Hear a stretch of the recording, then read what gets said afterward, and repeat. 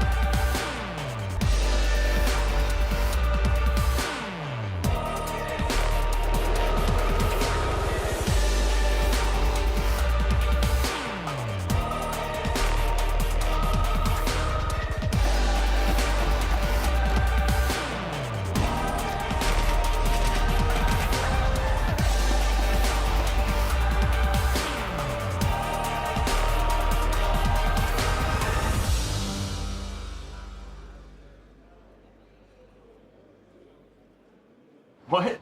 Dude, Benjamin Master at the Major? Do you really think he's gonna play with this? He needs something way more powerful, man. It's obvious when you see his moves. Do you want to see his moves again, or...? Bro, I was watching the SI before you even knew about R6. Pengu can win with this setup. Real legend, he wins with this.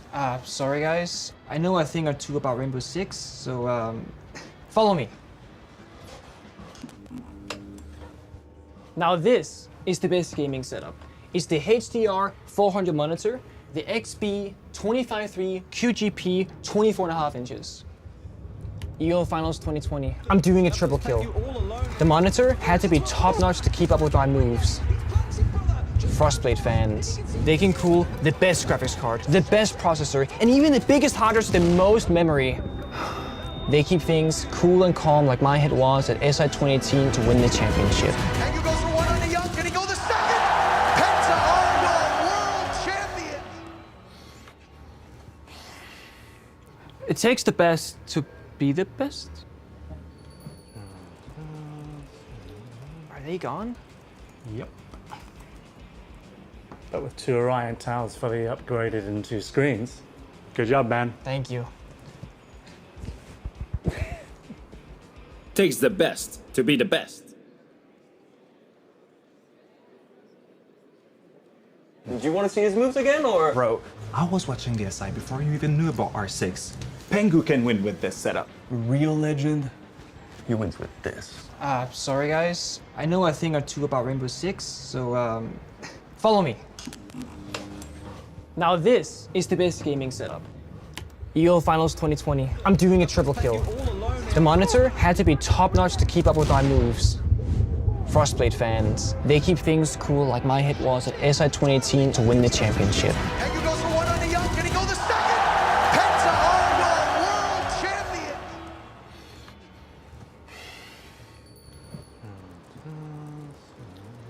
take on?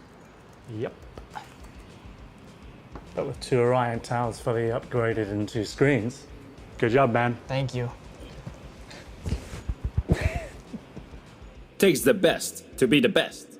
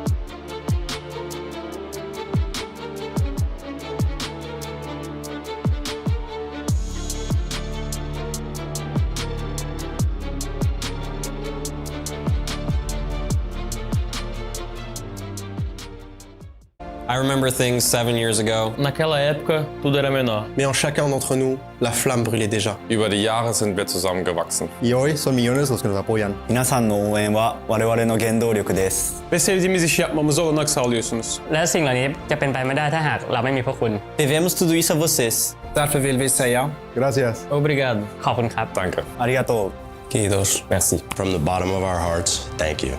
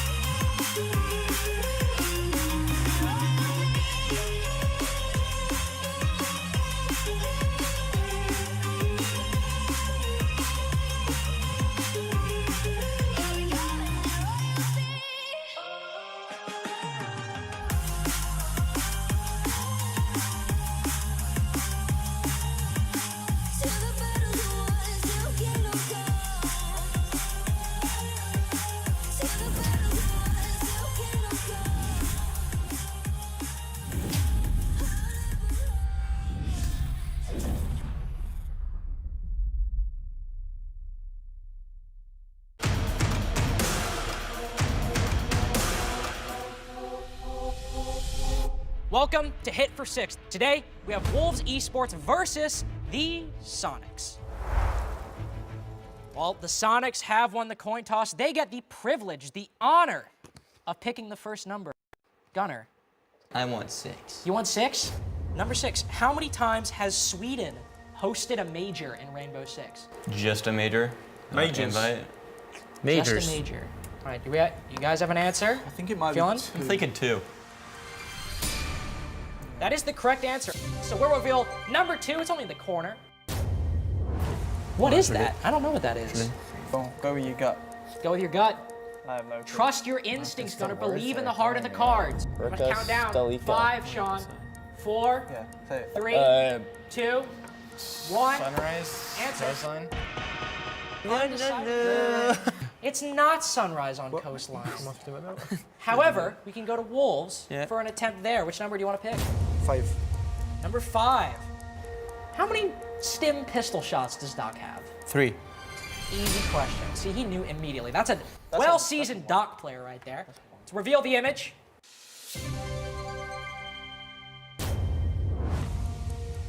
Ooh, a little bit of grass. A little block. Okay. Garden coastline. Yeah, it's the square in the middle. Oh! Incorrect, Bibu.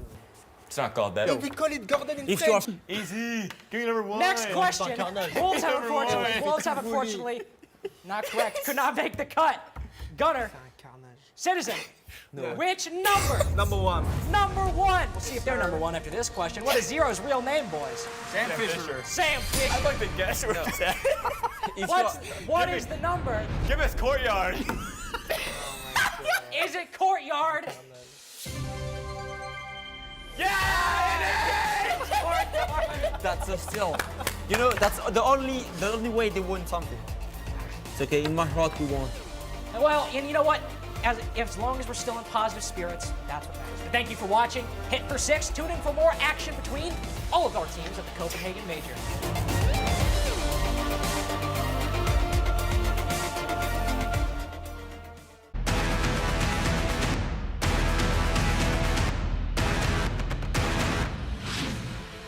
Welcome to Hit for Six. We've got the Soniqs, a kind of NA team on one side, and the Wolves, a fully U team, on the other. Representing the Wolves, we've got Bibu and Mowgli. You guys speak for yourselves. Yeah, every major since 1 year, so yeah. We are good at games, and we'll prove it today. How many times have Wolves beaten me? Little humble brag right there. Not so humble brag, actually. Now, I know the Soniqs, last time you played the Wolves, you came out ahead in a best-of-3, but let's see if you can take them down in a reaction challenge today. And in this game, one of these teams will be the fastest. You guys have 30 seconds, but at 15, you gotta swap out. And Bibu, you'll have to finish the remaining time on the clock. You two ready? Ready. Okay, all right. 3, 2, 1, he's prepped. Go! There we go. All right. So he's not employing the strategy. C'est trop dur, ça. Oh. He's so slow, bro. All right. 3, 2, 1, swap. Oh! A little bit of a messy transition, but they worked it out. I like the pose. He's entered crab position. 5, 4, 3, 2, 1. Mais t'es trop proche. Time out. 35. A little bit of trouble there towards the end. Little shaky. But let's see if they can beat 35. Soniqs, now please take their place at the board.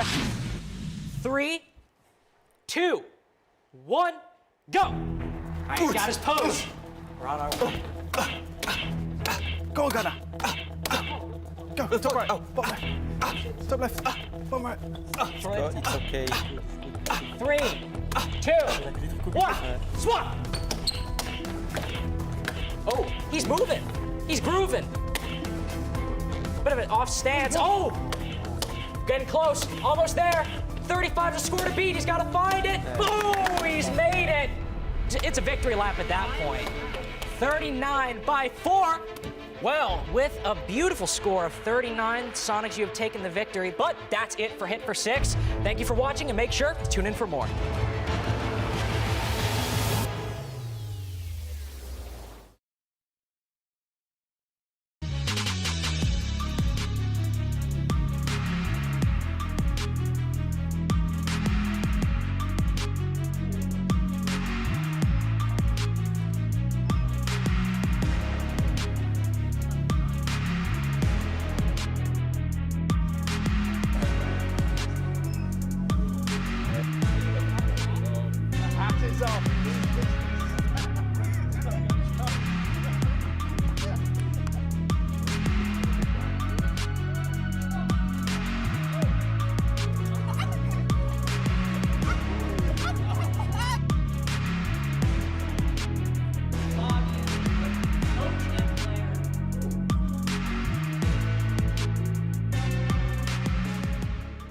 I remember things 7 years ago. Naquela época, tudo era menor. Mais en chacun d'entre nous, la flamme brûlait déjà. Über die Jahre sind wir zusammengewachsen. Y hoy son millones los que nos apoyan. 皆さんの応援は我々の原動力です Ve sevdiğimiz işi yapmamıza olanak sağlıyorsunuz.และสิ่งเหล่านี้จะเป็นไปไม่ได้ถ้าหากเราไม่มีพวกคุณ Devemos tudo isso a vocês Därför vill vi säga Gracias. Obrigado. ขอบคุณครับ Danke. ありがとう Kiitos. Merci. From the bottom of our hearts, thank you.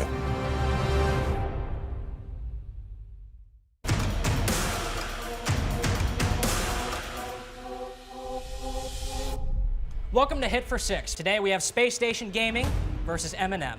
Representing Space Station, we have Forrest and Foltz, third team to qualify from North America. And of course, we also have representing M&M, we have Yuzus and Solotov. Today's game is a quiz. There is an image hidden behind a block of numbered squares. The goal is simple. Pick a square, answer the question, and if you get it right, it'll reveal part of the image and give you an opportunity to guess the map. But if you guess wrong, the other team gets the opportunity to steal. Foltz, Forrest, which number do you choose to start out? We'll do 5. 5 it is. What is the longest match in Siege history by rounds? G2 versus Empire, 2019. That's unfortunately incorrect. M&M that gives you the opportunity to take it out from under him. Okay, let's go koi phase. Let's go koi phase. Let's go first. M&M have pulled off a heist. So let's see what is behind square number 5. I mean, if you guys want to guess the map right now, you can try. Go for it. You don't lose anything. Fortress. Fortunately, it is not Fortress, but it's all good because you just stole Space Station's question. Now you have an opportunity to pick your own square. So what are you going for? 6. 6 it is. So, question. What word used to be on the side of Tachanka's LMG? I have no idea, so. No idea? Nope. All right. That gives you the opportunity to take it out from under him. Like Lord? It is Lord, was written on the LMG. Let's go. So, Space Station have stolen M&M's question back. If we can reveal what is behind square number 6. All right, do you guys want to make a guess? You seem confident. What map do you think this might be? It's theme park. Can I get a room on theme park? It's gotta be office. All right. Our guess got is office. Office on theme park. Can we get a reveal?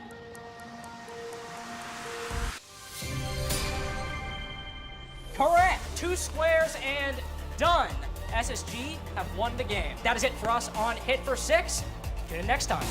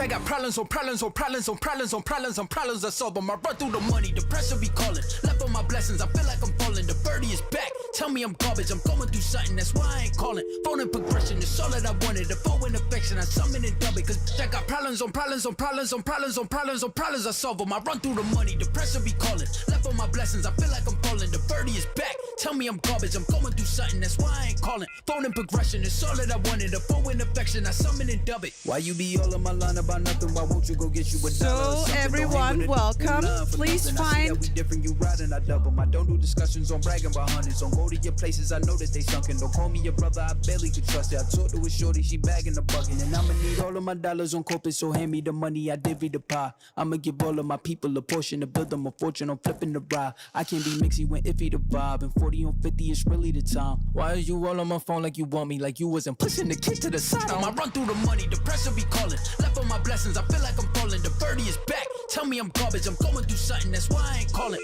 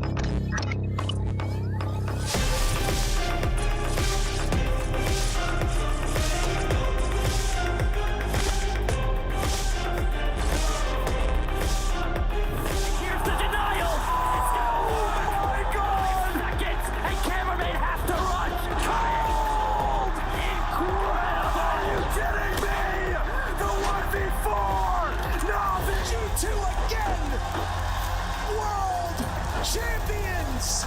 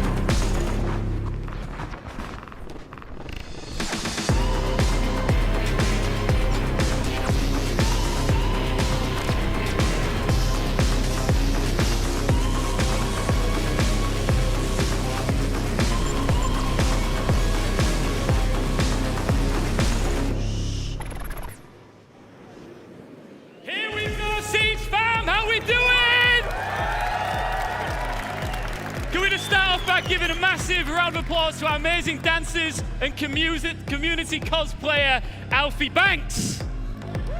Amazing. 24 teams from all around the world made the trip here to Denmark. We are now down to our Elite 8. This is the Blast R6 Major in Copenhagen. Are we ready? 3 days, that's what I'm talking about. 3 days of jam-packed siege will result in one of our teams lifting that amazing trophy. Who will it be? Let's start with our first quarter-final. Underestimated, undefeated, under the radar. And they are here to get the business done in our first quarter-final. It's FaZe Clan!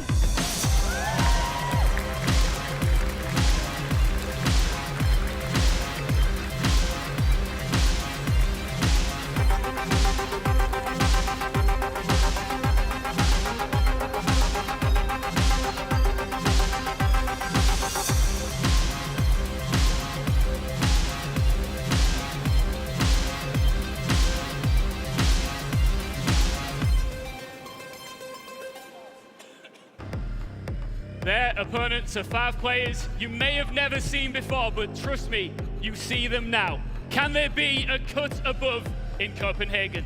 It's Scarz!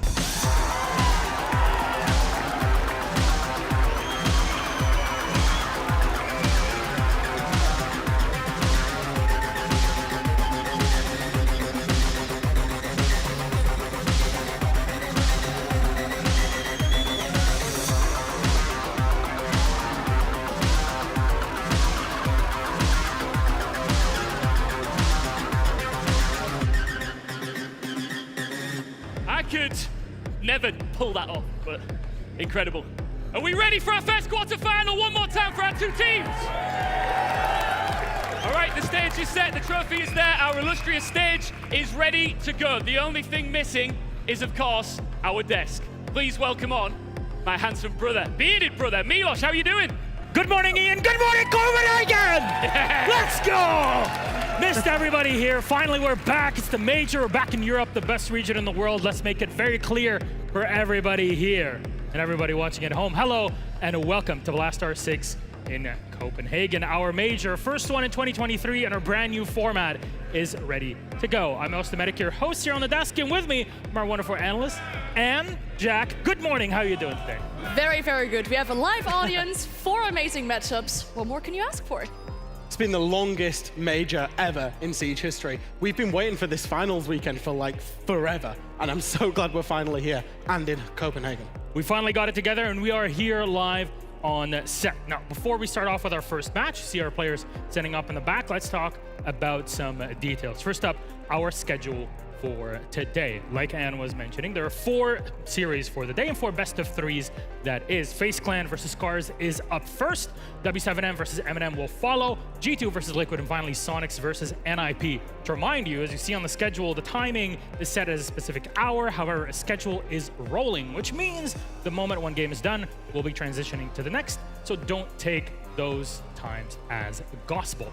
That said, what are these teams fighting for on Sunday? Well, it's a trophy that is right behind us, and pretty massive and relatively heavy trophy as we tried it out, but there's also quite a bit of cash on the line. Our winning team will run away with $200,000 and $80,000 for the second right after, and so on and so forth, because let's be honest, we're all waiting for that BO5 grand final come Sunday. From then our prize pool and our schedule comes the bracket. And you saw it, it's going to be very similar, of course, to our schedule, but there's moving on to semis and to the final. Who will play against whom later on? Let's put that on the screen. You'll be able to see it. Our bracket for everybody. There it is. FaZe v Scarz, W7M v M&M. Winner of those top 2 games will be playing against one another in the upper semi-final tomorrow. And then G2 Liquid, Soniqs versus NIP. Winner of those 2 matches will, of course, move forward to play in the lower match in here, because there are no second chances here in Copenhagen. You snooze, you lose, and you're out of the tournament. So you got to be on full for your entire series. Though, from our bracket, I'd like to talk storylines. We want to set the stage. Maybe there's some of you that are joining us here in Copenhagen for the very first time. Is there anybody here that's been to a major before, to an event? There's some old guards, a lot of new ones. Shout out to the new people in the house.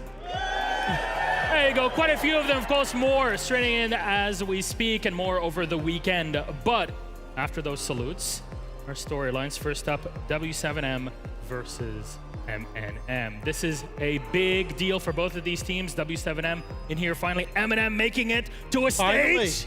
Finally, M&M have made the main stage. How long has it been since we've seen them here? And they've got a W7M former player as their coach in Julio. They've played the most amount of mats and rounds at this tournament. I calculated it very quickly. It's equivalent to like 1.5 EU League stages. That's how many rounds they've played at this tournament already. They have shown absolutely everything to get here, and they're going up against W7M, that Brazilian juggernaut that we saw just a couple of months ago in the 6th Invitational Final. M&M like to make their whole trip a bit longer than usual. Yeah, exactly. They like to make it difficult for themselves, whereas on the other side, W7M, they are yet to face a loss. They've only played best of 1s. They will, for their first time this tournament, transition into those best of 3s, but it's okay. I can consider them mainstays or best of 3 veterans at this point, so that's going to be looking good for them. We got to consider Julio on the other side, like Jack was mentioning. Where's the ex-player in W7M, ex-world champion also, runner-up in his own right in a couple of tournaments. Is this something extra they have to look out for? I mean, yeah, you have a lot of information about how the enemy team will start playing on the side of M&M. You have that info. For M&M, though, they probably have nerves of steel at this point. They faced potential elimination of the tournament on the 2nd day, and they had to battle their way all the way back. Well, there is a second Brazilian team that is competing here. That's Team Liquid, and they face off against the hometown champions, at least in some way, if you consider Europe an entire country. And here's G2. Now, there's a few fans here already wearing their G2 jerseys, waiting for the game later on, but Team Liquid, they're looking pretty good bouncing back into the major. Yeah, exactly. I mean, they had some difficulties against G2 because this is a rematch, or it will be a rematch of a best of one that was played during Phase 2. G2 was actually victorious out there.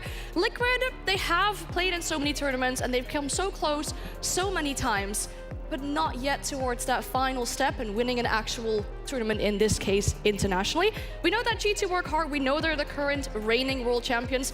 We also know it's not very common for teams to go back-to-back in tournament wins, but the only organization that ever did it was G2. Yeah, and Fabian is still, of course, the guy behind the whole squad. Unfortunately. No, I'm joking. Yeah, we had him on Just AOL. having fun. Yeah, we had him on AOL. We miss him dearly as well. No, G2 Liquid as an organization, they go head-to-head all of the time, and it's always absolutely spectacular.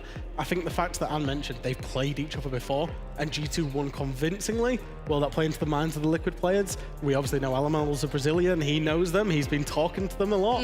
So a lot of mind games going on in that one. Well, there's still an NA team here in the running. I know NA not super popular here. Thankfully, the airport is pretty close, but Soniqs face off later on against NIP. Yet again, another Brazilian team. Wow, who could have predicted it? So how do you expect that game to go? I mean, we really shouldn't be underestimating Soniqs, right? If you think stats-wise, they actually have some of the best stats of all the teams in this tournament. Best attacking, best defending win rate. And for NIP on the other side, they've had a really good growth throughout the tournament. They've mentioned that they like to study the playstyle of Virtus Pro. They can be like this whole Juggernaut unit as well. And I'm very much looking forward to that matchup. Soniqs are, for me, very, very close to being a complete team. You know, I've referenced this a couple of times. I feel like they're G2, but of 9 months ago, where once they figure out the system, once they get what works for them perfectly, you know, on lock, they will be competing in finals, semi-finals. You know, obviously they're here at the quarterfinals this weekend. They fell short in Jönköping in the semi-finals. I'm expecting big things from them. Well, those are our 3 other best of FaZe for today, but you saw players setting up in the back. FaZe and Scarz are almost ready to go, so let's kick it off.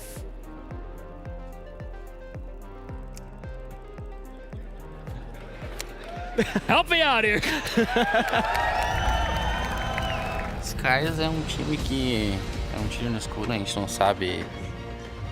Scarzの強みは連携力が高いところです。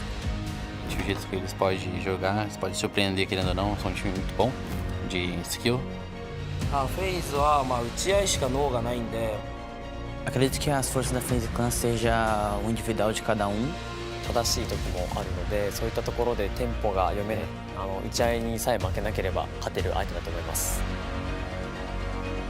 Acho que levantar o troféu de novo seria uma sensação muito boa. Acho que também querendo ou não agora com o time que a gente está. ベトに自分たちも残ってるんで、負けたからにはしっかり謝罪してほしいですね。Acho que, como eu disse na pergunta anterior, acho que eles têm que ter medo da gente mesmo conforme o campeonato.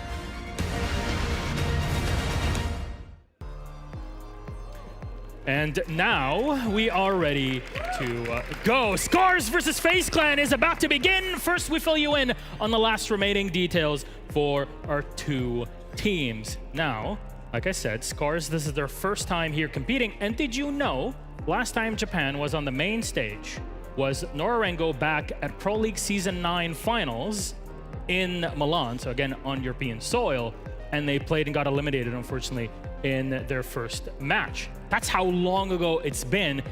That's a lot of pressure on a Japanese team. Oh yeah, I mean, they're the only remaining hope really for that whole region. We don't really call them APAC region anymore, but for that region, they are the last remaining hope. And this team has been together for almost a year. They made their last player change June last year, and they played a tournament at the end of 2022 with a lot of other APAC teams. They came out victorious. Scarz actually won that entire tournament, so you can say they have quite some domestic experience, but they are still looking to gain that international experience though. I think they keep the siege very simple. You know, they're probably the most structured team that comes out of the Japan region, but they still have that Japanese, you know, Asian Pacific flair that we're used to seeing from that region. And one of the big key factors of that is their frontman, Rek. In terms of like how they enable that guy, it's who they play for all of the time in terms of trying to get the entries, trying to get these big multi-kill rounds, drones at his feet, people that he can trade off the back of, and he has been a big driving force behind their success. I mean, the man must have been incredible because even just very quickly looking at numbers, and we actually have them to go through, this man's a machine. Oh, he's a beast. Do you know, in Japan, apparently he gets called the Bulldozer. That's his nickname. And to be in Japan, which is a very, I guess, the way that you play in the region is just keep on putting pressure. Is that something that FaZe have been able to adapt to or at least live through here in the FaZe? I mean, yeah, if you look at FaZe, on the other hand, I feel like they kind of have that same person on a team that has a similar role in this.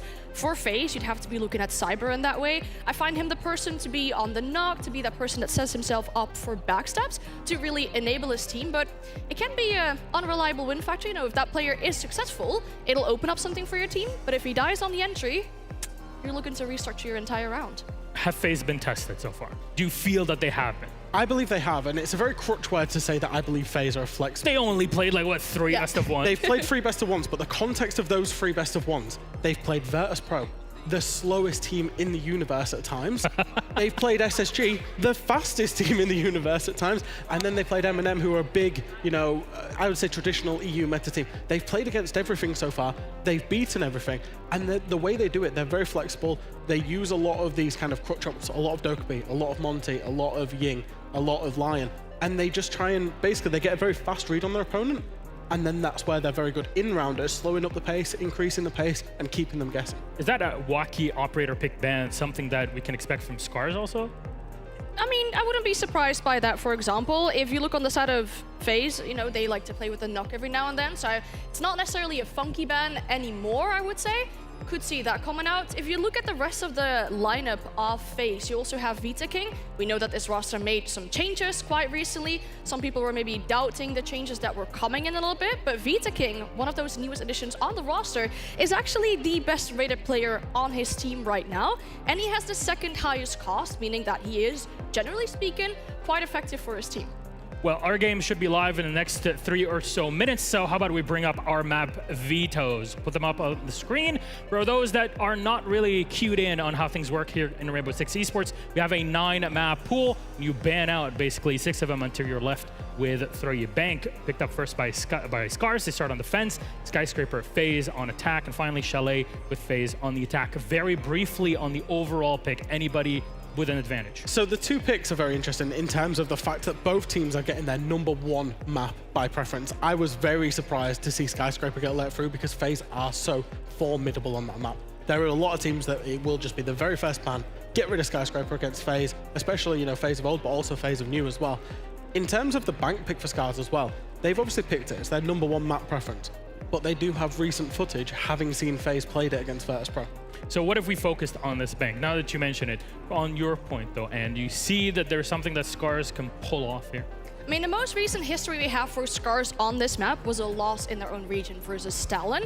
So they do have some ideas on, hey, we need to do this differently. As Jack mentioned, indeed, they have the footage on how the enemy team plays on that map. I think overall, generally speaking about this map and FaZe, it feels like both teams kind of dislike the same maps, but Scarz like them even, or dislike them even more, to the degree where FaZe might be a little bit more comfortable in this map phase. They can let a few maps through, where Scarz really has a few maps that they don't want to play or don't really have any experience on. Because that's something 4 bans at the beginning is something you can use as a team, right? Yeah. Yeah, absolutely. And I think, you know, the one thing that's consistent throughout this tournament and teams that we will see here is they've got the big enough map pools. I think, you know, even for Scarz, teams from, you know, Japanese, Korean, we've not always seen them having the biggest map pools at events. But for Scarz, they've got 1 permaban and they're basically happy to go to the other 8. So, you know, the maps that they've got, a #1 preference is now just for those teams to turn up on their map pick. And any final thoughts on this, or lobby's almost ready? I mean, looking at the entire map and FaZe, you mentioned it's quite bizarre that Sky came through on the side of FaZe, and, you know, Chalet as well. Scarz, they had a W on that map against SSG. I think FaZe, you know, they'd be happy if they close this in 2. That final map is gonna look spicy if not. All right, Jack, would you agree?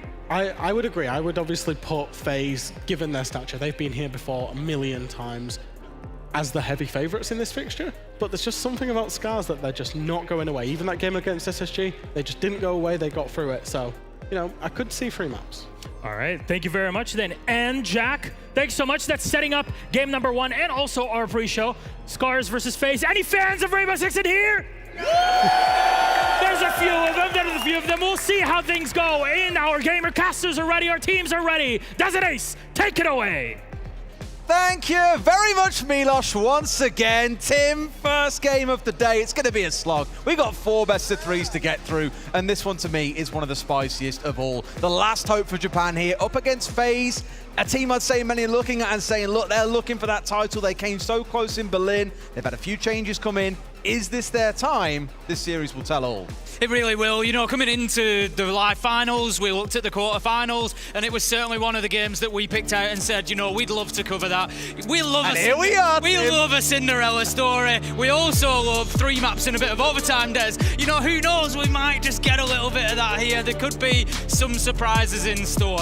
Looking at, you know, the performances we've had so far through the tournament, obviously going to be one of the things that we reference for these teams. Scarz against LATAM, it hasn't been the best so far, we've got to say. They've played against W7M, they played against NIP, they only picked up 3 rounds across those 2 maps, so it's going to have to be a better performance here, but they start out on their strongest map, Des.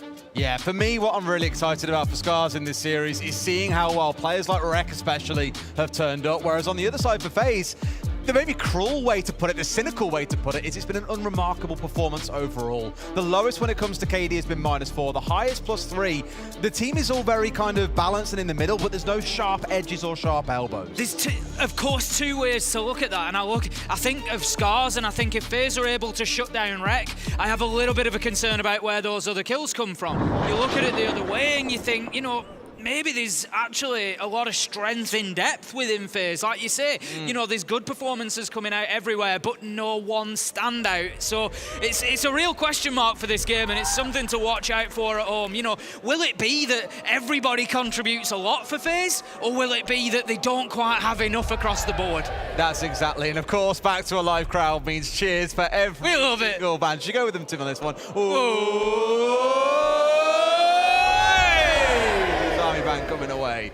That first one being the Monty band, I think completely expected. You know, Fresh spoke about this on the desk, that on the side of FaZe, they kind of have these air quotes crutch operators, things like the KB, Lion. Those things all reign together to help them attack, and Monty really is, despite being a pretty flat surface, the spearhead of many attacks. So I think taking that away is a pretty smart idea. Scarz have also played against a hell of a lot of Monty back in their home region of Japan. For those who know, the previous Japanese teams that we tend to see at these events include Cyclops, who of course aren't here, but Anaton is a big-time Shield player, so very much aware of the danger that that operator can present. And I think the Azami and the Valkyrie don't need too much introduction, both incredibly powerful operators on the defensive side that I'm pretty sure will be in top 3 ban rates across the entire competition so far. But here we go with round 1. It's upstairs inside of CEO. It's Scarz starting on the defense. Tim, I'm really excited to see how this one kicks off. FaZe won 4 attacks last time against Virtus.pro on this map, so we know they have got some real attacking teeth behind them. But Scarz, they love being at windows, they love being at doorways, they love being aggressive. And if you're going to shine on the aggression, the best time to do so is now. Interestingly, you mentioned that Virtus.pro game, Des. Obviously, FaZe ran away with it in the early phases, and then Virtus.pro were able to... The early phases, easy. And then they got reined back in by Virtus.pro, but the situation here is interesting because there was one side that FaZe didn't win on the attack, and that was CEO. And Scarz have come straight in, and they are defending the top floor. So it suggests to me immediately that Scarz have been reviewing that. And here we go! Straight out the window, Washoi manages to take down KDS, will be picked up by Veto King, but that could be a big loss. That's the Lion you're gone. You've just lost all your E1D scans. That's not a great start for FaZe. Did we also just see Tayo throw one of his yokais out the window? I think they were looking for a second one off the back of it, Tim. They really felt themselves there. But think back to what I said 30 seconds ago. Scarz, they love being at windows and doorways. They are going to play aggressive as all hell. And really, it's going to come down to FaZe and their composure, their discipline to get a read on these kind of plays and shut them down before they tear them asunder. I love the message that it's just sent to FaZe. That is really 30 seconds in. We don't care that we're on the main stage. We don't care that that you're FaZe. We don't care that you've won majors before. We're here to play, and we're going to play it our way. And in case you're looking at that and going, well, why would you give your life away for free? What's the point? You go 1 for 1 at best, you're guaranteed to die. Well, what's the point? The beauty in it is, again, think about those crutch operators that Fresh mentioned, the Monty, the Lion, the DKB. They've got 2 of them on side. Well, Shoyan and Malusi has already put down his Banshee gadgets. They are AoE denial, they make a lot of noise when someone walks on through. Speaking of walking on through, what is Rek doing? He gets a kill and he's like, woo, I've earned my jump out for the round. Tries to make it happen, Vitic King finds 2. They're all the way back to a 1 versus 2, and Rek is outside the building. They know about this, so sadly, whilst he's tried to make a play, it was very much so the wrong one, Tim. Cyber has to be getting that diffuser down, knowing that Rek is outside of the map at that point. That's exactly what he's going to do. And Rek is in a seriously tough situation now. Works his way back up the square stairs. It's 1 versus 2. Diffuser's down, and so is Rek. As Cyber, after getting the plant off, he manages to find the final kill as well. And that's the opening round for FaZe. It was a good read, actually. Rek got his kill on side of square and was out the window, and I think as soon as that jump out comes through, you know that you are essentially 4 versus 3 on site. So it was a good push back. And I mentioned a little bit earlier on about the jump out, taking down the Lion, like, why do it? For the Malusi, 3 speed. You know, she's not going to be charging around the map at lightning speed anymore. The best you can do is take the 1 for 1 if you can remove a key operator on the other side. And getting rid of a Lion, you take down all of his EE1D scans with it, you take down any utility in back pocket, it is more than worthwhile. Yeah, I think the first jump out, absolutely fine. No problem with that. I think, yeah, it sets a tone for the game. It lets FaZe know that you're there. They lose a bit of crucial utility. The second jump out from Rek, I'm not sure that was the best timed. It was a difficult part of the round. They started losing players, and then it just gave 30 seconds to FaZe to get the diffuser down. There was probably a call that FaZe were executing, and normally to execute onto the CEO site, you will have someone on the rappel, so they expected, okay, there'll be a second freebie here, but alas, FaZe were already inside the building, just a little bit too quick for Scarz there. So carrying on with that attacking prowess that we saw from FaZe again against Virtus.pro, 4 attacking rounds, 1 out of 6. Here we get to see how things go on the downstairs side. Definitely the more defensible side on this map, shall we say, Tim? Oh, 100%, but the problem that Scarz now faces, as I said, I think that they picked that opening site with a little bit of a look towards that Virtus.pro game, because it was the one attack inside that FaZe didn't win that day. If we have a look through their others, you know, they attacked onto lockers twice, they won it twice, Des. They're going onto sites now where FaZe were even better, if anything, at attacking. So this is going to be a really key round for me for Scarz. They need to stand up to FaZe, they need to get a round on the board. They're not a million miles behind if they don't, but given the performance that we saw from FaZe on Bank, they can't let them get too far ahead. No, I completely agree. It's a very, very different team we're against here as well. You know, Scarz have got 2 or 3 players out on their own, some of them up on the 2nd floor of the building as well. So really not looking to give any ground to the side of FaZe, who, if they're smart about it, could find themselves just charging in towards the site. It's going to be down to these roamers, though, and how they adapt to the attack coming in. Where do they move these members? And in fact, you can see from Rek, he's spotting all these drones coming through, and with that, he can call, hey, this is where they're droning, this is where the focus of their attack is going to be. We should adapt to that information. Certainly can. Cyber's going to move downstairs, looking to get inside of Still, Archives. yeah. Just lock that area down, make sure that there's no presence. The attacker's just looking to take map control at the minute, but like I said, I'm just not sure that they're aware of the presence of the Solis up on the top floor. Fishlike just picked up very easily by Veto King there. They've got the wall open that's going to lock down Red Corridor as well, and that's actually going to make it really difficult for Scarz to defend here, Des. How do you look after that plant spot if you can't get yourself into Red Corridor? Yeah, I mean, the guys said it in their pre-game interview as well, Scarz. They said, you know, if we can win the gunfights, we feel we've got them on strategy, and I agree.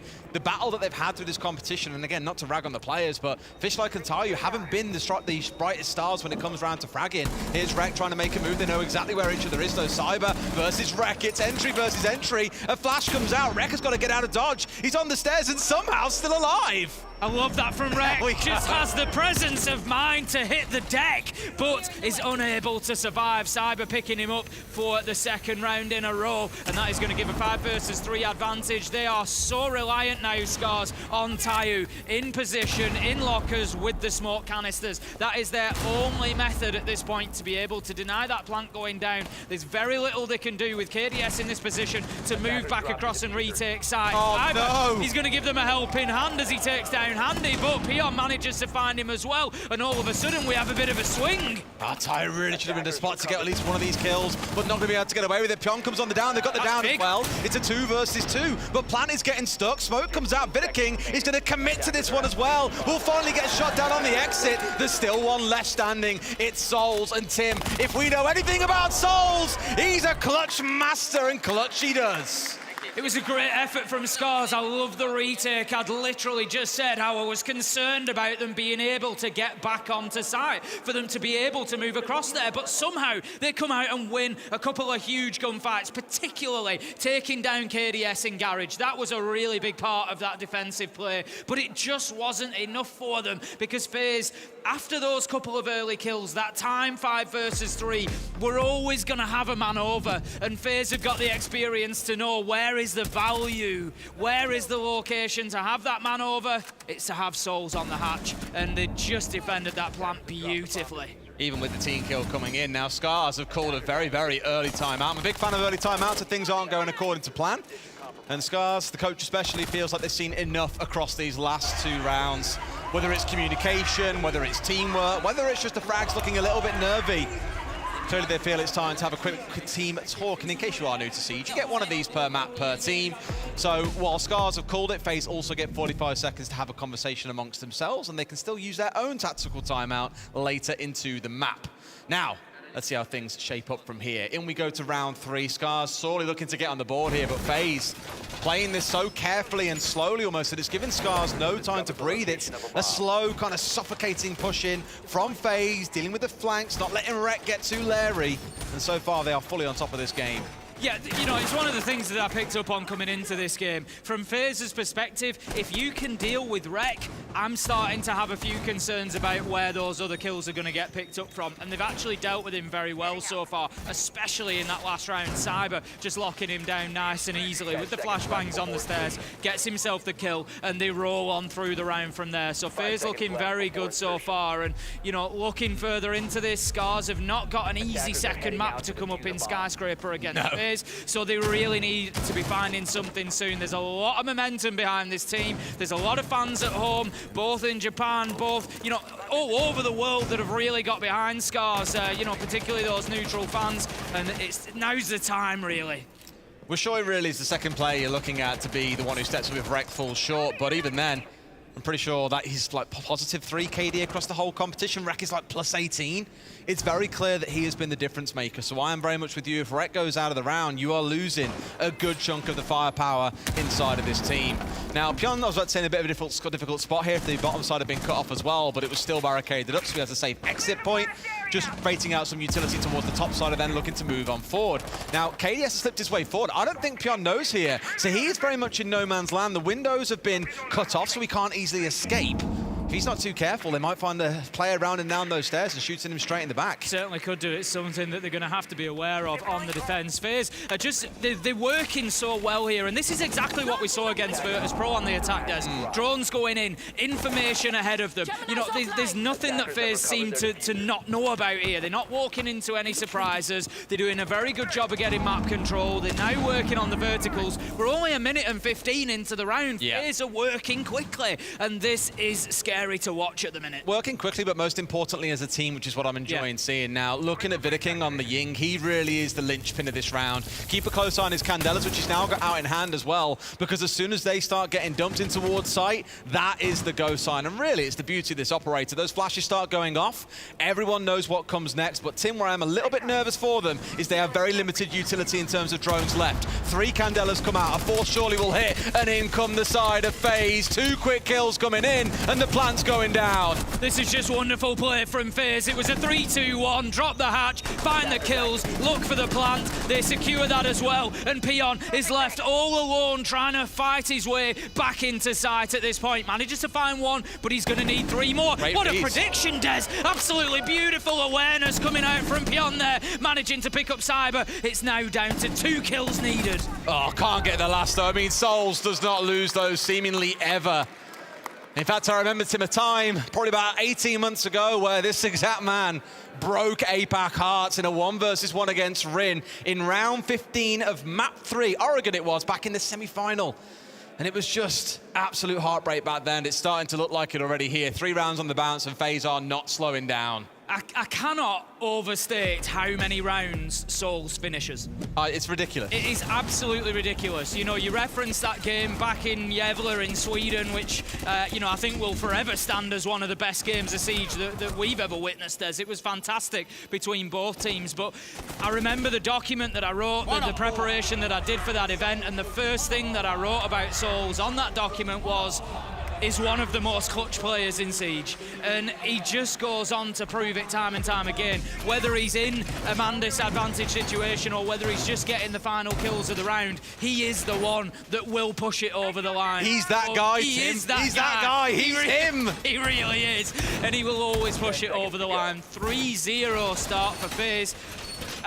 You know, they showed weakness against Virtus.pro. They showed that teams can come back against them here on Bank.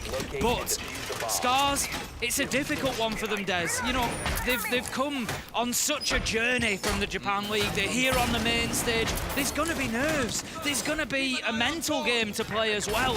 And I'm just wondering whether they can, you know, dig deep and muster to fight back from 3, 4, 5-0 down. There's a bit of that, and truthfully, it's not at all trying to kind of like pity party them as well, but let's not forget, realistically, Japan hasn't been a top region in Siege really ever. In fact, APAC as a whole, you'd probably put down at that sort of level.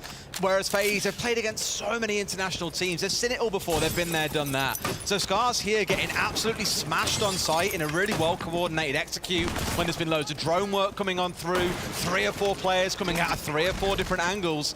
They're used to aggression, but I don't think they're fully used to fully structured and coordinated aggression, which is where they keep getting caught out. And you see that in the gunfights. So many players of Scarz aren't even looking the right way when an execute comes through, because they just don't know what to expect. And that is an experience thing, I think, that will build from series like this.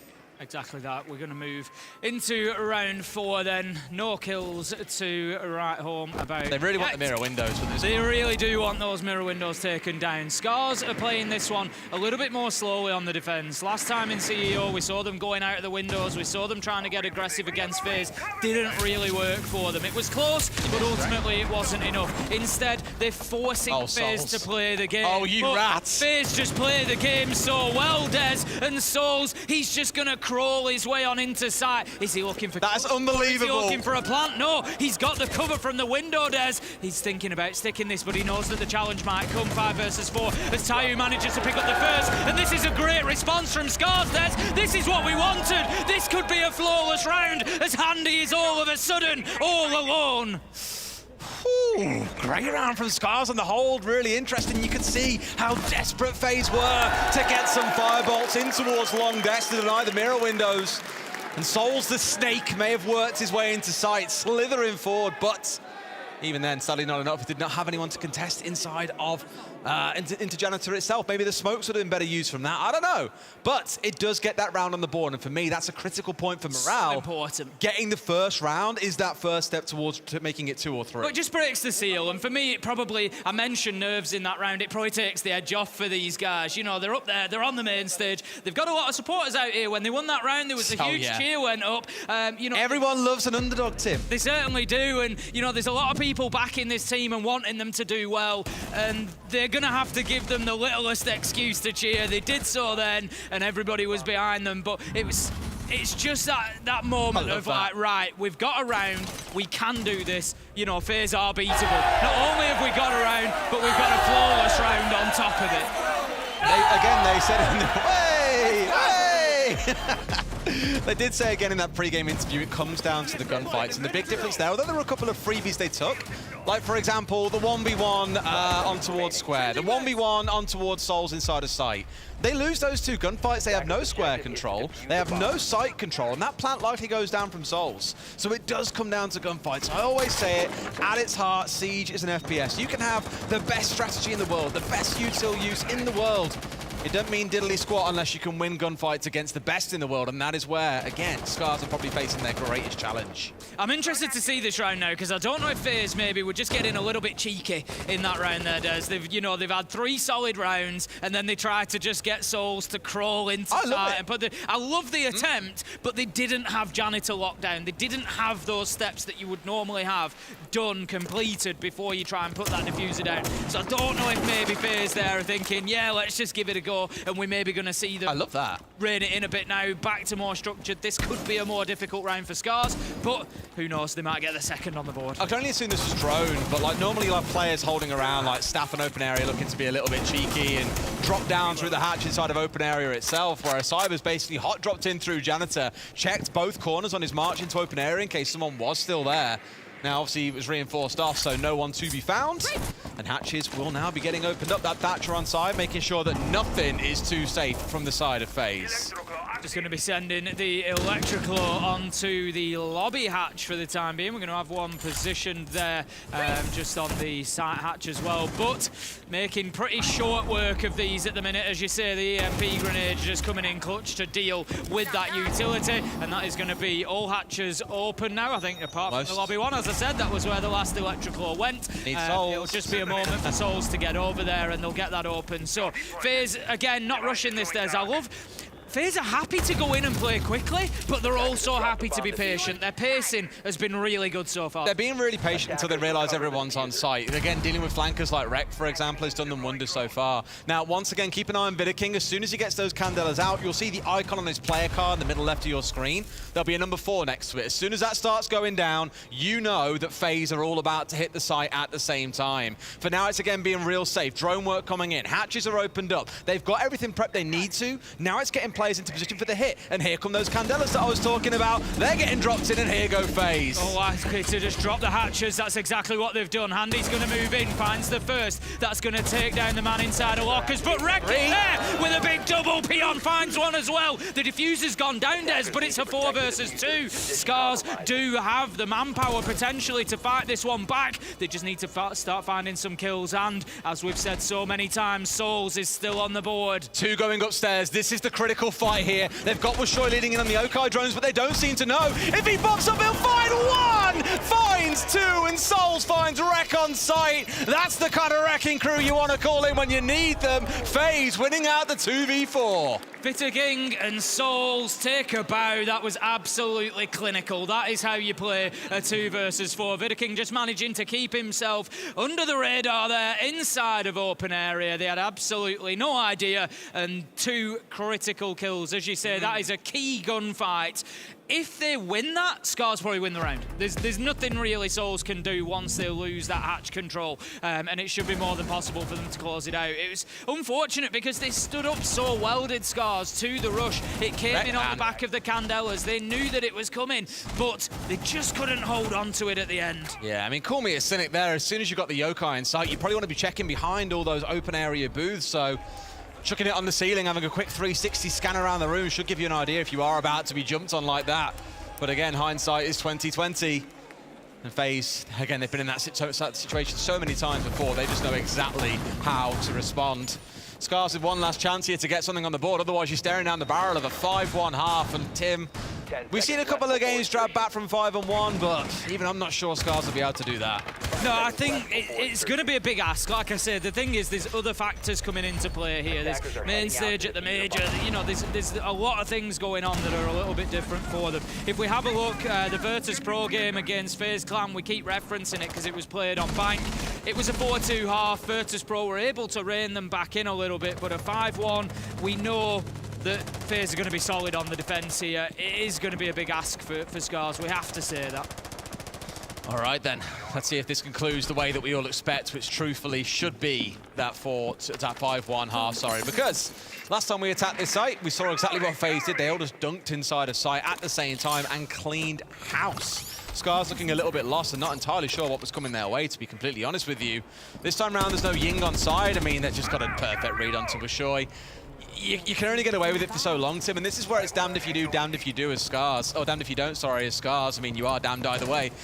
when they're trying to play on the roam and be a little bit cheeky, they're being droned out and shut down. When they're playing on site, they're getting smashed in the execute. It's really hard for Scarz to find an answer. Souls finds Pion. It's 5 versus 3. Again, we know which way this round is going. FaZe look really good here, Des. They do. Because, like you say, no matter what is put in front of them, if they have to just play a site push and an execute, they're doing that very well. If they have to play a roam clear, they're doing it very well. They're winning every gunfight very well. Fishlight manages to pick up one, but finds himself all alone, battling from the double door, shut down by KDS, and that is going to be a 5-1 half for FaZe, and they look terrifying on Bank right now. I'm really impressed with how they're playing this game. I was watching one of the VODs yesterday, especially their game against M&M, and honestly, I came away from that game saying that might just be one of the worst games of Siege I think I've seen across the entire major so far.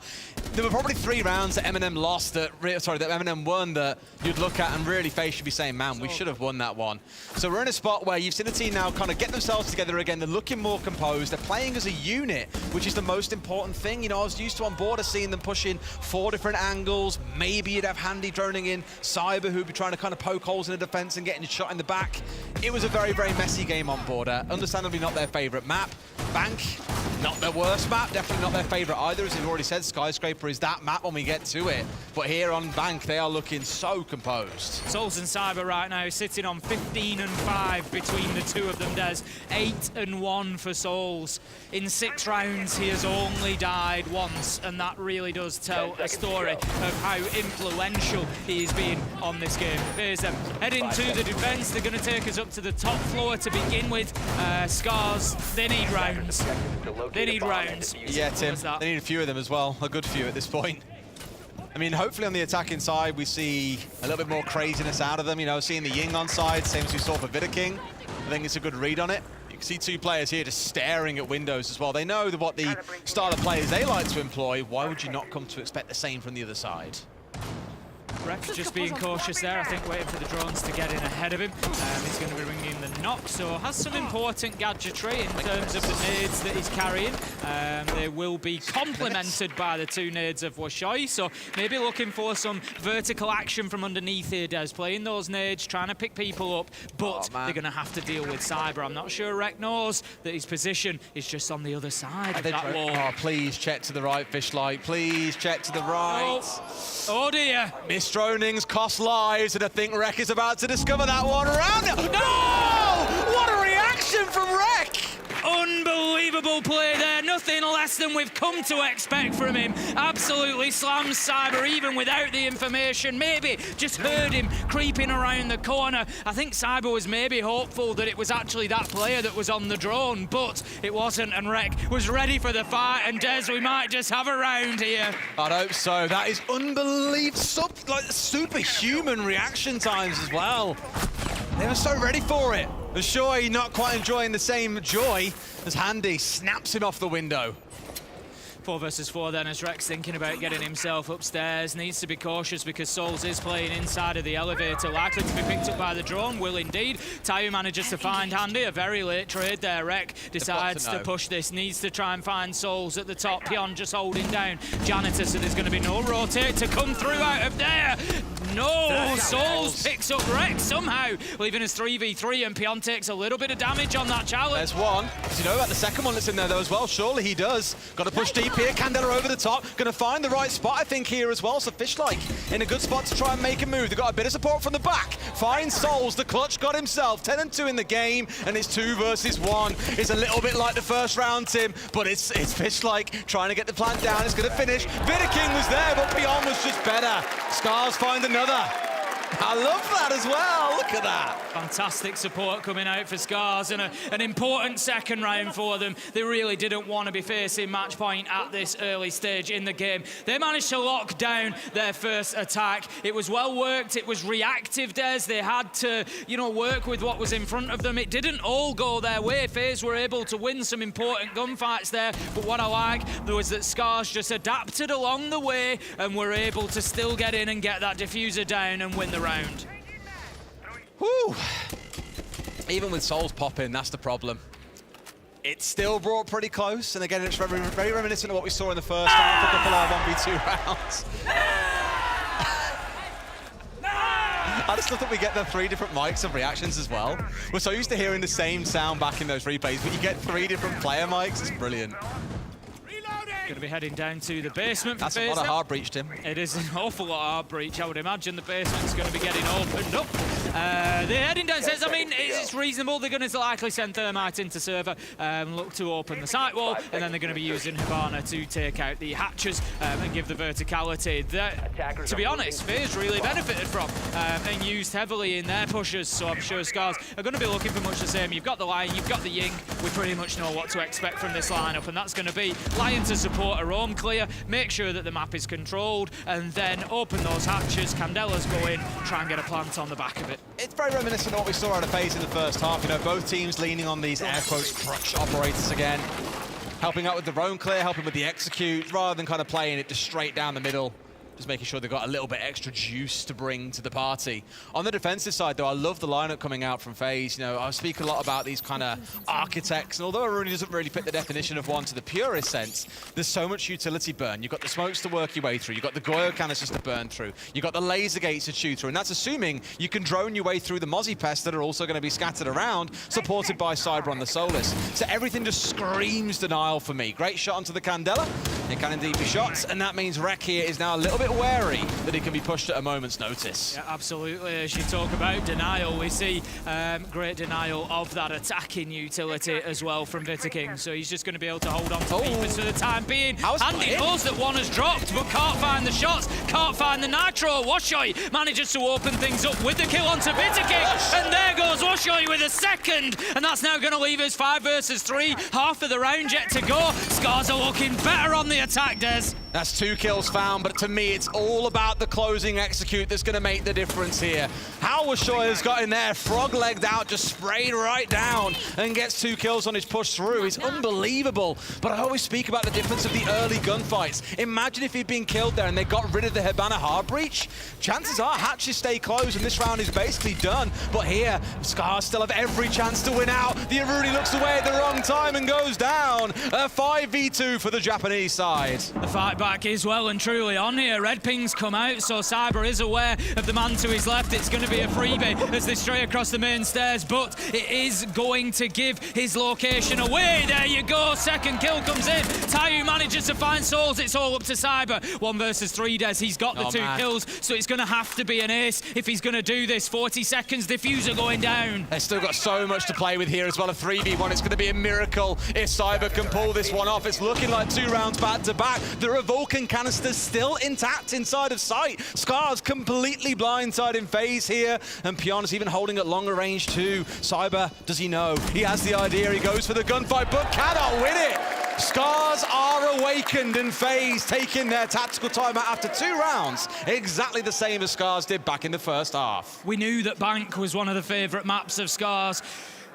I had to wonder after the defense, Des. 5-1 half, it was tough for them, but now that they've got onto the attack, I can't believe they are really pushing themselves into the driving seat. Fantastic play from Washoy, you're absolutely right. It just hits the deck, goes prone as he drops through the hatch. Somehow, I think he knows if he survives the drop, he's got a good chance of winning the gunfights, and he just did exactly that, and it catapulted Scarz into the round. Great play. Scarz well and truly back in this now. 5-3 is the score. I think I'll start believing when we push up to 5-4, maybe 5-5, Tim, because my fear is that FaZe, after this timeout, come out and win a round, and suddenly it's 6-3. Scarz have got to pull off 3 wins in a row, and also playing through 2 main sites and an off-site. I believe. That's the battle. I believe as well. I'm just saying. I think. It's a very big hill to climb, is all I'm saying. It is. We are going to try downstairs once again. Lockers and CC coming out here in round 9. And it looks to be an identical setup once again for FaZe. So for them, it's more of a playstyle issue than it is an operator lineup issue. What a story this could be for Scarz. FaZe, of course, will be putting all that experience to bear here. They're going to want to get at least 1 round. That's what they're looking for here. Get that 1 round and guarantee yourselves overtime. They're not going to be looking towards overtime. They want to get it done before that. But they know now they've just lost their 2 first choice sites. They're going to try Lockers again, but they're going to have to do something different. I think FaZe are maybe looking at that last round and thinking, not lucky, but we're sure, you know, it's not a play you're going to make every round. He shouldn't get away with that. Yeah, he shouldn't get away with that. It's not a play that you're going to make successfully every round. And I think FaZe are looking at that and thinking, we go again, we do the same thing, they're not going to get away with that again. No, and they shouldn't have got away with it the first time. With 2 players watching him, it should really be a free spray onto the Hibana dropping in through the hatch, but crazy things happen. I'm really curious to see if Souls warms up in this second half as well. He was 10-2 coming out of the first. Fantastic game so far, but I can't help ignore FaZe's game against M&M. Solotov was 14-2 in the first half, barely got anything going into the second. So are we going to see him fall very quiet? Because then obviously the question turns to who's going to step up in his place? That's the thing, I'm looking at FaZe now and I'm starting to think, you know, this is a team that people can come back at. Oh, yeah. You know, that's what we've seen. That's what we've got to take from that. Are they going to allow Scarz to get themselves into that position? Rex going straight in here. Drone's ahead of him, 40 seconds into the round. He's getting him straight into the top floor, taking that control. He's going to be joined by Tayo as well. And I like this. Scarz are answering aggression with aggression. This is the way that FaZe played on attack. Get yourself in the map, get that control, start working early to clear those roamers. And Scarz are showing that they are just as capable of doing the same thing. That's a real quick coming out there straight away with one of the Candelas from Rec. Interesting they've rotated another player onto playing the Ying here, so things keep on moving around, but I like the flexibility that provides. Now, that was more to clear out these marble stairs. Last time we saw him try and push down here, Vidaking was there ready to answer on the other side. So there's always these changes coming through in terms of how rounds play out that will force FaZe back and again transform the way this round plays. That's the beauty of Siege, Tim. No 2 rounds are ever the same. No, FaZe certainly choosing this time not to give up any lives on the top floor. They overcommitted maybe a little bit last time, they might feel. So this time, yep, they've wasted a bit of time. They're happy to get themselves back on site now and hold those angles until Scarz have to do something. Now then, Scarz, I think they're just a little bit unsure here, Des, looking towards Lawn Office and just, I think, wondering as to whether there is anybody there or not at the minute. You can see all the blue outlines on your screen as well. Every single player is on the downstairs as far as I can count. And Handy, okay, does find Rec elsewhere. That's the Ying offline, Tim. That's a really critical kill. We spoke about it a few times, but it's the crutch execute operator that some teams love making use of. Now removed is going to mean this is going to be a much more direct execute coming out for Scarz. They're going to have to do this one the old-fashioned way, Tim. Get in there and win some gunfights. So far on bank, Scarz have been unable to win a round where FaZe Clan have picked up the opening kill. And this one isn't looking any better as Handy manages to find a double as they try to take the drop. Now, Pion, easy kill, picks one up, but is going to be shut down as Cash litters the air. Cyber finds the final kill, and FaZe take themselves onto map point. And this is the issue, right? You're just kind of blind hoping that the player down below has been flashed and he isn't dancing around the doorway. I think that was a timing issue from Scarz because you saw 3 seconds later a player drop in through the main hatch and he was there to stop that play, the dancing around the doorway, and either force the player to run away or commit to being inside of the elevator shaft. So some players out of sync there on Scarz' side is sadly costing the round, but I won't take it away from Handy. A 2K spray as they come dropping on through.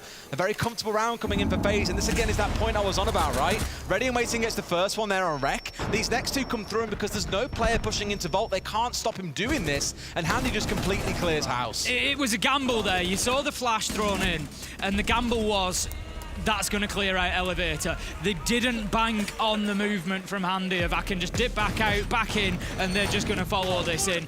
No, but that's what I'm saying. Pion should have been dropping earlier. Yeah, exactly. As he runs out. Scarz just, they had to take a chance. They took it. The timing just wasn't quite there from them. FaZe able to pick that one up. You know, as we've said all along, FaZe are looking pretty sharp here, and it's no surprise that they're able to just give them that little bit of movement. And what I like from FaZe as well is that's an adaptation. We spoke about how they dropped away from mid. They decided to hold site instead. They allowed Scarz to play into them, and it just shows the facets that FaZe have got to their game, the way that they can mix it up and just, you know, go from aggressive to defensive and still pick up rounds. It's working really well for them. Are we going to see a bank classic here? Yeah, I thought for a second we were switching over to Rec, but no, it's for Shoy.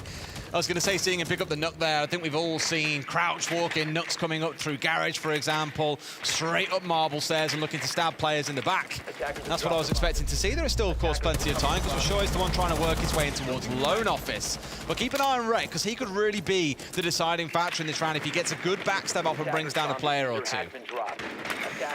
Sure, you're going to be on the drones for the time being. Again, it's, you know, very similar from Scarz, just trying to soften the map up. Out comes the jump out. Cyber manages to pick up Tayu. That's going to be an important kill, Des. Fishlike does manage to get the trade. Rek is taken down on the knock, and now with limited ability to do vertical work, the C4 comes out. Washoy gets pushed forward, and it's a 4 versus 2 for FaZe in a matter of 20 seconds. They have dominated this round and the top floor. The team play is just beautiful. The kind of collaborative swings that they're playing in for together. It's a lot to ask to recover a 2 versus 4, make it a 1 versus 4. Fishlike all that left standing between FaZe and the first map win here on Bank.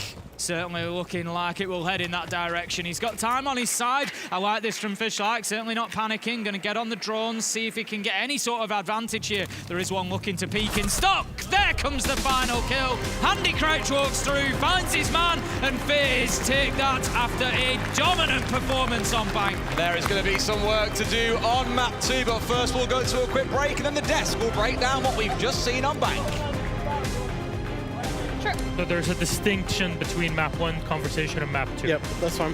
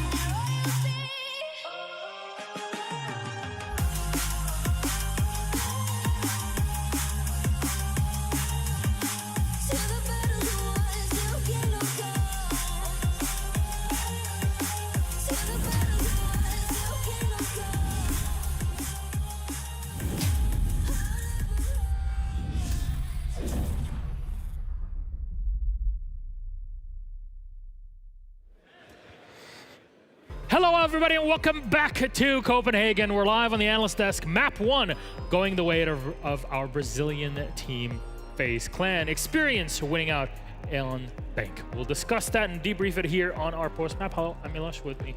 And Fresh, let's talk about it. Because FaZe started off strong, Scarz had a bit of a comeback, but still, that experience went out.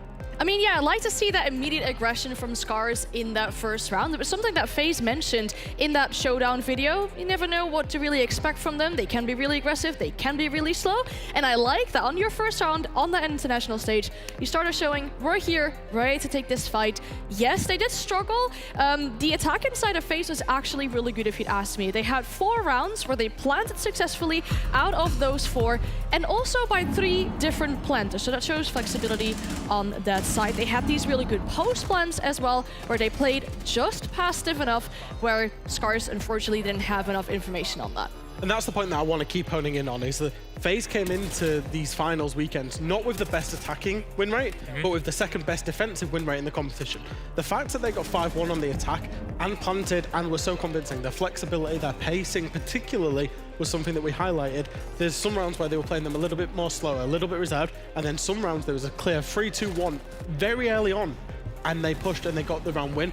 I think they really just showed up on the attack, and it was never going to go the way of Scarz after that, because FaZe are so prolific on the defense. Now, and if I'm not mistaken, FaZe weren't really planting that often before getting here? No, prior to this, no, not really. They didn't have the greatest of planned rates. Actually, together with W7M, they had the lowest planned rate of the entire tournament, only in 17 rounds. But then if the opportunity opens up, it is a massive win condition that you can turn for yourself. And I feel like with the information that FaZe had, with the amount of semi-pre-placed drones they had out, where they got this information on how clear side was, that there wasn't really any drone presence on the side of Scarz. They, as Jack mentioned, had really good pacing. They collapsed onto the side. Well, if you can go for a plant, then why not? Who really made it happen, though, for FaZe? Where there's somebody really standing out in it? Honestly, I think Cyber. Cyber was excellent, you know, as we know that he is, in terms of in the entry. He's not necessarily been excellent so far throughout the tournament, but he did step up today. And then one word on Souls. I think Ace alluded to it on the cast. He finishes so many rounds. He's unflappable in those late round situations, those late round moments where they need him to be, and he was again today. What is this, a koi flag in the back here? Come on. Koi, they're not here. They're off on vacation right now. You should take a look at Leon's Instagram. They're not here. Anyways, though, and who has to step up from Scarz, though, if we're to look in the future very quick? Yeah, if we're talking about players on the side of Scarz, I feel like Rek had a pretty good start, even though I kind of expect more from him in regards of playmaking and to actually win that round. There were a few times where multiple players on the side of Scarz actually just fell, and there wasn't really any opportunity to refrag. That one round where they had Rek set as a Ying on elevator, there wasn't really anyone with him to support him when he actually died. And I think that's one of the things with Scarz is, you know, they've got some fairly decent ideas, especially they play, I would say, much more of an EU conventional meta. However, unfortunately, some of their players are not, you know, they're not in the top 10 in terms of gunfights and winning those gunfights. And I think, you know, if that improved, they would be even more competitive. Well, that was map 1, a bank where FaZe take the series 1-0, but Skyscraper is coming up next. And my analysts have told me that Sky goes quite well with FaZe Clan. Let's see if they can close it out 2-0. We'll see you in a moment.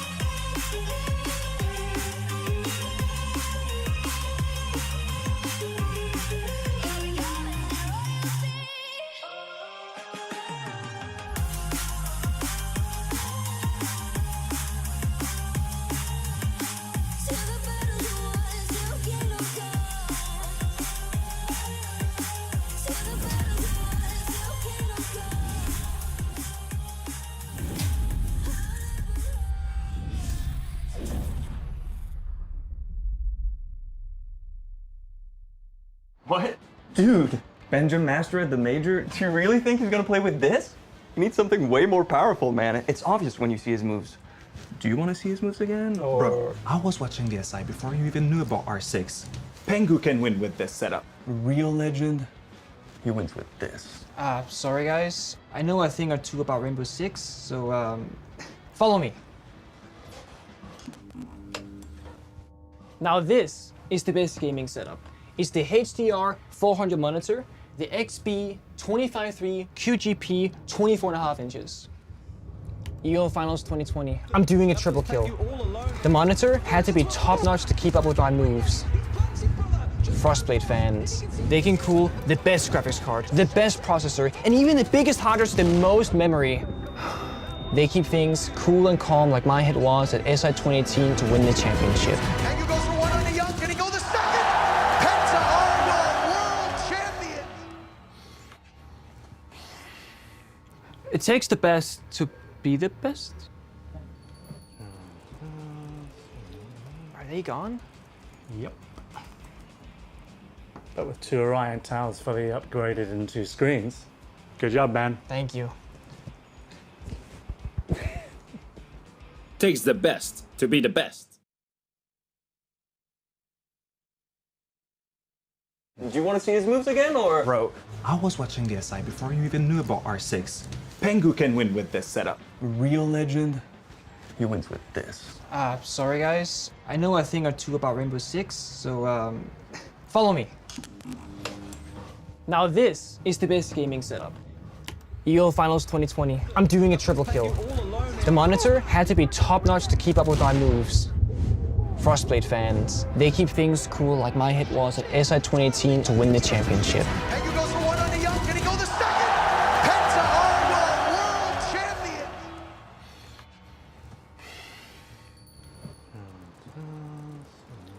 Are they gone? Yep. But with 2 Orion towers fully upgraded into screens. Good job, man. Thank you. Takes the best to be the best.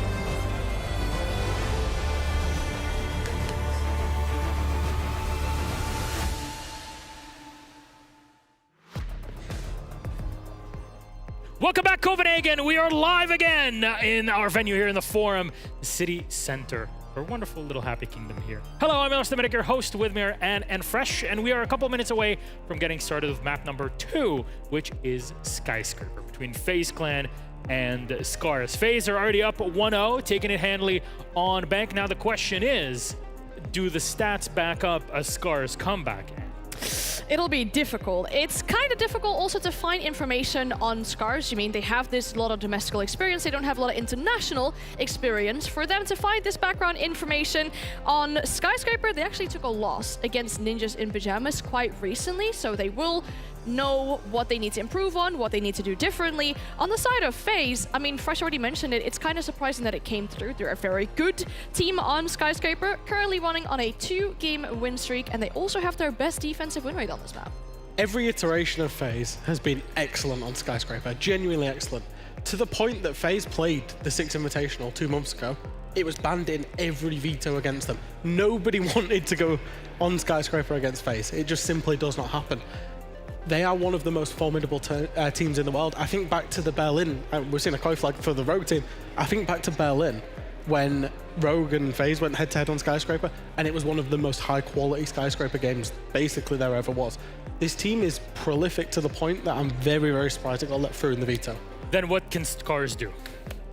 It's going to be really difficult. I feel like we have to keep in mind that both these two teams probably have a really different goal coming into this tournament. I mean, for Scarz, it is obviously to gain that international experience because they have so much domestic but less international. FaZe might be looking at putting themselves through towards the semis and maybe towards the whole final, win the entire event. So I think for Scarz, it's really good to realize, okay, we get this experience. They're having a lot of fun on the desk as well. I like this aggression that they're bringing out. If you're thinking one thing specific that they need to keep on bringing, and I want to see more of that in Skyscraper. One thing they absolutely need to do that they didn't do in the last game is start off well on the defense. FaZe's attacks through this tournament have not been their strong suit, it's been their defense. So Scarz will be starting themselves on defense. So the first 6 rounds, it can't be a 1-5 on Skyscraper because Skyscraper is even harder to attack than Bank was in the previous map. So, on Skyscraper, any operators that you really need to take away from FaZe, something that they usually use and abuse that they can pull through? we saw that also banned by FaZe themselves. I like how players sometimes take control over the top of the Black Stairs with the Osa shield going into the rotate that usually is there for karaoke. I wouldn't be surprised, for example, if FaZe ban it out again. Similar goes really to a Monty. You can get so much ground, you can push further with having such an Osa or a Monty. So I wouldn't be surprised if we see a repeat of those two bans. Yeah, I think when you're Scarz and you've got to look at what are FaZe, excellent with. They've been excellent with Monty this tournament. They've been excellent with Dokkaebi this tournament. If it's not one of those two, I'm not really sure where to go, because the Dokkaebi facilitated FaZe on Bank. If you leave the Monty open, they're going to do that top black push. They potentially do something with Office. It's a shame Scarz don't have 2 attacker bans. Yeah, I was gonna say. And another defending ban that you could potentially think about is the Solus. We've seen Cyber be very good with Solus, but then it raises a concern on the side of Scarz due to how much information FaZe had on is side clear, is there any roam presence. So getting that Solus away is a trick or two traits. Like, you'll either get rid of the information for defenders, but then you're also suffering it yourself. Look, I'm drowning all of this. Is it a 2-0? I wouldn't be surprised, but I wanna see a third map, but... Do we want to see a third map? I heard some Scar fans in here through our day first map, so let's see if they can actually do it. Jack, 2-0. Oh, I've got to disappoint the people now, yeah, because I think it's going to be a 2-0. Can we boo the man? Thank you very much. Thank you very much. There it is. So with everything set, Skyscraper is ready to be loaded in. Thank you very much. And in Fresh, thank you very much to the crowd here. Copenhagen, are you ready? Our casters are. Take it away.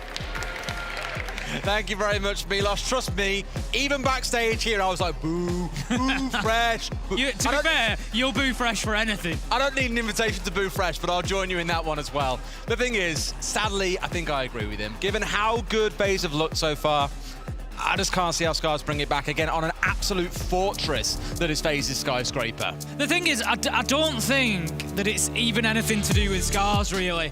Honestly, I think you could put many of the 8 teams that are left up against FaZe today, and they would struggle. FaZe looked very good on Bank. You know, they were playing fast, they were playing slow, they were playing short-handed, they were playing with a man advantage. They were, everything that was put in front of them, they did have an answer. We now come into, one of their favourite maps. We could look at this 2 ways. It's, as Fresh said, it's regularly banned against them, so they don't get to play it very much. So I'm doing what I can for Scarz. Is this where the facade falls down? It turns out they're actually terrible at the map. Yeah, and it's just reputation. Yeah, it's like a poker face. Like, no one plays us there thinking we're all amazing at it because one team told them once upon a time, and that's it. But no, it is a very good map. And looking at Scarz's recent history, they got smashed 7-2 by NIP on this map just a few days ago. So all things on paper are saving FaZe for a very clean sweep, but you just never know. Ying gonna be the first ban coming out from Scarz after we saw Veto King employing that an awful lot back on Bank. Got to say as well, while we loaded in, what a beautiful job that's been done at the stage. Oh, absolutely fantastic. The whole setup here has been brilliant. I love the map flying when we're in that and have that the light crackle. Yeah, it's so good as it comes in. I want to give a shout to that opening ceremony as well. And the Alfie Banks, the community cosplayer who I was watching him rehearse this morning. Bless him, yeah. He's done a fantastic job there. So walking up and down the stairs, he had to change from doing the 2 steps to the 1 step, and I was like, yes, Alfie, you can be a dancer in a future life. I love it. Great job all round on the whole event. So we're going to get back into map 2 then. It's FaZe versus Scarz. FaZe taking the first one on Bank, of course, and we now load into FaZe's map choice. As has been said a number of times, this is a good map for FaZe. It's going to take quite the performance from Scarz, but if we know anything about these guys, it's that they can be unpredictable. They can get the job done when necessary. They showed us that against SSG. They can step up and they can deliver performances when they need to. Now is the time. Completely agree. And interestingly, the bans this time around, FaZe are the ones who have banned away the Monty. We spoke about that a lot on the first map, how for FaZe, picks like that, the Lion, the KBR, the not so much crutch. I mean, crutch was the word we used, but it makes it sound like they've got nothing else to fall back on. They do, but they love these operators that make your life 10,000 times simpler. So with that being banned away by FaZe here is more of a nod towards Scarz and their capacity for playing it on this map. So I like to see that. FaZe on the attacking side, unsurprisingly, looking towards something to help them out on that one. For a second, it was DKB. It may turn out to be the 0. Now, looking towards the Ossa, I think we've seen a couple of teams employ this, actually. Think about NIP, actually, when they had cons making use of the Ossa on this map as well. There seems to be a bit of a LATAM run-through, and not always pushing up through the Shrine balcony. A couple of times it's been employed from alternative angles just to try and confuse and keep the other side off guard. But knowing, again, FaZe's attacking prowess on this map, I'll be scared no matter where it's coming from. We're going to be getting straight into things then. We're going to have Handy with the due diligence, get the claymores down, make sure that they are nice and safe, secure. No jump outs coming along. They suffered that early on to Scarz last time around, so FaZe certainly not wanting to go down the same road. veto being careful of the Shrine window as well. As you say, no double there, so there could be an opportunity. Oh, there you go. There's a double. They're going to be looking to push behind the Ossa shield. It's one of the only windows in the game that you see that happen onto as well, because it's very common for teams to jump out, like impact the floor or shoot out the right side, then just spin to the left to go for a fight. But obviously when there's two, it's pretty hard to flick from one to the other straight away outside of some crazy amount of practice to make it happen. So not too surprised by that. And here you can see them make use of the Valkyrie camera scattered around the map in conjunction with the Solus. It's Rek trying to find a firefight, but just completely paints a dotted line around Cyber, and he don't miss. Gonna have the nade doing a bit of damage to the Jaeger of Tayu there as they try to push onto the stairs. Handy manages to find Fishlike, but Tayu is there with one, finds it with the carbine, and is gonna bring it back to a 3 versus 4. But the problem here is veto getting set up, the shield is out, the prox alarm taken down. Handy finds another one, it is the Jaeger that will be finished off, but somehow there's Scarz, they just keep fighting back. They are so far, yeah, but still the numbers stand with the side of FaZe. It's been Handy watching on the downstairs. There's been a couple of flank attempts coming out from Scarz, but Handy has been the handyman on the downstairs, manning the tools and bringing down these critical players. KDS at the last second, seeing the Valkyrie cross, but not able to find him. Washoy just playing this carefully from inside of sight. He knows that the push is likely to come from black stairs. If he holds this angle, he might just get a little bit of joy. As they move up the stairs, he sees the man, takes the shot, pushed by a second. No, Washoy just cannot hit his shots. And veto takes full advantage of that, moves in, gets the kill, and that's site control for FaZe. But again, that's the second time in this round that we've seen gunfights lost, and it has cost Scarz big time. Rek on the opener, that killed us there a second ago. I'll keep coming back to it because I think it's really pertinent, but honestly, it's starting to feel a little bit like gun skill diff between the two teams. It's hard to imagine sometimes at this level, outside of our real shining players, you think of players like Citizen, Shaiko, Nuas, players like that, those are definitely a cut above. But when you look at players in the kind of midfield in a way, you assume they're all going to be pretty balanced. But here, I think you are seeing that difference between the two sides. Yeah, I think, you know, there have been a couple of gunfights. Although like that one, that King didn't. Lost. Yeah, veto did his shots there and got away exactly with what I mean. it. Yeah, should have been punished. Yeah. Like you say, against a team like a W7M, it's not going to happen. No, you don't get that breathing room. That's exactly my point as well.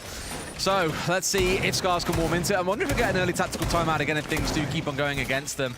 But FaZe certainly not suffering the curse that Scarz did back on that first map of Bank. They started things off strong on the attacking side, Tim. Certainly have, looking very, very good. And as Fresh said, coming into this, defense is where Scarz need to shine realistically. It's where they need to be picking up some rounds because the attack is not likely to get much easier for them when they get onto that side of Skyscraper. We're going to have Rek setting up the mirror window. We'll see if that can maybe just help give a little bit of an advantage. We've seen teams playing this recently, so they'll have half of the breach wall in office soft. They'll play the mirror window and they'll try to play onto that breach a little bit, prevent the wall getting opened up, prevent people being able to play in from the balcony. Also, an interesting mirror window position there, just above that gap in drum. It does allow you to play into karaoke, but can be challenged from below, so keep an eye on how that one works out.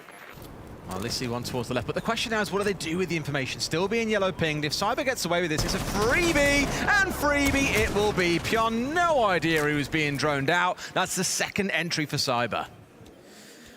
Certainly going very well so far today as Cyber, and it shows no signs of stopping here on Skyscraper.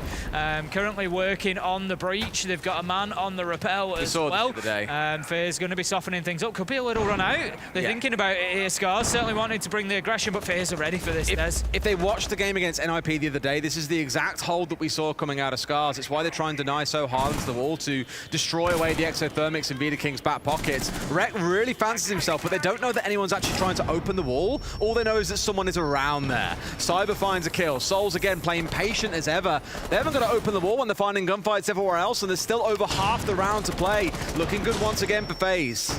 Rec is going to be pushing back towards site, cut down by 2. They're hunting in packs. There's absolutely no leeway for Scarz here. Fishlike, he manages to find a nitro, but the diffuser's going down. 1 versus 4 at the moment. It's going to have to be an ace from him if he wants to help them get the round, but no, Cyber again. Cyber. That is the name at the minute that is dropping next to almost every kill. He is absolutely on fire on Skyscraper. 4K in that last round, and I said at the start of this round, will we see an early timeout again?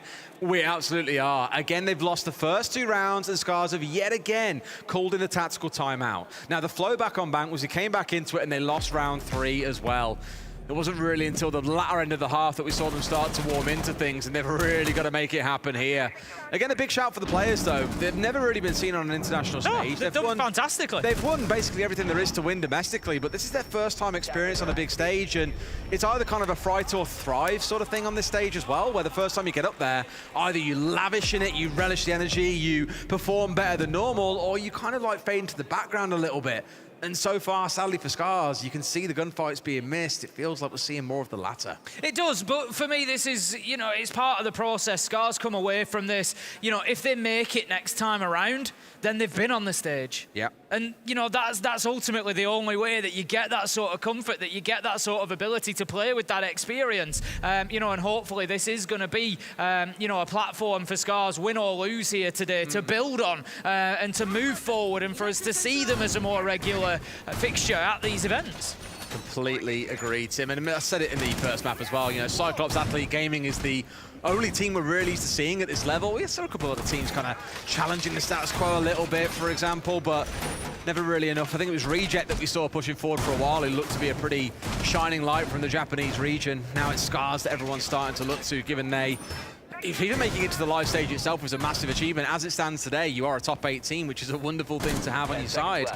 Let's see how round 3 goes, though. We've had that tactical timeout. Scarz hopefully have some new ideas, and I'm looking at the lineup, Tim, and thinking there's more roaming to come here. Again, Rex staying on the solos, but you've got the Jaeger on side, the Wamai, the Valkyrie. You can have 3 or 4 players running around off-site here looking to cause a spot of bother. The roaming is absolutely fine. The problem is, at the minute, it's not really working. FaZe are going in there. They're able to get the kills. We've seen Cyber get both of the openers, and they're just able to move across, and then you've got a situation where it's 5 versus 3 on site, 5 versus 2 on site, and it becomes very, very difficult for Scarz. So whilst, yes, I think go for the roam, try and waste the time, try and slow FaZe down a little bit. You've just got to be careful you're not over-committing to it and losing every fight whilst you're out there. And good respect being shown by FaZe as well, rather than just steamrolling their way through with the same composition. Cyber's stepped away from the entry ever so slightly here to playing on the IQ. His duty is going to be hunting down those black eye cameras. IQ has an electronic scanner that can see gadgets through walls. Sounds pretty broken, but trust me, it's not. Have the ability then to point out where these Valkyrie cameras are, get them destroyed, so you aren't going to find yourself getting stabbed in the back by members of Scarz. Opening kill is going to go in the direction of Scarz this time. It's going to be Fishlike picking up KDS, and that is a better start for them. As we said, Cyber's opened up the first 2 rounds. They need to build on that now. I'd like to see them get a second kill. Don't give anything back to FaZe here. Get your advantage and stay on top. As it is, Souls is going to be opening up that reception wall. He's going to be looking to push, the Geisha wall, looking to just get control of that space right next to site, and they can build in from there with a thought towards execution. Interesting interesting one to note is KDS actually, his most played operator this competition is the Iana, despite it also being Cyber's main. And it's the same story on the other side, though. They've got two players that play Iana as their main. I believe it's Rek, and I want to say it's Fishlight, which might surprise you. But the teams have basically had, whenever it's a normal comp, you'll see the primary entries on the Iana. When you got to bring like an IQ, that's when things change over. Kill onto Washoy coming in here as FaZe even the scores at 4 versus 4. This is going to be a big fight coming in here. They've swung in and got both, Tim. No reaction from the side of Scarz. 2 are down and now. It's a 4v2. This is the problem for Scarz at the minute, Des. They get an advantage, they're 5 versus 4, and they just can't capitalize on it. They can't get any real benefit out of it. Fishlight, he's fighting with low health. He's cut down as Cyber moves around the corner, and FaZe just keep on rolling. You can see why Sky is one of their go-to maps as well. This attack is ferocious. Nothing slowing down the LATAM side so far. No last bastion for Scarz to turn to either. They used that timeout before that round and lost it, but I did say earlier on, this is the sort of flow that we saw back on Bank, where we had 0 and 2, round 2 tactical timeout, then lost round 3, then they started to battle their way back into things. The problem is you can't afford to be warming up 3 or 4 rounds into a map. But if you're going to do it, Tim, it's got to be now. And what I do like what I'm seeing in this next round, you guys can't see the lineup yet, but we've got a Castle on side, we've got the Cap Can on side, we've got Vigil on side. They're trying different things. They're mixing things up. It is barbecue and kitchen. And I always say when I see a Castle, I love seeing it because it means that you can transform the way that sites get played. I think the problem for Scarz at the minute, you know, I agree with you. I like the change in the lineup. I like what they're trying to do, but the play style's going to have to change with it. You know, if they're going to bring the Castle, they're going to have to play a more site-focused game here, I think, because ultimately, this is coming down to gunfights. It's coming down to FaZe going in, finding people, pushing them 2 versus 1, and picking up the kills. And Scarz are just really struggling to come out of any of those situations the better at the minute, and that's becoming a real problem for them. Geisha is going to be a real key area here, and at the minute, I just don't see how they stop FaZe getting in there and taking it away. You talk about the site, well, with the Soloist, the Vigil and the Alibi on side, those 3 operators do not want to be sat on site, so you may well see some early extended holds up on the top floor, which might invite towards FaZe to just say, okay, then we're just going to go direct towards site. We saw a few plants coming through in 5v4 or even 4v4 situations on the previous map, and maybe they fancy they can do the same again. But really, they've got to clear Pion from playing out around Sushi. That's very much a linchpin center point on this map. It's an anchor point that you need to have in your control first. KDS just going to be sending in the nade, looking to clear out the utility, and then we're going to have the push towards the top of Black Stairs from the other side. It's going to be the Ossa of Handy that looks to move across there. Still holding on to Black Stairs for the time being, as Scarz, and it's not bad from them. They're a minute into the round. Washoy is going to look to get a little bit aggressive, but needs to be careful because that Ossa, you know, is going to be sat behind a shield. And they've got bulletproof in the back pocket of Rek as well, rather than the impacts, which would really help against the Ossa. You know, Fishlight's the only one left, plus maybe Pion, if you're looking at it that way, who can do something, and sure enough, Fishlight's there, they go for the swing. It was a good bit of team play, but doesn't work out the way they want. Tayo brings down Cyber, so finally, the behemoth of Skyscraper has been downed. Yeah, that's going to be a good start. 7 and 2 Cyber at the minute. Taking him off the board is going to be a big part of a potential first round win for Scarz. Souls, he's going to be moving across. He's on the Brava, just looking with Cinim already out there on the clutch drone, capturing some electronics to be flipped and used against the defenders. Handy holding angles. It just feels like FaZe have stalled a little bit here. Des Rek is going to pick up Handy. The kills are starting to mount up. Rek manages to get a second, and that's 5 versus 2 now for Scarz. His first couple of kills of the map as well. Good time to find it and start waking into it. I keep on saying it, but it's scary how much it's starting to mirror what we saw back on Bank. KDS finally wakes up into the round and brings down Rek 2 versus 4. Souls holding angles, diffuser collected, 40 seconds left to go. They're just hoping to pick cheap kills up, but they won't find any as Washoy manages to take down Souls. It's all up to KDS. A quiet game so far from him. He's got a lot of work to do. Diffuser in hand, cannot find the first. Shut down by Washoy, and Scarz managed to claim their first round on Skyscraper. Again, it's scary how it's following Bank. It's a similar storyline. Does that mean we end with a 5-1 half?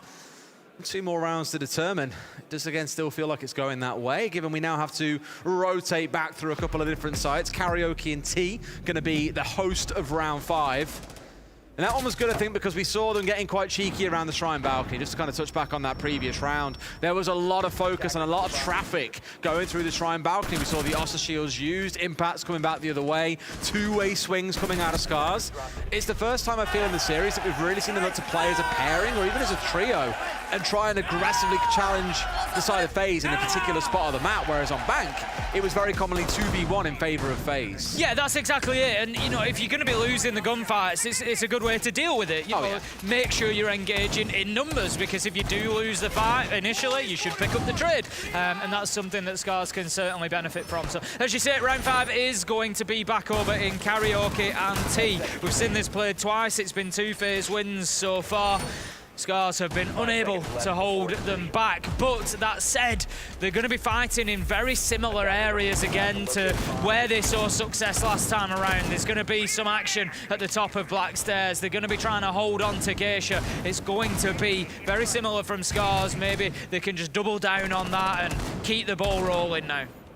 The one thing I always used to enjoy when we used to cast this map for APAC North a couple of years back, well, a year ago now, was the really interesting slice you can do through the middle of the map. Shrine window through to terrace window is a great way to cut the map entirely in half. So any roamers that are still stuck out towards Exhibition and Office are basically screwed. You try and get the cross back, you're almost guaranteed to find someone watching you from an angle that is just going to see you completely shut down.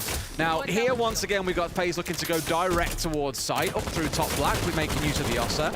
That, plus the line in the DKB, has kind of been their bread and butter across most maps that we've seen, but it's Fishlight getting a kill on towards the window. Handy's the first one to fall, and that's the DKB offline. Most critically, Tim, no more phone calls. Fishlight with a couple of entry kills now, certainly setting his team up for success. As you say, the universal ability of Dokkaebi will be lost as well. Pyon sends out a Toxic Babe canister, but will not pull the trigger for the time being. Vita King taken down by Rek, and Scarz are waking up on Skyscraper Des. They could start to build some momentum here. Rek not over-aggressing there, just dipping back into sight. I like that. He's not going to push a bad angle into Karaoke. He's going to force FaZe to play. This would frankly be unbelievable if Scarz can bounce their way back into not just the half, but the map overall. I think many thought it was a foregone conclusion when they were down 3-0 on the defensive side that this one was done and dusted. There's still a lot of siege to play in this series to see who comes out on top, though. Now, a big, like, I don't want to say criticism, but point we've noted, Scarz get ahead and then lose the advantage, and that's what I'm a little bit nervous about here. We've got 70 seconds to play still. They're still holding out and challenging very aggressively on towards Shrine balcony. Good bit of counter scouting to realize that this is where FaZe love to push, but there's a bit of a two-way pinch coming onto Pyon here, and he's got to be really careful. Certainly does, but he's got the shotgun. He's got the right tool for the engagement here at close range, at least. He needs a little bit of support at top Black Stairs. Rek can potentially offer that on the Valkyrie and is doing at the moment. That's going to prevent that pressure coming into the smoke so that Pyon can focus down at the bottom of Black Stairs, but time is being wasted. They're doing exactly what they need. Scarz are not over-peaking this, and I love what I see from them. They're going to try to push up the stairs here, but no, completely miss. Tayu, who manages to pick up the kill. 4 versus 2, 3 versus 1, as a flurry of kills rain in. It's down to Souls. The man that you want in this situation, but the passiveness being shown by Scarz is exactly what you want.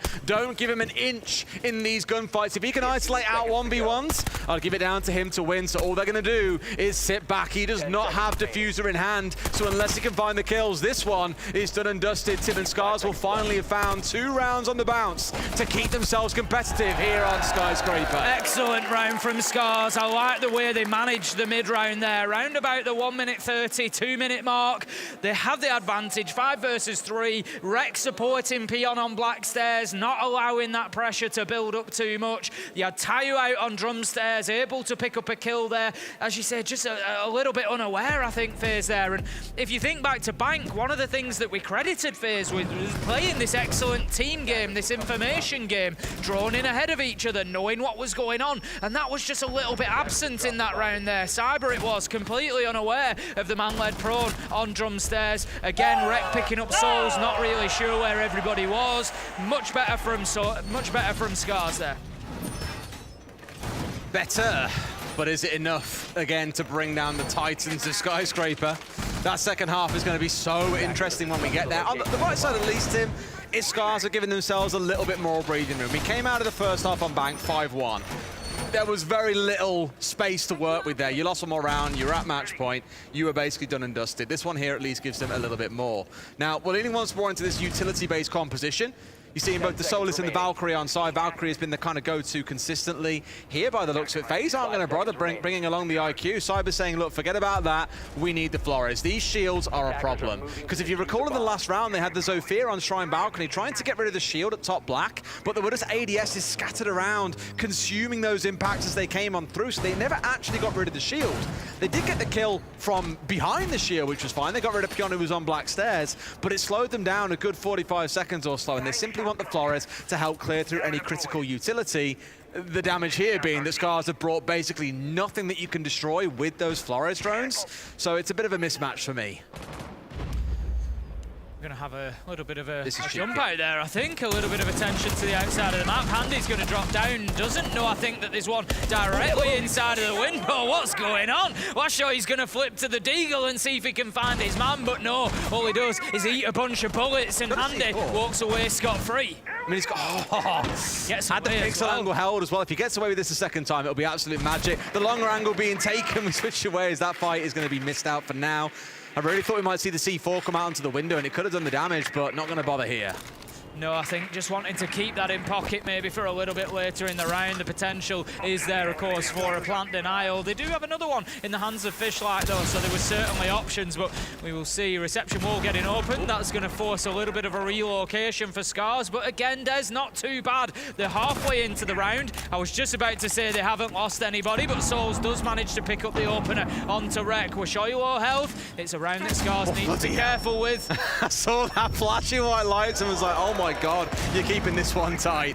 Wishoy will finally pick up Cyber as well. That C4 coming in handy at one point. And speaking of, he jumps in through Shrine window, gets shut down, but it's kills back and forth. Scarz make it 3 rounds on the bounce, and Tim, we've got a game on our hands. We said that Scarz can't play Skyscraper, certainly stepping up, but that was arguably the easier half for them. That was their choice, that was their defense. They've now got to come in and start finding those attacking wins, but they've shown us that they are more than capable. More importantly, I think, over those last couple of rounds than just getting the rounds on the board, has been the fact that they've been winning the gunfights. They've been going in there, they've been on top of the challenges, and that has been a real positive for them. They need to now drive forward with that momentum to take the initiative in these attacking rounds, get those opening kills, and drive into sight.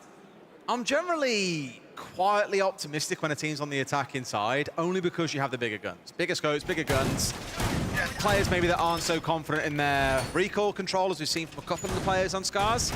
Guns hit a little bit harder, more range to play at, more chance of winning a gunfight. Generally why for a long time the game was considered attacker-sided, whereas now I think actually you've hit a very good balance. But I just think you're going to find Scarz being a bit more comfortable on this side of things. My only concern being that once again, it's FaZe's map. They know how to defend it incredibly well, whereas Scarz have been absolutely slammed. I think their round win rate's like 23% on this map historically, so there is work to be done. There is, but funnier things have happened. Oh, they have, Tim, with Siege.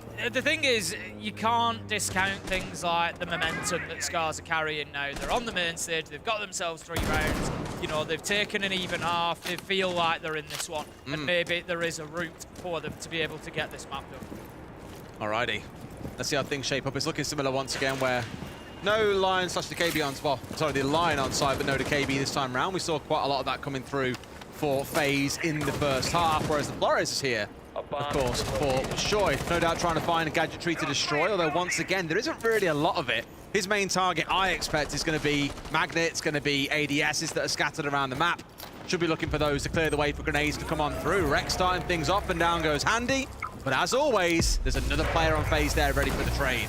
Yeah, they've been very good with their trades so far today. Fishlight just going to be putting a little bit of pressure on there, but KDS and Vita King picking up 1 apiece, and that is not a good start to the round for Scarz. They find themselves 4 versus 2 with only a minute gone, but Fishlight, he's able to find KDS, picks up the trade and leaves us now with Washoy finding Vita King, and Scarz just continue to fight back. Resilience is something they've shown us throughout this tournament, particularly in their match against SSG Des, and they are showing us here and now that it is still there, and it is there to stay. Did Fishlight see the player then? I'm not sure he did. He had he gone forward like, what, a couple of pixels more, he'd have found his man. Still half the round to play. A flash in back pocket, really all they've got, but you are against the Wamai and the Jaeger. So really, you can already count that one out of the round. Fishlight getting a bit of chip damage onto Cyber. Again, team coming down to those gunfights. Lands a headshot there, a couple more bullets, it's a 2v1, and suddenly you fancy a win. Certainly do. Souls holding a long angle from inside of sight. These positions that we see in play so often. You know, when I think about sight players, I often talk about Nello. You know, one of the players that really does know it, sights inside and out. Souls is another one of those players, and he is going to be holding down those angles. Where Shoy is just looking to wiggle his way in from Dragon and see if he can find anything. They know, Scarz, that they just need one kill, Des. They're going to find it. It gives them the advantage. Cyber, half health left, manages to down one, but taken down, and that was perfectly timed from Scarz. They just had to push together, and they worked it wonderfully, and they take the advantage here on Skyscraper. It's 4-3. As soon as that drone that was on house stairs got the hop up and saw the player behind bomb chassis, I thought, man, surely the call comes through. They've shot the drone in midair. They know that it's seen into the depths of sight, and I thought we'd see the Wamai peel away, but no. He hangs behind the bomb chassis. It's a freebie that comes through. But when I see that it's, to be fair, Cyber and Souls are the last two left alive. I don't fancy a 2v1 against either of those players unless you get to shoot them in the back as we saw then. But Scarz keep the dream alive. That's 4 rounds on the bounce, Tim. It is. They are really starting to turn the heat up here on Skyscraper, and I'm sure that there's a few of the neutral fans that have got behind Scarz, and I'm sure there's plenty of Japanese fans at home watching this that are just starting to feel like maybe Scarz can do this. Maybe they can take us all the way to a third map, and I tell you what, Des, if this goes all the way to a third map, and that third map is Chalet, it is absolutely anybody's. Oh, I mean, this is what you want when it comes around to the quarterfinals as well, is really competitive games. There are going to be the 8 best teams left in the competition. Anyone should be able to beat anyone. We've still got a way to go on this map, but if it does go to map 3, maybe we get that fabled map 3 So overtime. excited. I'm so excited for the potential.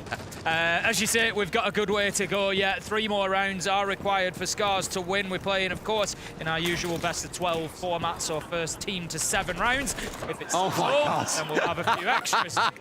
Gonna have the nade coming out there from Rek. It's just gonna fall a little bit short, not do any damage, but it's just showing that Scarz are on top of the information game. They've still got 8 drones left on the field, Des. They are working well here to gather information, to understand what FaZe are doing, where they are. In goes Rek. He's looking for the challenge. He knows there's a man downstairs. The drone is going through. Are they going to see him? He's hard left. I don't think the drone has picked up on him. Cyber takes him out. And what a reaction from Rek! Absolutely rips the head off Cyber.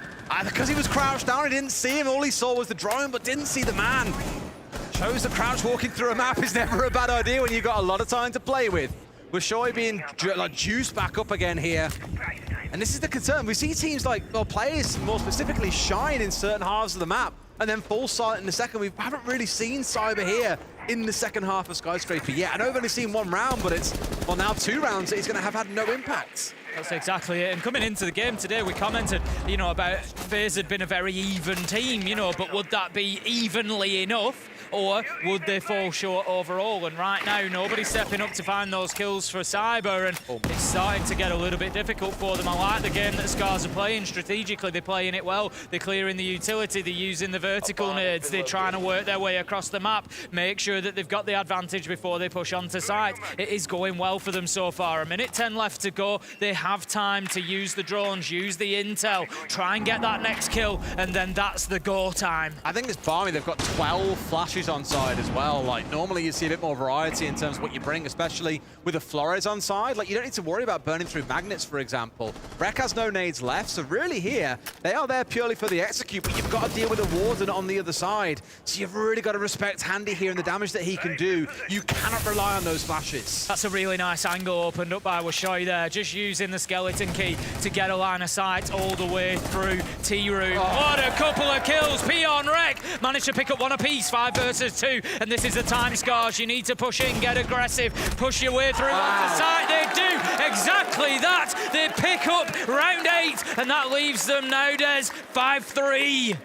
FaZe smash that big red button. They want the tactical timeout because that's 5 rounds in a row that Scarz have peeled away from, again, this team that everyone is calling the behemoth of Skyscraper. Everyone bans it against them. But now we're not seeing their frauds on the map, but you're seeing that facade peeled away and showing that actually gods can bleed. Certainly can, and it's like I said, you've got to remember it works both ways. If a team has been banned, you know, frequently on a map, it also means they're not getting a lot of playtime necessarily on that map, and things can change. And certainly, Scarz are showing us at the minute. I just love the passion out of this team. You know, they've been, win or lose today, they've been a fantastic competitor here in Copenhagen. You know, they've really represented the Japanese region fantastically well. And for me, I'd love to see them get a third map at least here on the stage. FaZe, I'm sure will think otherwise. They're going to want to pull this one back in. But no mistakes now. If they want to avoid a minimum of overtime for FaZe, they have to be winning out from here. One more round will at least give Scarz the opportunity for overtime, if not the map win. It's interesting that even after a tactical timeout where you've got time to go through what's gone wrong and you can course correct, that FaZe is still sticking to their 3-site rotation. Gonna go to barbecue and kitchen here, not go back up to karaoke or team, not go over towards office and exhibition. For those maybe a bit newer to Siege, you only get to play a site. If you win it on the defensive side, you have to wait 2 more rounds and then you can play it again in the 4th. Now, a lot of teams these days tend to stick to the same 3-site rotation regardless of win or lose to keep it going, though some teams do say, well, actually, that first site we play is the more defensible one. We know we're stronger there. We'd rather replay that as many times as it takes to get the win on it. So just a little interesting strategical choice there from FaZe to carry on into what's here, an offsite, maybe because there is more map for Scarz to clear. They want to try and clear out from... Oh, you must be joking. Didn't they do this the other day? Who did this on Cafe? Do you remember? Virtus Pro. Virtus Pro. I think it was Virtus Pro. Could have been. No, it was a game we cast. We didn't cast Virtus Pro on Cafe. Yeah, I swear it was a LATAM team. It could have been. It was a super shorty kill inside a storage. For those who don't know, again, we introduced something recently, or Ubisoft did. I'm not a developer. They introduced a change where you can't do team damage anymore during the prep phase. You can still damage yourself, but not your teammates. So it really has to be unlucky for you to get a team kill, as most of the prep with shotguns is done during that prep phase, not once the round has started. And what bad luck it was for FaZe as Washoi goes in and manages to get the opener. He's looking for more, Des. He's absolutely hungry for it now. 5 versus 3. Scarz know that this is their opportunity, Des. There's blood in the water. They need to go in. They need to be ruthless here against FaZe. They can smell LATAM blood, Tim, and that's exactly what they're chasing down. 3 left standing. We'll see, of course, if Scarz can hold on all the way through to the end. Bitter King sort of on the hunt here, but isn't fully aware that there's a player tucked in behind Coat. And the thing is, Rek especially loves these rat angles. He's found himself inside of one more using the nade as cover. Do they know that he's still there? I'm not convinced they do, Tim. I don't think so either. They're going to have a player down as well, finished off by a peon. And Rek, he does get downed himself, but are FaZe able to chase this kill and get the completion, or can they use him as a little bit of bait? They can get it back on his feet, Des. KDS does manage to take down Washoi, but they need to be careful because Rek, he's back in the fight, he's active, and it's going to be Fishlike who picks up KDS. It's all up to Souls. This is unbelievable. 6 rounds on the bounce coming back by the looks of it, but it is Souls they're against. We've already called him the Clutch Master. Finds one for himself. Still 3 players to slice his way through. A plant is going down just to add to the pressure as well. The vertical control established. He's got to try and find the kill now, Tim, or it's too late. Sees the vertical, but they step away. The discipline from Scarz is good, and there seems nothing that Souls can do. He has to retake the upstairs, kill the 2 players on the down, finds one more, almost gets the other player as well, but just narrowly misses him by a matter of pixels. Up to the upstairs he goes. Wants the player inside a Geisha. If he can isolate this 1 versus 1 and win it, maybe there's a chance. Sees the player again. He's got about 10 seconds to play with here, Tim. Not going to find his man as he gets full flash. Scarz look to have done it. They've made it 6 rounds on the bounce, Tim. What a beautiful use of utility from Fishlike up on the top floor there. He was in trouble. He's getting just, you know, chased back and forward by Souls there. And then you just get that full white flash at the right time and it wins the round for Scarz. The round that puts them on to map point. We were skeptical going into Skyscraper as to whether it was something they could do. An unfortunate team kill for FaZe Des, but these things happen. Scarz Scarz took full advantage of that, and that's something sometimes you've got to do. If a team opens a door, you step through it, and Scarz do exactly that. I wonder... I don't want to say this is the definitive answer, but obviously pros watching, or at least have an idea about this, and maybe they can offer commentary. But that to me just screams comms in the team are coming down a little bit. You know, the number of times you've seen coaches step in during tactical timeouts at previous events and just say, look, we're not calling anything. You see someone use util, you call it. You hear a gun getting shot, call out what operator it is. You need to talk to each other. And there it looks like a bit of a silent passing between the two players, where the Frost stopped and assumed that the Oryx would stop as well, and then carry on opening up the wall. The Oryx assumed the Frost would stop and let him pass. And again, it's the small moments of miscommunication there that's forced them into a really undesirable position. You've lost your primary roamer in the Oryx, and it's then snowballed into a round loss. 6-3 for Scarz team. I can't believe I'm saying that on Skyscraper. Oh, what a game we've got here, Des. If Scarz get this one done and take us into map 3, I just know that the audience here at Copenhagen are going to go wild. Not just them, but us as well, Tim. Absolutely. These are the games that we all live for as Siege fans, you at home, us here at the event. It is what it is all about. Rek, he's going to be holding that angle up onto drum stairs. Peek me. Somebody's playing there. Peek me. Wants the peek to come from KDS, but FaZe know that they don't need to get that aggressive. Peek me. He's just dying for the peek to come through. He has got nades in back pocket, which you could just toss on towards the stairs, so maybe get a freebie. There we go, eaten by the ADS. And he's going to use that as an excuse to step away. King just holding the angle on Geisha window as well there. FaZe playing a little bit subdued here. We saw on Bank, it was something that I commented on, something I praised them for, was their ability to adapt and play whatever style was required. Passive, defensive, aggressive, you know, whatever sort of fit the situation in the round. But in this one, it doesn't seem like there's too much of an attempt to change it up. They're just being forced to play on the back foot. They're just being stubborn, I think is the best way to describe it right now. They're holding their positions. They're not really moving away from key bits of ground they're holding. Look, KDS here is, you know, pushing up against a double window, a breach that has been opened. He's playing it aggressively, but gets swung on here, caught out by a drone clearly. Stepping into blind territory as veto swings from drum 2. Just hoping to find anything here to give them an advantage in the round, but it's again that stubborn play that's just giving Scarz all the opening to find these freebies.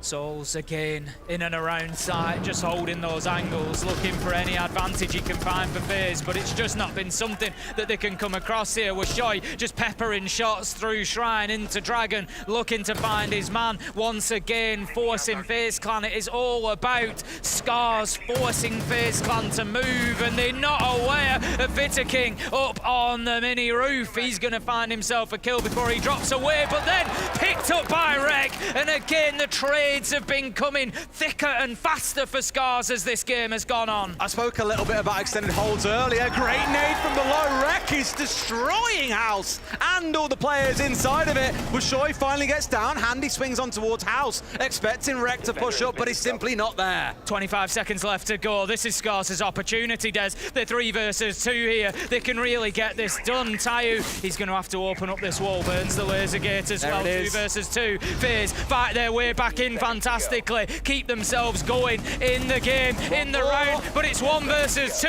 It's just 1 kill that Rek need. Cyber finds 1, Cyber finds 2 to keep FaZe fighting. That's what Cyber does best. Him and Souls, often so many times, keeping them in the game, and he's done it here just again.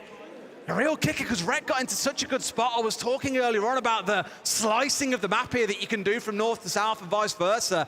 Rek playing it so patiently, was sat inside bathroom for the majority of that round, waiting for the rotate to come downstairs, knowing that upstairs was no longer safe for the side of FaZe, and he gets a freebie straight into a nade kill. It's great play once again, but FaZe forced to clutch up. Cyber coming out big for them and keeping them in the game. 2 more rounds to go to send us to overtime. He really does keep them in it, and I mean, what a turnaround. The question you've got to ask now, the thing that I wonder immediately in my mind, is, has the spell been broken? 6 rounds in a row. 6 rounds, this shot, it's that one. That's the one where he wins it. He's got the bar, you know, he knows where the last player has to push in from, but that long shot down towards reception is just fantastic from Cyber, and really does the job. And he had the gun to do it as well on the Jaeger using the carbine. Just great play all round, nice and calm. don't want to go to a map 3, keep yourselves fighting. But as I say, 6 rounds in a row for Scarz. Will that break the spell? Will that be the sound of shattering glass as the illusion goes and FaZe are able to creep their way back in? Pretty costly round in terms of drones so far for Scarz as well. 3 dead in the prep phase. 1 normally feels bad, 2's a real stinger. 3 feels like a death sentence. So much utility being taken away from the team. Now, we're on to Barbecue Kitchen, but we are seeing the Ossa on side, which to me suggests you want to see Scarz getting up onto Shrine Balcony, taking control of the above, and making use of the vertical with things like the Ash, the Sledge, to really force FaZe off-site and then go in for a plan. So we'll keep a close eye on Pyong, because he'll be the key player in this round, really, and what ground he can take. We've seen this already in the first half an awful lot. If you remember, actually, it was Pyong sat here on Black Stairs, being the one that was staring down the barrel of 3 FaZe players desperate to force him out of this position. Not surprised to see FaZe go back to Kitchen. This was the round that we saw. This was the start in round 7 where they had that unfortunate team kill. They want to go at this, you know, with a full side, see what they can do. Souls is going to take some damage there as the push starts coming in towards the top of Black Stairs, but Rek does along the way as well. I like this aggression coming out of Scarz. They're already inside the map. They're looking to move forward, take fights. They're going to have to be careful in Shrine, though. There's going to be a head-to-head coming. Cyber takes a little bit of damage along the way. He's going to create himself a rotation just to get himself out of trouble. Sure, just being so patient as well. Elsewhere around the map, it feels very peaceful right now. We've got all the explosions going off once again. Around top black, the Shrine Balcony has been the battleground in so many rounds. Bushoi looking to push up from below here, around in the corner. I'm not sure if the player's already gone and left or not. Bushoi taken down pretty comfortably, but it's Vidaking going down elsewhere. Timrek getting his man. Cyber well and truly woken up in the last couple of rounds. Could be a difference maker for FaZe. One for you to keep your eye on at home. Like he's going to be relocating. I'm not sure Scarz are too confident in this push. The impact nade comes out but doesn't get the shield. Oh. Souls, however, does pick up Rek. So that is going to leave FaZe now with a 4 versus 3 advantage. And with being a man down, it's going to make it difficult for Scarz to get top floor control down. But they might just sneak the diffuser down. I don't think FaZe know. They're trying to spray him out but can't get him in time, and he's got away with it. It's a 3 versus 2. Are we on for the Skyscraper upset here to send us to map 3? They get one more! Scarz breaking Latam hearts, it feels, and sending us all the way to a 3rd map, Tim. What a performance from the Japanese team there. We really thought that Skyscraper could be the end, but no, we're going to map 3, and they're showing just how competitive they can be. I cannot wait for Chalet, Tim. Let's go to a break, and when we come back, this one could be an epic. Don't go anywhere.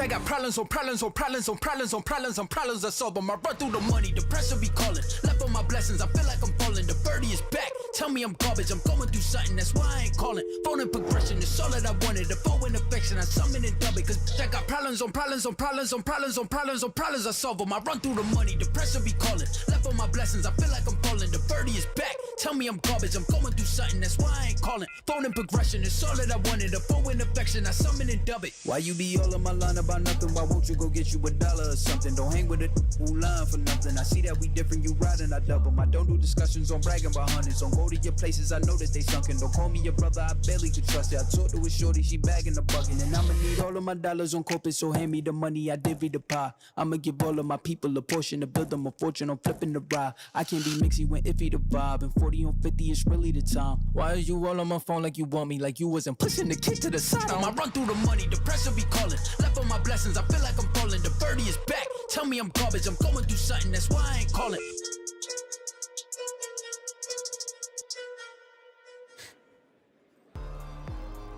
We're all tied up 1-1. Scarz, our Japanese team, fights back and puts FaZe on the back burner for just a moment.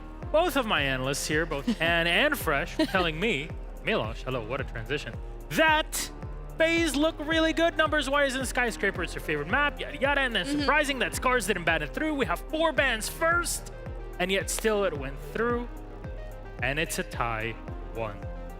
And what do we make out of this? I mean, I'll happily be proven wrong by a team from Japan that they can actually play a very good Skyscraper in this round. It was the pick of FaZe, and Scarz came out victorious. It looked a bit shaky at the beginning. It was mentioned that, you know, Scarz players weren't always winning their gunfights. It looked like FaZe had good coordination. There were double swings coming out without any team fire, which we unfortunately saw later on into that game.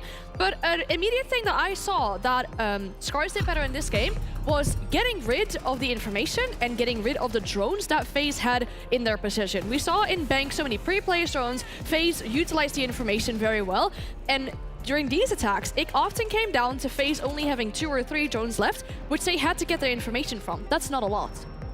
I've never been so happy to be so wrong about a team. Yeah. I was just willing Scarz to go and make this a map free. And Milosh, I was once on a team called Chaos. Yeah, I remember. Do you remember? Well, everybody banned Theme Park against Chaos because they beat BDS on it once. Yeah, and then afterwards you never touched it. Yeah, but then we were really bad at it, but people kept banning it against us. I'm wondering if FaZe have had a little bit of that because, you know, they looked very good. They looked like they were winning gunfights, and it was based off individual skill. But then once Scarz came back, once they started, you know, settling into the game, there was 3 rounds, particularly on the defense. That's what we said they had to do. And then they grew and grew and grew in terms of confidence. And FaZe looked shell-shocked. It looked like they had 0 answers. The confidence really showed in the fact that Scarz also got so much better on entries. It looked 50-50 on the previous map, whereas here they were a lot better getting those entries, getting in the conversation. The conversion as well. Sorry. Yes, my brain was not Englishing at that, that moment. Another thing that I did notice on the side of FaZe is Cyber had a super good start of the game. I think he went 7-2 at one point, and then he didn't get a kill about 5 rounds after until he got that 1v2 clutch that kept him into that map. But I'm expecting a bit of a better performance from him throughout the entire map, not just the beginning of it. One thing that I loved in this series, and it's a rarity that we see nowadays, but Scarz, they lose the first 2 rounds and then call timeout immediately, Jack. I thought that was a pretty smart thing to do in map 1 and 2. I think timeouts get criticized a lot for when coaches leave them way too late until it's match point or it's been 4 or 5 rounds of just issues. I think if you spot an issue as a coach immediately, straight in, get that timeout, call it, and get your players right again. We have our match summary here, as you'll see specifically for our map 7-4 victory on map 2 for Scarz. Stand-up performance, Rec. Nobody's really surprised. Fish-like, though, stepping up. Yes, Fish-like. And I think it's not a player that we should really expect from him. He's more that supportive player on the side of Scarz. But him stepping up with 9-5 in KD and having an 82% cost also really helps him being a consistent factor for his team. And I think Scarz as a general, and I think, you know, Fish-like kind of encapsulates this, they're not feeling pressure, right? They're the underdogs. They're the team that isn't supposed to win this game. And at the point, there's something clicked at 0-3 down. And then they just thought, let's go. And then it basically started with Fish-like getting an entry kill on smoke. And, you know, maybe he clicked, helped out Rec a little bit, and it's just snowballed from there. Would you say Fish-like is swimming upstream in this game? I'm not dignifying it with a response, Milosh.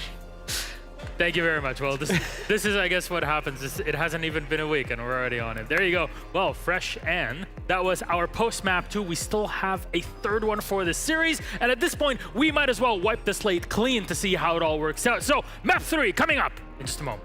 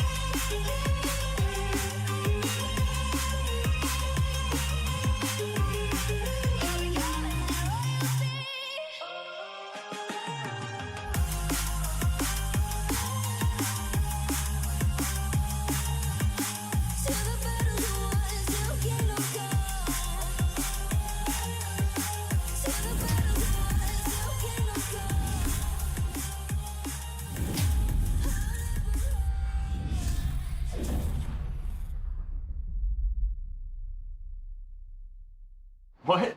Dude, Benjamin Master at the Major? Do you really think he's gonna play with this? He needs something way more powerful, man. It's obvious when you see his moves.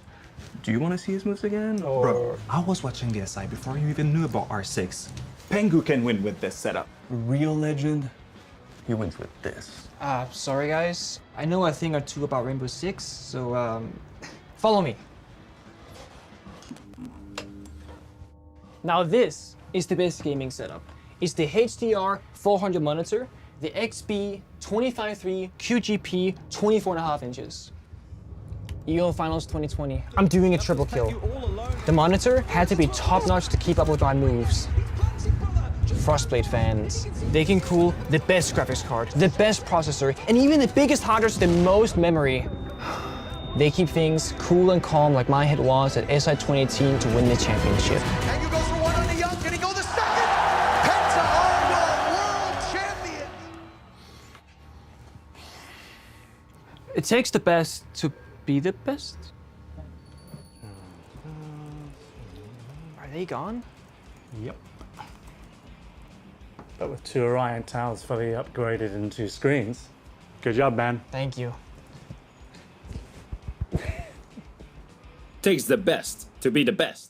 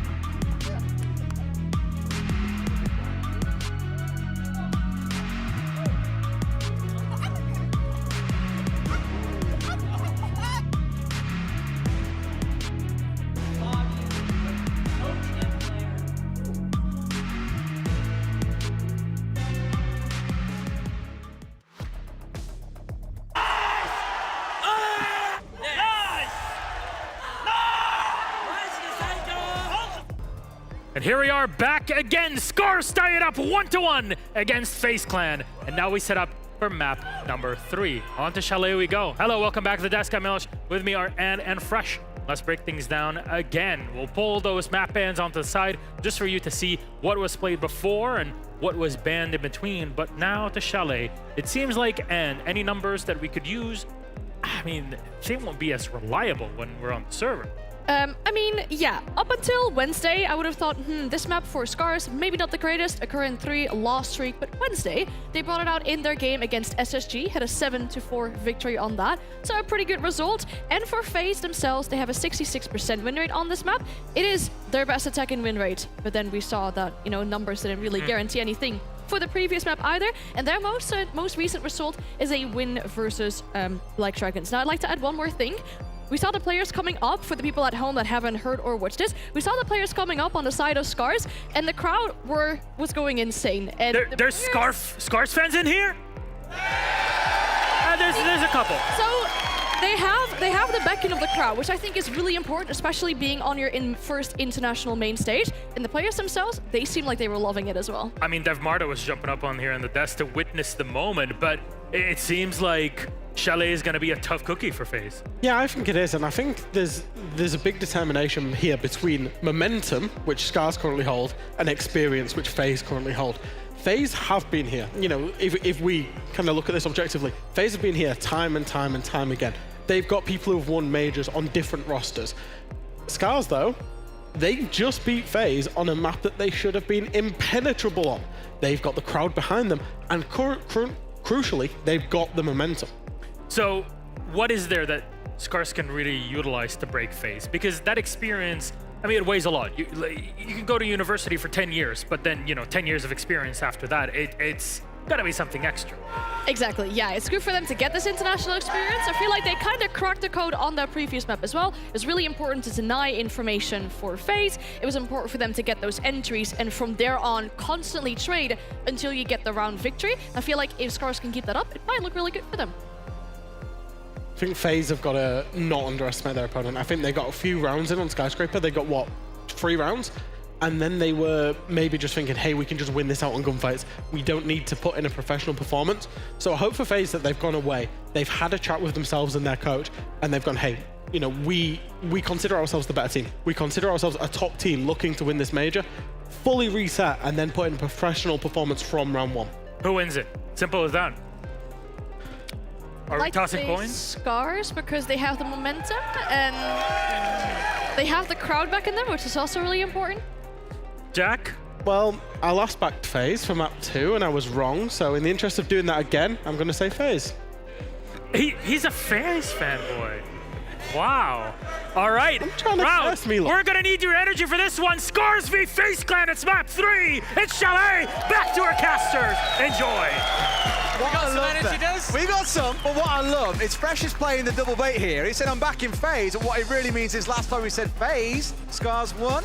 So really is kind of with Scarz. I think Are you with Scarz? Are you with FaZe? There's a lot. Des, I am not a biased caster. I will be fair throughout the game, but I'd love to see Scarz win. I'd love to. At this point, they can win the quarter and go on and win the whole thing. Let's just really raise the roof and cause a little bit of ruckus in their view. Let's see how things get on then. Map 3. I don't think anyone expected us to be here knowing we were going into Skyscraper, but we have made it. And Scarz have got every chance here to set their own destiny and lock in tomorrow's semi-final appearance. Let's not forget, Scarz have already done a job against the big opponent, former world champions, Space Station Gaming here on Chalet during Phase 2. Yep. It was 7-4.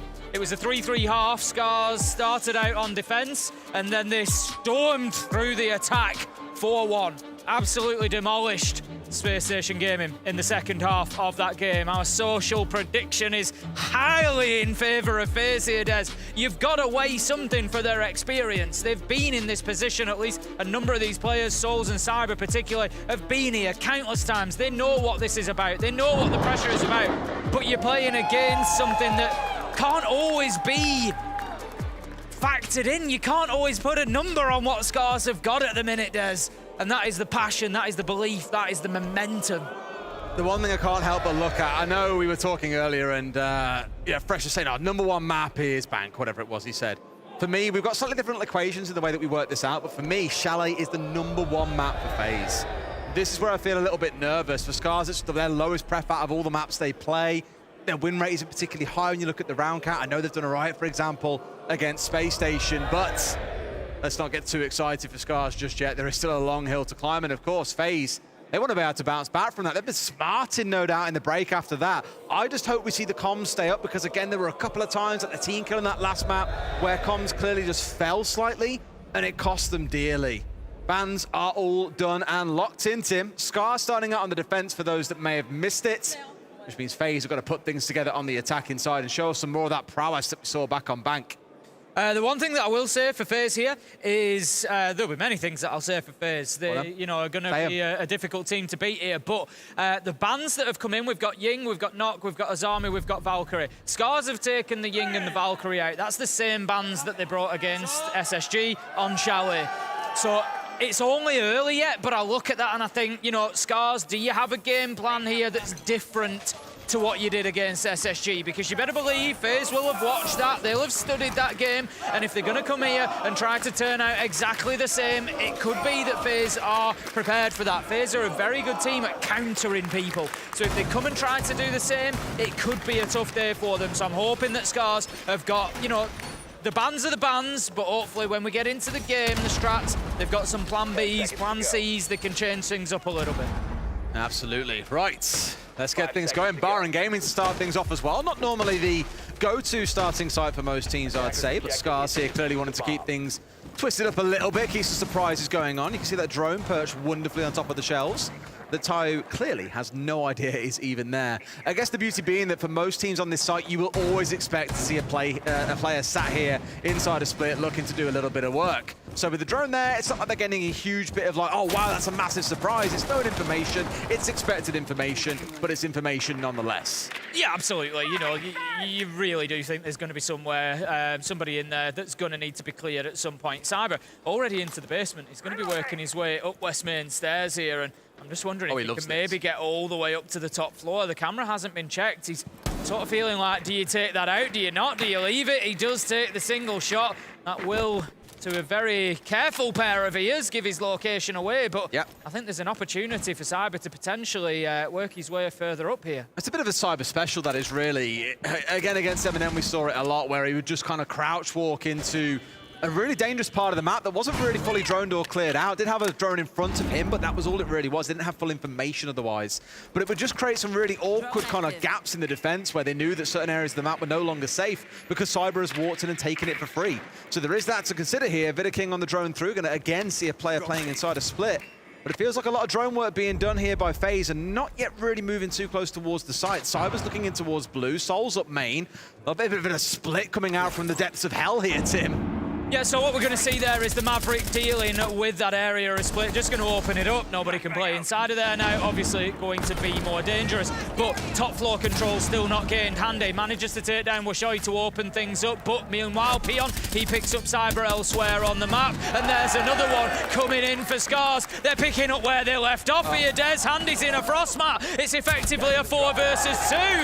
Make it a 4v1 at this point. Scarz starting off strong as Souls finally emerges from the depths, trying to see what he can find. There's one inside his sight, but Rex sat in broad daylight and gets the freebie. Scarz starting strong, and they're loving it. If I'm a Brazilian fan, Des, I'm sat here a little bit worried for FaZe at this point. It's only one round on Chalet, but that's not the overall story that we're looking here. Scarz have come in, they've had a great, but look at this, they've had a great performance on Skyscraper. They've rolled in and taken the first map, and you can see the impact it's having on the players. We've seen games like this, and sometimes teams just kind of fold, and it runs away from them. FaZe really want a round or two here on Chalet as quickly as they can get it, let me tell you that. Just started out so strong. Really, really impressive stuff so far. We've seen more of that across the next couple of rounds, and again, I think I'm with you that FaZe looked pretty broken by that point. See, of course, if we get there. And with the energy, I think, coming out of the players, that's when you see teams are high in energy, it can be risky in some strokes, and this is actually a really interesting conversation I had with Canadian or Troy, depending on what you want to call him. You know top players. I know top players, not a big deal. Just know the first name basis, easy. I had a chat with him once, and I was saying, oh, you know, you've got really quiet lately. We don't see you shouting as much, and that was the great fun that we used to have in Siege. And I was like, why have you gone quiet? And he said, well, some of the younger players especially get a little bit kind of jumped up by that, like they get a bit overexcited, or some of them a little bit nervous at how loud I'm being. And the problem is when your energy is going up and down, you get absolutely shattered. Like, all the energy drains out of you because you're really high 1 minute, you're low the next, and you're back up again, then you're back down again. Some teams prefer to try and keep it dead neutral across the middle, but the thing is, I can't think of a single Japanese team, or LATAM team to be fair, that has ever not maintained 110% energy for an entire map. Yeah, we know that that it's always going to be part of the game plan, and right now the game plan for Scarz is to get a good defensive half on the board. And I tell you what, if I was FaZe, I'd be worried about every attacking round that I lost, because Scarz showed against SSG how good they were on the attack of Chalet. There's just going to be a continued little battle on the bathroom window there, with Cyber taking a little pinch of damage, just chipped away at, is able to send in the Selma charge. This time manages to find Washoy as the challenge continued. You sort of feel like maybe the Jaeger should have held position and could just continue to take and prevent those Selma charges from working. It's just constant back and forth, and this is looking much more like a tour de force from FaZe. 3 kills coming in, but Fishlock has found 2 back and slithered his way back in towards Bathroom here. A pretty precarious position because that starts to give some control back, and Wreckers, no way. They've balanced things back up to a 2 versus 2. That's absolutely unreal from Scarz. Again, something that they have shown us over the last 10 days or so is an ability to fight their way back into these situations. FaZe still have one out on the rappel as well, let's not forget. So effectively, there's somebody in the map on their own at this point that can be challenged in a 2v1. KDS needs to be careful because if he overextends here, his cover disappears from the Solarium window. There's plenty of time for me. They've got to think about Vita King. They wanted him on the cover. What a shot from KDS though. Finds his man and a second. Beautiful double of headshots to take the first round for FaZe. And I've said it throughout the series, but I feel like these rounds will be the defining ones. When it comes down to these big clutch moments, Scarz overwhelmingly have lost out in the Mr. Main frustration. I mean, Fishlock there seemed to have no idea that KDS was inside a bedroom, maybe expected that he'd round off elsewhere. And in case for those of you at home that are a little bit curious, why is Cyber playing Ace? He's an entry and he's playing a support operator? What? It's because the AK-12 is such a good gun. You see players like Doki on G2 doing exactly the same, so don't be too shocked or blown away when you see that. No, absolutely not. I need to be careful of the frost mats. That's a couple of occasions now where FaZe have gone into them. It's a habit I've got myself, to be fair. Oh, you're a magnet to them, Tim. It's one I wish I could shake off, one I wish I could get rid of, but it just tells you the pressure that they're under. You know, it's easy to go into a frost mat, particularly when you're going in through a window, going in through a door. You can look at it and say, players at this level, surely they know they're there. Often they do, but it's just difficult because you've got to go in with your ADS up. You know that you're likely going to be challenged as you're trying to enter the map, and it is easy for those things to slip through. No matter how much you justify it, you are still a plod when it comes to frost mat. I'm really The thing is, mine's never when I'm being challenged. I just walk in. The thing is, you don't find frost mats, they find you. Yeah, they do. They just like crawl across the floor towards where you are, and that's it. Very true. It's funny the amount of times I can be told that there's frost mats in the game. And you still go straight into them. It's because they move, mate. You just don't understand. That's fine. It's fine. All right, let's see how round 3 plays out. Both teams have got one apiece, so there's no kind of late wake-up call for either team. If you recall, the last couple of maps we've seen FaZe go up 2-0. We've seen a tactical timeout from Scarz, and they still go down 3-0. They managed to save one of those maps, but not the other. Here, at least, they got on the board early. So this feels like a bit of a different vibe, Tim. Yeah, it certainly does. After everything we've seen, we are, for all intents and purposes, dead level at this point. You know, it is 1-1, it is one map each. Whoever can get the advantage here on Chalet will be the one pushing through to the semi-final. And I tell you what, Des, just think about that for the Japanese team, the Japanese fans, in a position to push through to the semi-final. What an achievement that will be. Absolutely. Now, a bit of work being done there. And also gets rid of the Selma as well. I mean, the second one should go off here as well, no problem. But a little bit of a kicker burning 2 Selmas to get rid of a window there, and also losing a few of the ex-Kairos on towards the solar wall.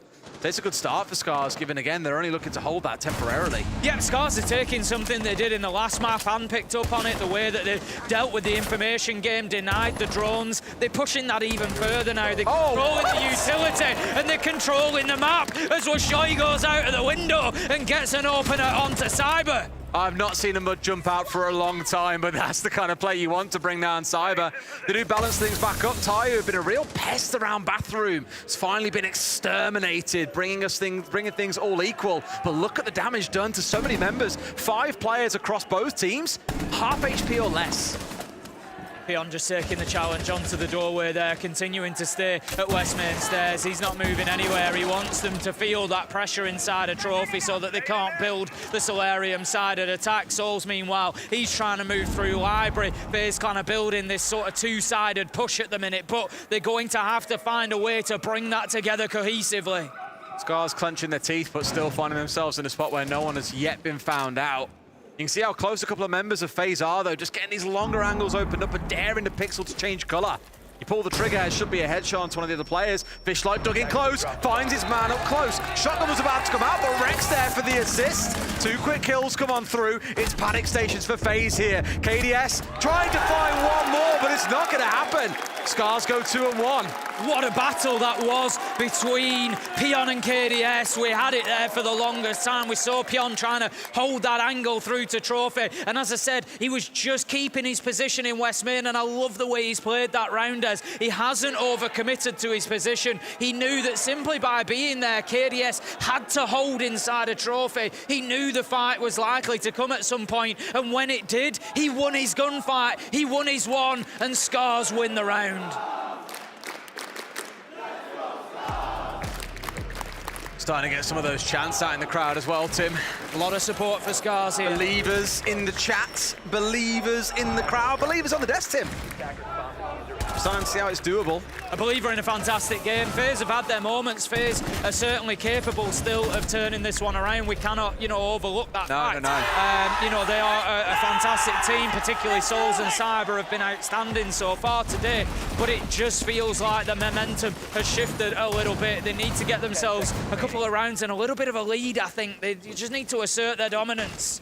I absolutely agree. We've seen this team be strong. I mean, let's not forget as well, 3 roster changes in 2023 so far. It has been a year of transition for FaZe.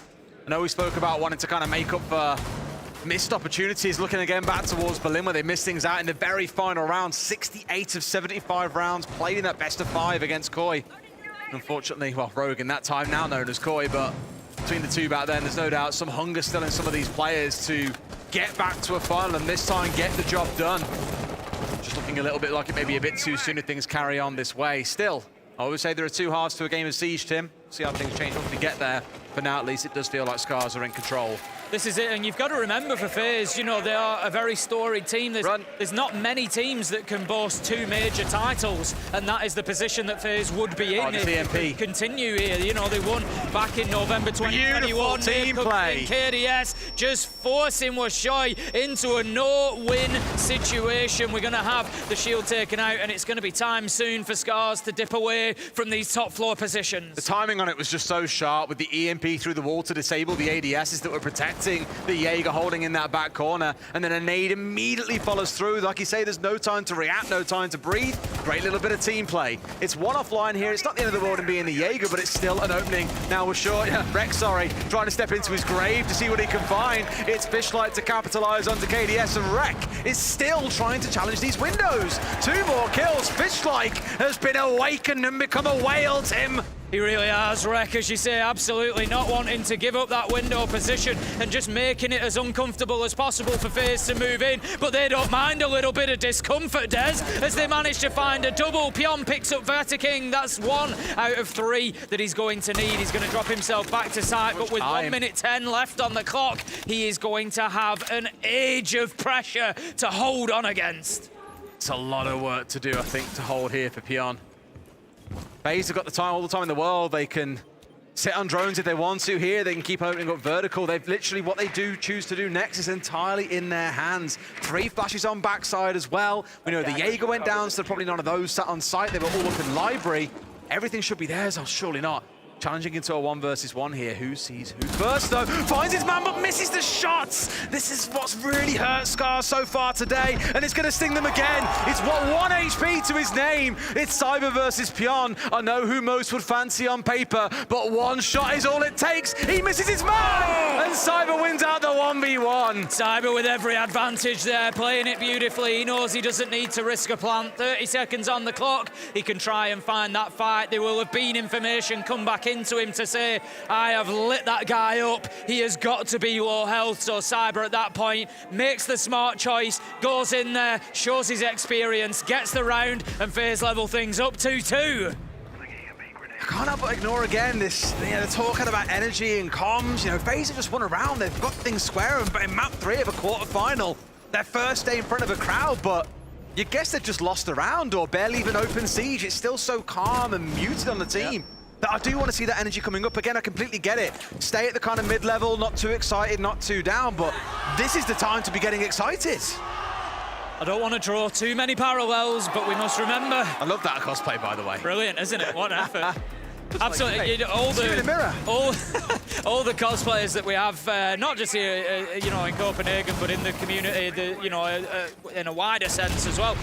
always, you know, they never fail to impress me. No. So much work and attention to detail goes into those cosplays. You know, they really do deserve the praise and the credit that they get because it's fantastic work. But back to this game, talking about fantastic work, we're seeing some on both sides of the table, Des. This is nothing short of the third map that we would have dreamed of between these two. It is 2-2, and as I said, I don't want to keep drawing those parallels to the SSG game, but Scarz started on defense, they went 3-3, they then came and just stole it on the attack, and that's something FaZe need to be aware of. Yeah, I think no matter which way this game had started, you can still be excited about it, right? We spoke about the last two maps being 3-0 before we saw any kind of response from the other side.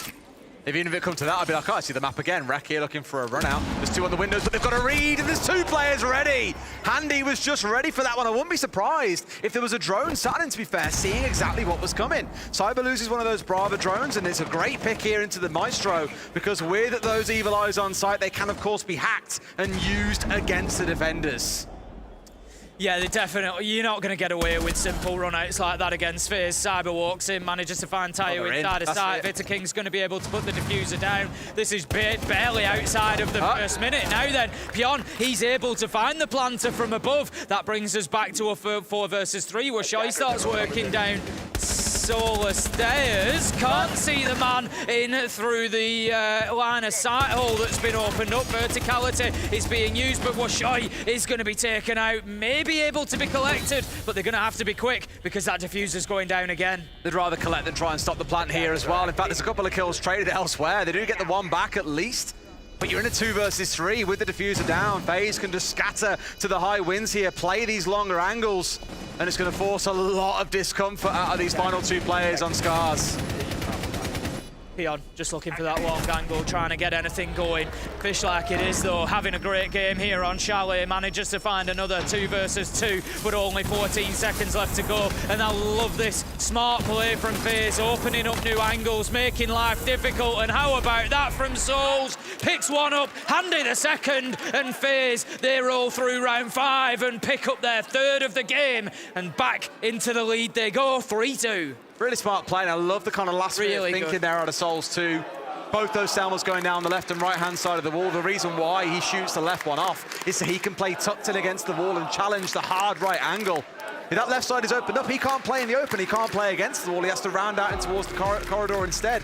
But instead favouring that 2v1 versus through the one single Selma angle was clearly enough. Good read by FaZe there and looks largely in control of this round. I think Rek and Scarz in a wider sense just need to be a little bit cautious about giving FaZe cheap kills like that. You know, they've got one on the run out a couple of rounds ago where Shai managed to get Cyber jumping out a mud window, but you're not going to catch them on a double window rappel like that. FaZe are too smart for that. You know, if you're going for that sort of aggression, that sort of jump out, you're going to have to think outside the box a little bit. It's going to have to be something that's maybe a little less seen. 10 seconds left. Absolutely well. Seeing here, Tim, it's the final round of the defensive half of Scarz. The last chance for FaZe to widen that gap up to 4-2 and give themselves a bit of breathing room going into that second half. It served them well back on back, if you remember, being 5-1 up. It was just too tall a hill for Scarz to climb. Astronaut is going to be that final battleground. Round 6, final defense, FaZe on the attack. Bring the Lion this time, so maybe suggesting they're just a little bit conscious of the movement of Scarz. They took advantage of it last time, Des. First minute walking into sight, you know, Scarz have been playing a little bit light inside of sight. They've been wanting to get out. Light in sight, Tim. Light in sight, Des. They've been wanting to get themselves out around the map and to challenge everywhere that they can. But it is meaning that there's an opportunity sometimes. There is a window for FaZe to be able to push in a little bit more directly. And I think the Lion brought along as well. It's just going to help them to do that because as soon as they make that decision, they can prevent the rotation back to side. I was talking about this a fair whack earlier. It's just one of the go-to operators for FaZe. That, the KB, the Monty, sometimes Ying when available, they'll play it too.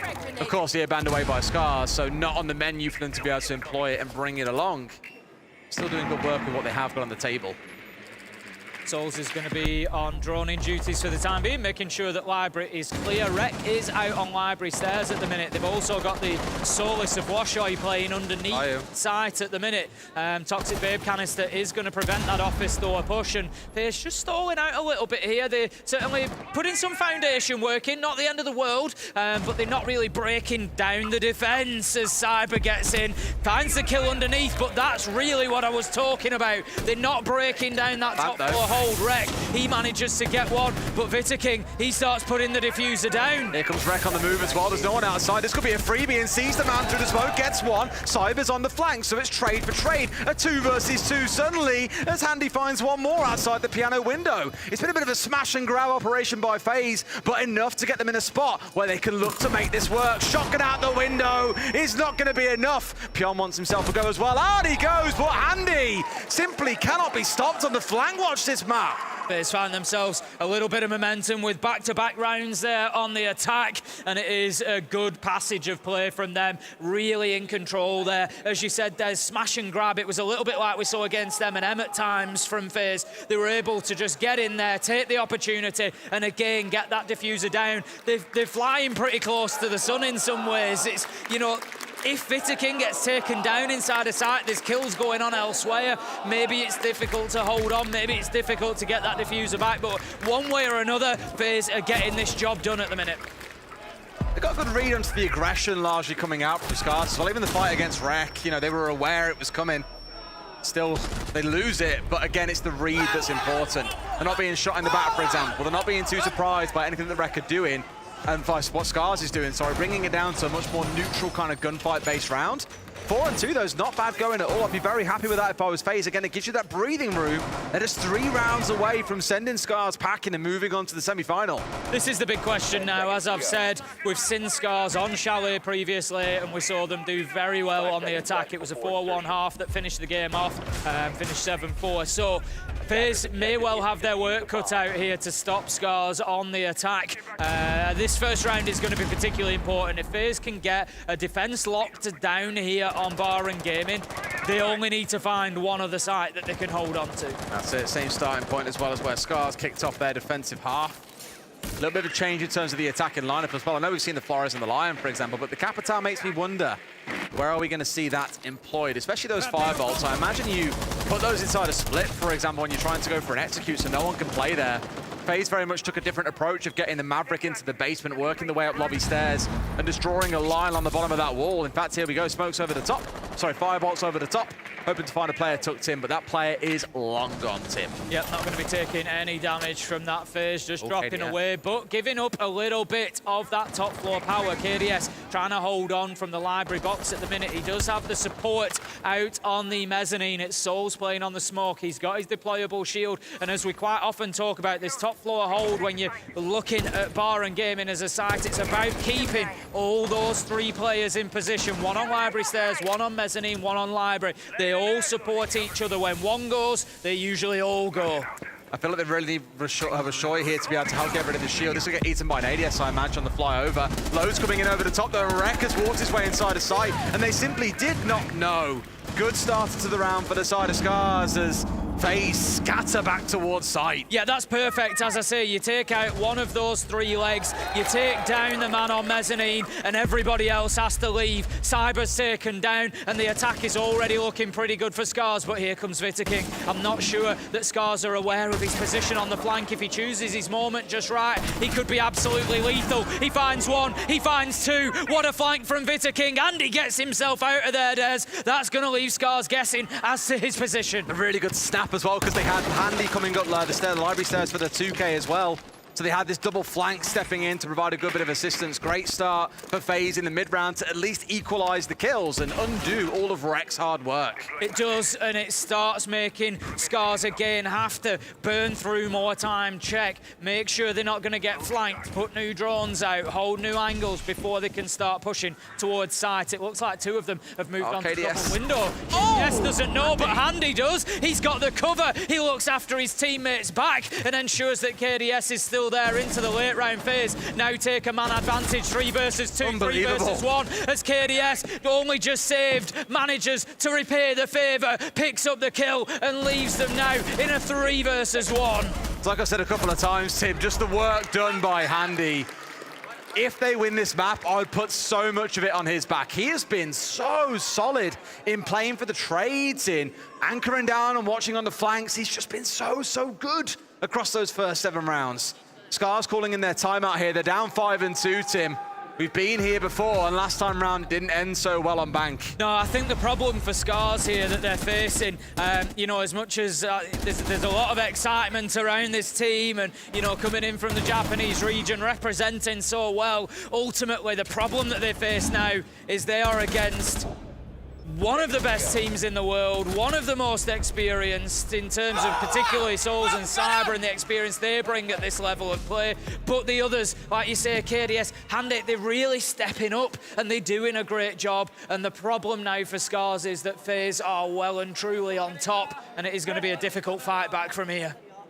So it looks like the coach has got a lot to say, and the boys are all weighing in as well. Spirit's still high. Gonna have to be some big words. Yeah, Pion there in the middle of the team trying to keep the team high because they know that it's a very tall hill to climb, as I've said a few times now. Down 3 rounds, 1 more for FaZe, and you're staring at a 4-round comeback. They may have pulled off 6 in a row on the previous map, but things feel a little bit different. Looking at the FaZe players there, they seem pretty relaxed as well, don't they? Should you know, be. smiles, they know they've got their advantage now. And I think they'll feel confident on the defense. Like I said, by getting that first round in round 7, they now only need to find 1 more site. They know at a later point they can go back to Bar and Gaming, so let's assume they're able to win that site again. They only need 1 more round win somewhere, and that's the way that FaZe are going to be feeling at the minute, I think. All right, then, straight down we go into Snowmobile Garage. Didn't see this in the first half of the map, so FaZe brings something a little bit new. And Tim, I know you are deeply passionate about this site. Well, I've become less passionate recently because the things I was getting... Reignite that old passion, The things I was getting significantly annoyed about have largely changed because teams have looked at it and they've changed how they defend it. So in, I won't say the old days, it wasn't that long ago, but we used to see this site defended pretty much as a turtle site. It was everybody on site, and it used to frustrate me when teams locked down that hatch and gave teams the opportunity to just open up trench wall, open up west main wall, get in and get the diffuser down, and it was too easy for teams to do that. We saw a change whereby defenders started getting out into the map, and that's what we're seeing here. You know, get yourself out into the map, force a full map clearance, force that time to burn down. I think they've actually left part of trench wall soft as well. Yep. They've played the extension out with the deployable shield, so you're not giving access to that plant spot inside of Wine, and you just make life so much more difficult for the attackers to get in there and think about and execute. So I love this setup from FaZe. You got it spot on what I was about to talk about as well. This man on your screen right now, Soul's playing in the trench extension. And who else would you want there? Oh yeah, tell me about it. I mean, there's a few players that have played this sort of position, a few teams that have tried to venture with it, and we've seen some real wars over trench as a result. Loads of nades going in, lots of like smoke canisters coming out the other side, shotgun blasts over the top. Because it's so tight and packed, and it does become just that, a real battle. So we'll see if that weighs into things later on. For the most part, Scarz are trying to work top down here, so not too concerned with that trench hold. Handy just pinging that pre-placed nitro so that his teammates know where it is and they can feed the information back into him if there's somebody on the attack in place to be hit by that, and he can just pull the trigger. More great team play from FaZe. We've said it a number of times throughout the matchup today. It's been one of their major strengths. The way they use intel, the way they drone for each other, and the way they play off each other as a team has been great. Are working their way in towards this north side, though, so we'll have to come face to face with Souls at some stage or another. Whether or not it's onto this trench door, which it looks like it's going to be. I just feel like they've wasted so much time trying to work their way top down here that they really haven't given themselves enough time to rotate the right players over, clear through the jammer, clear through the ADSs, get rid of the shield. There's just too much going on, Tim. It's the beauty of the extended hold. There is just so much to do. Souls ultimately is going to lose his shield. He's not going to lose his life, though. He will send in the Toxic Babe canister and just keep burning time. That's what Souls is here to do. He just wants to hold them back hold them at the threshold, don't allow them to push in and pressure site. First kill comes in, it's Washoy taking down Souls, but KDS, he's there with one of his own. 3 versus 3, as this is turning into a basement bloodbath, Des. They haven't got hatch control, Tim. There's 2 players here ready to challenge for it. They've read Scarz so well, and Scarz, I think, even in the 3 versus 3, are destined to lose this one. Tayo pushes in, he's coming for a 1 versus 1, but it's the Cyber slaughterhouse as he drops the hatch and downs 2. Tayo can do nothing but look on as FaZe move up to match and series points. It just feels at the minute like Scarz has stood at the top of a slippery slope, and they are moving down it at speed now as FaZe just take round after round after round. However this goes, you know, those guys can be proud of their performance. They've shown up, they've done fantastically well. What a game they've made of it, but they're going to have to show up doubly well now. There are no more mistakes from this point out. They have got to get this back to back to back to back to keep themselves in things here. Still a lot of support for the Scarz team. Still a lot of those in the crowd that want to see them pull this one back. I mean, I'm never going to say it's impossible. We all saw how Skyscraper played out, but it's just this drop. Double kill Cyber, man. Just decimated them, and again, Really did. it feels like every time Cyber is in a gunfight, Handy is not too far away. He's just round the corner, he's ready to swing and make it a 2 versus 1, or in that case, a 2 versus 2. I know a lot of the limelight goes on to Cyber for the plays that he makes, but for me, again, Handy has been by far and away the MVP here on Chalet. Yeah, great play so far. It helps that he's got 11 kills. 11 and 4 is never going to hurt. No. 11 and 4 is never going to hurt. It's not just the stats for me, it's the positioning, it's his involvement. He's just always in the right place at the right time. It's beautiful to watch. Well, this is it, Scarz. 4 rounds in a row, or that will be the dream over, unfortunately, and FaZe will continue on into the semi-final, which I'm sure they'll be absolutely ecstatic with, and you can't argue, really, Des, that they don't deserve it at this point. You know, both teams have really earned their place if they were to go through, but FaZe, after what was a bit of a battering over 8 or 9 rounds between 2 maps, have really fought their way back into this with a real passion. Exactly that, right? Exactly that. You can't say it's not deserved. Brett goes down. Washoy just kind of flip on a dime and get at least a kill back. But it's going to say, screw you, Rek. We're winning the round, man. We're all the way in. 2 players have gone down here. Really, they need to get recovered. And really, this is karma for Washoy for opting not to try and get Rek up. It's basically a 3 versus 3 for now, unless someone can save these 2 players. But they might have to press on without them. You say Washoy maybe not in a position to be collected. Tayu moves across, but there is a shield blocking his path. 2 versus 4 though, as kills start to come in, but FaZe managed to find at least one of those downed players. They get Rek. 3 versus 2, but you've got to look at Rek on low health there. No. Not going to be easy, surely not going to give away a freebie, they will. It's 2 versus 2, Des. They've still got so much time to play here. There's really no need to rush. And as I say, that Tayu just goes in for the gunfight. Finds Veto King in the 1 versus 1. It's KDS facing down against these last 2 players. He wins just 2 more gunfights, and his team have done it, and they make it on through. Yeah, just getting on the drones. I like this from Scarz. It's smart. They're not getting too wrapped up in it. 1 minute 20, plenty of time. KDS knows that he's round the corner, but he can't find the kill. Takes No way. damage. Flips to the bailiff and takes his man down. It's 1v1. He knows he's got diffuser, but no! He doesn't need to peek. He does. And Tayu manages to find the kill and keeps Scarz fighting for another round. I really thought then when he won that first kill in the 1 versus 2 that he'd get the next as well. Just couldn't do it the whole way. Still lots more to bounce into here, it feels like, as well. But we'll see if they can do it, Tim. 3 more rounds to go. It is. I mean, he had the diffuser down on the ground there. It was a tough one because, you know, he thinks obviously somebody's following in, so you have a look, you see if you can get that final kill. Maybe you can stay around the corner and wait for that audio cue of somebody stepping onto the stairs, but one way or another, he had to go for it. I can't really criticise him for that. And ultimately, it's Scarz that are able to pick up what was a hard-fought round there. KDS just such low health. You feel if he doesn't lose quite so much HP in that fight, then he's got a much better chance. But ultimately, Tayu gets the job done, and Scarz, they find themselves at 3-6. Problem is that, Tim, as you said, they've got to rotate through all these sites here. Really, FaZe get the entirety of the choice. They can choose where the battlegrounds are going to be in these next 3 rounds. And to make things even more difficult, we're seeing that mirror brought out. This was a real headache operator when they played it against M&M. just frustrating as all hell to break through if you're playing it correctly, and these boys seem to really have a good feel on it. No things like a mute on side though to help deny it being blasted away. So there's at least something for Scarz. The problem being here that you've got to be able to then deal with players that can step into good positions to spray any X-Kairos off that mirror window, for example. So we'll keep a close eye on how Veto King holds it. Here we go then. Scarz, they continue the run back.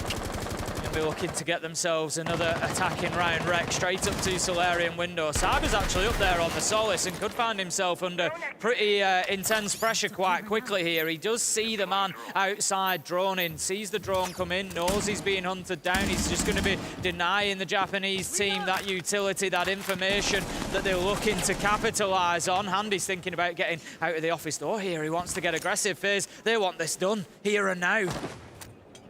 Trying to catch out Handy. He may have been trying to get cheeky onto the doorway, but not to be found. We saw this earlier on as well, because I think it was Fishlike who was, it wasn't Fishlike challenging, sorry, I think it was Rec trying to swing onto this door earlier, and it was Cyber who managed to down him as he tried to push his way out through the double door to go for an early kill. So still the same places being fought over, just obviously with the team switching sides, things look very different. What a time, C4 as well. That's Rec. What a player to find. That could be the first step of the end as KDS, he manages to find Fishlike, but Tayu says we're not quite done yet. And Scarz managed to find one back. There's another challenge on the top floor. Handy taking damage, Tayu as well. He knows where the man's located though, and the arrow could do the business. 3 versus 3 as Pion picks up KDS, and Scarz again, Des, dig their heels in, and they fight their way back into this one. Problem is that firebolt's just not deep, it's not shallow enough, it's far too deep to not then connect onto a player. All FaZe have got to do is just plant their feet for now and wait for them to come pushing. They vault in towards the piano window. This is where the move begins. And Washaw is looking completely the wrong way. Gets down as well. There's only one left. It's Pion staring up against 2. And Veto King runs for the high win, but he's got his back to him. Misses again. Another crucial firefight. There's only so many times we can say that in this series, Tim. You cannot let these situations go. I like that FaZe with getting a little bit wrapped up in the gunfights then. They were 2v1, but what they've done, they've dropped themselves away. They've obviously had that call to say, calm it down, we don't need to aggress this. The time is on our side, manpower is on our side. We need to fall back and use our defenses here. We need to take advantage of the utility that we've got. Pion, he's trying to get anything he can going from above, but he is at some point gonna have to push down into sight. That's it, he's expecting players to still upstairs, but there is no one up here. They're down on site, my friend, and they've got the most default positions in the world ready to play with here. I don't think he's got time to really work his way down library stairs. He's going to try his best. And Veto King is here ready and waiting. All he's got to do is let the time run out here. Veto King stems out. And FaZe, they take the win on Chalet to move through to tomorrow's semi-finals. What a fantastic performance from the Brazilian side, entertaining throughout. They were pushed during the middle of that game by an impressive Scarz side, but ultimately experience comes through. They buckle back down, they got the job done, and FaZe pushed themselves through to a semi-final here at the Copenhagen Major. I think there are many people who are staring at it and just saying, looking at it, it was a 2-0 to FaZe at the start. The fact that Scarz have given us all 3 maps there has made it more than worth it. You've got to give a shout to the Japanese side. They've got themselves through. They came straight into phase 2, which was a fantastic qualification for them. And then they were able to push into the quarterfinals, put themselves here on the main stage. But ultimately, they just came up against a tough opponent today with an impressive phase side. But what I do love, Tim, is what I've already said before about Scarz, the departing team. It's nice to see a new team from the Japanese regions. Yeah, absolutely. We love the new names. Not just in this series, but across it all. Again, Rec, for me, has been a real dark horse in this competition. Really showed himself up. I think a few of the players on the team have also played excellently. And given this is their first appearance on a stage like this, who knows what the future holds for them? This is exactly what I said, you know, earlier in the game. It's what I was trying to highlight is that, you know, Rec now, and sorry, the rest of Scarz, they come back in future. They've been on the main stage. Oh, wow. They, you know, maybe not playing with the nerves, maybe not playing, you know, they've got the experience, and it is going to be invaluable to them, not to mention, you know, I'm sure the lessons that they've taken. But, you know, how much is there to learn from a team like FaZe? It's just an infinite pool, really, isn't it, that you can pick up from them? Pion is loving life. Absolutely look at I love it. Well, let's throw down to the stage where Ian is ready for an interview. Yes, thank you very much, Is and Des. commiserations to Scarz. They were definitely the fan favorites in this one, but massive congratulations to FaZe Clan, our first semi-finalists of this major. I'm, of course, joined by Cyber and our translator here, Jonas. Cyber, first things first, you make it to the semi-final, but it wasn't easy, was it? Vocês conseguiram entrar no semifinal, mas não foi fácil, né? Foi jogo bem difícil, a gente sabia que eles eram um time muito forte na parte de skill, eles aproveitaram bastante essa parte, então acho que essa foi a parte mais difícil aí. Eles surpreenderam bastante também, entrando muito rápido no mapa, e isso foi a parte mais difícil de jogar contra eles. So this was a very difficult match, very good team, very good effort, but we managed to turn it around and get a good team spirit on and win the match. I mentioned that this was a fan base here that were very much behind Scarz. How much of an impact did that have on you sitting in the server? Então aqui na torcida tinha muitos fãs torcendo para Scarz. Como isso fez você sentir jogando? Bom, eu acabo não sentindo muita coisa não, porque eu acabei jogando bastante LAN, então joguei contra até a própria Rogue na Berlim lá, foi bem difícil aguentar a plateia, mas é isso. So you will now face the winner of G2 versus Liquid, two formidable opponents. Who would you rather face and why? Então agora vocês vão jogar contra o Liquid ou G2. Quem você prefere encontrar no semifinal? Não tenho preferência, mas seria bem legal se tivesse o clássico aí fora do Brasilzão, e acho que vai ser uma grande partida dos dois times. Okay, all right, last thing I want to say. Feel free to say whatever you want to your fans back home into this camera in Portuguese. Salve galera, muito obrigado por quem sempre torce pela gente, estamos aí dando o nosso máximo. Hoje a gente aconteceu alguns deslizes, mas sempre acontece, então a gente sempre leva como aprendizado. E é isso, vamos pra cima dos caras. Obrigado, amor. Meu filho também que tá lá em casa. Beijo pra vocês e FaZe up. Jonas, just can you tell us a little bit about what he said there? Well, he said, thank you for supporting us, thank you for watching. It's a pleasure playing for you guys, and you make this a great event. Amazing. Give it up for Cyber and FaZe Clan, ladies and gentlemen. Thank you very much, Jonas. What we're going to do right now is cross once again back over to our amazing desk to pick apart our first quarterfinal. Milos, take it away. Thank you very much, Ian. We have our victors, FaZe Clan, have taken the game. Scarz, I know, we're all looking behind them and seeing, oh man, can they do it? They were so close. But still, our victors are set though, going up against the winners of G2 versus Team Liquid. Welcome back to the desk. I'm Milos the Medic, your host. With me are Anne and Fresh. And here we have finished our very first game. But in Copenhagen, we're also joined by an ex-world champion among the viewers here. Shate is with us today and will be through this weekend, so I'm very excited. Big shout out to all the fans that are joining us, and of course, many of them were players at some point in competition. But here we are. What happened on Chalet? It seems we're all behind Scarz. We're talking momentum and then it just fell apart. I feel like there was a really big statement made in the ban phase to start out with. Rex Knock got banned, which does not really help in regards of trying to figure out backstabs, what we do see coming out from Rek quite often. So the start for FaZe, maybe a little bit shaky. There were some frost traps that they seem to be struggling with, which doesn't really help your momentum, doesn't really help your confidence. But I feel like Scarz had that confidence. They were really seeking for those entry engagements, which really helped them on that second map. But this time, for example, Washoy was engaged in the first opening engagements, but more so negative than positive. So you start the round already on the back foot. I think FaZe started off well, you know, on the defense, especially this round here, this round 5 that you see in terms of getting that plant. They got the plant down before they'd breached and then managed to play a post plant well, and the round 6 playing the post plant of Master well. They looked for those planting opportunities on Chalet. They got a 4-2 split, which it isn't expected, but FaZe are more known for the defense. So as soon as it was a 4-2 split, you felt very comfortable. And I thought for the side of Scarz, they did very, very well in the early round to take the initial map control. That's what they were going for, you know, when they were jumping in library and taking library, when they were trying to hit the basement, as we've just seen on the highlights there. The problem is they weren't fully taking the map control. They were just trying to take segmented rooms, and then FaZe were just calculating their time to aggress in and get in the right moment, coordinating that, aggressing back in, and recovering the numbers advantage. And I think that's where that little bit of experience came in for FaZe that got them over the round in got them over the line in a couple of rounds. I mean, there's players on the side of FaZe as well. If you look at it, we were talking about Cyber in advance of this game, we were talking about veto in advance of this game, but in this map specifically, it was more so KDS and Handy that both really stepped up, got those multi-kill rounds that were really important, a big flank coming out from veto as well, also to break kind of the momentum and confidence on the side of Scarz, and just FaZe winning 5 rounds in a row for themselves, it kind of brings back that momentum too. Yeah, and in the end, we had great performance from all players really at FaZe Clan, but a couple that were hiding away and getting those oh so important kills. Handy and KDS really popping off in the map that really mattered here, Fresh. Yeah, we haven't spoken about them, so much. We've done a lot of talking about pretty much everybody else on FaZe today. But I thought there were a couple of really smart pickups. Obviously, they are reasonably new into this FaZe roster. They did very, very well on Chalet. KDS is a former major winner himself when he won it with Team 1. So, I think FaZe have recruited smartly, astutely. I know it was a big culture change, a big change of people. It's nothing like the FaZe that won in Yavla. Obviously, there's only 2 players on there. But bringing in Handy, bringing in KDS, it's not like they were bringing in absolute newbies.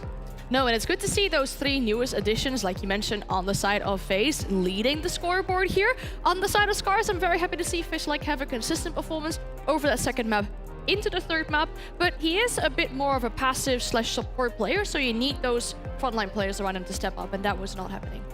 So I think all in all, we're very much excited to see Scarz competing again in the future. Yeah, definitely. I mean, I think the crowd is as well, the way they were backing them, and the way the players were loving playing on the main stage as well. Even despite losing, they were just going out their mind, making signs to the crowd and just having a good time. I mean, it broke everybody's mind to not have CAG here. I know. I think if you would have offered Scarz before this tournament started, they came in as a FaZe 2 team. If you would have offered them, you make main stage, you go 2-1 with FaZe, it's a very close game, but you go out of the quarterfinals. I think that's expectations met, exceeded. Yeah. Even, to be fair, for this Scarz roster. The only way they know, generally domestically, has been up. They're now on the ladder internationally. I have no doubt we're going to see them back. Got to start feeling even worse than for all the teams in Japan that are thinking, oh, we have to deal with this later. Fnatic already had their rough time, CAG, etc. A lot of things to think about and really to look forward to in the Japan League later on in this year to see who qualifies for a 2nd major later on in 2023. That was match number 1. FaZe Clan have gotten their win. We'll see if it will be Liquid or G2 to face off against them. Though, with game 1 done, thank you very much, Ann and Fresh. We'll take a quick break. When we come back, it's game 2.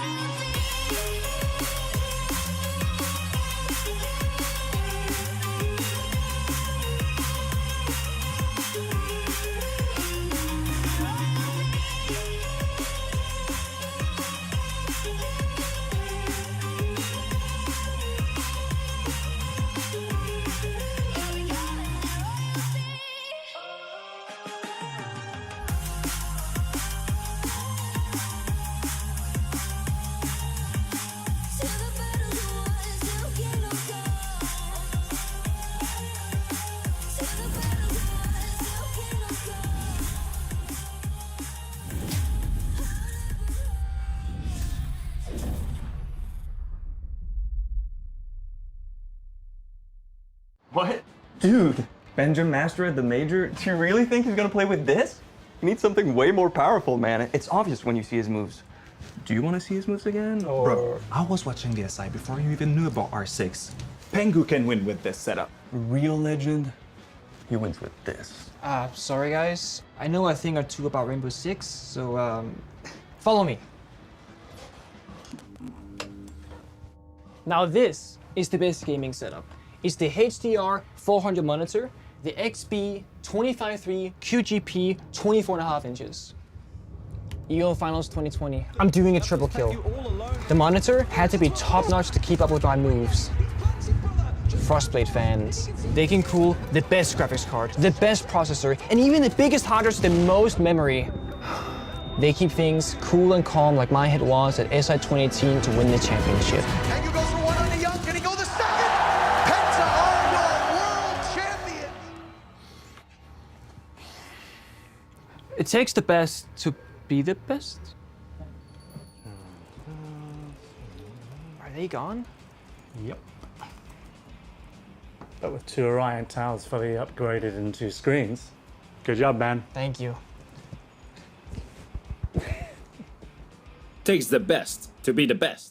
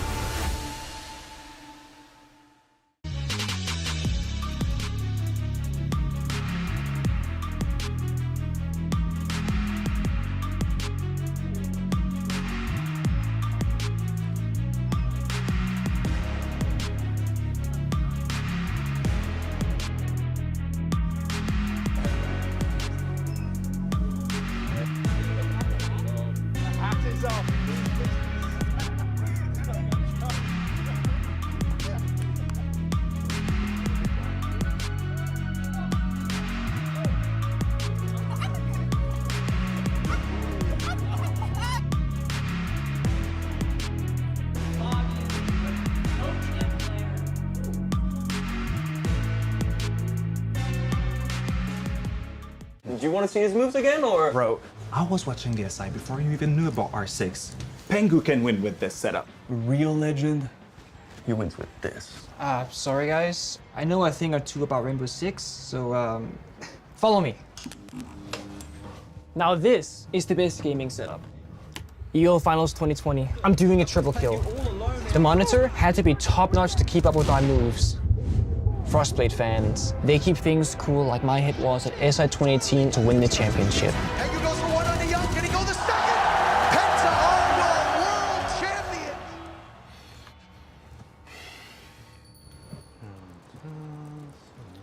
Are they gone? Yep. But with 2 Orion towers fully upgraded and 2 screens. Good job, man. Thank you. Takes the best to be the best.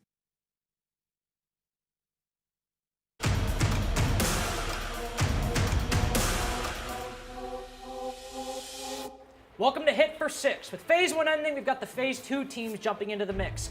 G2, the world champions on one side, and on the other, Virtus Pro. I'm gonna be so good at this game, by the way. I will beat you. No. We're testing the team's map knowledge. We'll have an image from a room within the game on a specific map. It'll start zoomed in and slowly pull out as the time goes on. The first team to hit the buzzer has an opportunity to guess, but if they guess wrong, the other team can jump in. They have an opportunity to get it right or wrong. So let's begin. Start revealing the image. Image number 1. We need to call the room, right? Call the room and the map. G2 have pressed their button. Doki and or Fabian, one of you two, whoever's the brains. Okay. We think this is Skyscraper. Okay. In barbecue. I can confirm it's Skyscraper, but unfortunately it is not barbecue. All right, now we'll fully reveal the image. You have an answer? We call that spot sushi in our team. Congratulations, VP. You've got the first point. You got the first image right. Wait, you said that you smashed us so hard. You're gonna get smashed. Oh, okay. This is what happens. We will wait, we will wait. You're gonna get smashed. All right, so we've got image one done. We'll move on to the second image. Again, look closely. Make sure you're waiting on that buzzer. Make sure we get the right answer.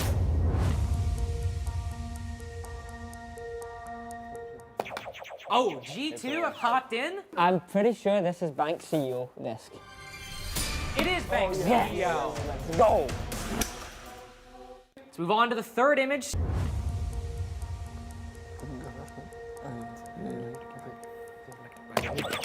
Ooh, G2 just in the nick of time. Guys, I'm sorry. Skyscraper. I'm sorry to do this to you, but that is Bank Electric.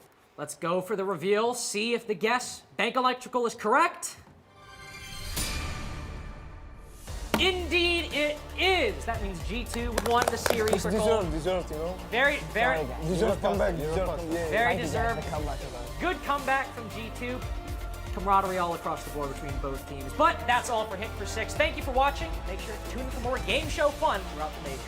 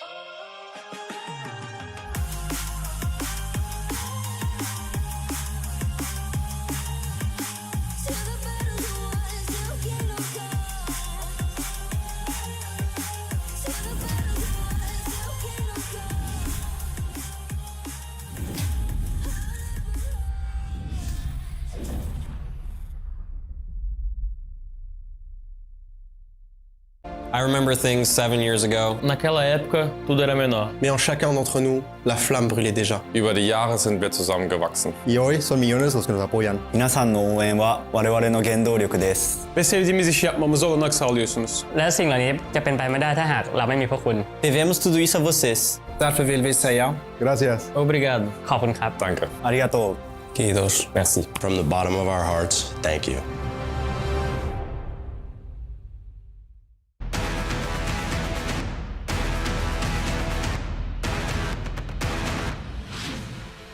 Welcome to Hit for 6. We've got the Soniqs, a kind of NA team on one side, and the Wolves, a fully U team, on the other.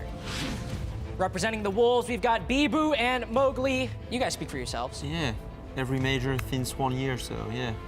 We are good at games, and we'll prove it today. How many times have Wolves beaten me? Little humble brag right there. Not so humble brag, actually. Now, I know the Soniqs, last time you played the Wolves, you came out ahead in a best-of-3, but let's see if you can take them down in a reaction challenge today. And in this game, one of these teams will be the fastest. You guys have 30 seconds, but at 15, you gotta swap out. And Bibu, you'll have to finish the remaining time on the clock. You two ready? Ready. Okay? All right. 3, 2, 1. He's prepped. Go! There we go. All right. So he's not employing the strategy. C'est trop dur ça. Oh. He's so slow, bro. All right. 3, 2, 1. Swap. Oh! A little bit of a messy transition, but they worked it out. I like the pose. Yeah. He's entered crab position. 5, 4, 3, 2, 1. Mais t'es trop proche. Time out. 35. A little bit of trouble there towards the end. Little shaky. But let's see if they can beat 35. Soniqs, now please take their place at the board. 3, 2, 1, go. All right, he's got his pose. We're on our way. Go, Ghana. Go, top right. Oh, bottom right. Top left. Bottom right. It's okay. 3, 2, 1, swap! Oh, he's moving. He's grooving. Bit of an off stance. Oh! Getting close. Almost there. 35 to score to beat. He's got to find it. Boom! He's made it. It's a victory lap at that point. 39 by 4. Well, with a beautiful score of 39, Soniqs, you have taken the victory, but that's it for Hit for 6. Thank you for watching, and make sure to tune in for more.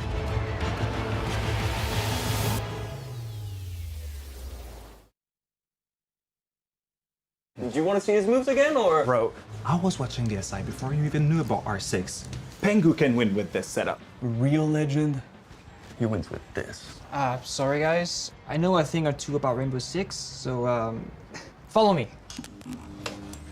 Now this is the best gaming setup. EO Finals 2020. I'm doing a triple kill.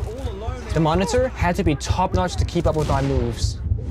Frostblade fans, they keep things cool like my hit was at SI 2018 to win the championship. Pengu goes for one on the young. Can he go the second?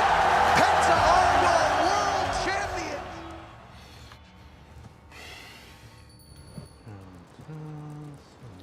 Are they gone? Yep. But with 2 Orion towers fully upgraded and 2 screens. Good job, man. Thank you. Takes the best to be the best.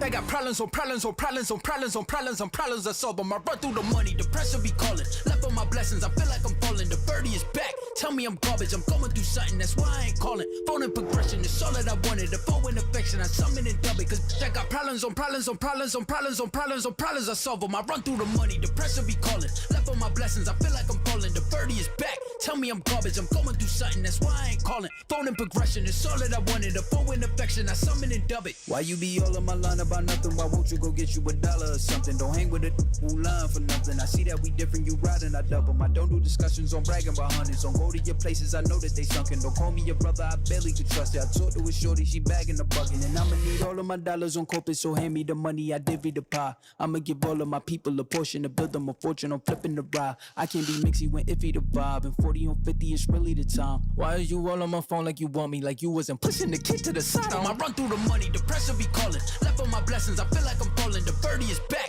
tell me I'm garbage, I'm going through something, that's why I ain't calling.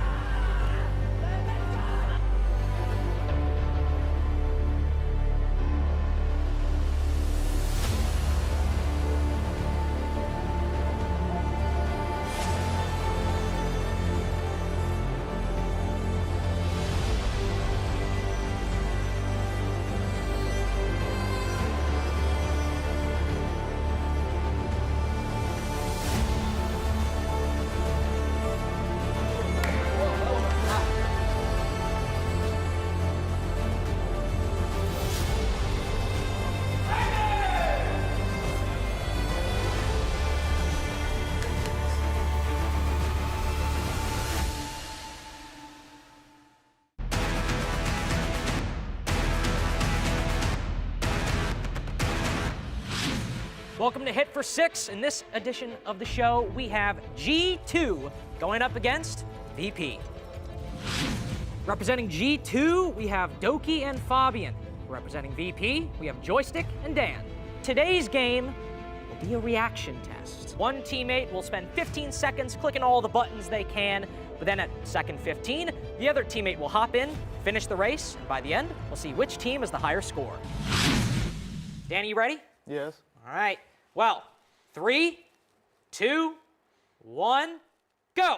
He's already missed one. This is not a good omen. It's gonna be easy. He's reacting. Going a little slow for a man of his age. They were way faster when I was a player. Joystick might have to do a little bit of a catch-up. Oh, he's panicking. 3, 2, 1, switch! My Joystick's got to hop in and salvage it so far. And I'm sorry to say, a little slow, unfortunately. Oh, but Joystick's killing it. Oh, this dude's moving. Oh. Reached 30 now. 3, 2, 1, time. 33 is the score to beat. With Virtus Pro done, we'll be moving on to G2 to test their time. Fabian, I know you are rearing to go. So, in 3, 2, 1, begin. All right. He's struggling to look.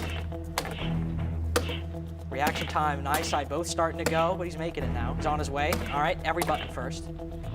3, 2, 1, switch. Crisp 15. Remember, 33 is the score to beat. Letting some buttons slip by. Time dwindling though. 10 to go. 9 now. 5, 4, 3, 2, 1. Time! You're so bad. You know what the problem is? I need to stand further away. Yeah. The same with them. That's the problem you have. Unfortunate 31 is, of course, less than 33, and that means VP are our winners. Dan and Joystick, a little bit faster on the reactions. But that's it for us at Hit for Six. Thank you for watching. Make sure to tune in for more fun Rainbow Six content.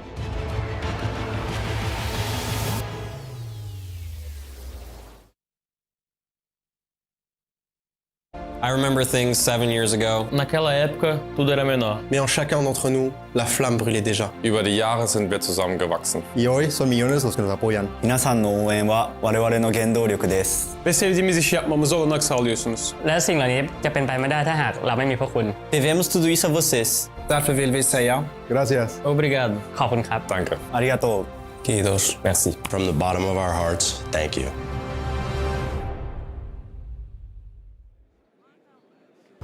Hello, everybody, and welcome back. Game number 2 is about to begin. We have a few things to talk about. First, hello and welcome. I'm Soniqs, your host. With me are Anne and Fresh. Friends, we've had an epic game 1. How do you feel now? refreshed. It was good to let that all sink in for a little bit. I mean, good to see Scarz have such a good chance, actually. Would have been nice if they close it out as well, but you know, FaZe being victorious was kind of as what people was expecting. They were not expecting 3 maps, though. I mean, yeah. Yeah. They were not expecting FaZe to lose their #1 map pick of Skyscraper. So it was an entertaining series. I think it warmed up the crowd nicely, to be honest. We had some chants coming in. We had a lot of support for Scarz. Obviously, the next game, going to have a European team in it, so I guess they're going to be warmed up. Yeah, it's W7M versus M&M, and we get ready for it as our players are being set before we introduce them on the stage. So very quickly here, Brazilian team, again, there's quite a few of them that moved through. Is this again going to be a year for Brazil? I mean, looking at them, for example, last year as well, they were super consistent. One of the 2 teams that made it to every single major. Yes, they made some player changes, but if you look at this roster as a whole, when you look at their statistics, this is the only team where all players actually have a positive rating. The lowest rating is a 1.06, which is pretty strong, but then again, if you look at it, they're yet to face a loss, and they've only played best of 1s. Yes, they're veterans when it comes to best of 3s. Yes, they're veterans when it comes to playing on stage, but they'll have to show that once again today. Though, Jack, if I'm not mistaken, W7M had a player called Julio Giacomelli, who somehow finds himself coaching the other European team on the other side. How does that work? Well, maybe one day we'll hear the story of how that actually came about, because I did hear it from the M&M organization. It is quite an interesting one, actually. But yeah, he's bringing that little bit of a Brazilian flair over to M&M. Obviously, M&M was a team that we know and love inside of Europe that, you know, came into Europe League last year and started progressing. They started making the majors. They made the 6th Invitational. Only 1 roster change realistically in their existence, and they've got better and better and better. And I think every tournament that you look at, there has been some objective, you know, increases in their performance, that they've got to the next phase and the next phase. Obviously, Invitational, they got through to the playoffs, and then coming through to this major, they did what they'd done at no other previous major, and they got to the main stage. So now that our teams are set up, and we gave you a quick rundown of what the story looks like, here are W7M and their opponents, M&M. The only thing I would say to the other team is good luck. I don't care whoever comes in our way. We're gonna knock out. One thing I would say to the other teams is that, you know, people counted us out when we were 0-2, you know, and we clawed it back. We're on fire. O recado para os times aí é para ficar de olho na gente, que a gente tem jogadores novos, muito bons, e que não viram nada ainda. I think our toughest opponent is going to be our next game, W7M. They're looking pretty sharp, and they've been through all playoffs in the last year. The strength of our team is that everyone's good and can do a lot of things. We don't rely on one player. The strength of our team, I think everyone individually can step up when they need to, and I think as a team collectively we're only getting better and better throughout the tournament. I'm glad we're here and we got something to prove. We are going to give it all against M&M.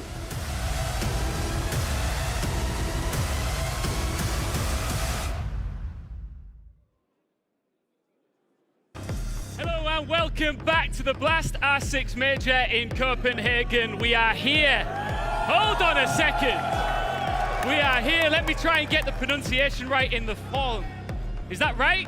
Do any of our local fans here? I'm not quite sure. Are we excited about our next quarterfinal?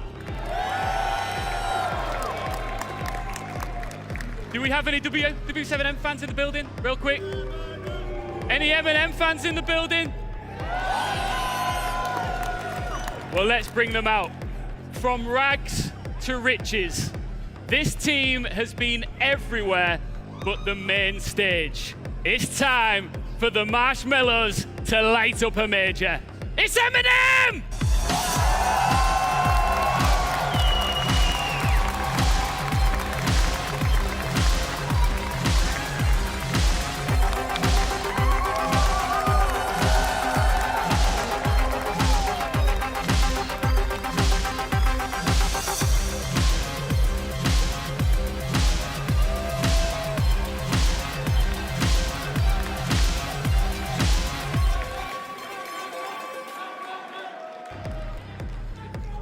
And their opponents. It's a new cast, but the same dominant show, looking to turn SI Heartbreak into a major love story. It's W7M!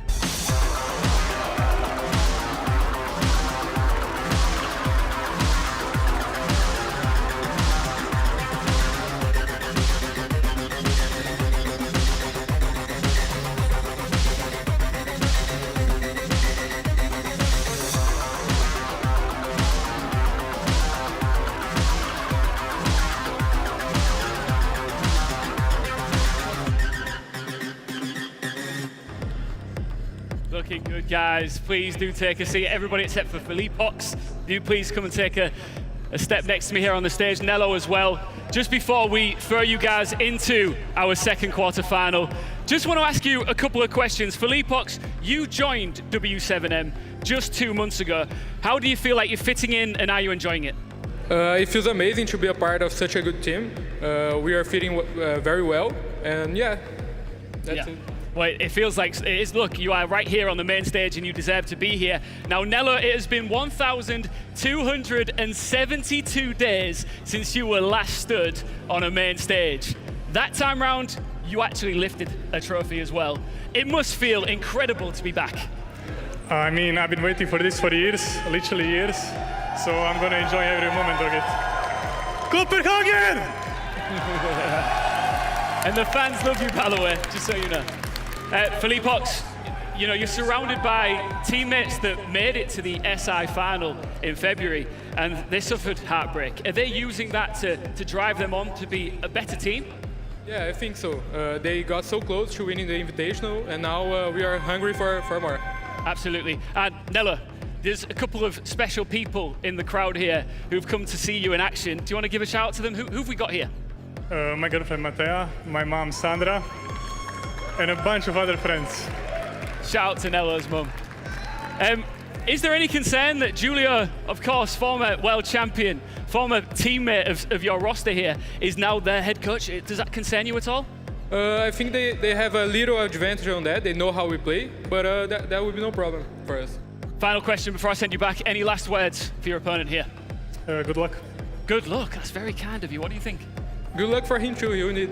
Oh, any response to that? We'll just play on the server and do our game. Okay. Let the game talk. Let the game talk. All right, I'm not going to push you guys any further. Please do take a seat with your teammates, and best of luck to both of you. This should be an amazing second quarter final here. I cannot wait for it. I know another man who can, and that is Milos with the analysts on the desk. Thank you very much, Ian. That's it. Our teams are set and ready. M&M have walked in, and W7M on the other side. And hello, welcome back to the analyst desk. We meet once more for just a bit more info before we get into our game. I'm Estimatic, your hosts. With me are Ann and Fresh. And now, it's all official. It seems like Julio will have a big impact. Even the players themselves, Felipox was saying it. That's something we're going to have to work with. Exactly, yeah. I liked a little bit of spice coming from both of them, really, in advance of this game. Really sets the tone for this matchup. I actually think they couldn't have picked two nicer people to try and trash talk with each other, though. Both Nello and Felipox are like the nicest souls in Siege. But how are they when they all huddle together? This is, you know, you expect screams from them? Is it a big hype up, or how is it? Yeah, I think especially the Brazilian teams, obviously we've been seeing it at the studio all week, or the last couple of weeks. These Brazilian teams with their pre-match huddles getting hyped, getting themselves going. And I think, you know, Felipe, a couple of the Brazilian teams have actually mentioned it, is they use that to just get themselves going, to get themselves in the mindset, get the energy high, and keep it high during the round so that they're all 100%.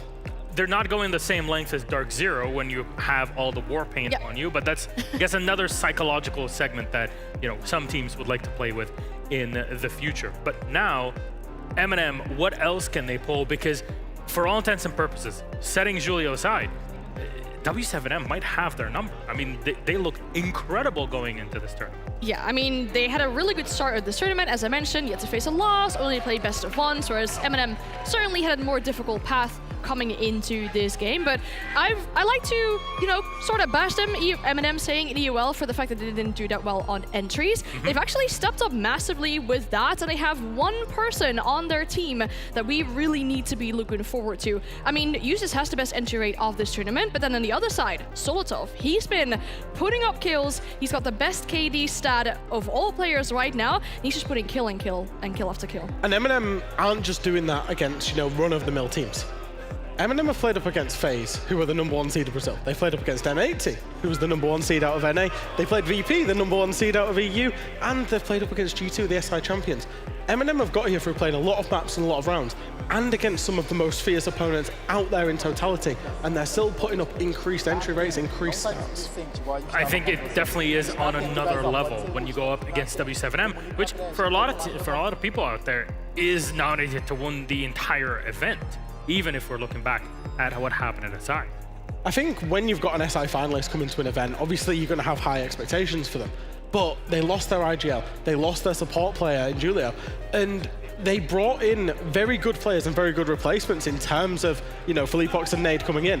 What they've managed to do is still maintain W7M as a fabric of W7M in terms of the way they want to play, how stylistically they want to play. They still want to enable Herds, they still want to enable KZ and JV to do what they're good at, as we've just seen them come out of their pre-match huddle there. And they've managed to do it, you know, pretty well in terms of not rocking the boat too much. Yeah, Hertz and Casey are definitely putting up the numbers. They are number 2 and number 3 right now, rating-wise, of all players in this tournament. And I feel like specifically these two and some other players on the roster as well, they have these players that can really step up in that late round and really turn around towards their favor. Well, we know that Nello is this player that can keep us calm and keep his team together. Yep. The game. What's the equivalent on the W7M side? I mean, you know, just to touch up on that real quick, I think they have to. They face potential elimination on the second day of the tournament, M&M speaking. They probably have Nerves of Steel coming back, playing 5 games in total there. I feel if you look at the previous games, both Hertz and Casey have made plays in very dangerous territory. They were stood in fire, facing multiple enemies right in front of them, so I feel like there's multiple people on the side of W7M that can do that. I've got to give a shout out to Philippox. I think, you know, when you look at Philippox as a player, and his history as a player. He was previously a star player, you know, of his old roster when he was on MIBR. He was the guy, and he was the guy on that team that was getting the big kills, that was getting the flashy plays. He's coming to this roster, he's now IGLing it, he's taking a back seat. He's having to put his ego on the shelf to maintain what made this roster good, and he's doing it with absolute class. All right, so there is a lot to look forward to here. M&M, though, on the other side, action in the server itself, because we know that this is a team that kind of likes to take the long way home, as the song goes. And I'm wondering, will you have enough breath to keep up with W7M? Yes, they like to make it difficult for themselves. They played the most amount of maps out of everyone in this tournament. They also have these players that can really step up in the late round, similar to W7M, but they're very clutch reliant at times. Both Tyrant and Nello are on the top of the clutch leaderboard for this tournament. It's not necessarily a reliable win factor, but if you have that happening, it can really switch the momentum. Okay. Then what are expectations map-wise here? Who can really come out on top? And we don't have the map veto yet. We're kind of just playing it in our heads. So maps are the curious things, because there's a particular map that both of these teams, I would argue, are the best team in the world on, and that's really? Chalet. M&M have lost Chalet once in their existence, and W7M have it basically banned against them. They also both really like Club. The map pools of these teams are not far off being identical, so it's very subject to interpretation, but particularly Chalet. If we see a Chalet today, there is potential that it would be, you know, one of the best Chalets ever played, because both teams are that proficient on it. Well, I hope that we'll get the map in between here, because I want to see 2 very specific players going up against one another in our head-to-head and then in the server. Let's bring up that graphic and see what our analysts picked up, Solotov and Hertz, and why this comparison. I picked this comparison because I feel like these 2 players are the front spear of this team. You have Solotov really putting up the numbers, Hertz as well. These players can find themselves in an engagement, be successful, and then fully separate themselves from any danger, any risk that comes after. For example, Solotov, he can jump into a window, get a kill, jump out again, and the enemy team's completely lost where he was. You know, you've got Hertz on the other side, really putting up numbers. The cost isn't the highest on these 2 players, so this indicates that they either have these rounds where they massively step up, and they have rounds where they kind of lose their team, like rounds, because they succeed to do their entry. The kind of make or break players, right? In terms of they will make a play. There's you know, most rounds, these 2 guys will be the ones that are making a play for their team. I think especially from the M&M side, if it doesn't work for Solotov, that's where you then start to question what's going on after that. For Herds, you know, he's got a better team around him, in my opinion, that can pick up the pieces in a 4v5. Well, Jack, we got a gift. Here is our pick and ban. 4 maps banned. First up, W7M on Cafe. Then for Border and Villa as our deciders. Chalet was the first one banned out. This time it's W7M removing it. Global thoughts on our map pool? Oh, I'm so upset we don't see a Chalet or Clubhouse, but both teams actually respecting each other in that map veto to get rid of them straight away. saying, hey, we think you're unreal at these maps. Cafe for W7M is an interesting one because M&M absolutely love the map. It's very high preference for them. But obviously they have played a lot of it, did lose it against G2. There's a lot of VOD review. You know, whichever map W7M are going to, there's going to be loads of VOD on it. And then Border. M&M have picked into Border now, despite the fact that W7M, when they last played Border, they won it against Soniqs. And when M&M last played Border, they lost it against FaZe, both 8-7 overtimes. Very close games, but obviously, again, probably another one from the VOD archives. Despite the result, I think there's, you know, definitely reason to go there. Yeah, especially for that first map as well. I mean, you mentioned that it's a really good map for M&M. They like to play it. W7M themselves have a victory on this map during this tournament. They play Bliss on it. Yep. Pretty convincing victory, but then again, it might not be the strongest opponent that we really should put this into account. They decided going to be Villa. It's a good map for M&M, not really the highest of preferences for them, but for W7M, it is a high preference, and they have a recent 7-0 on it. Well, my friends, our game is ready. And Fresh, thank you very much. And now it's time for our first European team to take the stage and start the game. M&M flows up against W7M. Our casters are set. Our crowd is hyped. Let's take it to Fluke now. Thank you very much, Milos, and the team at the desk. And yes, what an honor. M&M, a team that I have followed since the hallowed halls of Manchester many years ago. And then Hap, well, we've also got a pretty good competitor against them in W7M, who are phenomenal and have just kept that roll up for over a year now. The runner-ups as well off the World Championships. They are here to play. They're here to finally find themselves with another opportunity of winning a title. But first, these quarterfinals before they can continue. And we're starting off at Cafe. You all know what that means. We're gonna have 4 operators that need to be removed off the board. I can't wait. Was the audience singing along with this song? Are they? I think I can hear a little bit over the walls. We're hidden away in the back of the building. That is a close preference. And you may be thinking, why is that a close? All right, let's put some perspective on the route that these two teams have gone here. M&M could not have taken a tougher route. They have played a total of 15 maps throughout this tournament so far. And the opposite side of this, and the opposite side of the seeding, W7M have played 5. They have had a very, very smooth run to get here. Yeah, for sure they have, you know, played as many maps as M&M has lost over the tournament so far. Thatcher to be removed first. By the side of M&M. Now, Thatcher is, of course, a mainstay ban. You know, started to become less so, but sometimes back in the saddle. Montaigne to be removed, okay. Very particular ban to come out. So obviously they had a head-to-head graphic. Okay, makes sense. Obviously they had a head-to-head graphic. My favorite story, my head-to-head, Julio versus Julio. Yes. How does that... One more. Solace. No Chank ban yet. No Chank played yet. No, not played either. As I was saying, Julio versus Julio. Obviously, the big story here, the man was on W7M, if but a month and a half ago, 2 months ago. Yeah. Playing on the biggest stage in the biggest game of them all. Didn't quite win it then. Retired. Kicked out of retirement by M&M.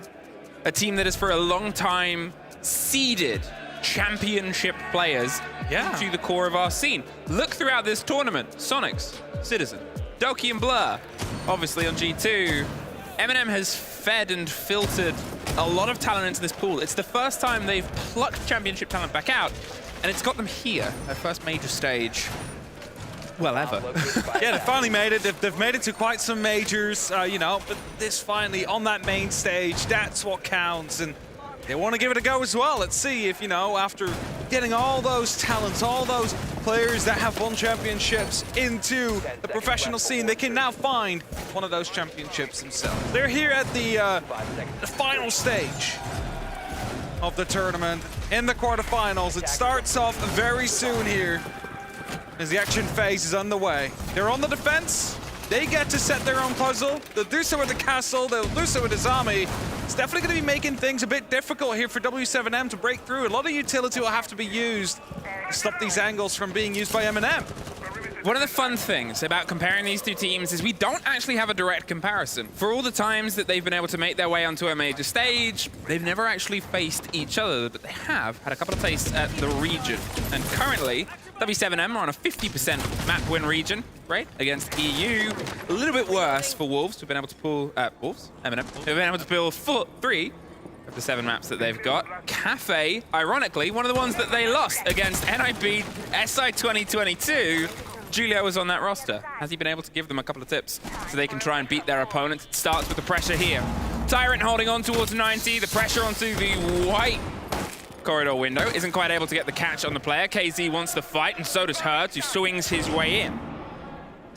Very quick control to be gained here by the side of W7M. Good use of utility there, instantly following up, but they're also using a little utility here. They're using these grenades, they're using these explosives to get rid of castle barricades, of Azami barriers, and that might make him have a bit of trouble later on. Flashbang starting to come through, will be caught up by the magnets. Solitaire will fall back just slightly behind the wood stack out there, but as Hertz drops through the hatch, maybe accidentally, not quite sure, he finds himself in the middle of the two sites and no one seems to be aware of it. Nath, does he know that somebody's slicked their way through to his right-hand side? It's a big open angle, it might be a big opening kill here. Hertz, he's taken a golden opportunity, and it seems M&M are, a little bit more aware. The first kill falls into the hands of Nath, player who's had his first showing on a major stage since 2019 in the Bowler Centre, Manchester. Ian Chambers' first ever Siege gig, if you wanted a fun fact, and here he is. Back again, getting the opener as KZ, someone who's seen many a major stage recently. He's going to see if he can bite one back on the back stairs. The first one went to M&M. They can now slow it down just a little bit here. There's 40 seconds left on the clock. There's still some work that needs to be done by W7M here as they haven't opened up any of these walls. They have that top floor control, but there's no verticality truly yet. If it isn't for Philippbox now trying to open up a little bit, instantly replied to with a C4 that won't catch him, but M&M definitely ready to fight back as JB92 looking to go for an entry as there's actually 2 on either side. Solotov's able to just get one back, and there's Usus over the top with Philippbox. Able to swing some control, but 15 seconds. Nade is on the other side, trying to get the kit down in the meantime. M&M's too focused on the single fight. Nade has to pull himself back up, goes down behind the mining equipment on the far end. The 2 remaining players, Usus and Solotov, they swing for the first. And M&M take their first round. Some would say that's the roughest to take when it's your first time on a major stage. That's that big question of the day, Hap. Are M&M a major stage team? They've opened up with a tick in the yes box. To find out. Usually it's the first and last. We're a long way away from the last one, but the first one is on the board. And on a bit of an offside as well. The Turk tree, it is going to be mining. So, not really something we do often see as the very first sight. W7M, they find themselves with a good way to fight back, just not really having the control they needed or the angles they required to allow themselves to fight back before M&M could strike them, as they wanted to get that plan down. And as the singing continues, so does our journey on that first floor as we're headed towards reading room now. Again, the top floor will be a major subject of this round. It needs to be taken, shields are being set up. Surely Azami barriers will follow soon as well. And again, we will see that same kind of story unfold. W7M will need to clear this out, then make sure they have the verticality to go their way, and then see if they could potentially get that plant on the board this time, because that's what they were working towards, but couldn't quite convert in that last round. One of the things about W7M versus EU teams on Cafe is, well, they don't really have the best record. Obviously, there was the time it was played in the midst of the SI final not too long ago, which G2 was able to take 7-4, but not long before that, in the same tournament, BDS 7-2. They were able to sort of push them aside. It was a close fight versus G2 the first round. They won it out, but 7-5, max standard rounds. So you're still looking at a team that, it's not the same W7M we see that can 7-0 a map. Not always, but they can. They always have that statistic for pretty much every single map in the pool. And here, if M&M get off to a pretty strong start, if they start threading 3 or so rounds in a row, who knows where they can go here? It's always that big question we would like to see answered. And as they're waiting up on the top and on the windows, they're preparing themselves to go for the first bit of the execute. Nate comes through, or at least the flashbang gets caught up by the Magnet. The E1D will give away some spots, and that's going to be the entry kill from JV92, who's ready to go for one, but Solotov ready for the return. Naif is able to get another for his tally as Herds is sort of sat waiting, hoping for an opportunity. It does not come. The pressure has to be reapplied once again. The drop on the shield, the steady movement over the top with Philippox on one shoulder and Nate on the other. They're going for a very coordinated take here. And W7M have played those brilliantly throughout this tournament. The synergy between all of the players to make sure they can get from point A to point B, whether it's the site or not, is something that has been so consistently driven. Solotov prepares himself a little bit of a risky swing. There's nobody currently in those positions. It seems like they're all internal and all going for that pressure at this moment in time, but you never know. We've had window players from W7M before. It's an option, and M&M more than happy to have as many of those as possible. C4s have been prepped. This would be the goal, but Philippox takes only a single point of damage from that one. Continues work with the Caber up top. Herds in the meantime finds himself near the reading room, looking to sneak in. Having the opportunity to maybe make a play happen here as they manage to get the diffuser in as well. The plant is going to be attempted here. Are they aware on the side of M&M? Well, they're definitely rotating around. Are they in time though? That does seem to be a no, but can they go for the retake instead? Fuses onto one, Nello's got the fight on the other, but they've got to move quick. They're slipped around the single down player. They've gone for the Pistolas, and it's a 2 versus 1. One's holding the door, one's holding the kit. Will he hold F long enough? No! Naif with the swing, and there's the UK section. There's another section familiar to your heart. Definitely is. The Wolves section. The Wolves section. Still here, but 2 rounds. The opening there for M&M. Will they make it 3 here? W7M are knocking on the door of success, and that's still the worry, because as soon as they start to piece some ideas together, that's when they become tougher to shut down. It's prodding, it's probing, it's finding routes through on their attack. They got right through onto the site, had themselves buried in. One of those engagements goes away from them. It's highly likely that's a W7M round. But that's kind of the game we want to see here today as well, right? Like, we want to see these teams go down to the wire every single round on every single map to decide who is going on to the semifinals. And as the first 2 went M&Ms, you mentioned it, they could have just as well went to W7M. I like the way that they started off that round. They were waiting on all these rotating angles. They were using the E1D. They're starting to put some pressure down, hoping to catch 1 or 2 off guard. Well, they found one, couldn't quite connect to the other. Before they were shut down themselves. But those kind of plays, they can really help you out later on. Round 3, we're still avoiding all the way to the top floor. We are headed towards the ground floor. Kitchen servers and cooking is where we'll be headed. As we have a talent shield on the board from Philippox that might indicate what kind of a push we will be seeing. Take that control, put the shield down, the fuser right behind it. Do not take more than you need to make that happen. Now, obviously, we have had Cafe from both these teams throughout this tournament so far, and yeah, I know I said that W7M don't have a 7-0 or 7-1 against an EU team. They do have a 7-1 against Bliss, slightly early on in the earlier phase, and unfortunately for M&M, they just have a loss, a max OT loss on this map versus G2. Located by attackers. There is recent play, recent VODs, and recent reviews that they've been able to piece together, and I think, as we said on the desk, a lot of respect paid between these 2 teams. And then here it is, more respect paid. A big bit of pressure over, force the players out of Bakery, back into the side. The Ossa is ready to roll that Talon shield around the corner. The Selma's opening up. Naif goes big, but traded out. Can't be too monumental. Use assist though. The swing of the Vector! And the double down with the pistol. KZ stems the blood and finds more of his own. 2 versus 2, pops out the cams and bites W7 in back into the round with a vicious swing. Still a massive play that just has been made, though. A lot of the utility taken out of the attacker's hands, and that leaves them with basically, well, 2 flashbangs and 2 guns to go with here. Well, there is still going to be a C4, some smoke canisters on the side of M&M, as there is going to be a spot. KZ trying to move through.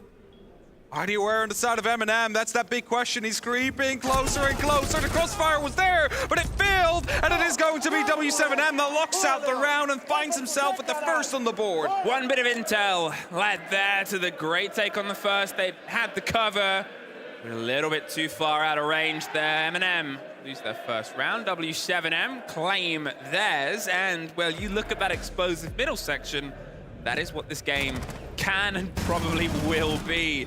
Users moving past the Flores drone. Yep, getting that kill. And then the double down onto the pistol, and then just popping his way around. But this, KZ, ooh. And then a second. That is that player that you really don't want them to be activated, but when are they not? They're always really there. It's never a game when they're not having any impact out there, and one of those rounds is a perfect example of why you should always be wary of them. Now headed towards the top floor. Means we've seen all 4 sites already. Already. Give us only round 4. 10 seconds remaining. Yeah, you sort of see, obviously, this being a riskier site in some books. You have to have a lot of confidence in your hold. Think of it in the best perspective of this is CC on Club, a team, both these teams that enjoy that map, but it became the first pick for attackers, so it became the first one learned for attackers even. Duh, I know the way around this goes. It became that one that you studied the most. You prepared your takes, you had your angles set up, and you did probably the most VOD review on how your opponents like to held it, because you assume by guarantee you're seeing it at least twice, maybe more if you win it. So people started to pull away from it. It was too risky. People were learning it very quick on the attack, and well, one of those regions that, for my money, still was the most influential in designing how to take an attack onto this floor was the Latin American region. It definitely was. Solotov just creeping down below, of course, having a nitro cell in hand. They'll be waiting patiently before a push is starting to be formulated by the side of W7M. But all they are doing right now is opening up windows, holding off these angles, making sure that they have the opportunity to strike back. There comes one. It's going to be dealing a lot of damage to Herds, but not quite the kill. Tries to instantly reply by a grenade, but a magnet. It's going to be eating that one up, and that means he only has 1 left in pocket now. Well, we can see a bit of a run out, and it's able to net the kill onto KZ. Obviously, he was the swing round that fought them back into the round before. The grenade won't quite get the pop-off that they want, as Herds has to pull back. The double rotate all the way up, just to make sure the player gets himself in a nice position. And here, Usus, aggressive on the white window. Whether he wants to go for something on a player that might put their pressure onto it, seems like that's not the plan. They lost the first engagement on the far side, and W7M, with 1 minute and 10 left, have quickly picked up, rotated round, take the head off of Herds, look for the follow-up fight. Not quite able to get it. Not quite yet. And 1 minute left on the clock still. Mirror windows out and about that they need to deal with here. Need to make a move happen here. The Brooks hiding right behind the piano. It's Nade to hold a tight angle as well, hoping for a bit of an overstep. The smokes are starting to come through, and that should be the call to try and make this plan stick. There is going to be cover out there, but a C4 will find him, and that means Nade now needs to go aggressive, as it is Uses to reply as well. Nade, he wants to stick the kit, but he's not quite confident enough. Herds, he's in a position to try and watch it with some support. He looks away at the worst possible moment, but Nade pops off! The double onto the pressure. There's one more for Herds, and suddenly, a 4 versus 2 is entirely turned on the head. Solotov, the man who's claimed rounds by himself, ekes his way through, but W7M get their second round. They brought that one well, as it looked like M&M was able to turn the tides. The C4 stopping the cover, them then afterwards needing to go for a chase to clear themselves some ground. Somehow able to fight themselves back into it. Well, I say somehow, but these are the runner-ups. These are incredible gunners, incredible players. They know exactly how you'll be playing. And they just showed here to play and to reply and to make sure that they are the ones to fight for this first map win. A great run out from Solotov, though, removing a lot of pressure. Oh, you taken out like that by Herds afterwards? Very painful. I mean, the advantage that M&M had there here, that's where it all sort of fell away from them. Twice, turning their back to Herds in that position. That's that worry. I know I posed the question at the beginning, are M&M a team for the major stage? And I said it was a tick in the yes. Losing a 4 versus 2 in that situation with 2 players in their back 10. Okay, yeah, it's something M&M, it's not new to them. Is those kind of rounds. You know, they're kind of used to losing a 1vx every now and then. Every now and then. Or 2vx in that case. But you want to minimize that on a major stage because that is a pressure, and it's also an energy boost for your opponents. Opponents that thrive off of being on this stage, as they've proven time and time and time again. The Nomad, quick pick, was the response towards the run-outs and the jump-outs, trying to limit the play that M&M want to extort on this map. And we're playing on a first floor site, and that means that this top floor is going to be crucial again to take into control for the side of W7M. Now, the RC Retiro is not going to be doing too much damage, but we did find out about one of the players being off-site in the laundry area, which of course will be used later on. Philippuck's already with a drone inside. He's going to be calling it out like, this is clear. No one seems to be around in the reading room. Maybe we want to use that very soon if we put some extra pressure up on the top floor first. Yeah, they're trying to get their lead in. They're still working coordinated, still bringing that joint pressure with the preparation of if you force the motion, I'll get the catch. Nath gonna hold himself with a bit more survivability there. Another burn, the flash at the wrong possible time. Nath is entirely full white, hasn't been caught out just yet, and this is a lot of utility for a single player. Nello gets Philippuck's in the meantime. Hertz is still watching for the rotate. That might have been the watch on the run out underneath as well, so they've got to be a bit more cautious of the pressure that can be applied here. And, well, W7M, huge dedication, as I said, a utility here, and nothing to show for it. Solotov, okay, I thought he was going to go for something very wild. Instead, it's less wild. Uses Scarz JV92 in the meantime.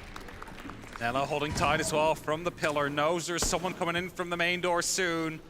Herds as well over the top floor, trying to gain some ground. The Syria laser gate will stop them. Tyrant comes in, but he misses both shots. He gets punished for it. He does a lot of damage though, which means his teammates might be able to finish the job afterwards. Solita's still hiding up on that top floor in that freezer. All he needs to do is sit quiet, sit silent. 40 seconds counting down, two players up the top. Two get taken down by Solotov. It's only up to KZ now in a 1v4. He's on the door of reading, needs to move through, takes a small amount of damage on the top. In the meantime, they're rotating around for him as well. It is going to be uses with the shotgun in the end. They were all around by the end. They were ready and waiting for him. As I said, M&M, they're a team familiar with 1vx's going away from them. They're also a team that has learned from that, thankfully. Or maybe taught how to avoid that by Julio, the man behind them who's been able to get them towards this stage. Changes he's been able to bring to their holes and the support he's been able to give the team. 3-2. M&M, they might be able to get themselves a positive end here towards the defending half, the first map, W7M's pick. And that would give them such a boon towards the chaos of Border we're going to find ourselves in. That's it for both these teams. They really want to be finding themselves with this first map pick, knowing how Border plays out. It's not quite coastline, but there's still that element of aggression, the element of, you know, just being a paper-thin map. It could really go either way, depending on which team just has a little bit of a better gunning day than the other.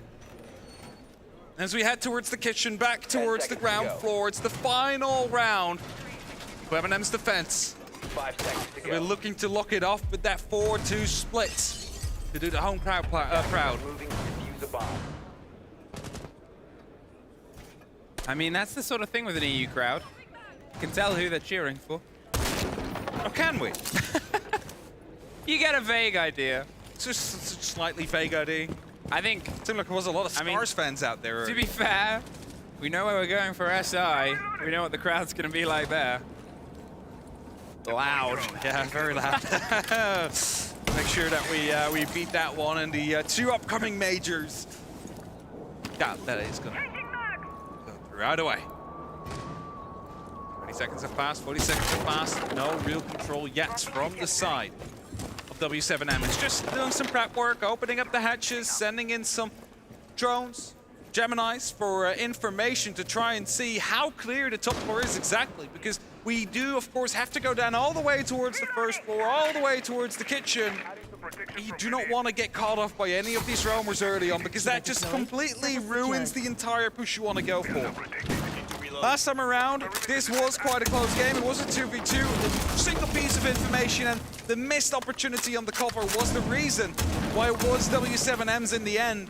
But M&M, they started off great. They managed to find the Ossa, which seemingly should have been like a pivotal point for the push to come through for W7M, which it just didn't get to utilize in the end. Solotov is playing the dangerous game of find a fight through the steadily shrinking safe Avers you have below. He opted away from it. The drones are watching for the rotate. They have themselves this structured support, as they always have. The miss there on the catch on the player, the rebuild. Some of the structure above a minute, and they're kind of happy with the work that they've done. They're watching the loose players. They didn't want to have the same engagement they had before, so instead the freezer take. But a couple of steps out of range, concerned about being swung, but the first is a drop through the top. Solotov gone. Make to come through. Tyrant needs to move away. Does that just in time. Instantly follows it up with a smoke canister just to make sure that the pressure is alleviated just slightly, because 40 seconds are left on the clock. That means W7M, they need to go for a push right now. Tyrant strikes back for the first, but he's about to be struck from the back himself. If it's for actually Tyrant to go for a trade kill, I believe. Herds, does he know about the player in coat check? He slips on by as Nafe just waits. There's the bulletproof. Giving him the read to his right-hand side. He's ready to go for the fight as soon as able. There's the hot pings, there's the motion, but he needs to time this perfectly. There's the first that just misses the second. The pressure's onto Freezer in the same second as they set up the Talon shield, but look at the timer, 10 seconds, and they got to try and get this kill on the chassis first with no support structure. It's an engagement, he wins out. He's looking for the next, and it's Nafe on the back end. Herds holding all the cover here, and they're out of time. They've just got to stick the kit. Dropped on the swing, a 2 versus 1 post plant. It's a 1 versus 1 fight. There it is! The final step is for Nafe, and the first half is a 4-2. Again, it was a half where we had loads of close rounds to come to an end. Swinging either side, but just a little bit more towards M&M. He's using the home crowd buff. And now are we swapping sides on towards the attack themselves. Kitchen seems to be the very first side we will be headed to. We quickly go over these replays again. Tyrant going aggressive, they're huge, but instantly receiving that pressure from behind by Herds, takes him down. It was for Nafe being hidden in that spot, which they just didn't drone out quite well, which eventually was the reason why they were able to get back into that round on the M&M side. Well, it's an energy that's going to pick up the longer the day goes on. Bomb located by attackers. But now we get to this, the second half of this map. It's a game or two. And if M&M can get a good lead on, they can get a good read of the holes that W7M like to put in. Okay, it's a partially different roster. For the time that Julio was on there, it has to be. It's a different roster he was on. But you're looking at the measure of a man who knows this team, knows how they play, knows their headspace and head game better than probably anyone outside of the roster itself. Yeah. So what magic can he bring? What little spicy sauce is going to be the read-through, and what do W7M even change up to try and shake that game? Oh, there is one thing. Herds, an early pick onto Nafe. Well, that's it, right? They need to play unpredictable. They need to play in a way where Julia cannot really predict what they're going to be doing. And sometimes these spawn peaks are the perfect way to start off with that. Just the early bit of aggression. Take one of these operators out of the equation instantly, you lose a bunch of gadgets, you lose a gun, and now have someone dedicated on the cams from the attackers. Solotov is pushing down, though. About to be running into quite some lines of sight. Needs to be very careful with how he threats his next couple of steps. Being watched by KZ. He's holding off on the red stairs. Nothing seems to be happening as of yet. The first minute has passed. Opening up verticality. C4s are being tossed in just to wait, just to see if there is going to be an opportunity to open up there for the side of M&M as well. And after that happens, it will be blown up. And then the big question is, have you caught the player? This sort of later on push. The longer a round goes on, especially on a site like this, it's not been able to do a lot of the hard work. And the hard work is the soft work on a kitchen site, shepherding the players. And pushing them into a space where you can really get yourself in control against JV92 on this roll with a man disadvantage, well, it's something that they got to get quicker motion onto, because it's very tricky to try and throw yourselves in and have a clean route, as proven in the most recent round that we've seen on this map. Tyrant wanted to do a bit of that work here, but they're not being handed anything. Tyler's just keeping himself tucked around onto the swing onto VIP. He's waiting for the fight to come down white, and well, as I say that, he opts for a very sneaky little bit of motion. He's debating hiding in a bit of an off angle, one they might not really expect him to be in, especially if they do push down the freezer stairs later on, or the white stairs rather, or drop down the freezer. That might be beneficial. The trade kill comes through. 3v4, they seem to have been aware. Shut him down, but not without loss. And M&M right now are a man down as they still need to approach the kitchen itself. There is some slight dents made into the setup. Okay, he's taking out Solotov. It's not going to be the best of starts, especially if another one falls by the hands of Nate. It's only up to Tyrant, and he doesn't get far either. W7M start closing the gap, 4-3. Back and forth, 2-2-2. This is the first of maybe two. I guess it's always that extension here as the game goes on. Who's going to be the one that finally breaks the deadlock? Whether it's a pattern of 1 or 2, it's still a back and forth game. It's still one where nobody's able to get themselves a smooth enough run. Obviously, you know, you look at that round where it was the 4 versus 2 that went wrong, and the longer that M&M can't get that difference, the more they'll probably be frustrated by the results of that. You know, frustration there on the player's face for the on the run out. There it is, quick picked back, but at that point, as I said, when you're attacking down here, unless the players are very uncomfortable, you'll just get swung. Next round then. W7M going to be able to completely close the gap, bring it to that 4-4. Or will we see M&M try and take steps towards that first map point? Looking at the lineups, of course they are subject to change up until now. They're locked in.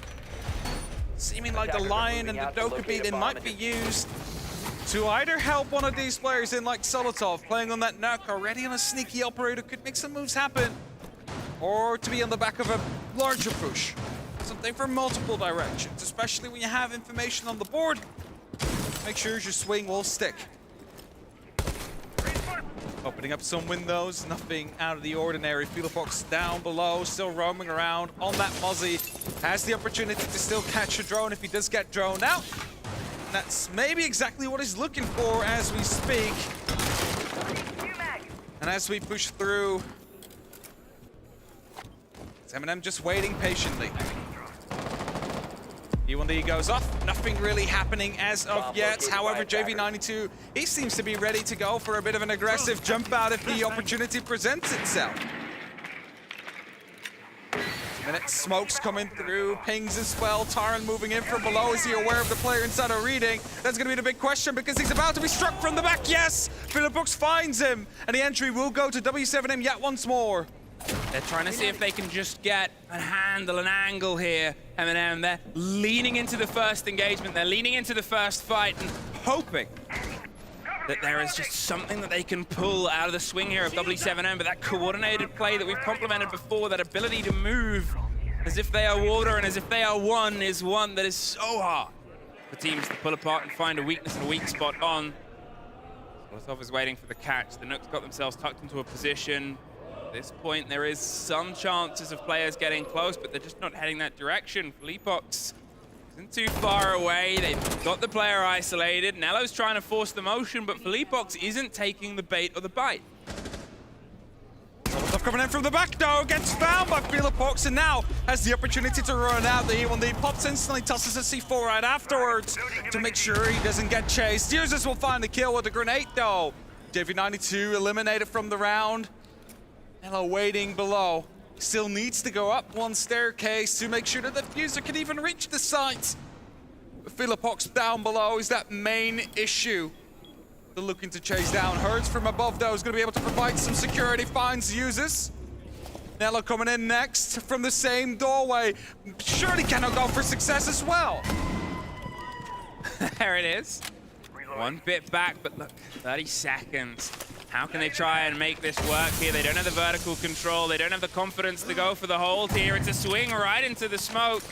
The players are still, as I said, able to slip their way across. They're gonna have to just charge up, get caught out though in the mess in the mix, and W7M once again pull themselves level. The lead M&M was able to build up over the first half has just dissipated.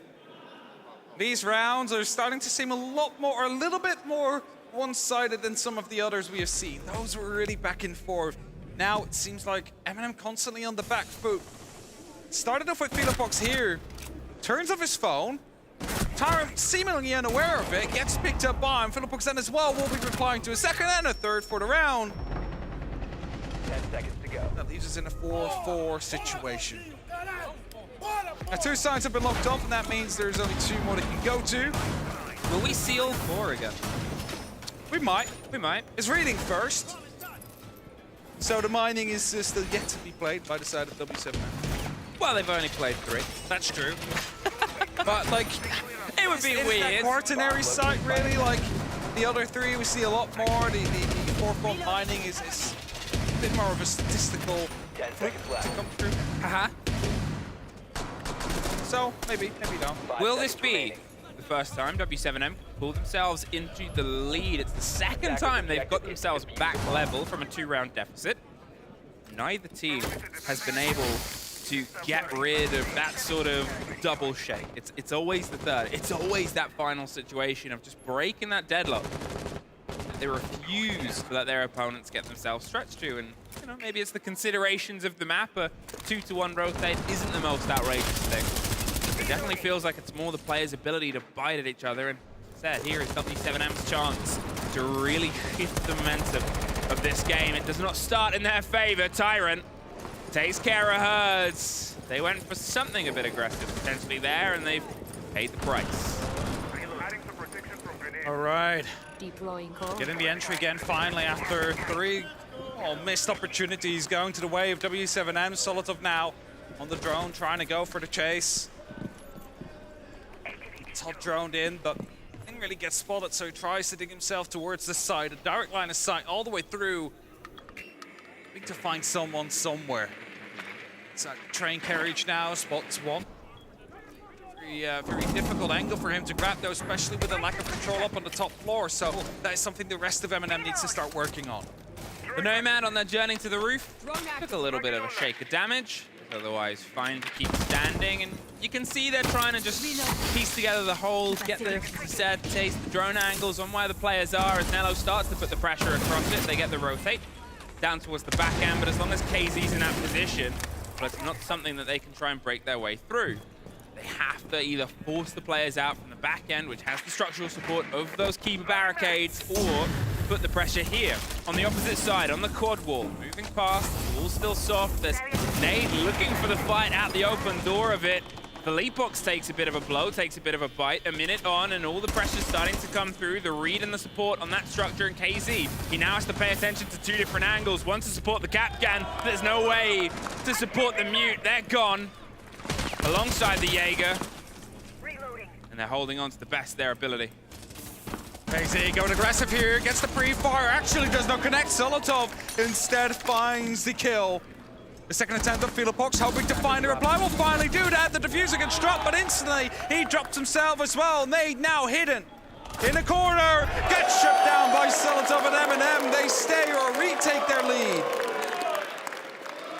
2 rounds, 2 rounds, 2 rounds, 2 rounds. 1 round, 5-4. M&M, they keep themselves ahead, but just. And the problem now is just where do you go, W7M? Because it is the tertiary site. It is this third player place. It didn't come down to a diffuser plant, which we saw, obviously, W7M trying to force and strong arm their way through. It instead ended up with a firefight where M&M were coordinated. They had the angles, they took the pressure over the top, got that first engagement. Watch got the second follow through, because W7M, I'm not going to say they got impatient, but they got concerned. As I said, when you're trying to watch the approach, you're trying to watch, you know, the wall from mining that's starting to fall open in train room, when you're trying to then watch the quad wall onto the library side, you're having to pay a lot of attention. Now, some quick stats regarding the tournament performances of these two teams here so far. W7M, they are a defense-sided team. I believe it's a 75% defensive win rate. M&M, also defense-sided, as their attack seems to be a little bit weaker than average, with 48.8% of the rounds won they have played over this tournament so far. And that kind of makes you worry, right? Yes, they just got a round. That's great, but they need to find another one to put themselves on the map point, and then another one to get themselves across the finish line. W7M, they just have not really struggled with any of their defenses over this entire tournament so far. Oh, Herds, what are you going to do on the back of this? Now, obviously, a Solus would be pretty perfect for this sort of position. It's nothing that M&M wanted to play against, because the read on those claymores and the tricks you can do against them becomes a bit of a nightmare. Herds could, theoretically, get that removed with the C4 and then go for the run-out pressure, but it's a big bit of utility cost, especially when you're a pulse underneath. So instead, sit and wait. KZ, he's also doing the same thing, but above the hatch, he's ready to sort of make a drop, and well, with the Flores drones getting themselves quickly in and quickly removing some parts of the utility. Claymores are being repurposed here by the side of Solotov. They decided that they do not actually want to use this window, as a matter of fact. Him up and leaving the area again. Now Herds start focusing on whatever is happening right above him soon. Red stairs are being claymored off, making sure there is no W7M player just going through. Someone in the cigar shop. The reply is there though, so we stay in a 4v4, but KZ went undroned, unspotted, and finds a free kill to users. Yeah, really bad missed moment there from the side of M&M. Luckily, they were able to get the instant response, but it's a little mistake, and little mistakes lead to big problems. We are well aware of that. Well, we're playing by audio for a second. Nade gets named with the C4. We're back, and Solotov is trying to find a fight here to get revenge, but the smoke is slowing him down. They've dropped. They've taken the hatch and rotated out of there. Nade does get picked up in the follow-through, but it's a 3 versus 3. They're just doing this fight for the vertical control. They're still going to try and put the pressure onto site and secure themselves. Solotov up above, watching the little bit of verticality that's out there. Definitely will be struggling due to the fact that users died this early on. Wheelbuck's going aggressive here, gets spotted out, but a Gemini Replicator uses the smoke canister to stop the push from happening. In the meantime, the Ash breaches are being used as well to find a player down on the side, but nothing connects to him! The beam absorbs all the bullets, and Solotov is left without anything for that shot. Rotate round on the back. They're able to catch the hatch drop itself. There's a second player, and they don't quite get that one, though. Solotov has to make the motion onto the site. There it is. Tyrant gets the down inside. They force the player off on the rotate. There's Herds to actually lock it off a technical 1 versus 1. They're trying to find the fight with the pistol. Swing the corner, no! W7M keep us level 5 apiece. A very painful start to that round here for M&M. Again, not droning out that little bit of the corner that he was hidden in. Lost him the opening kill. And yes, the trait was there, but that could have been a free entry without any repercussions coming right afterwards. And as we head for round 11, we will get the first team to reach a map point right afterwards. Kitchen, the site we'll be headed to. The site where either of these teams is going to be upping the pressure on the opposite. Push as well, playing inside Laundry there, basically unbothered for that first kill before he gets shut down. I mean, down to the pistol run there, and it's always the worry. I think that's the sort of thing when you see that death on the back of not quite droning out that position, it also wastes a bit more time. They tried to make a bit of motion happen. You imagine that round if there was an extra 10 seconds for them to play around that 1 versus 1, and you know, I'm not going to say it's a different story, but it's definitely a different genre.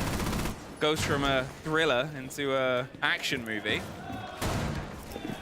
Could have for sure, like, you would have had more opportunities. Maybe you wanted to go for the plant in that case, deep inside a reading, force him to rotate out. Maybe you could have actually went for a reload on your main gun and take it a little bit slower on the push. Either way, what's done is done. As the Yokai drones are being set up, I believe Nello might have actually just seen one jump up there. Quick opening into the freezer as there's no one there on VIP. The impact not quite successfully opening or destroying those Selmas. I'm not quite sure the second got any of it, but an opening definitely has been made inside a freezer. Oh, an opening's been made into KZ. Solotov gets the take from the window. Has themselves the cover and support. And remember last time they were trying to push this with the man disadvantage and they found themselves struggling to force the players out of an engagement here. With that being in the first minute, they've bought themselves potentially a lot more time here so they can try and thread this pressure onto. Tyrant suffers a bit of a blow as Felipox rotates his way down as well. They're wasting and stretching the time. Herds isn't entirely out of the woods yet. He's more than happy to try and cause some problems here onto the Christmas doorway. Nello doesn't go for the swing. They're the man with the kit, they're the man with the hard breach. Do not want to lose them to a risky 1 versus 1. What a trade instantly to come through. Solotov gets down, JV92 as well. That means the recovery can be on. The phone call comes in, quickly taken care of by those on the side, but Herds is in bigger trouble as he's finding himself inside reading. Now, has anybody heard this? If anybody's close enough, it should be Tyrant. He's the one that's waiting right around the corner, but the drone will confirm indeed that if there was any suspicions, they were correct. And the E1D will keep him in place right now, allowing MNF to start pushing around to manage to take out Herds in a future couple of seconds. Oh! Fantastic shot there from Herds. And there it is. It's a risky fight either way. They're putting pressure from above, but it's more time being wasted. Finally wasted out. Felipox wanted to offer some support. I mean, if they could have turned it from a 5 versus 3 into a 4 versus to a 3 versus, then suddenly it's an entirely different round. But a 4 versus 2, 1 kill, 1 kit recollected. Still, 2 Echo drones potentially on the board here for the read and the breakthrough. They've prepped the C4 as well. Not sure what the mute jammer in pocket's gonna do. I assume not a huge amount. No. So, I'm trying to think of it. There's no no phone calls left anymore either, so no real point. Drones are starting to come through just to find one final bit of information. But the timer is low. And as we start to hear those dangerous pulses, Tyrant tries to push their way through, takes a bit of damage, pulls back, pulled off. They've thrown themselves into the opposite end. Felipox goes down. There's the second pickup. And I want to hear those chants. Tom J. Sherlock out in the crowd because M&M on W7M's map, on their first map on a major stage, they sit on map point. Now, the first and the last round of a map and series are always the most difficult ones to lock in. Already way past that first mark. Now it's going to be that last one they need to try and lock off. 6-5. Map on the cards here for M&M. One opportunity before we head over towards an overtime situation. They want to prevent that. They want to go to border right now. 6-5. W7M. Now, as I said, it's not that they have the cleanest record on Cafe, but they have a pretty good one. They have a pretty good record on border as well. In fact, they're kind of confident on it. It's a strange one. Over the past, year or so, well, over this year, let's say it, from the start of the year, we've seen M&M play border 4 times. They've won it twice. We've seen it played by W7M 8 times. They've won it 4 times. It's this very balanced battleground that W7M do not want to go into on the back foot of their map going away from them. It's quite literally a coin flip at that point. You go either way depending on who has the better day or just who has that little bit of extra momentum. Either way, we still have this map to lock off, and Solotov droning himself in. We'll find out there's not too much pressure all around his side, but look at that, KZ is looking for his jump in there. That's the entry kill. W7M, they find themselves with a very important player taken out on the M&M side. Still get a read in. Bottom of the white stairs, and Tyrant on the Ash is going to see if they can try and make some magic. JV92 is watching. At what point does W7M get the full read on this play and player? They seem to be very aware the calls come around the corner, and JV92 is not going to answer. Instead, he's going to sort of say, look, I know you're there. You have to go somewhere else. But this grenade doesn't. Users through the drone hole with all the attention paid onto Tyrant. The tyranny was elsewhere. Still not a grenade in pocket for Users. If they manage to find a target for that one, just as well take back the number advantage they lost in the very early parts of this round. Quickly droning out, doing the job Soniqs was doing before, realizing someone is going to go for the push on him. Both missed the opportunities to strike true, and Nade rotates back around, playing on the hatch himself now. Tyrant takes a bit of damage just outside the windows. They still have a lot of structure on the opposite end, so this is going to turn into a bit of a bloodlust push here for M&M, as they're still kind of internal. They're underneath. They're fishing for fights from less conventional means than the standard take that they went for and failed before. Tyrant on the upside down rappel and looking for this eastern front, looking for this eastern fight. There's the player tuck just ran on the corner. The grenade misimpacted. They've hopped themselves up here, so they're safe from that pressure underneath. W7M aren't going to hand M&M that easy a body after the first grenade error. The shadows are given away where these two M&M players are. They know there's one on either window. Tyrant low, Nello full, but with the kit. As soon as either swings in, they will be pushed instantly, swung instantly. Tyrant already receiving some gunshots his way. They need to make a move stick, M&M, and you need to make it stick now. KZ with a long arm rifle and a long arm range here, and look at, once again, the time. Nade gets Nafe. 4 versus 3, looks away at the worst time. The call comes through and JV92 has it cool. There's one more. Tyrant with 4 players to get through, can't see any. We will go to OT on our first map.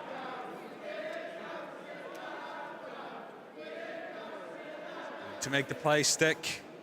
Coming in from all the window repels, it's a risk. Lack of control, really. We rarely see those plays work. You need a bit more of an advantage at that point, right? You need to have the body balance to go your way, otherwise they could just swing out as soon as they hear the repel sound come through. It's W7M that continues onto their defense. It's a Sonic that has been favored throughout this game so far. Oof. That's very painful, but afterwards, everything was just repels, and it was a lot of repels. It was a lot of M&M trying to find a route through. It's the struggle we've seen on their attack so far. So this round, with them continuing on their attack, is very important. You're looking at reading. You're looking at, well, one of the sites that M&M were able to take through here.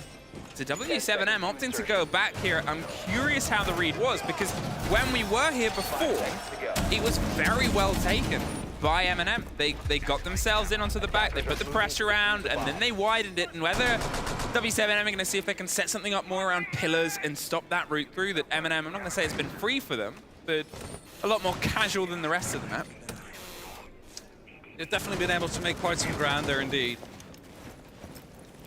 It's important that we do see the little bit of adaptation coming down from both these teams, really.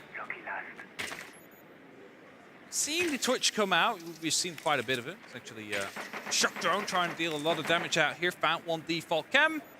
Spots that the second doesn't quite want to take any shots, but takes down the Goyo pocket, more importantly. Yeah, buys him some extra time later on. Exactly. It's a more important bit of utility there. You take the camera, you never know if that'll get red. It's a big knee. So instead, as you said, Goyo, because you look at time, you look at that being a precious resource, you look at it being not one that's costed them rounds, but one that's definitely made things riskier. The hot drones roll their way through the Nook, obviously can move very silently, but not entirely against all the odds and motion that's otherwise being put. Solotov wants to try and find this lead in fight. As that fire sort of forces him back round, Felipox does not want to find it. The cover on the back end, look at all these repel players. The longer you're here, the riskier it is. There's really 3 players watching that repel, right? Like we had 2 out on the top floor into playing, so we have one down below with a nitro cell in pocket. M&M, you cannot really go this way. There's 90 seconds on the clock. You need to have some control relatively quickly now so you can still open and sum up on that top floor, because none of that is happening right now. They're just trying to fight themselves away into the building, and it's only really Solotov that's chasing someone down, but he's always one step behind, it seems. And there he finds the opportunity to go for the fight, but he misses every single shot that he's able to exchange. And this is all attention. There's support coming from behind, but he doesn't need it. That is a big blow here for M&M. Solotov gone. You've lost that player, the Nook, for all the hot droning and the effort before, and you don't really have anything to tell from it on the back end. They've still got their structure. They've still got the danger around the map, and you've still got these M&M players, Saddam Repels, waiting, wishing for somebody to get into position. Tyrant, he wants to be the next snapshot here through. But as Nello is the one maneuvering the kit, just misses another little gift, another little opportunity. There it is, cut across the top.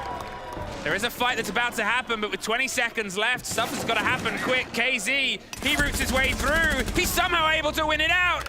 Takes the vertical from users. 14 seconds now, and M&M with the kit up top and with players dying below. Nello, you got to put a shifty on, mate. 7 seconds, the drop on the hatch is caught by a shotgun. And they read the first fight round, but this time, the literature was in Portuguese. A timeout will be called by M&M. And I think rightfully so. There is some stuff to talk about here. They're too slow over these last couple of rounds. The window executed round 12 didn't really work out. This time around, again, a lot of pressure out on those windows, upon the repels, not really taking any control up until the time was almost already fully run out. They need to be a bit more assertive. They need to take a bit more ground if they want to give W7M a fight for these last 3 rounds. Because it has been a very tough fight so far already. It's just that M&M have kindly slowed down these last 2 rounds, it seems. And if this map does go away from W7M, it'll be the first map they've lost this tournament. Yeah, they're on a 7-map win streak right now. Pretty good streak. 5 in this tournament and 2 in like the qualification way they came through. It's a pretty good streak. Pretty good streak. And obviously, as 2 phase 1 teams, I said before, you couldn't have taken a more different approach here.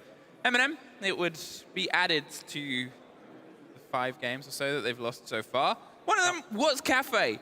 And the score on that versus G2 was 7-8 to G2. Can this be the difference? Because, well, at this point, it has to be. That's it. They're 2 rounds away from finding themselves with a map 1 in their pockets. They're also 1 round away from losing that first one.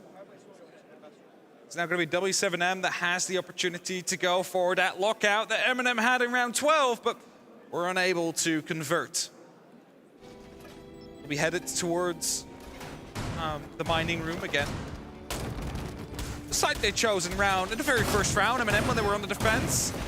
Choosing to go back there again, hoping they'll be able to replicate the success they had back in round 1, 12 rounds ago. M&M, I mean, they've been able to get themselves some good momentum on their defense. You said it felt like it was a while ago, and it was. But it was a half that they were able to lead on with 4-2. Oh, that 1 round is still going to haunt them a bit, but yes, if they can try and make it up now and then push on to the next, that can be the difference maker here. W7M, they've obviously just had some time to get their heads back into this game. They found themselves for the first time ahead of the pressure, the situation they've not been in at all throughout this showdown. Quick openings to be made. Tyrant slowly starting to fall back already. They're going to be holding on too tight to Piano here. They're ready to give that over to W7M. Fiddlebrooks opening up some of these Kessel barricades as well. The fire will come through, but it's a bit too late. Tyrant already managed to run past before any of that happened, and now receiving the pressure out from the balcony down below. Solotov goes down. Herds is able to get that first engagement. They weren't quite able to get everybody fled off the top, and with this, the player playing just above the hatch drop, Nello has taken a big risk. And sure, it was something that struck against them before, but they've been able to drift their way to the opposite side. They're still droning, they're still putting pressure on it. They're gonna find him sooner rather than later, and late enough as Nello rotates his way out and does not want to have themselves in the 5 versus 3. Now losing Solotov, sort of talisman player for the team throughout this. The Warriors the first in, but luckily for them, Users and Nafe have also been having a fantastic game. That's for sure. There's multiple players that are M&M stepping up right now to make sure they can continue. Nello and KZ holding off both on the red stairs. Different floors, different sites. Now they're giving each other a single opportunity to find opposing player. Definitely made aware of his position now as the shotgun starts blasting through the wall to create himself an opportunity to rotate in just a little bit, but 50 seconds left, Demi. Flashbangs are starting to come through. It is going to be W7M trying to go for an execute here. Look at this difference in how they catch them. It's Tyrant trying to swing his way up the stairs, but for what was a repel game is an internal one here. Nafe gets one. In the meantime, Users gets two. There's the third. And they cannot get the diffuser down, but they don't need to. Almost bit back by M&M, but it's W7M that are the ones able to just about close out their map pick and angle up towards border as the second. I see a bit of that difference there in those last 3 rounds. M&M, way too passive. W7M took the initiative, but we are headed to a very quick break before we're back with map number 2.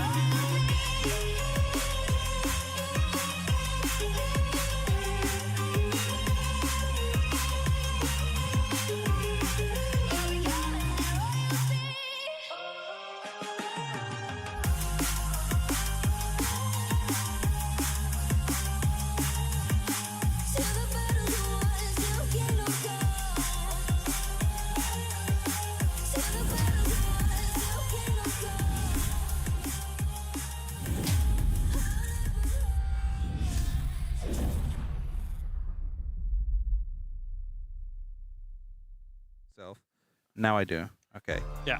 Test. We are live again here in Copenhagen, and map number 1, a hard-fought victory. But it's W7M to take it away from M&M and prep us for map number 2. Before we talk about that second map, let's debrief our first one. Welcome back to the desk. I'm Milosh. With me are Ann and Fresh. I gotta say, M&M really do like to take the long way around, but W7M, beautiful performance. Exactly, yeah. A round win for them on their own map pick, as kind of expected usually coming into a tournament like this. And yeah, M&M had a pretty good start, but there were these rounds as well, and you have to mention it, where they had the 4v2 advantage, and then they managed to lose the round. It happened 2 times in a row as well. That's A, a mental breaker, and B, very good from the side of W7M to be able to fight themselves out of such a man deficit. I think these 2 teams outclassed each other in different ways. I think M&M actually strategically won that game and should have had it done 7-3, 7-4, that kind of scoreline, because they played very, very comfortably on the defense. Should have won every single defense, and some of their attacks were pretty good. But W7M outclassed M&M in 2 departments, was in the shooting department and the recovery department, where they, you can look at it as M&M throwing 2 4v2s and a 2v1. You can also look at it as W7M winning those. I think that mid-round explosiveness, and particularly, Herds, who had an excellent day on Cafe. Sometimes that just happens to you, where Herds has a bit of a life game, a life map. But it's a consistent theme with M&M, and I think that's the worrying part, is that they should have had this map done and dusted. And they should be going on to their own map pick right now, but they let W7M have a sniff, and W7M took everything, taking the map off them. Even on their own defenses for W7M, their positioning was very good. They were able to put themselves in these spots where M&M didn't really have the information on where the players were. They were led to face check, and that led to W7M players easily winning out the gunfights. Yeah. Someone wasn't even looking at them when they were taking that engagement with them. Not all the time, but in some engagements. I talked about the entries coming into this game for M&M. Entries were kind of 50-50, but I feel like the first half, entry conversion just was not there for neither team, really. But once we got onto the defense of W7M, that's where the entry conversion for both teams were actually really successful. Jack, how does this break M&M? Or does it really? I mean, this is typical M&M. We've been here before where they should win, you know, rounds or maps, but they have this kind of soft underbelly where they do end up losing them. I think, you know, especially when Solotov, especially on their attacks is, you know, it cost them a little bit there. When Solotov's not the one that's making those plays and winning those rounds, they unfortunately, you know, don't have a lot of substance in terms of pinching them, you know, defenders as a team. And I think for M&M, the one good thing that they've got is they've got a lot of rounds in at this tournament. They've been here before. They've been in this precise scenario before where they need to win 2 maps back-to-back to stay in the tournament. Now, Nath, Yuzu, Solotov really showing up. Nello, we've had this at times where he's the one that's calling, but also it's a detriment to his own stats in the server. Yes, it doesn't help if you're going certain stat ways, but it does help if you have the, you know, the cohesion and you work with that. A player I wasn't expecting to perform like this, for example, Nath. Feel like he's more on the back line, but he's really stepped to the front line now. But that's what happens if you have a player that doesn't really show up, doesn't get those entries. There are players that need to recover that then. Jack, anybody really surprising you on the scoreboard? I mean, I was just looking at the scoreboard down. I'm seeing, you know, Nello and Felipox at the bottom of the scoreboards for their respective team. But the difference is Felipox is 7 and 13 and Nello was, what, 2 and 12, whatever it was. It's a big difference, and I think that is, you know, something to highlight is, and it plays into that on the attack is, if these big gunners on M&M are not quite finding it, you know, we saw a couple of rounds where Solotov's gone in a window and died, a couple of rounds where Tyrant's walked in a doorway and died. When they're playing from behind, especially on their attack, they don't have that pinch on. They rely on a lot of individual opportunity spotting, and when it's not quite working, that's where they struggle. Something to think about when these teams go back to reset, because W7M would have also liked to clean it up a bit better than the way that they did in OT, though. And Fresh, thank you very much. For those watching, we'll take a quick break. When we come back, it'll be time for Map 2.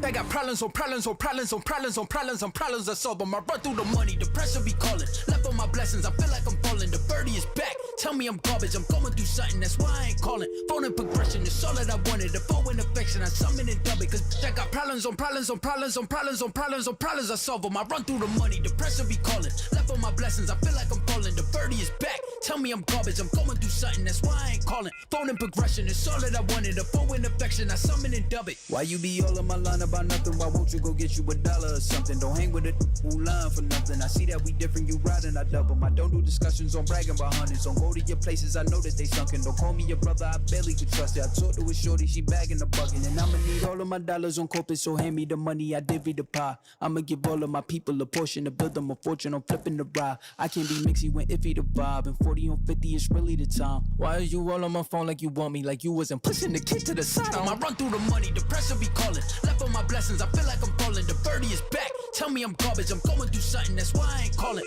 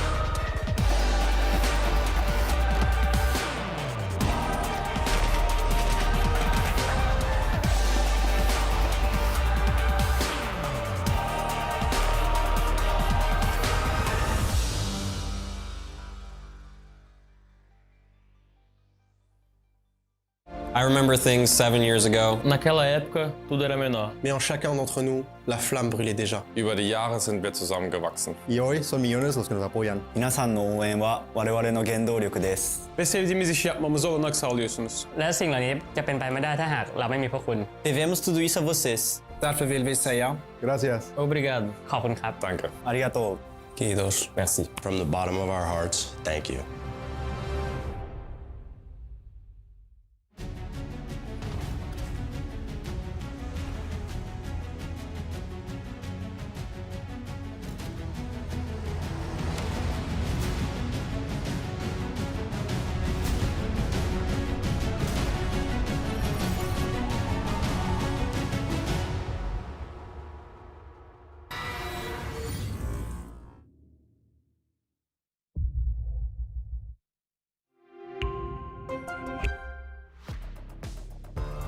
Hello, everybody, and welcome back. It's Blastar 6 live in Copenhagen on the forum itself in the city center. Hello, welcome to the desk. I'm Analyst. With me are Ann and Fresh. We got just a few more minutes before map 2 of our series continues. W7M is facing off against M&M, and we last left you off on Cafe Dostoyevsky with a victory for W7M going to overtime, and now we set our sights on Border. And numbers, do they back it up? Do they back up a 2-0 win for W7M? I think initially it could have, yes. If you look at the map pick for M&M, pick in Border, it's a 50-50 map for them. You could think, why would you pick such a map? You have a loss against FaZe on this map earlier this tournament. Arguably, they should have won that game. Maybe M&M feels like they could have done better. They had a 4-2 lead on that map too. And then if you look at Soniqs if you look at W7M on this map, my point was going to be about Soniqs. They played this map against Soniqs and arguably struggled the most against any other opponent that they should have done. On average, W7M drop around 3.5 rounds against their opponents. Against Soniqs, they dropped 7. So that's a way more struggling than they did against other opponents. So I guess this is the reason why M&M picked it. They feel like they can beat W7M because they struggled, and I feel like they maybe should have won the game against FaZe as well. I mean, M&M finally get on the stage. It can't just end in a 2-0, Jack. There has to be a light at the end of the tunnel. It can't just end 2-0. And the one thing that I will say is they are also getting the preferred side on their preferred map as well. Because both of these teams, they've played Border once, as Anne said. When M&M played Border, they were proficient on the defense. They were very good against FaZe on the defense on the day. I'd just say, should have won. Same as that previous map, should have won, but for fewer through rounds. Now, W7M, when they played Border against Soniqs, they loved the attack. So it's going to be very interesting to see that first 6 rounds, because you've got W7M who love attacking Border and M&M who love defending Border. So I think we'll have a pretty good idea in those first 6 rounds. I think if M&M come out dominantly, then the map could well go M&M's way. Who are we looking at from M&M to save the day? Oh, it's Solotov. Of course it's Solotov. It's always Solotov. But again, the last time M&M played it, he was like 14-1 after like 5 rounds. Yep. He loves this map, especially starting out on the defense. Yeah, I have to agree with that. He had a bit of a slower few rounds after that, so we're also looking for them to keep up that performance. If they have this good start of the game, keep that performance up as well. Well, thank you very much, Ann and Fresh. Copenhagen, are you ready? There you go, map 2, Boulder, W7M versus M&M, or Casters, Happen Fluke. Take it away. Thank you very much, Milosh. And yes, we are headed towards Border, a paper-thin map filled with action, explosions, everything you can wish for these two teams. They could just as well be the last for M&M.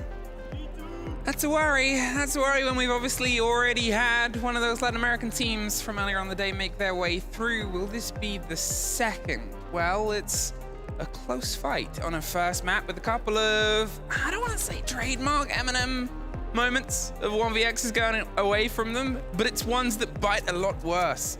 Here on this stage, they were close. They could have and maybe should have taken it. And they'll know that more than anyone. Will it be the fire they're needing to get themselves over the line here onto Border? Now, when we had them in a little bit of a break, they were right in front of us to our left front here. You might not see it. You will probably not see it. Well, you won't see it. You won't. It's behind the stage. Exactly. That's how that works. But we saw them go quickly over the next steps out here. Nello waiting for everybody as they walk back up on the stage just to give them all an individual fist bump and pep talk, just to get them back into it here. As the bands are starting to come through, the first is M&M's. I have been removed. Bye-bye. See you later. Any Flores cosplayers out in the audience? Bye-bye. Just gonna let the audience play that out. Yep. Ying? I mean, Ying being removed here, it's a short, sharp map. It's a short, sharp fight. You sort of have the opposite end of Cafe, which is one built around slow and steady approaches. You take your time and you have to. It's a heavy teamwork-driven map. Here, Border can be so quick. It is very quick indeed. And as we see the Valkyrie to be removed as well, a very, very normal ban nowadays, and of course very powerful with the amount of clutter that's around on a map like Border. We have one more to go for. And it is going to be the Azami. Fair enough. I saw the shots that were pulled off in the previous map. Yeah, so have I, yeah. It's good to be removed for them on the long run here. Now, I have one worry though, Emmy, and that's the fact that when M&M was on their final couple attacks, they slowed down too much. What? You just said you have one word? One worry. Oh, okay. Sorry. I thought you said a lot of words there. No, it's one worry. More words. One worry. More words. And they did, and you had that comparison in the final round, so having the sort of back-to-back attacks, M&M, they were holding those repels. They were sort of waiting outside the building and trying to catch the loose players. W7M did that, but inside the building. They were holding the top of the stairs. They had Nello cornered. If they're on a rappel, the same way M&M was doing it, they wouldn't have got that kill. They would have had a freer rotate here. It's not so much a problem on Border because Border is kind of all internal and external at the same time. It's so dangerous. Might as well just not be walls there. Yeah, I mean, it could just be a couple of sets of stairs and some fights. And that's maybe the setup that can go against it. So, M&M, will that aid you a little bit here? W7M opted to start on their attack. They want to try and get this done, and fair enough. And you look at this lineup, you're thinking Ossa, you're thinking Shields and Smokes, you're thinking a sneaky plant to Archives. Now, Warden on the board, the Orcs is on the board. Those two operators might have something to say about that. We also have a Nitro Cell in the pockets of Tyrant is playing on that mirror. Sneaky plants, they usually work in like the first couple of rounds. If you start repeating them, that's when teams become more and more aware of them. But it seems like M&M are already quite on point of realizing what could happen having these operators out there. You often call it a main operator or main character warden. Yeah. Gonna keep that here, especially for a push like this potentially to come through. Quick control over the stairs and quick pressure onto JV92. He's trying to get himself the angle up towards the half wall, but there is a response that's meeting him, and that is this map. That's what I mean by you're going to find yourself in firefights before you even start to get set up inside. W7M cannot play that game the same way on Cafe that they played so expertly and maybe won them the previous map. Here's the drive. Directly underneath. They got to force out that player so they can go for the plant, the pressure, and the catch on the smoke. Solotov getting KZ. The first is theirs. Once again, they're watching it rotate. Nafe isn't going to take it, but he doesn't really have much wiggle room because the Buck might have just rotated underneath. CW7M, they're just trying to force the players away from that Archives plant. It's the right thing to do. You gotta do a bit of shepherding here, move them around and about. Find yourselves with a kill for your efforts, but for now, M&M standing by, not giving away any space here. Even the pops. It's just rotations coming around from the side of W7M. There's no one actually actively being hunted out here, but Nade on a rotation towards the Archives door. Might be trying to find himself in an opportunity to go for a plant in just a little bit. Is in the meantime crept his way and angling towards 90. Wants to fight, and it depends if M&M get a little bit too antsy. It's the side Anello in a scrap and a scrape, but cannot get himself any further along because he doesn't want to just be swung from multiple angles. It was a deep dive caught in a camera that he couldn't quite get. Locked off as the response. They've had to pull the Ossa far away, and they're kind of re-evaluating the take here, going for the long-range fight. Nade finds Nafe in the meantime, and there's the quick fight back. Solotov. The Doctor is in, gets himself back to full health, and Herds gets himself back down here towards 90. Wants to swing onto Beeper's wall, cannot see any of it. Because Tyrant swings out wide for Leapbox. He's trying to get inside the door, gets one. Solotov gets one right back, and M&M open up with the defense. First bit of aggression working out for them, and as Fresh mentioned on the desk, they need to get a couple of rounds in a row here. Just start off quite strong so they have the opportunity and the certainty that they are able to get this map under their belts. Of course, they played at this tournament as well, a 5-7 loss against FaZe. Yep. Is always going to be in the back of your minds. Another team that's already inside the semi-finals. W7M one leg in right now, looking for a second.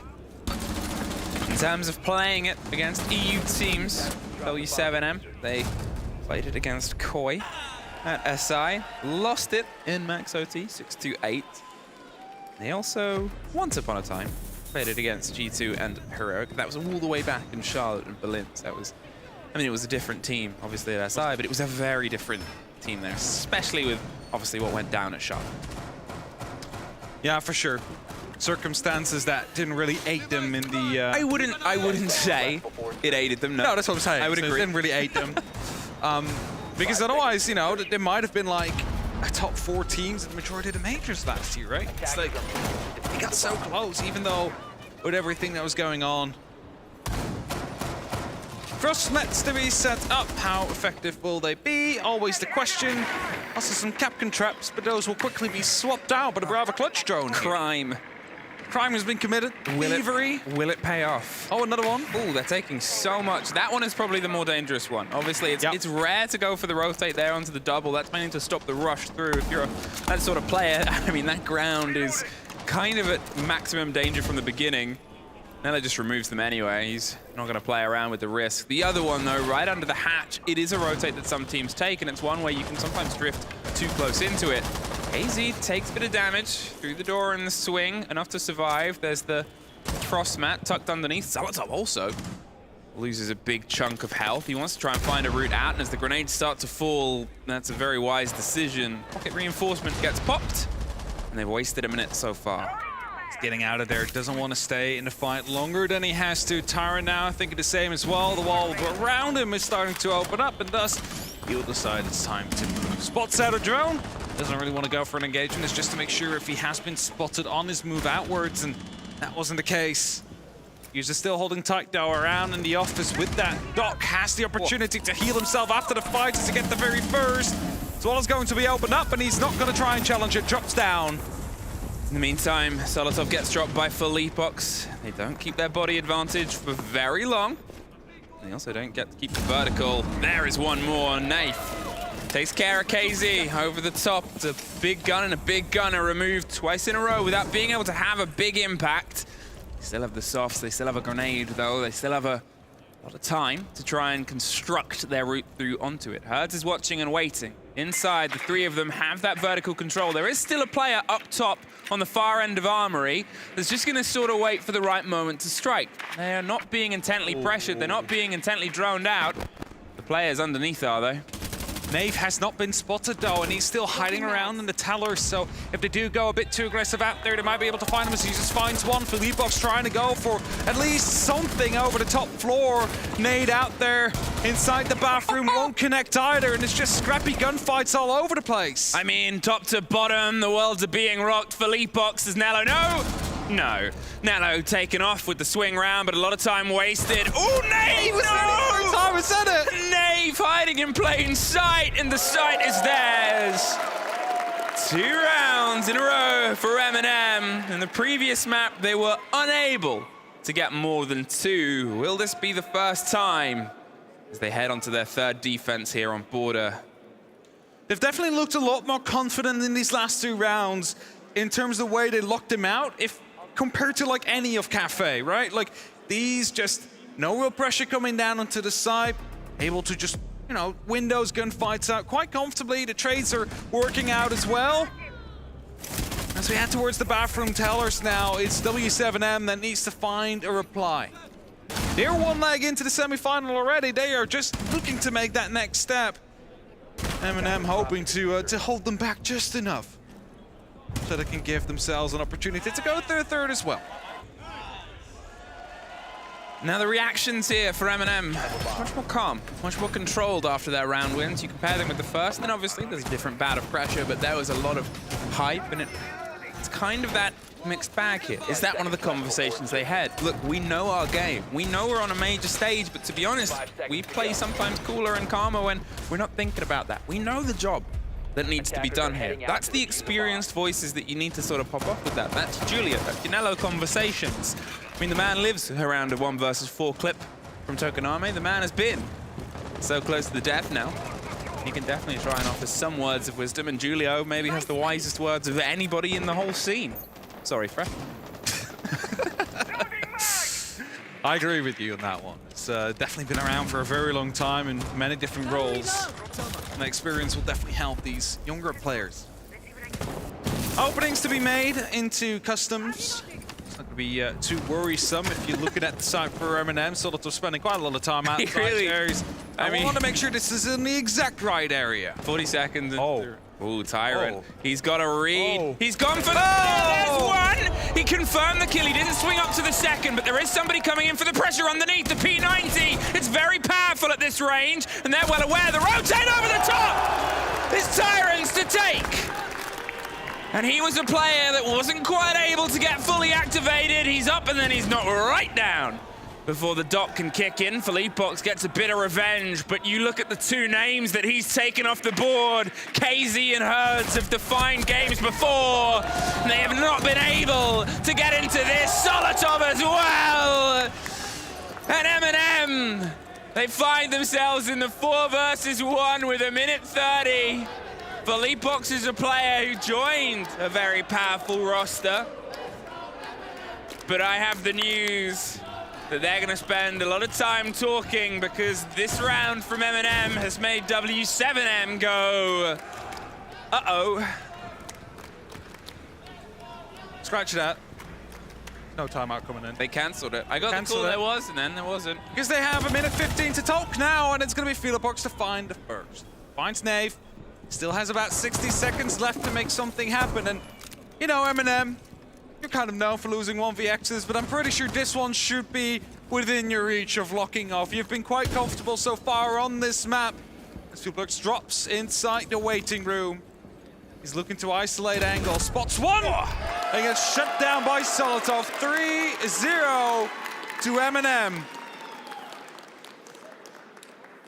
And again, calm, cool. The performance that you need from this roster right now, and obviously their map, they're on the half that W7M wanted to play. Trying to lead in here with their attack. And yeah, obviously we had the call and the cancel call of the timeout, because it all happened so fast. They had the minute to talk about it there as well. And it almost reminds me, you know, we talk about players starting to activate. The best comparison for Tyrant is, remember on the previous map where there was 2 bodies in front of him and he shot down the middle, a mistake we all make. This time he was locked onto one. This time that focus of, I'm gonna go for this single kill and get out of there, that is something that we just did not get from them on the first map. And that is where that team talk has led them. You had a good call there. Sometimes you get a bit greedy, you got the first injure, and then, you know, some players, they'll decide to go for the second, do not finish it off. You lose that gunfight at that point, you basically lost the entry. They can go for a pickup. So the right call made there. And again, a very comfortable round for M&M that they will be continuing their lead with, as they're now 3-0. Again, continuing again back towards that top floor. Armory will be the site we'll play. And this is one of those sites, not quite like CC, because there has been some changes, but everybody basically has an idea on how to attack this. And it seems like W7M, they want to go a bit quick here. Herds already finds himself in site tellers. He'll be finding himself in a spot where he could either go for, you know, grenade down below later on, or they might start pushing up the east stairs and see what they can make happen from there on. They need to open up that wall first, and that's what Philippox is here to do. Ready to rock and roll. The grenade right under the player. Won't quite get the catch because they got themselves towards these stairs, but that'll give the call that they're right underneath me. And KZ is right on top as well. This is a coordination we haven't quite had from W7M before. They've been able to get in, lead with the first foot, and get that first body down. Users, he's kind of hoping for a fight of his own engagement. He wants to try and shake some of the momentum out and strike them, but Hertz is watching and waiting. It's that cautious internal game. I highlighted it as a big strength of W7M on Cafe, and I said it's going to be trickier to make work here on Border. They're trying to find a way to force it, though. Users has been spotted and does will rotate out. Doesn't want to stick around and find out what will happen to him if he does. And as this drone beautifully placed, is going to be giving away so much information to the side of W7M. The office take is about to commence. They do not have a talent shield to try and make a plant happen later on. Then the rest of M&M is starting to reinforce themselves inside that office as well. As they're reinforcing up the last couple of walls and making sure that, well, if you were to be out there, you might be challenged for it. C4 doesn't get the kill, but Solotov does, and it does stop the hard breach through. Solotov, with the cover and the dock, with the power that they have, can try and take these elongated engagements. KZ on the roll of the ace to seeing if they can crack their way across the top. And there it is, breaking the breach. Nello once again in a dangerous position here, hoping to get a strike through, but it's Nade that instead takes care of users on the back end. 50 seconds, W7M is making sure that they keep the pressure on and across. There's the spray through, and Solotov for his second preps to run in the hop out. KZ stepping up, stacking up. Does he know about Nello, who's in maybe once again still the most dangerous place? Oh, I don't think he does. KZ gets dropped and dropped further, but there's JV92 with a quick response to 2 versus 2, 20 seconds. And the pressure of the darts over on the side. Nade, he wants to swing into the fight, and he finds the first. It's Nade first the world right now. There's the first engagement. He tucks for the second and gets himself into box. 14 seconds, Nade. He's gonna go for the plant once again. There's the read on the bulletproof, the motion and the spray through. He doesn't go for the bait. He goes for the... Oh! Hold your arms up and play to the crowd. 4 rounds in a row. And that is more than either team has been able to manage today so far. Definitely the closest round we've had so far, though. W7M really able to make something work here. A great first take over the ground floor, gaining some ground, and KZ finding Tyron, maybe by a bit of luck as he was opening up the window, but the timeout now has been called by W7M. After they just lost that one. They started to gain some momentum in that round, but now to drag it across the finish line. Nay for the beautiful 1v2 in the end. Hey, remember that statistic that you threw out about Solotov on Border? Was it you or was it Udes? I think it was a desk. Ah, sorry, I gave you credit there. I know what the statistic is of the statistic was a vague... Liking this map and always being on the top of the scoreboard. Oh, something like a 12-2. Yeah. He's currently... But that was after 4 rounds, so he's slacking, right? He's slacking. He's slacking. He's only on an 8-2. He's only on a 4.0 KD. Yeah. I mean, it's impressive. It's a performance. To be honest, you know, in the first map, it wasn't that he was lacking. He's been so consistent, so powerful. In fact, obviously, by the start of this series, M&M have played 15 maps. W7M have played 5. Even if you took the top killers, KZ, from W7M and Herds, and multiplied their kills by 3, they would still be about 20 short of what Solotov has been able to put down. He has had a phenomenal tournament so far, and I mean, it's something that you've always wanted to see from the player. M&M, you've just lost your first map, then you found 4 rounds in a row. It's kind of the duality of a team here. Can they continue that? Can they bring it to 5, maybe 6 last half to go at it? Really rub it in W7M's face there that they are here to play Border and they're here to find themselves on a 3rd map. It's definitely, if you're headed into a 3rd map, but decide a map on the back of like a 7-1 or a 7-2 loss, that's going to be hurting. Really bad. Well, there's the breakthrough. They're going to see if they can get the impact. Fortunately, not. A bit too low. They're waiting for that opener, and it does get the rest. So they only have the angle for now, and with 1 more Selma in pocket, is it worth it on this wall? It's the thing about this map, there's not a huge amount of hard destruction. Now, there's not a huge amount of Herds. 0-5. Has really just been locked out of Border. It's going to be something that hurts W7M. As I said, he also played a fantastic tournament. I think the 3rd highest rated player at the start of this. Yeah, it's going to do a little bit of damage to that statistic. KZ jumping in, it's going to be challenged. Solotov will find him. Shuts him down, so does Tyrant. 2 players left in W7M. And one is about to be swung out here as Philopox is making his way into the archives. Of course, it's not the side, he still needs to go down a floor, but he's about to be swung, misses the first opportunity. C4 will be caught as he catches Solotov as well. Brings it back to a 2-on-4 for W7M. Yeah, Solotov really wanted to try and dip there, and he could have played that C4 a bit further away, but with the further away being underneath him. It just seems W7M don't quite have that pinpoint awareness on players they had before. JV92, he's about to walk into a fight and he wins it out. Fantastic swing there to the head of users. And now as they finally get eyes towards the sight on their attack here, a 3 versus 2. They don't have the vertical control at this point. They don't have the player inside the bathroom, but they might be able to win it out and put themselves even half. It's Nave trying to find the engagement, but with the support of Nello and Tyrant getting one more, he's far from alone. 5 rounds in a row for M&M. Try and listen to what they chant out there. It's a bit louder. But M&M 5-0. Bathroom tellers to be the last site they want to go to here. Oh, he's just making a little hole which is used afterwards. Even worse. But they just keep being struck in the sides and in the backs. And Tyrant was hiding patiently inside the passport, just waiting for the call of like on contact on the door so he could swing through. 5-0 M&M. Only one round has really been close for the side of W7M. That could have gone their way. But that wasn't this one. That was the previous Armory play. We're back towards the bathroom and tellers.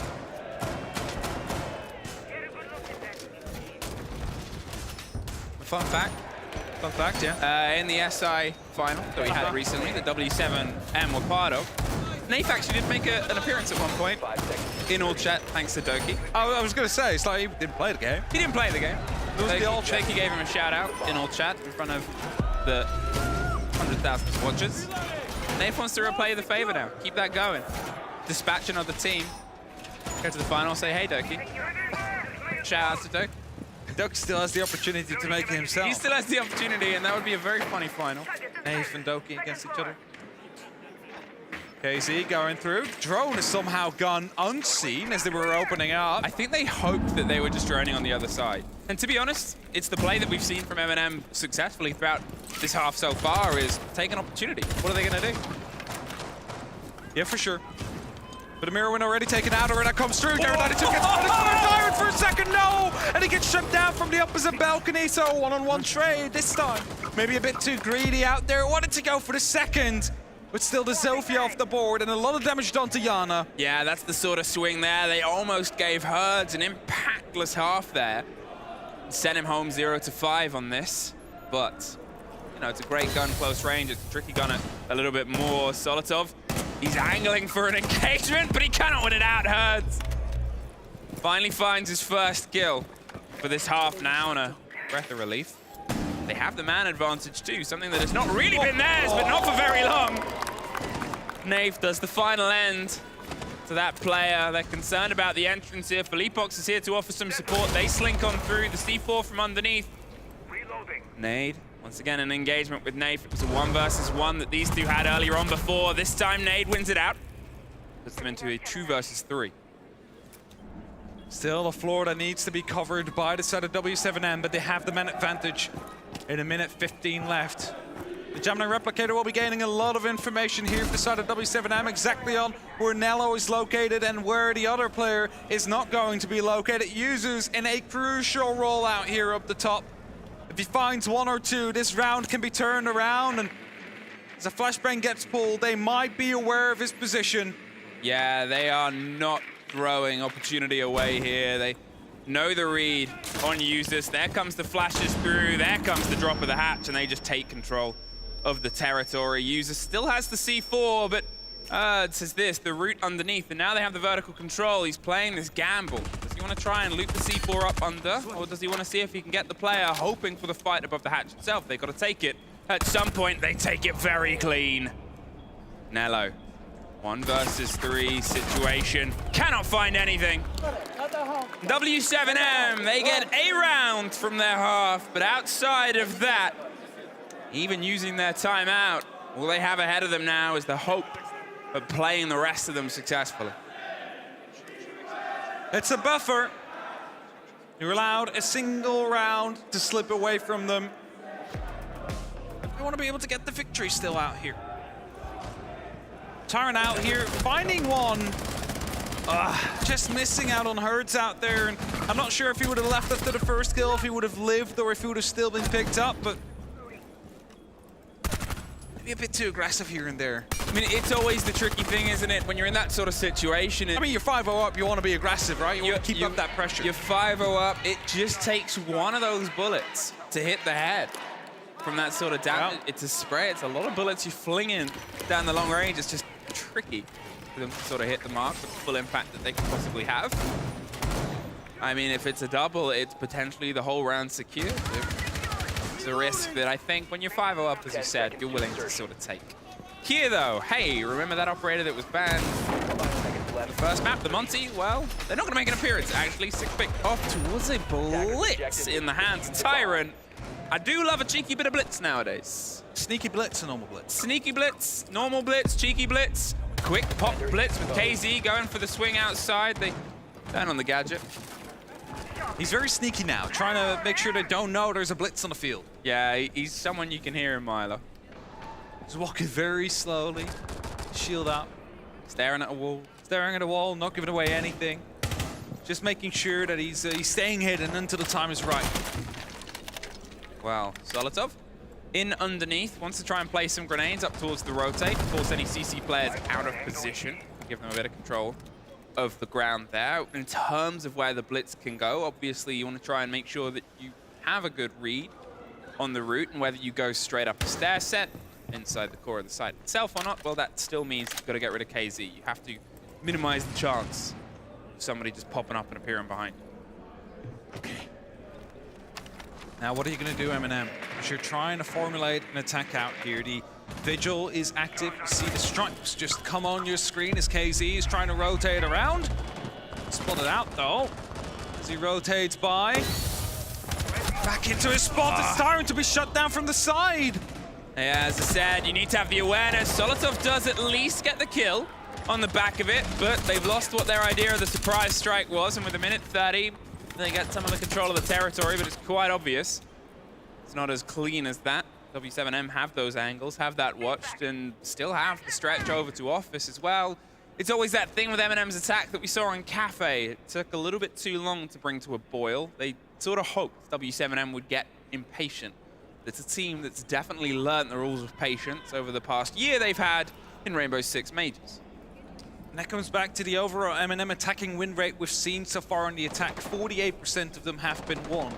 Yes, that's close to a 50-50, but if we look at W7M, for example, even though this map is not really an example for it, they're closer to 60% of their attack rounds to be won. And that's because they have that little bit of extra pace here and there that we sometimes miss from M&M, especially over that last map. Now, phone calls are coming off. That's usually a call for at least a push to be made, and you see some of the blue outlines making their way over towards the armory, as Nello will find the very first onto the side directly. Users gets one more, and Nello's going to see if he can stick the kid in the meantime. Solotov goes deep, gets dropped. Nello has to pull himself off because Philippox has the kill onto Nate. The C4 gets one. It's a 1 versus 1. Nello versus Nade, the player who's been able to find himself in these clutches engagements before, lost the previous 1 versus 1. Nello goes for the plant. He's going to see if he can stick it this time. The swing's going to come around onto the back. He's up just in time. They're spraying through the soft. Not much health, and it's Nade! To win it out. Takes a moment. Lost the 1 versus 1 last time. Make sure he doesn't lose it this. Counter defuse comes in. Well done by W7M. They held on just barely again. And Eminem able to just push through in the end. But maybe just, I don't know what it was out there. Like, we've seen Eminem rounds where they fully trusted their team going for the diffuser, knowing they were clear when one of their teammates died, and they could just stick it. Here they went off for just a second, which then again basically costed them 7 seconds. At a later moment in time. Beautiful C4, by the way. Just finding the player out on the balcony really opened up the opportunity for Nade to start rotating through, win that round. Eminem in a 4 versus 2.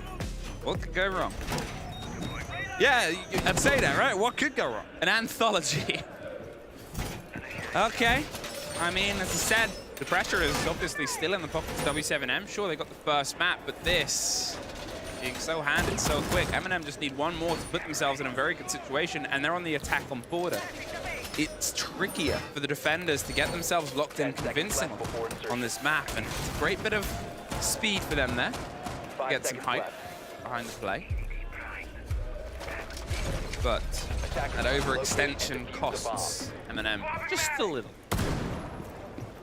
The map is still paper thin, of course. That's always the thing you have to bring, and maybe that's why they went a bit more aggressive. Like, it's just a single wall between you and the opponent most of the time is KZ. Goes for a run out, gets spotted out, but doesn't take or deal any damage, so no worries out there. Especially in the meantime, detention, I believe, that has been opened up, and the drone is droning around, trying to find the information on Philipox, who's down below. Yeah, they want to see if they can get a loose player here because, well, good to remove them, but first off the board is Solotov. KZ keeps himself control. A power player who's only really started to put some damage in.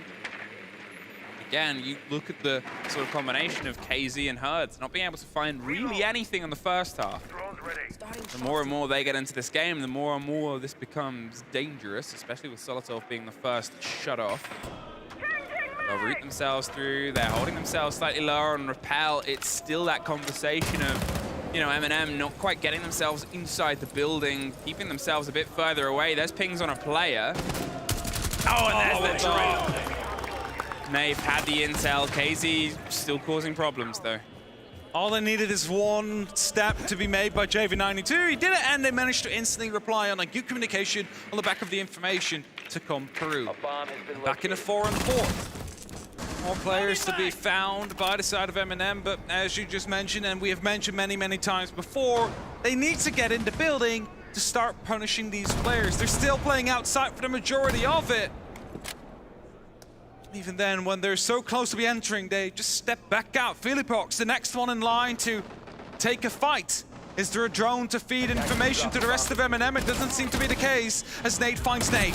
There's Nello and Tyrant getting one apiece elsewhere, though. The response to Nate up top and the swing down to Philipox below. 3 versus 2. KZ is about to be in an engagement himself. Whether they know about it, Usus, he's tucked with the SMG. He is a good Dyer. Oh, but the only one to die is KZ. Now a 3 versus 1. Herds, as I said, he's been a bit slow to impact this game. Only one in the final attack round. In the last turn of the half, Tyrant does some damage. They have an awareness of the player, but 20 seconds, they have to get their execute on the go. Can he do it? Herds to make sure they maintain that buffer. No, Nello finds him. And M&M, they are on that point. Family cam. Family cam. And now they have 4 opportunities. Marshmallow cam. To put one leg into the semifinals. W7M cam. Wait, I'm just naming them. M&M cam. M&M cam.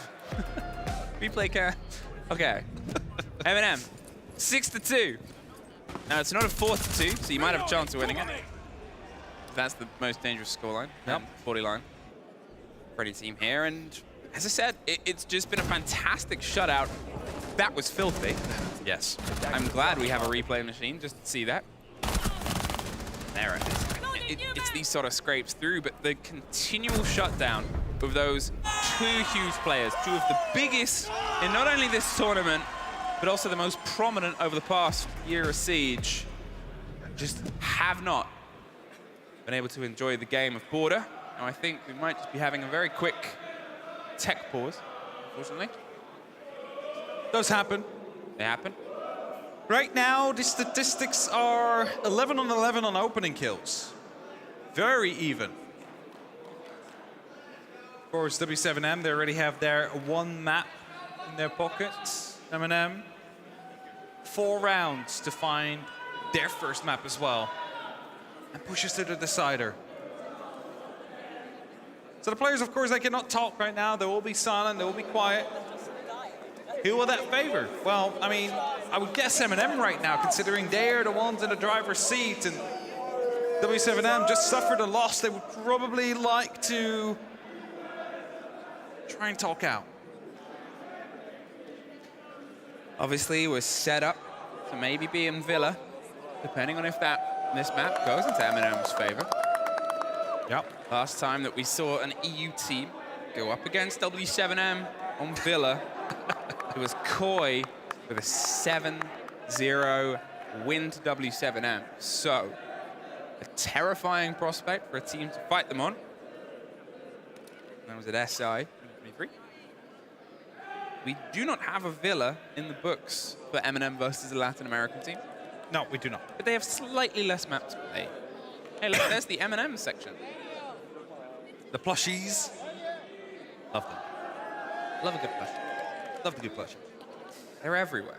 But for Villa, we do have 2 plays in... Cowboy hat guy. Yeah, it's been every major. Over like the past year or so. Every single major I've ever been to. I've seen about Charlotte. Cowboy hat guy. I've seen about Berlin. I think in Tripping as well. He puts the yeehaw in Rainbow Six. Yeehaw seed. Just a tech pause. As I said before, we'll be back in with the game. M&M and unfortunate tech pauses on map point. Yeah, that is quite unfortunate. But hey, they only need 1 more round to find themselves a map 3. Try and knock out a Brazilian team. One already went through. There is an opportunity that we have 4 Brazilian teams in the semifinals at the end of the day. Hey, Jay. Hello.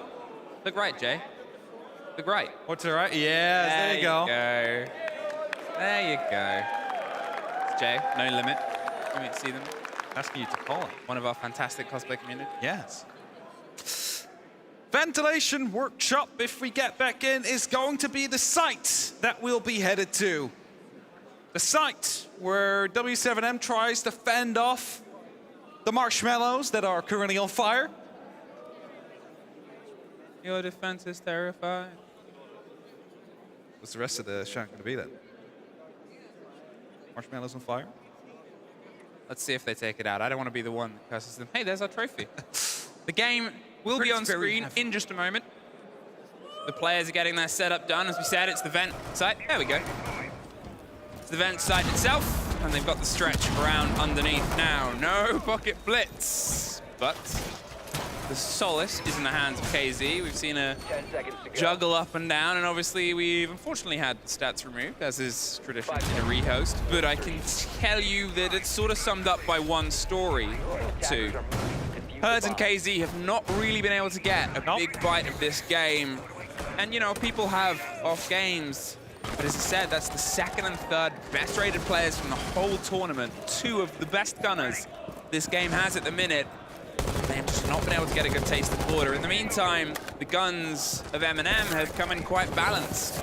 Nath has kept on popping up, getting these trades out. Tyrant is having a much better map than he did in the first. Not the best of starts for M&M on the first map point. Quick damage being done back towards Herds, but as he's rotating out, he's locking off his exit, making sure he's not going to be chased by any of these players. And M&M, you need to take that control of the building itself. Like, yes, you got away with it last round, but just love to see them to be more aggressive in the map like Solotov is right now, to try and hunt down these players, to really start shepherding them out of position so you can catch them if they move. And Solotov might be doing exactly that.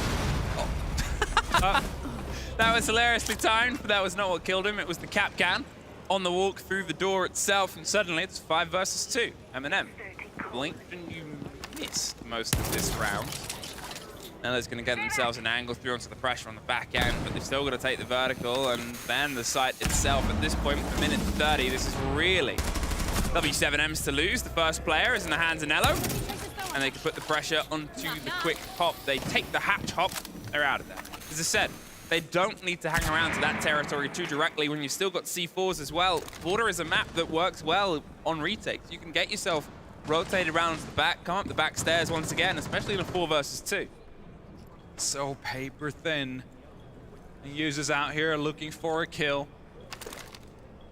His first round he's looking for, which would definitely be giving them an opportunity to get back into it. But a hedge drop there from the Maestro indeed comes in, and that means there's no one really left up on the top they need to worry about.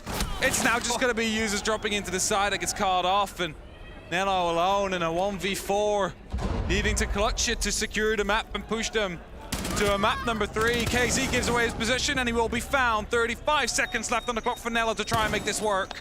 Catch on the camera, but the player's ready to swing out. They've got themselves 2 angles set up. Not a lot of bullets in that gun. None of them will make the impact that they could have.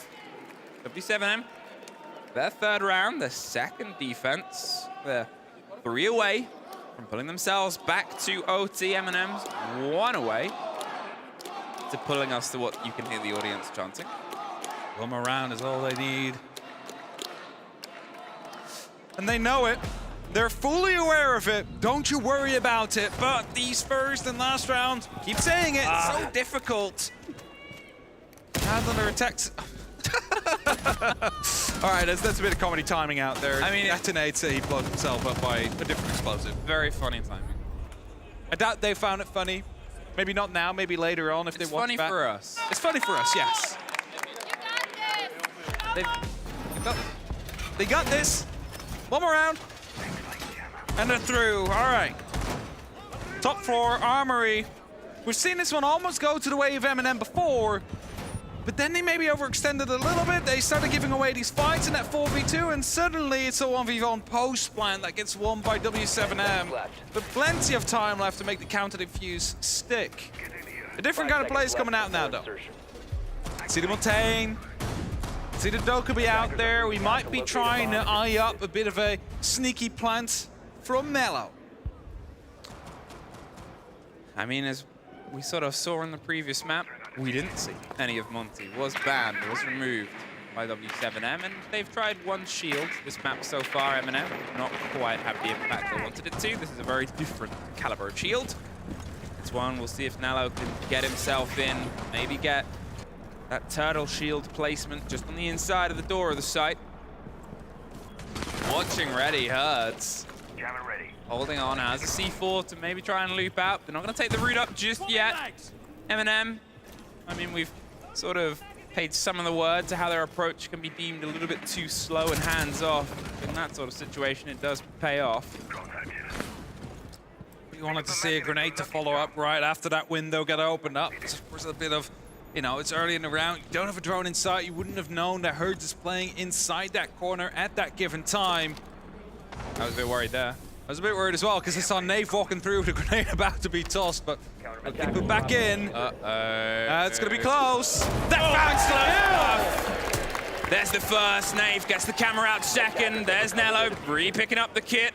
There's the fight inside CC for Solotov. A 5 versus 3, and there's that pair once again off the board. JV92, he's a name that's also been screamed for W7M, one of the classic roster that's still on, the only one still standing with 1:20. Nello holding off. A narrow firefight, they want to slip through, but there's 2 C4s on board. They're ready and prepped for this. That one's angled right out towards the AC window. For that player in the position, they're rotating where they want to go for the plant. Plan A, it hasn't quite worked. The Monty is drawing the attention still on the door. The smoke's there. They want to try and bait out the C4s over the top, but no one's taking the bait for now. It's that gamble. Let's go for Armory site instead. And Nello, try and get as much attention as you can here inside Archives. Try and get the read on the players. And if you can, become a replacement for a door, because we have control underneath. They have eyes. They're trying to bait the swing. Nello, don't go too deep. There's one more for users. Nave's going for the stick on the back end. Nello has become a door, forcing a route round the post plant. And it is flawless! M&M take their first map ever on a major stage in front of a crowd. And one more separates them from knocking out the SI Grand Finalists of W7M. They started this one off with so much pace. Can they keep it up for the next? Well, we are headed to a quick break before we will find out.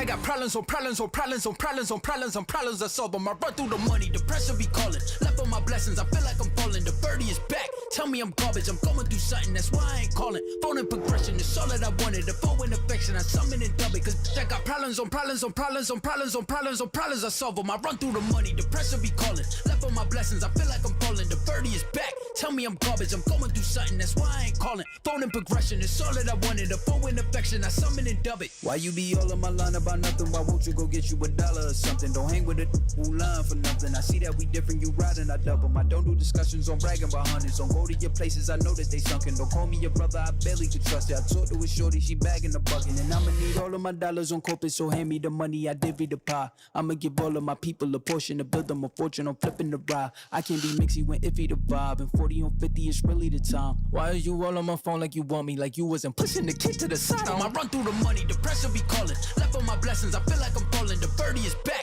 Tell me I'm garbage, I'm going through something, that's why I ain't calling.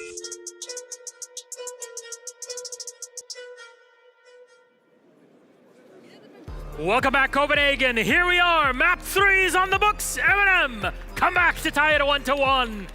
And we could hear the crowd very, very clearly through that final map. Though, the third one is about to begin. But first, let's recap what happened on border. M&M looked in complete control.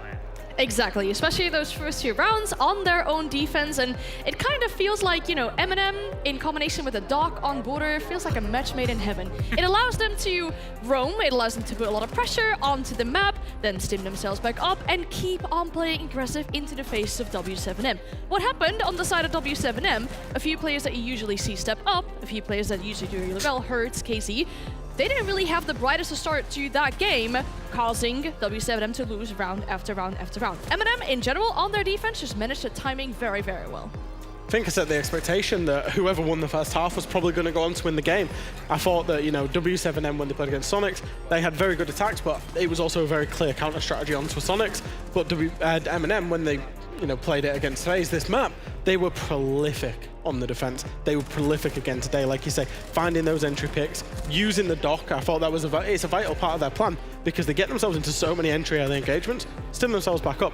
And I think 5-1 half, M&M are also, you know, not a bad attacking team when they stop throwing. I know they threw another 4v2. Yeah. We're gonna unfortunately see it happen here. But they got over the line, and I thought that was very good. Their players that they needed to step up did. I thought Users was absolutely excellent. Played a little bit of Dokeby on the attack as well, which I thought just helped him M&M out with that, you know, that passive information.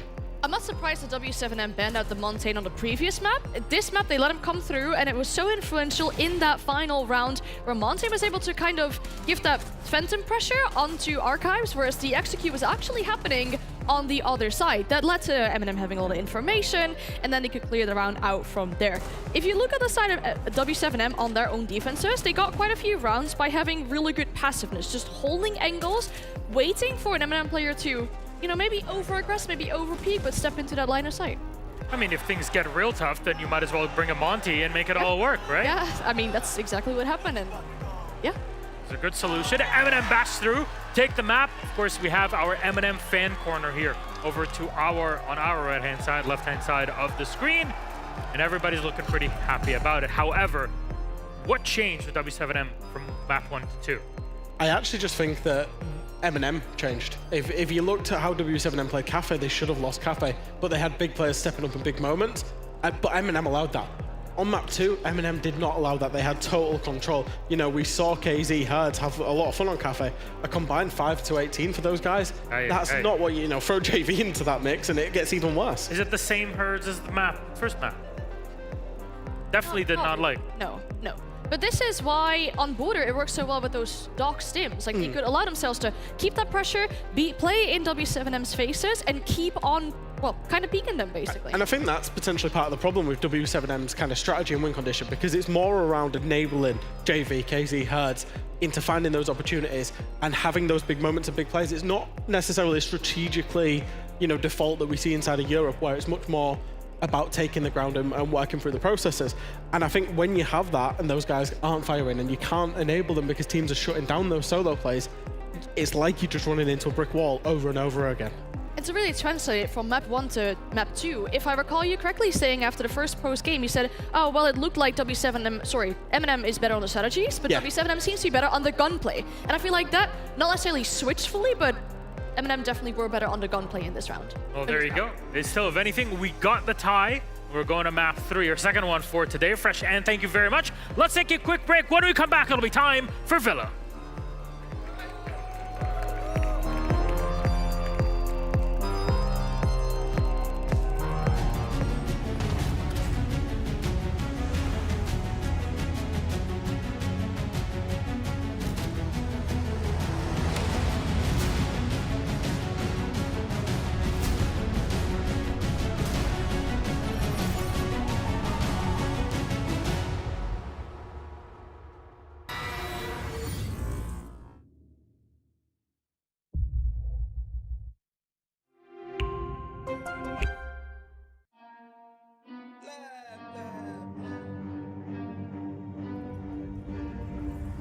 I got problems on problems on problems on problems on problems on problems I solve them. I run through the money, the pressure be calling. Left on my blessings, I feel like I'm falling. The birdie is back, tell me I'm garbage. I'm going through something, that's why I ain't calling. Phone and progression is all that I wanted. The phone in affection, I summon and dub it. Cause I got problems on problems on problems on problems on problems on problems I solve them. I run through the money, the pressure be calling. Left on my blessings, I feel like I'm falling. The birdie is back, tell me I'm garbage. I'm going through something, that's why I ain't calling. Phone and progression is all that I wanted. The phone in affection, I summon and dub it. Why you be all on my line about nothing? Why won't you go get you $1 or something? Don't hang with a who line for nothing. I see that we different, you riding, I double. I don't do discussions on bragging about hundreds. Don't go to your places, I know that they sunken. Don't call me your brother, I barely could trust it. I talked to a shorty, she bagging the bucket. And I'ma need all of my dollars on corporate, so hand me the money, I divvy the pie. I'ma give all of my people a portion to build them a fortune. I'm flipping the ride. I can't be mixy when iffy the vibe. And 40 on 50 is really the time. Why are you all on my phone like you want me? Like you wasn't pushing the kid to the side. I run through the money, the pressure be calling. Left on my blessings, I feel like I'm falling. The birdie is back,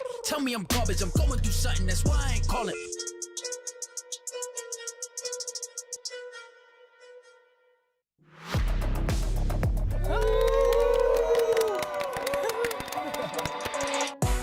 누가 가장 인터뷰 중에 욕을 많이 할 것 같은지.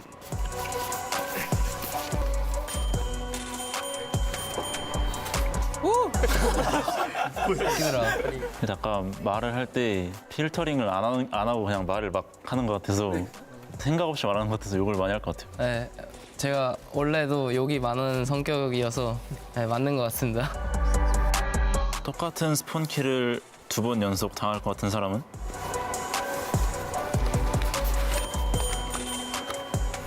하퍼. 근데 왜냐면 하퍼가 좀 최근에도 스폰킬을 많이 당하긴 해서 맞아. 어제 스폰킬 어제 스크림 때도 좀 많이 당했어. 맞아. 연속으로 많이 당했지. 스폰킬 하는 거 아니야? 나만 다 죽이러 올 거 아니야? 하퍼만 뭐라도 스폰킬 당한다. 하퍼만 지키면 되지. 재미로 팀킬 가장 많이 할 것 같은 사람은? 이건 좀 갈렸는데? 근데 약간 당한 사람들 뽑은 것 같은데 그냥? 내가 봤을 때? 난 솔저 왜 골랐냐면 내가 많이 죽여서 이제 나 죽일 것 같아서 솔저 골랐음. 난 남을 죽일 것 같은 사람 골랐는데? 난 많이 당했어. 맞아. 난 항상 남으면 마무리하고 죽이던데. 다 죽이던데. 맞아. 혼자 남는 거 좋아해서 나 일단 죽여 남으면. 아니 쟤는 마무리 아니어도 죽일 때 있어 나. 니는 죽일만 해. 왜 날 죽일만 해? 나 아무것도 안 하는데. 아무것도 안 해서 죽이는 거야? 왜 아무것도 안 해?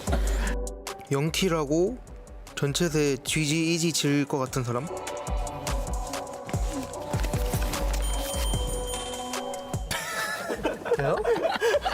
너 아니고 누가 있어 그럼? 내가 이지를 쳐? 이미 사례가 너무 많다. 이지 친 적 없는데? 그래? 비슷한 단어 있잖아요. 장난기도 많고 약간 이건 안 되는데 이런 건 안 되는데 약간 비슷한 말을 많이 하지. 이지는 아니더라도 약간 비슷하게. 너 뭐라 하지? 팀챗으로. 팀챗으로 이제 속마음이 언젠가는 한번 전체수로 한번 야 재밌는데 그거. 굳히기 들어갔네. 그러니까 이미지 나쁘게 만들고. I remember things 7 years ago. Naquela época, tudo era menor. Mais en chacun d'entre nous, la flamme brûlait déjà. Über die Jahre sind wir zusammengewachsen. Y hoy son millones los que nos apoyan. 皆さんの応援は我々の原動力です。 Ve sevdiğimiz işi yapmamıza olanak sağlıyorsunuz.และสิ่งเหล่านี้จะเป็นไปไม่ได้ถ้าหากเราไม่มีพวกคุณ Devemos tudo isso a vocês. Därför vill vi säga Gracias. Obrigado ขอบคุณครับ danke. ありがとう。 Kiitos. Merci. From the bottom of our hearts, thank you.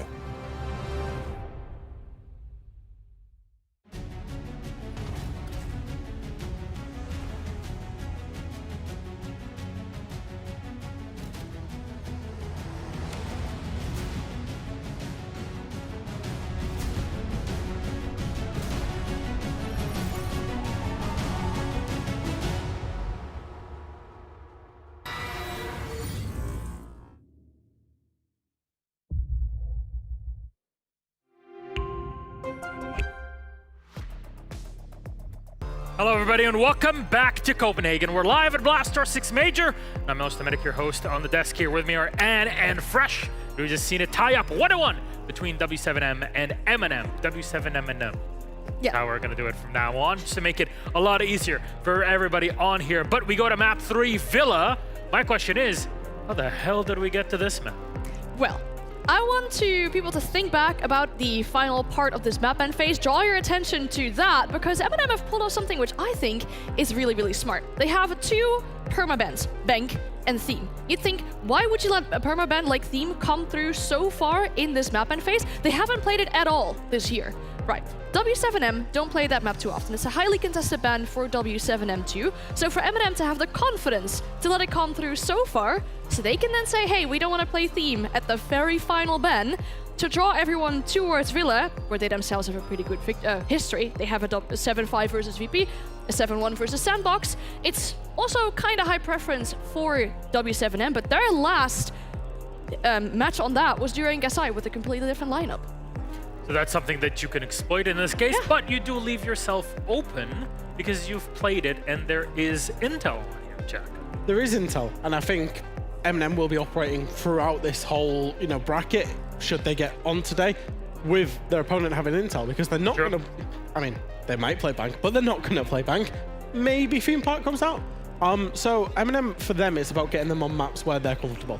I think Cafe, Border, Villa, they're comfortable on all of them. Now, as we go into Villa, obviously, like you said, the last time W7M played it was 6 Invitational. It was a 7-0? 7-0. 7-0 victory the last time they played it for W7M. So they're very, very comfortable at it.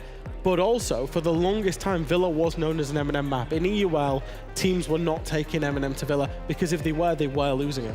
So what you're trying to say is that last time W7M were really, really, really good on Villa was when Julio, the guy who's coaching on the other side, was playing on it. Yes. Yeah. Wow. Well, the plot thickens, huh? Isn't that a conundrum?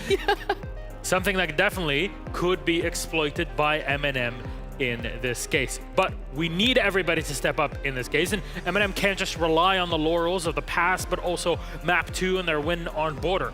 What has to happen to make it an M&M victory? Well, I mean, I like the playstyle they brought out from the previous map, where they played aggressive, where they had each other, well, where they peeked into the faces of the W7M players. As long as they have that confidence and they, again, punish W7M for when they want to get those 2v4 rounds back in their favor, that's when you see a strong M&M. I think M&M, if we're looking at this purely from an M&M perspective, they need to back their strategy. They need to back that Nello and Nave will guide them around the park, better than Lagonis will. Sorry, not Lagonis. That's the other result. Better than Leapbox will for W7M. And I think generally M&M have been better strategically in the first 2 maps. So M&M need to trust in their process, but then also enable their star fragglers, especially Solotov, but also we saw users. We saw Tyrant get enabled on Border. If they can continue that momentum, like Anne says, there's no reason why M&M shouldn't win this game. They are starting on the attack. So attack has been pretty 50-50 for M&M, where when plan A has gone wrong, they haven't had a lot of ideas on the plan B. Then is there a way where we see W7M extending their roam? Probably so. I think what W7M are going to look to do is isolate and identify Solotov. I think probably mainly Solotov, but M&M, because they can be quite detached from each other on their attacks. Isolate, get aggressive, make those plays. For W7M, it will have just been a big reset after map 2. Who takes the win? Come on, you already put yourself in this. M&M take the win. All right. Yeah. Anne? Yeah, I agree. Yep. Who wins? M&M? W7M. There's a few out there. All right, Copenhagen, give me your energy. It's time for map number 3. It's Villa. Thanks so much, Fresh and Anna. Casters are ready. M&M, take it away. Thank you very much, Milos. And you go to an EU audience for answers. You get EU answers. M&M, though, to be fair, I think they're posing a few more questions for W7M than they expected. They're definitely pulling up the challenge to W7M here. In my eyes, one of the favorites of the tournament, especially after how they showed up in those 5 maps they've only played. Haven't played much more. Now it's down to 7. And as we're headed to Villa, there's one thing I want to see from M&M. What is it, Hap? Their attacks, they need to speed up just a little bit more. Because Tim just walked by and he's like, what do you think? What do you think? There he is. Let's walk by again. Walk by again. Loves to walk by, Tim. There's Milos as well. What do you think? Villa, M&M? Or W7M? And I said, like, M&M can win it, but they need to speed it up because they've already, like, struggled with it on Bay. They struggled a little bit with it. Whoa! Oh, that was cool. Oh, I haven't seen that one yet. No. On Border, Came with a whole swoosh. but on Villa, if you're not quick enough, you are really going to be struggling with time. They're starting off on the attack here, and that makes it even more important that they quick get into the base here. Fair enough. I think removing the Dockerby there, it's an operator that's powerful in the right hand. It's not one that, you know, we've strictly seen played too much from W7M with massive impact, but M&M had a great impact. Nomad will also be impactless here as well. And that's a specific call out to JV. Acknowledged as well. Next band to come in. Zami. Yeah. Again, no wonder. We saw how it played out in the first map, and you know, M&M already being slow in their attacks. They don't really need another operator out there to slow them down, and as the Valkyrie gets removed, it's just that little bit of information game. And I feel like I keep repeating myself on every map, but there's always so much clutter you can hide these cameras in. It's so difficult to find every now and then. And if you struggle with taking out those Valks, you're basically forced to be playing with an IQ, which then takes away a bit of that flexibility you have in the attack. So let's get underway, shall we? Aviator as the very first of what could go up to a grand total 15 rounds to decide who of these two teams is going to be making it to the semifinals. Well, M&M will lead in here with their attacks, and it will be potentially the one that sets the tone for how this game breaks across. They were able to have a couple of good moments, but otherwise, generally, it's been the half that we've seen less of an impact from. Obviously, it was the brilliance of their defense on the opener of Border there that gave them the second half, where they didn't really have to do too much on the outside. In terms of Cafe, they were punished a bit after having a good lead on their defense. They get themselves a couple here. Again, that was one of those rounds on Cafe where if they would have won that one, hey, we would have found ourselves in the third matchup right now. So, that being said, it is going to be M&M on the attack. Again, I want them to be quicker. I want them to actually take the map under their own hands. They cannot just be playing from windows out here. They need to create space for themselves. Now, one of the worries that I have on this map is that it's obviously a lot vaster. It gives more time and more places for W7M to be problematic against the M&M take here, and it was frequently proven on Cafe. It allowed KZ and Herds room to breathe. They moved around the space, they kept on popping up in these dangerous places, and as the rest of the site was being held down by the cool calm that was down there, Solotov might be the one that slips his way through, finds the first fight. He's gonna get swung from red. Does he know? No, he gets further than he thought. Bit of damage, there's the end of it. And there is KZ with one more. Users moving around to the back. Filipok stops the rest of the push. M&M, they tried to throw everything in behind the wake there, and unfortunately, punished. There's definitely a bit more pace there from the side of M&M. Hertz coming around the corner will find Nate. He's shut down by Nella, but he's going to be on 1 HP now to try and look off the round. He's not gifted any. KZ shuts him down, and W7M very comfortable on this first round here. Shut down M&M. And yes, the entry was there. And yes, we did see the nut come in uncontested, find a kill, but then maybe dug a bit too deep, not having the cover from the rest of the team at the ready to secure what was coming right afterwards.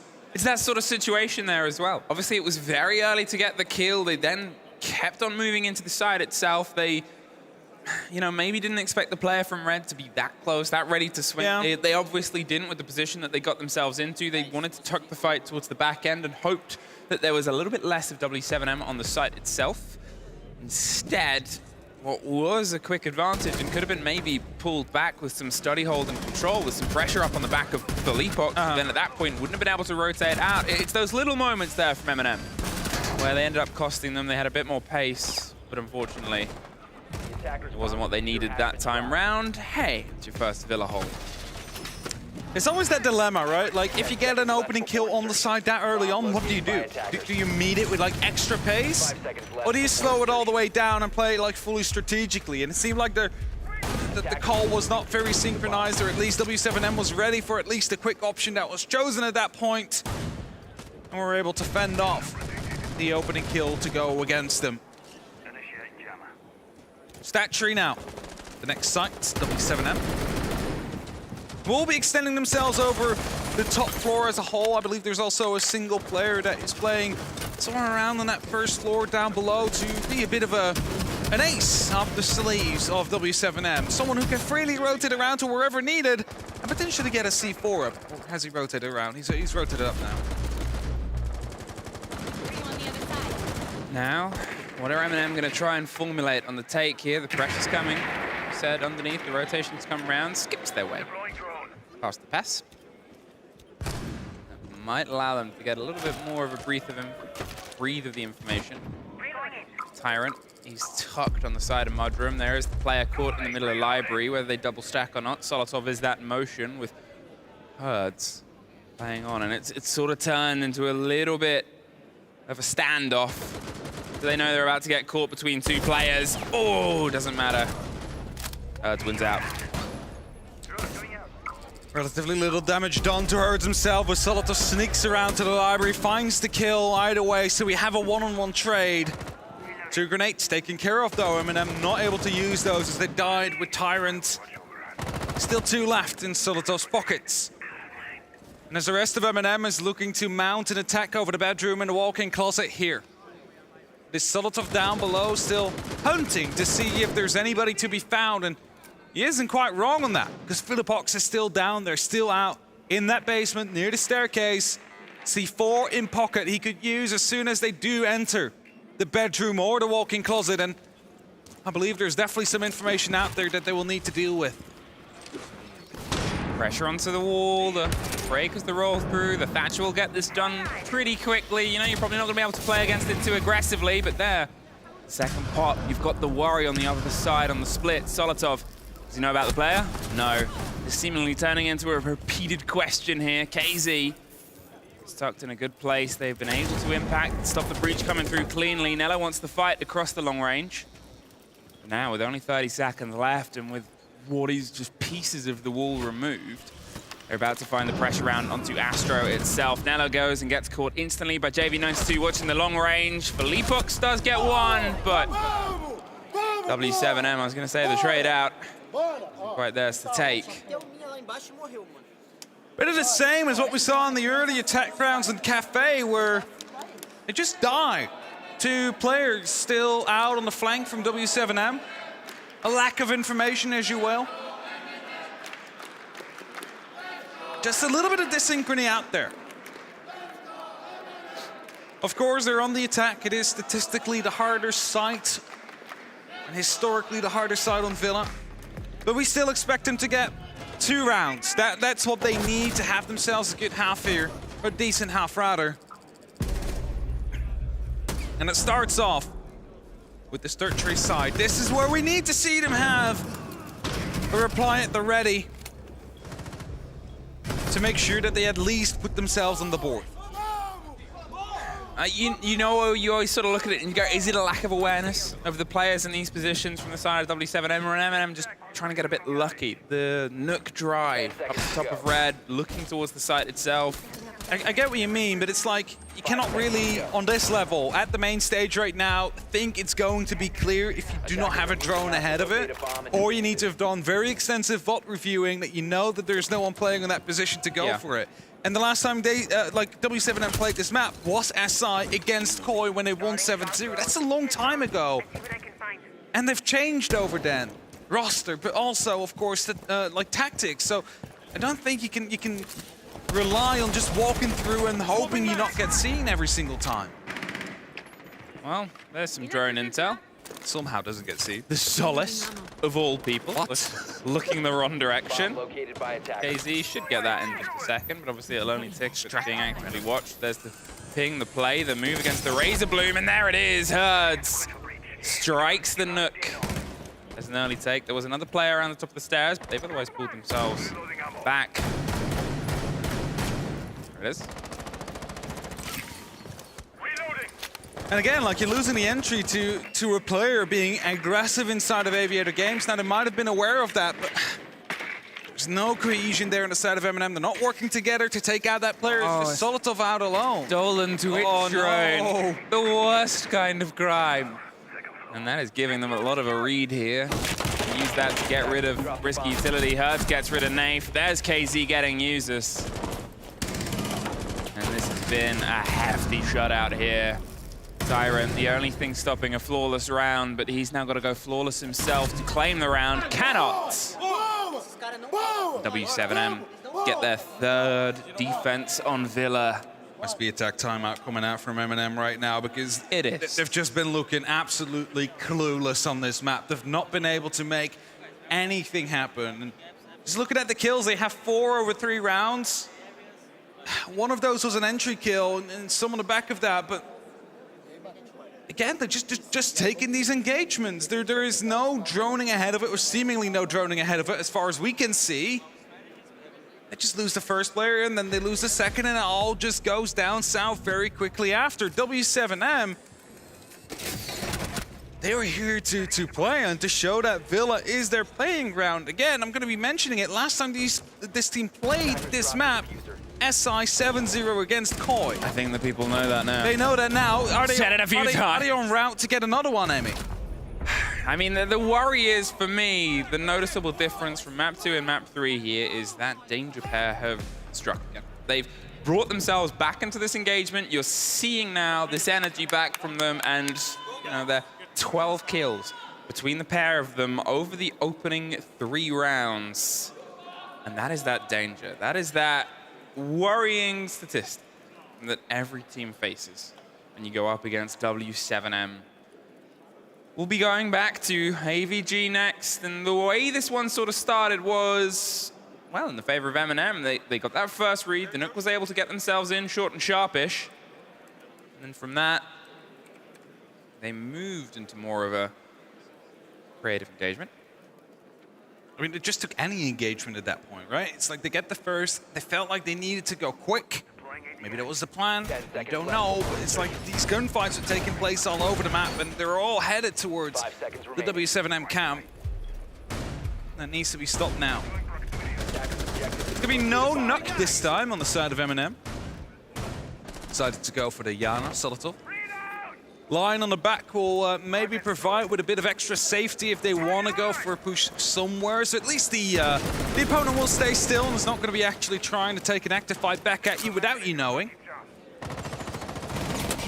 Oh, through the drone, oh, KZ. There's no Malaya now, so that is off the board. The entry kill again goes to W7M. That's just unfortunate for the side of M&M. I mean, fortunate it's turning into that sort of story here. Fleepox droned out, caught out. Solotov gets the kill back. There is one more player on the far side, and KZ.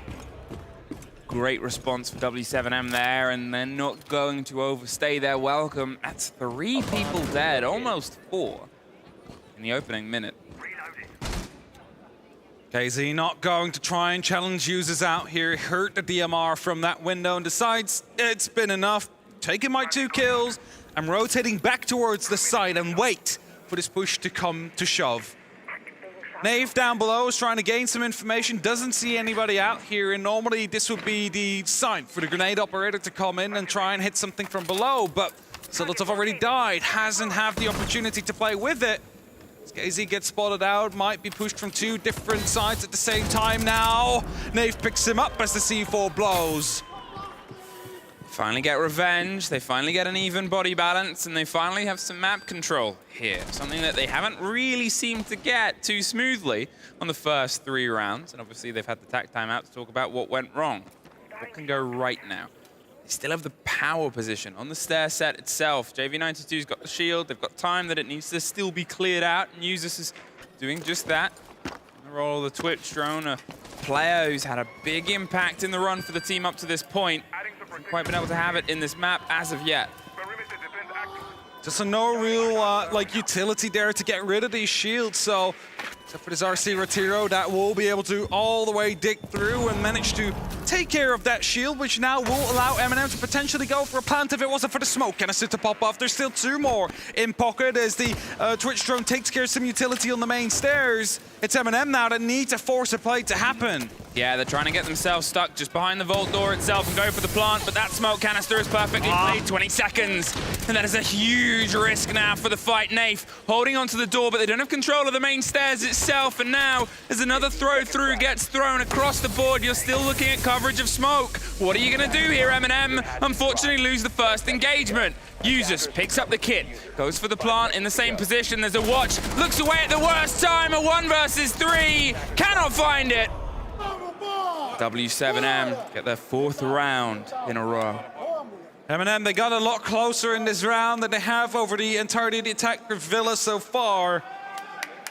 Managed to find themselves inside, managed to almost get that kit down, just to cover, not fully on point at that point.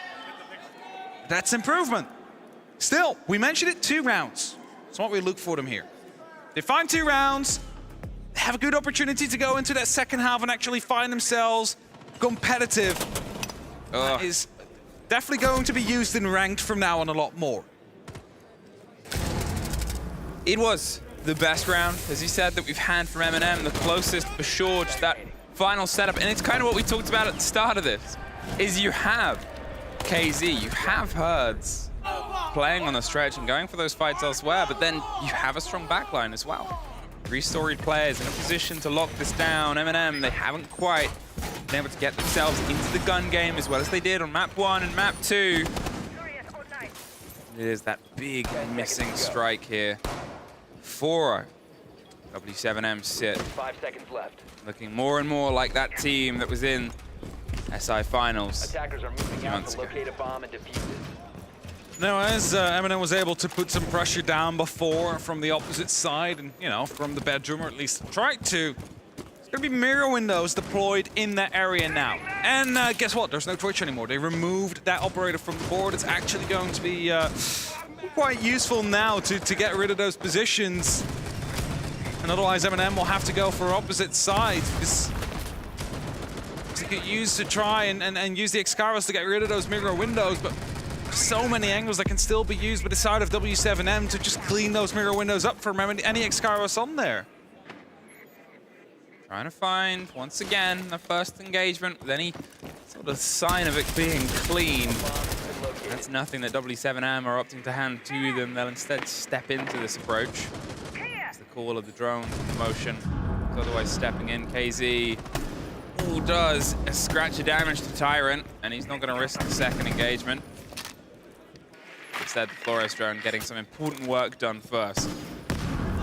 Drop the bomb diffuser. Serial laser gate activated again. Hurts find Nafe as well. That's a second to be found by KZ, and now MNM, they have 3 players left. The E1D will pop to try and at least make something happen, but Philippbox is waiting in the corner, gets droned out, but manages to rotate around just in time. Solotov misses the opportunity to punish him for it.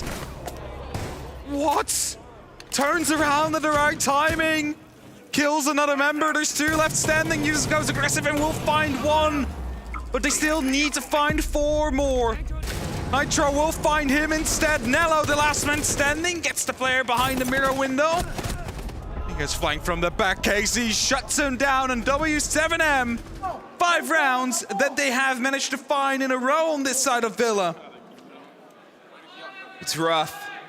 No 2 ways about it. You can see that the stress is sort of impacting the play of MNM here from what has been such a solid performance. Obviously, pretty much max OT in the first map. Very strong performance in the second. And here, unfortunately, they're being dealt the own hand that they're able to give to their opponents. W7M, they climb ever closer towards progressing through the bracket. 5-0. Will M&M get one take on their attacking half here? That's what we're looking for. Gives them that buffer, gives them a little bit of breathing room. If they fail to get this round now, that means they need to be flawless from there on forward. And it's slowly starting to slip away. And the attack wasn't their strongest point. The defense is what M&M had to rely on to get to where they are right now. But it's going to be a tall ask to go for 6 consecutive rounds on the defense themselves as well. Attackers have recovered their diffuser. Especially with the pressure that's just been put upon them.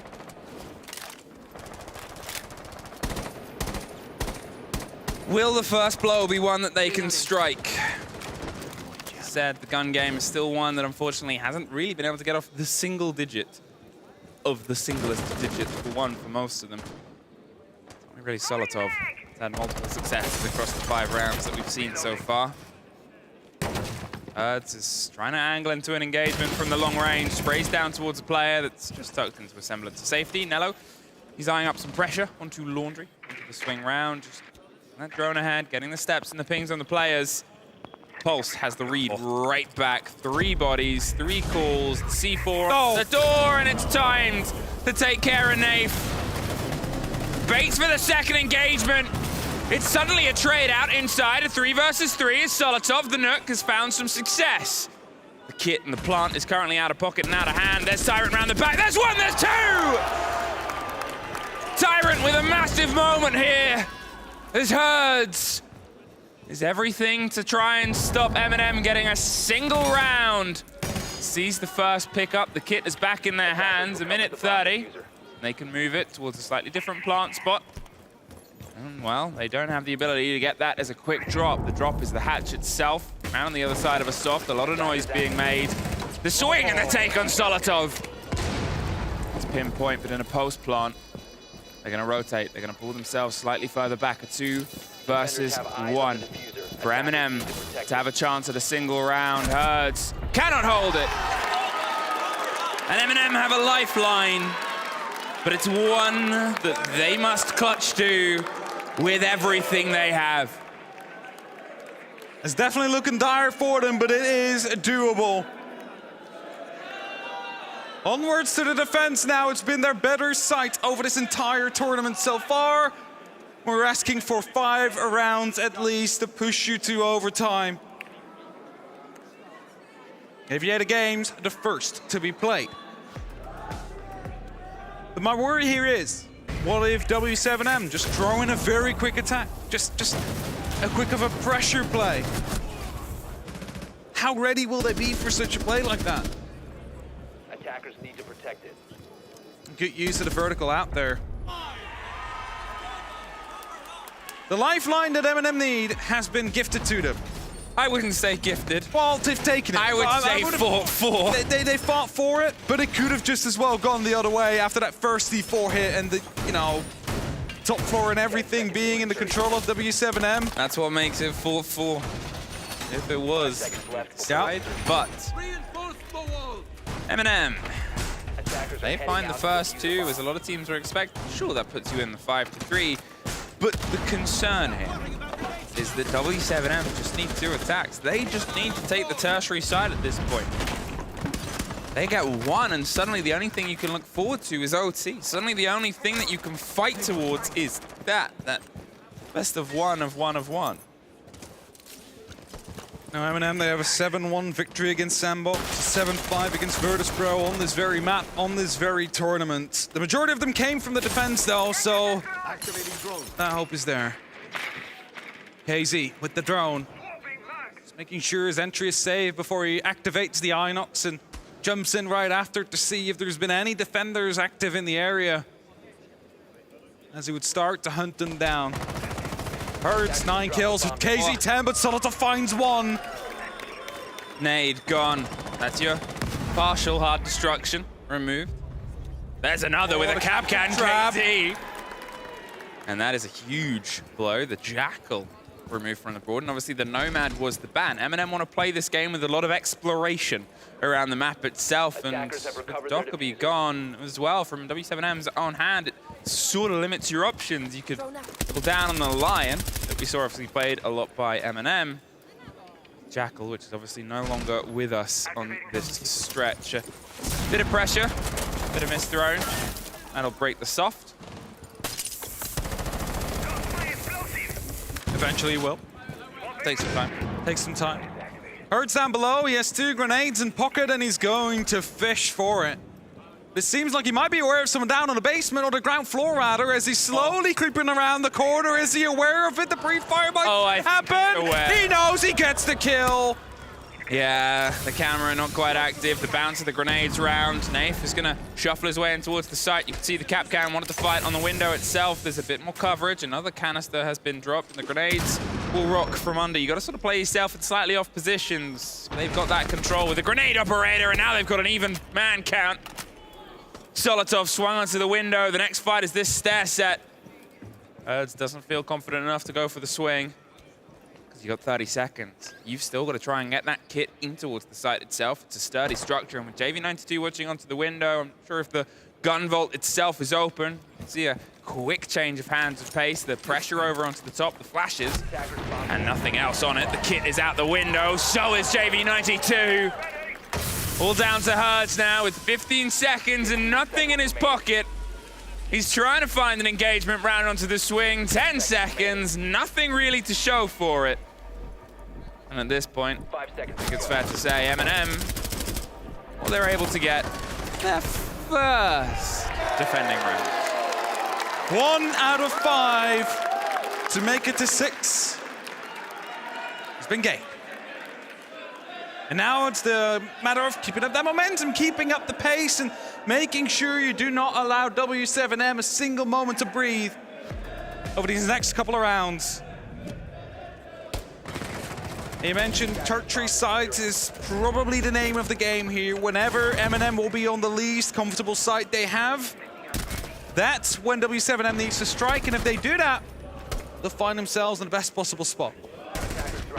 And talking about tertiary sites, it might not actually be for the side of M&M, but we are headed towards the kitchen and the dining room. I mean, I think that's the sort of cost right now, is that they cannot have a tertiary site. They need to They're win. not allowed. Yes, they're not allowed. Every site has to be a primary. Every site has to be their strongest performance. Every site has to, in a way, be as strong as their defense was on border. A defense where, well, that 5-1 was what they were able to pan towards their opponents. And from that point onwards, on border, on the previous map, from a 5-1, it traded its way back and forth to the eventual end.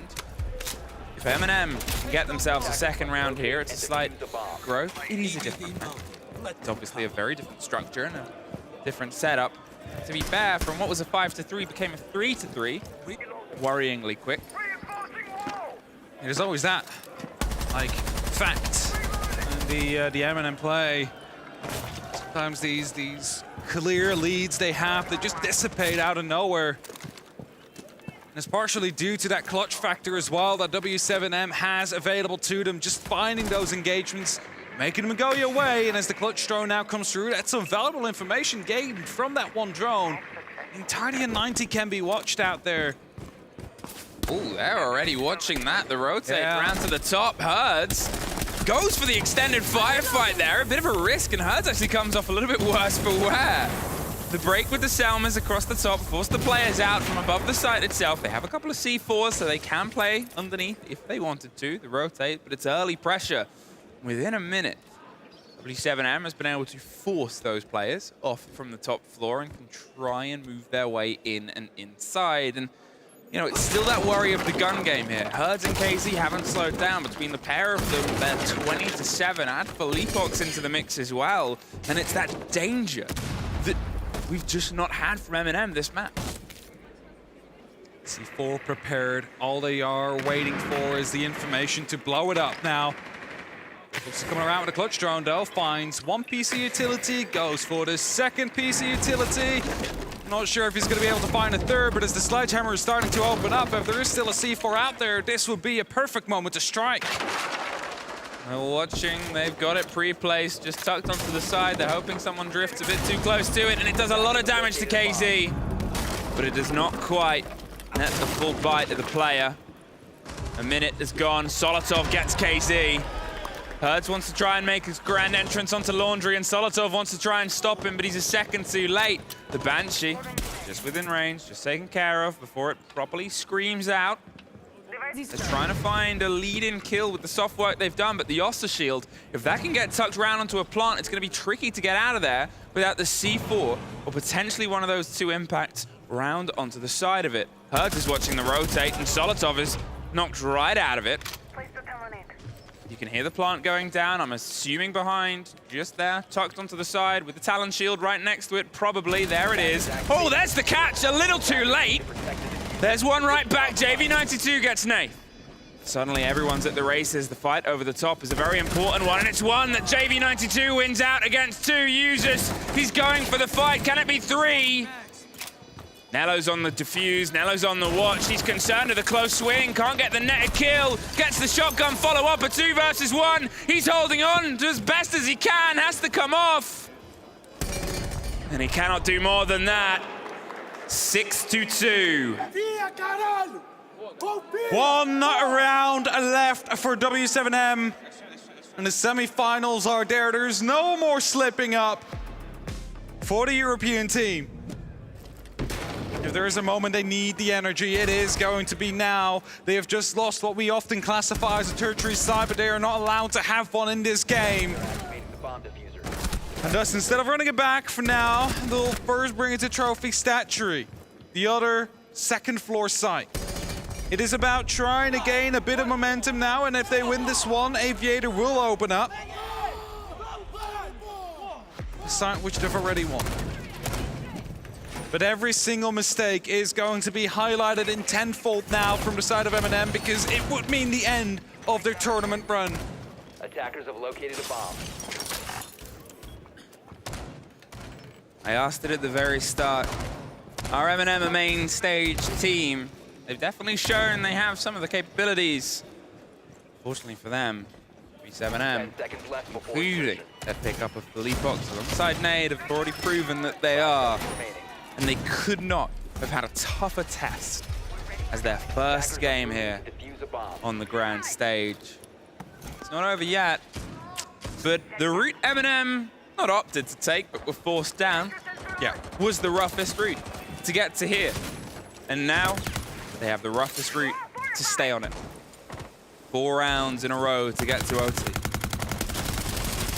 That's it, 4 flawless rounds.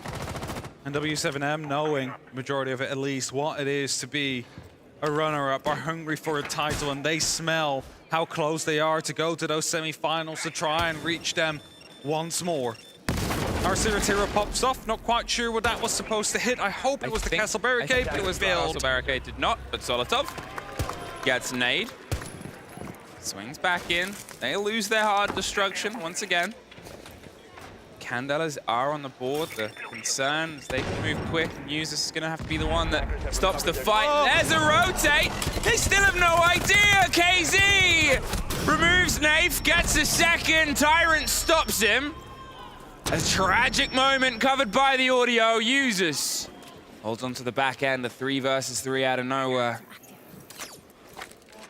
Nello close, gets pretty far, but he still finds the kill into Hertz. He's down below. Tyrant drops. A 2-on-2.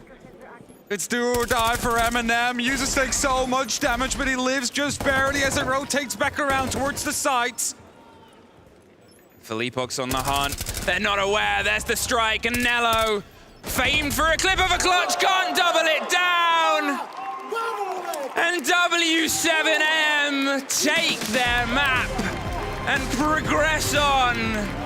And I think people always expected them to be one of those teams that's on our final, if not fighting towards it. But M&M made them fight exceptionally hard today. An exceptionally hard fight from M&M is one that has been phenomenal to watch, and still proud of a roster I've watched over the years to get to this point. But as I said, when you're up against the best, it is that toughest challenge yet. And the fact just is, W7M, of course, is slightly different roster. They were the runner-ups in the World Championships. They are here to show that they want to reach another final and finally win a major, as that's what they have been chasing for oh so long. They've shown incredible resilience here today as well. And you can see smiles on the face of Julio alongside a team he once played alongside. And, well, he's moved to, you could say, in his words, a less stressful role, so he can focus on his family life. I think working alongside Eminem, following them as well, and being a player brings its own amount of stress. But they've had a fantastic run against all odds to get themselves thrown here. W7M, well, they've only now dropped one map, but they've had to play 8 from the 5 they had before. Probably trying to go a bit more flawless. And I think, as you can see, we'll host Ian Chambers, take it away. Thank you very much, Emmy and Hap. I am rejoined here on the stage by Philippox. Commiserations to the Marshmallows. Eminem are now out of this major, but what a run it was for them to make it to the big dance. W7M progress to the semi-finals. It started off where it looked like Eminem might have what it takes to win that first map. It didn't happen. You took it. They bounced back. And the third one, it looked like you were really in your stride. Is that when you felt supremely confident? Yeah, I think Villa was a map that they didn't know much about what we do. So unlike the first 2 maps, they couldn't handle our defense. Yeah, I mean, it looked like you had their number when it came to their attack. Is that something that you researched? Is it something you were aware of coming into this series? And how much did you think about that when you jumped into the server? Yeah, we saw that in Border, we were being too much punished. So in the defense, we played very slow, very passive, letting them execute. And it was good, yeah. Yeah, I mean, there is a potential. I know you weren't part of that SI Grand Final, but there is a potential of revenge here. Would you enjoy the thought of facing off against G2 in a major revenge Grand Final? I think so. I'm gonna get the revenge for my boys. Okay, that's what I like to hear. Listen, I do have to ask you this. You are favourites, one of the favourites coming into this tournament. Obviously, you've proven it once again as you propel yourselves into the semi-finals. Do you enjoy the pressure that comes with being one of the top teams here? Yeah, I think so. It's my first time playing in front of a crowd. It's pretty good to be here. And yeah. First time playing in front of a crowd. Are we enjoying having Philippox with us here, ladies and gentlemen? I thought so. Philippox, you go rest up, celebrate, and get ready for your semi-final. We're going to go to a quick break, but when we come back, we've got our third quarter-final coming your way. G2 and Liquid, do not miss it.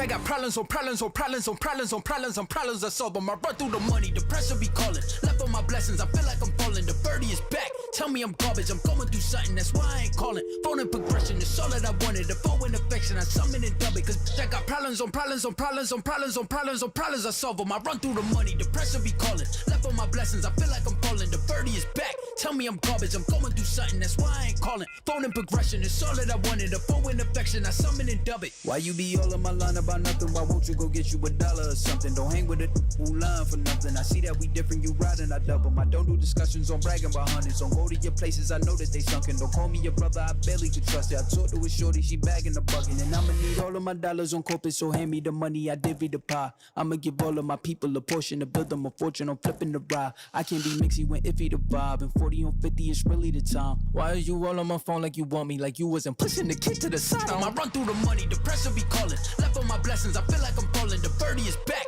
Tell me I'm garbage, I'm going through something, that's why I ain't calling.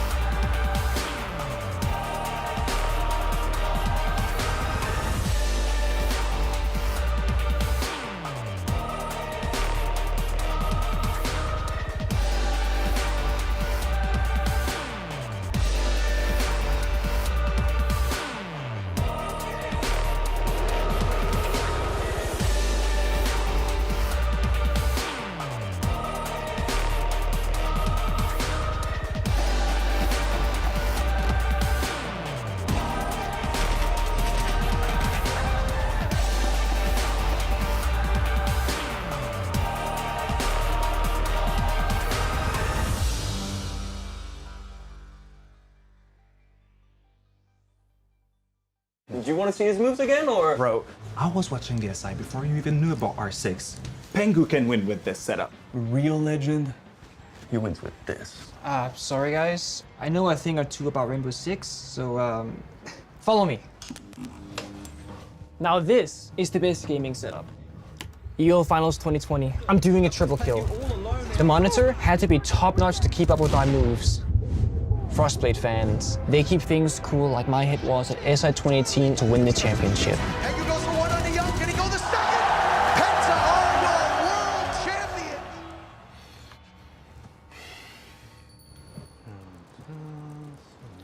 Are they gone? Yep. But with 2 Orion towers fully upgraded and 2 screens. Good job, man. Thank you. Takes the best to be the best. Hello and welcome back to the Blast R6 Major in Copenhagen. We have got a live audience here. Are we enjoying this beautiful city and day one of these beautiful finals? Two teams have, of course, booked their spot in our semi-finals tomorrow. Another team will be joining them. We've got, of course, 2 more series, which means 2 more teams will be booking their spots. We have got a Siege feast today. I always love the first day of a major because we can get stuck into so much Siege and it feels like we are just getting started. This is the halfway point. Are we ready for our 3rd quarter-final, ladies and gentlemen? Hold on a minute. Let me get this right. We're only here in Copenhagen once, right? I said, are we ready for our 3rd quarter-final, Siege fam? All right, let's bring out our teams. We see rosters lift the hammer in the past and take their foot off the gas. Not these guys. They've gone full throttle. It is your reigning world champions. G2!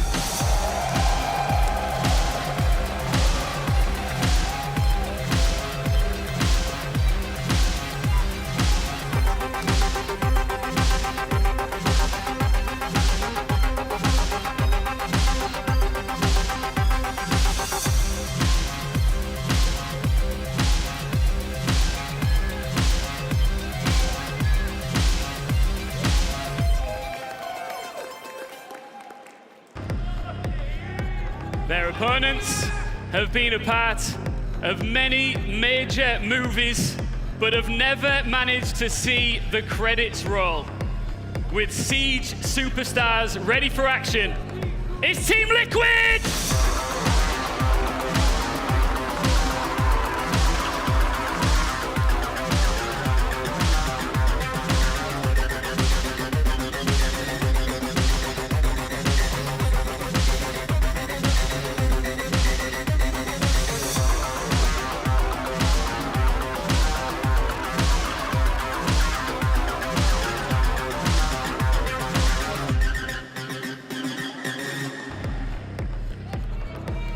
Palu, stay where you are. Alamau, please come and join us front and center here at the stage. Palu, first things first, you and your team always show up when it comes to the footwear. Yeah, of course. The full uniform, right? I love it, I love it. Now, Alamau, let me take you back to April the 30th. You tweeted, and I quote, "Please give me Liquid." Here they are. What now? Now we beat them. Palu, he seems extraordinarily confident. You know he's renowned for that. You know that G2 are, of course, the reigning world champions. Does that statement make you feel at all nervous? I think you forgot what happened the last major in Charlotte and the last BO3, right? Yeah, I remember that. You haven't forgotten, huh? Now, you, of course, know exactly the weight of the hammer. You've seen this trophy up here. Looks pretty heavy, but I'm sure you'd love to lift that high in the air on Sunday night, too. Yeah, I already have one similar back home, so I'm ready for this one. Palu, just finally, any last words for your opponent? And I've got to ask you this, actually. Forget that. I've got to ask you. We've said many times you're one of the greatest players in Siege to never lift a trophy. Why is this your year? We are with the best lineup we ever had, and we are ready for it. Okay, guys, please go and take your seats and get ready for this quarterfinal. It's set to be a spicy one. I'm going to now cross over. Milos, I know you're ready for this one. I know you're ready for this one. We are always ready here, Ian. Welcome back, everybody. Welcome back. Thanks so much. And here it is, Alamau v Palu. G2 got themselves a game versus Liquid, and we'll see if they'll actually capitalize on that in the server. But now in Copenhagen, hello. Welcome back to the Analyst Desk. I'm Ashamatic, your host. With me are now Jesse and Alfama. Hello, hello, hello. How are you guys doing? Oh, it's been good. The game so far, we got 6 maps out of 12. I'm looking forward to getting 6 more tonight. I'm super happy to be here. I mean, the stage looks amazing. The games have been amazing. The crowd is amazing. Really happy to be back. Hey, we got a crowd here in Copenhagen. G2 are playing. I saw so many people wearing G2 jerseys. Where are they now? They're around. They're gonna need way more than that once we get into the game. Ay, ay, ay. We're gonna have to work on it as we go through the day. But it's a big match for both of these squads. What do we think about G2 and their shots? I mean, G2 versus Liquid, this is a match that's happened many times in the past, and it was actually almost 5 years ago exactly when Team Liquid down in Atlantic City beat what would soon to become G2 for the only S-tier event they've ever won. I think Liquid, they're looking to repeat history a little bit here. Yeah, exactly. I mean, when you look at the match right now, you could think this is a grand final, right? Both title contenders, big legacy names of Rainbow Six. The only difference is one is actually a world champion and the other one is still waiting to gain his major title. Technically, one of them is a triple world champion, but that's a question and I guess an answer for another day. But it's time to kick it off. G2 versus Liquid. The strengths of G2. Ooh, where to start? Liquid. Who? They need to keep the eyes open because where comes from. It's the G2 era. Conforme o tempo passa, a gente trabalha sempre pensando no melhor de cada do time ali. Our map pool is better. A gente acaba se aproximando mais perto do nosso sonho, que é conquistar esse famoso título. Now it's the time, so I'm really happy to play against them. G2 are gonna win because we're the best team in the world. We are just better. O que a gente tem pra fazer, a gente vai fazer. Não tem muito segredo, muito o que inventar. Are we ready to crush the competition? What competition? Cara, uma coisa que eu gostaria de dizer pros rivais, né, principalmente com o alemão, há um ano atrás você foi eliminado de um Major e amanhã a história se repete. I know that against us they always shake, so it's gonna be easy. Now it's time for revenge, and that's it.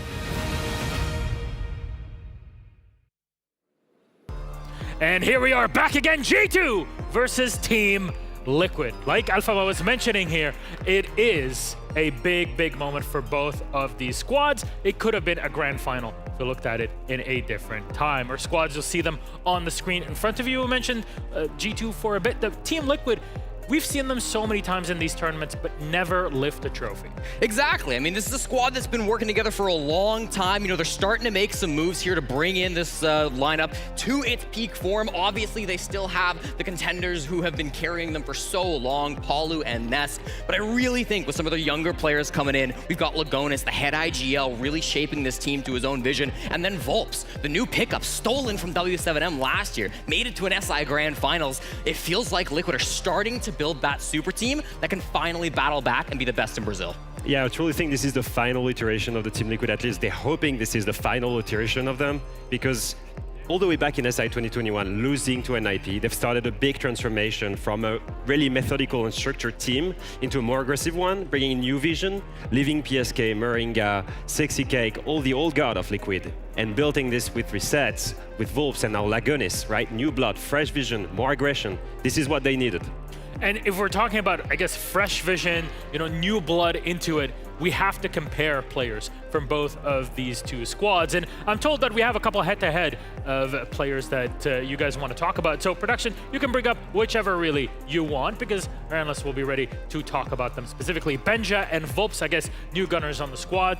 Please, Jesse. Certainly, these two have been explosives for their team, and I really think Volps has done a great job being that really young gunner, frag-heavy player who gets to get in and make things happen for Team Liquid. Sometimes he makes just these massive plays, whether it's on attack or defense, going for some big swings, clutching up late. He brings that energy to the team. He really likes to hype this squad up. He's 19 years old, coming in as kind of a young gunner for Team Liquid. And again, I really feel like he has been that player on the team who can start off the pacing and really get them into the game.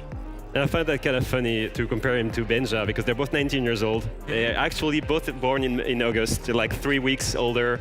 And I think Benja really brought the balance to a team that for so long in G2, it was a super team looking to finally play together. And I think by having Benja replace Citizen, Citizen used to be that core player of G2 with such an identity, a strong voice, and I think he took a lot of space in the team. And I think that Benja replaced him, having the same caliber as a lurker player, but giving more space in the leadership position for Alemao to bring up and come the voice that would unite all the players under one shared vision. And it felt like at SI, having Benja next to Fabia was very helpful. Like again, young players, you know, a lot of passion, a lot of motivation, but sometimes you need someone to temper you. And Fabian was the perfect coach for that sort of situation. He found the right player, and he's always said, what this team needs is a Nordic player, in this case, a Danish player to step in. And now in the hometown, a Danish player in Copenhagen, that is a massive point for G2.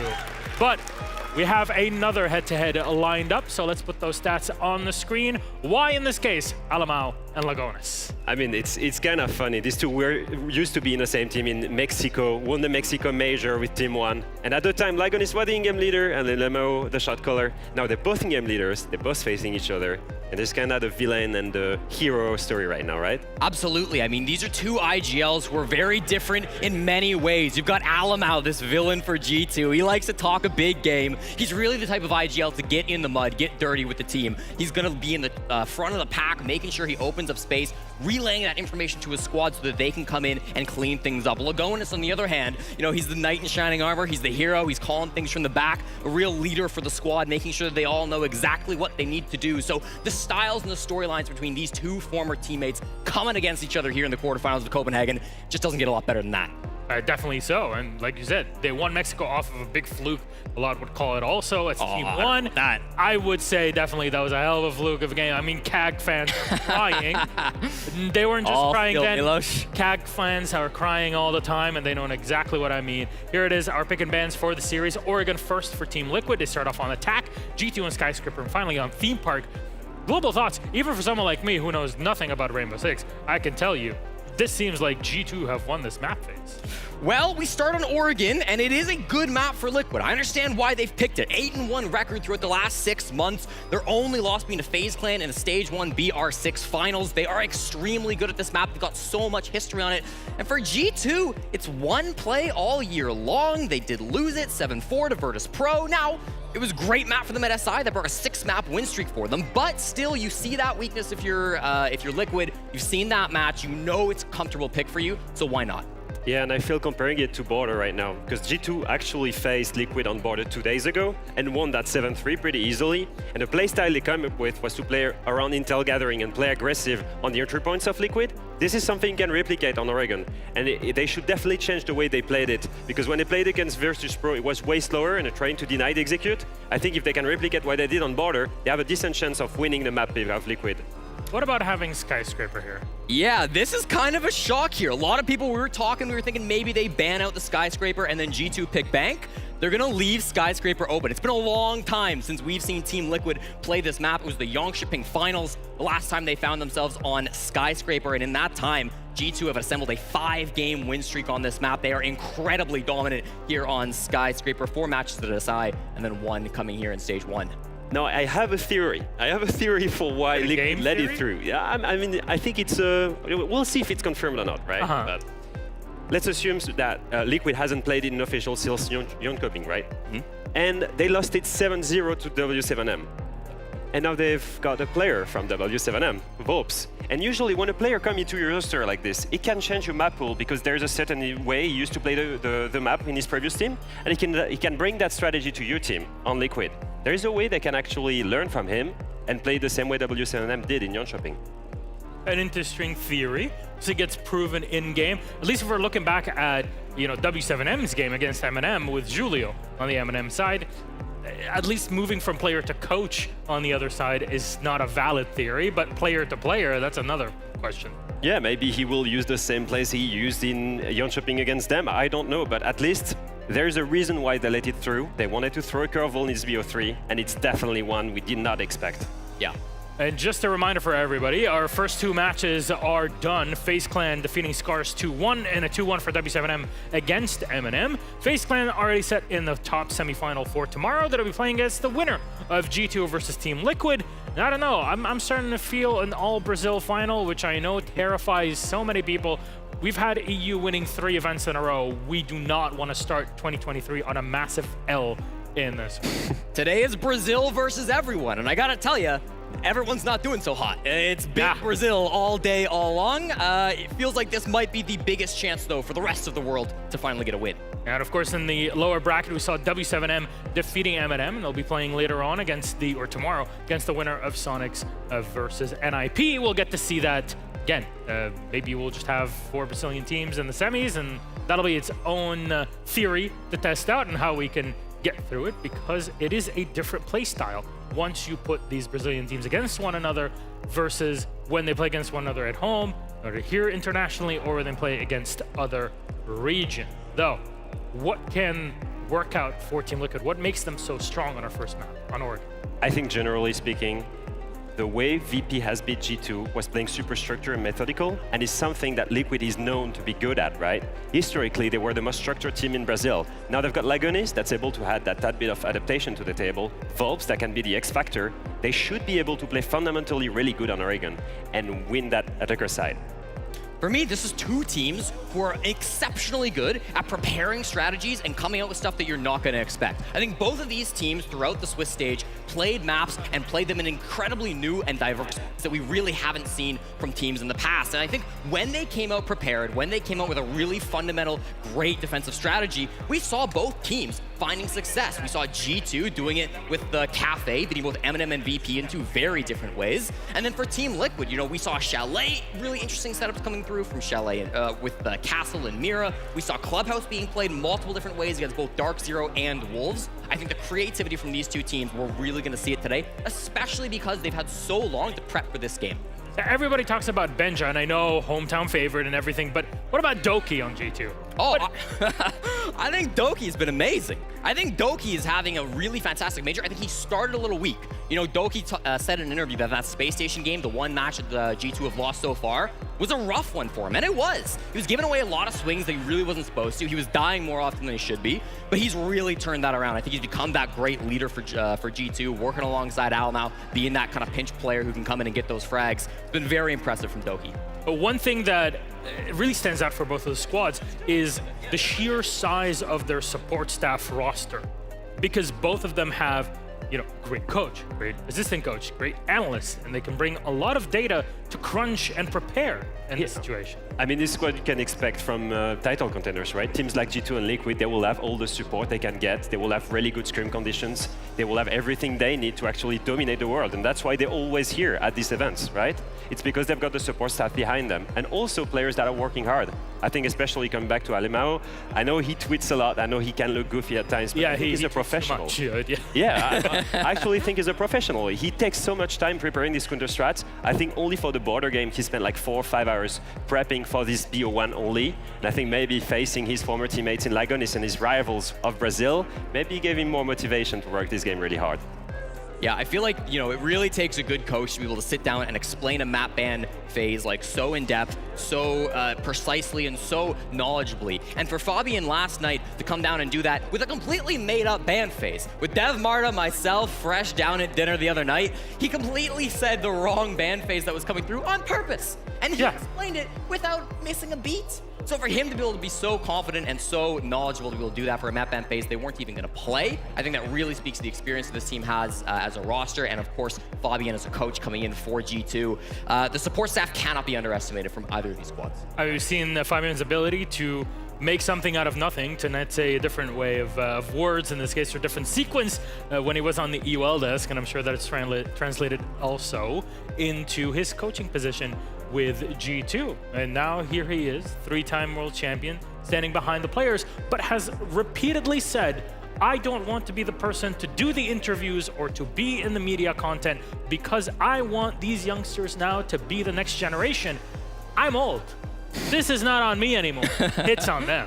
You're old, I'm not. I mean, hey, well, is that personal when you point at me or what?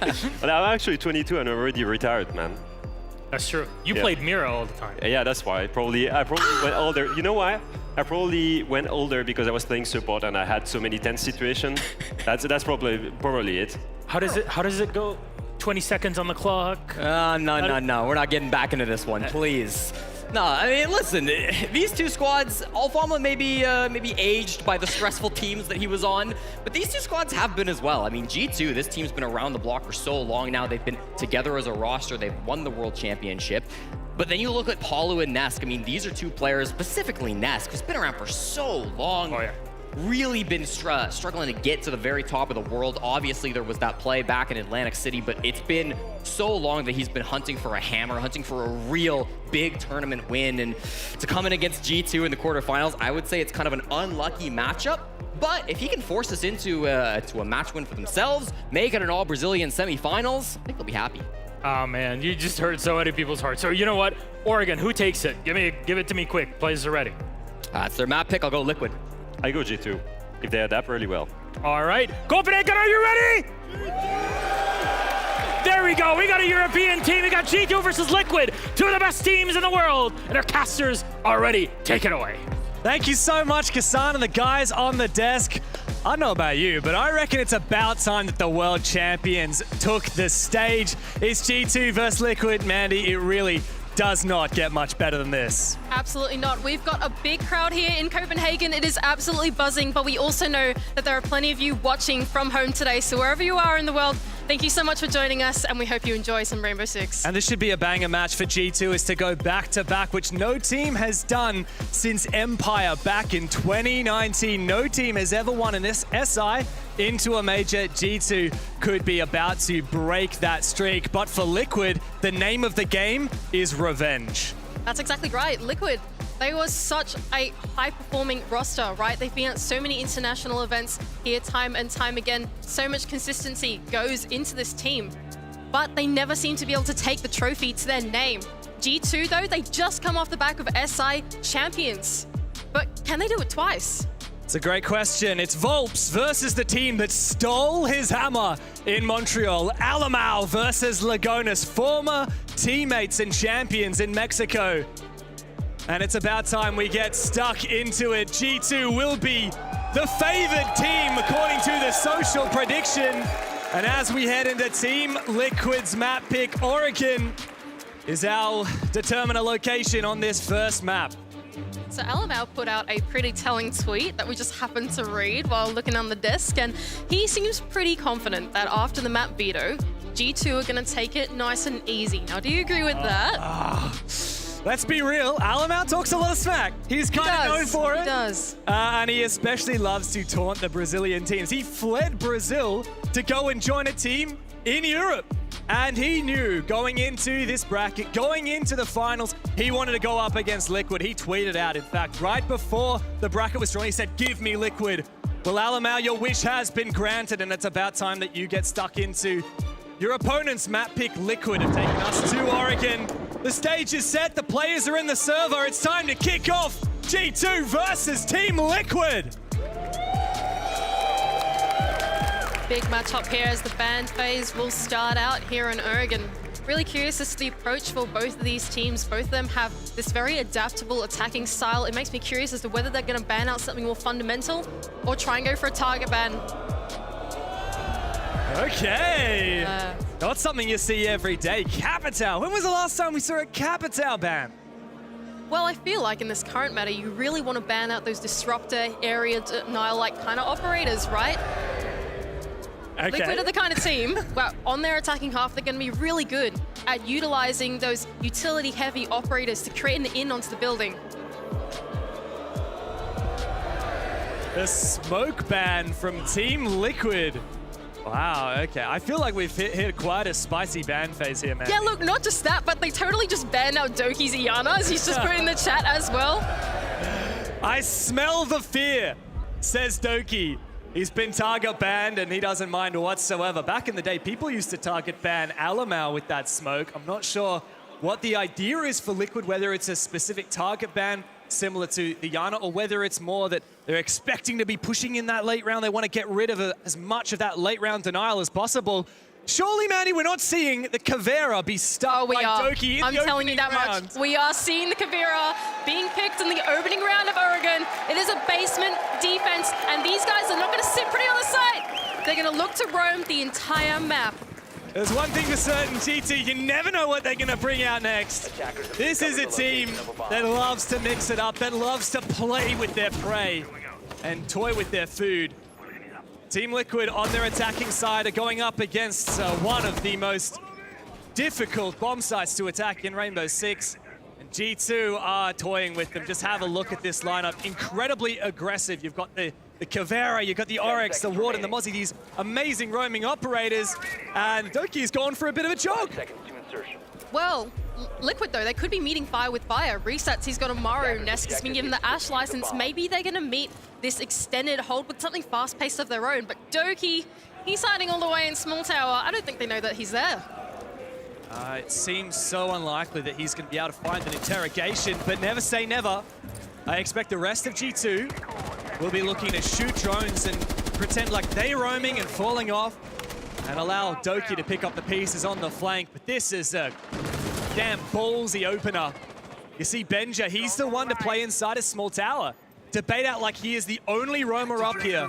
And once he gets spotted, oh, surely not the missed drone! I can't believe it! Volps has just walked straight into the Danes' awaiting hands. They're trying to cut down and dissect this room, but a missed drone does not help their mission. Resets, he's gonna Gara hook into the top of Big Tower, but not met by any resistance on the other side. G2 now in the man advantage can play it safe.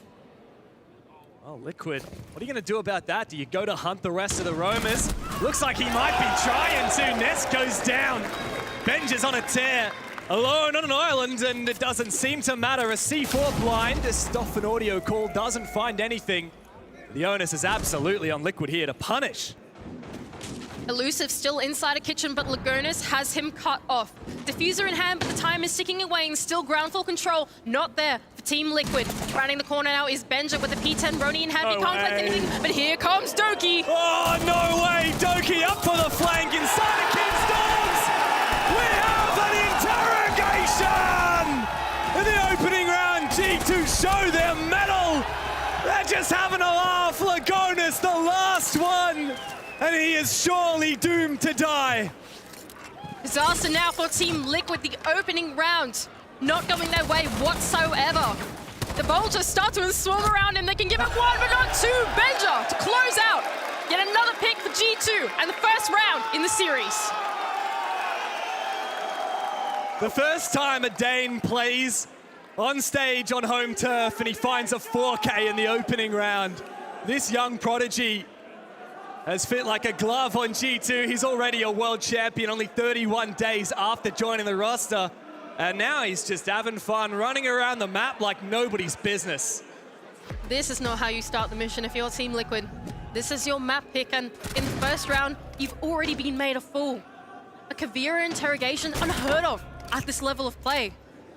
I honestly cannot remember the last time that we saw an interrogation on a major stage. There have been very few, and well, Doki's just toying. He's just having a laugh. Benja as well hit some nasty shots in that round. For Liquid, that's got to be a tilter. How do you come back from that? You've got to give them respect from here on out, right? G2, they've just made fun of you. Now it's time to play the cautious game. Lean more into that roam clear. We can see Volps and Palu both picking off onto roam clear operators, right? We've got the Dokkaebi. There was a Lion. Actually, both of them are gone now. So this would indicate to me maybe they're going for something more direct. They don't even want to address the roam at all. They just want to cut down on the site.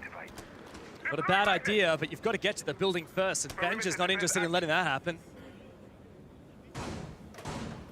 Scary stuff here. Side to back off. No one coming around the garage side of the map, but for Liquid, for me, the onus is on him, but hang on a moment. Benja's just heard the Gara hook off from Resets, who's now all the way on the roof, in fact. Hasn't actually entered into the big tower yet, so here we go. Liquid playing the respectful and cautious game. Not getting in too early on G2. Good drone work, and of course the Lion. When G2's running around like little rats, of course you're going to bring that out. Good read from Lagonis, just one round in. What Liquid are trying to do here, they'll have to get a move on with. You can see, as you said, Manny, so respectful, but that just means that time's ticking away.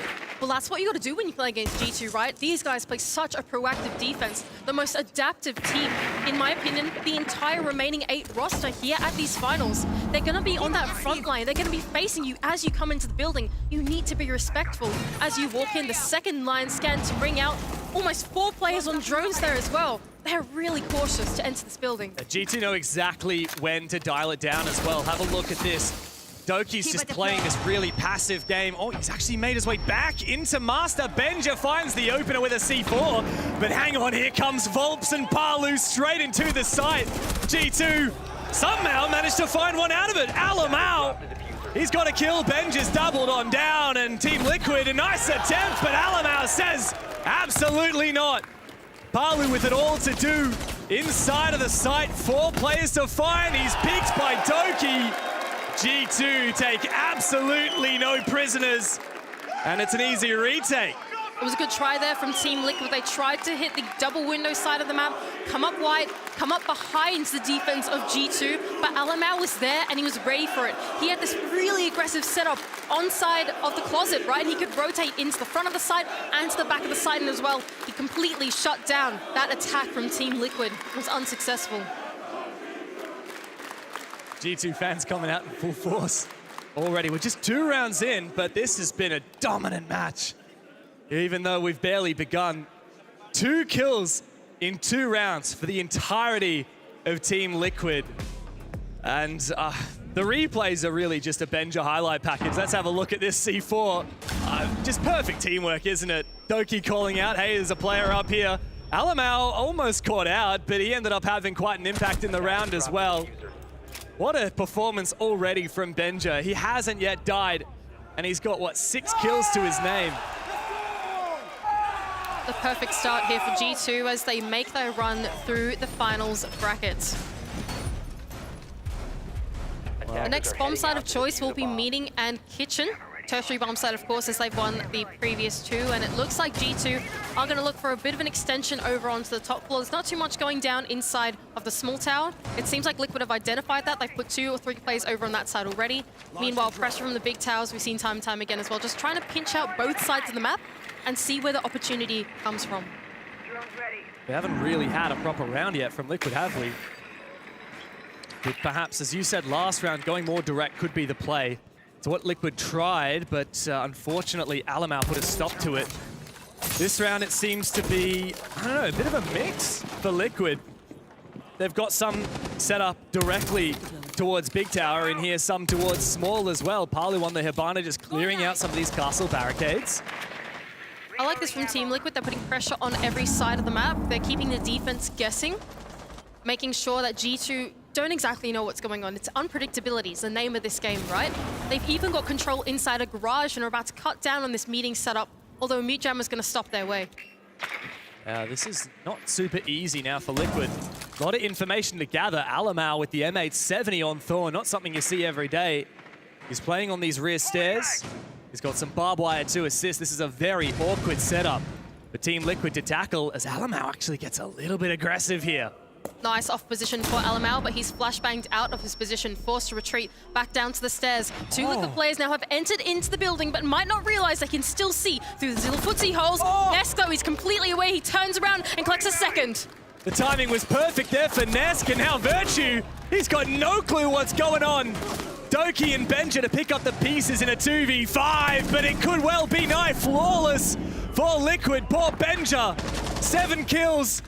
0 deaths, surely that's about to change. An 8th kill for him, but the cutoff from Volps.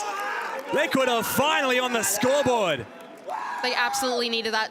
Onto the tertiary bomb side as well, they did a great job at picking apart the defense of G2, pressuring both sides of Small and Big Tower, and then finding the point of least resistance for them to make their way. And it was really Nesk that opened it up, finding a small hole into that kitchen hallway and collecting 2 that really opened up Big Tower control to their name. And really fantastic work there from Team Liquid to find that opening and claim a round.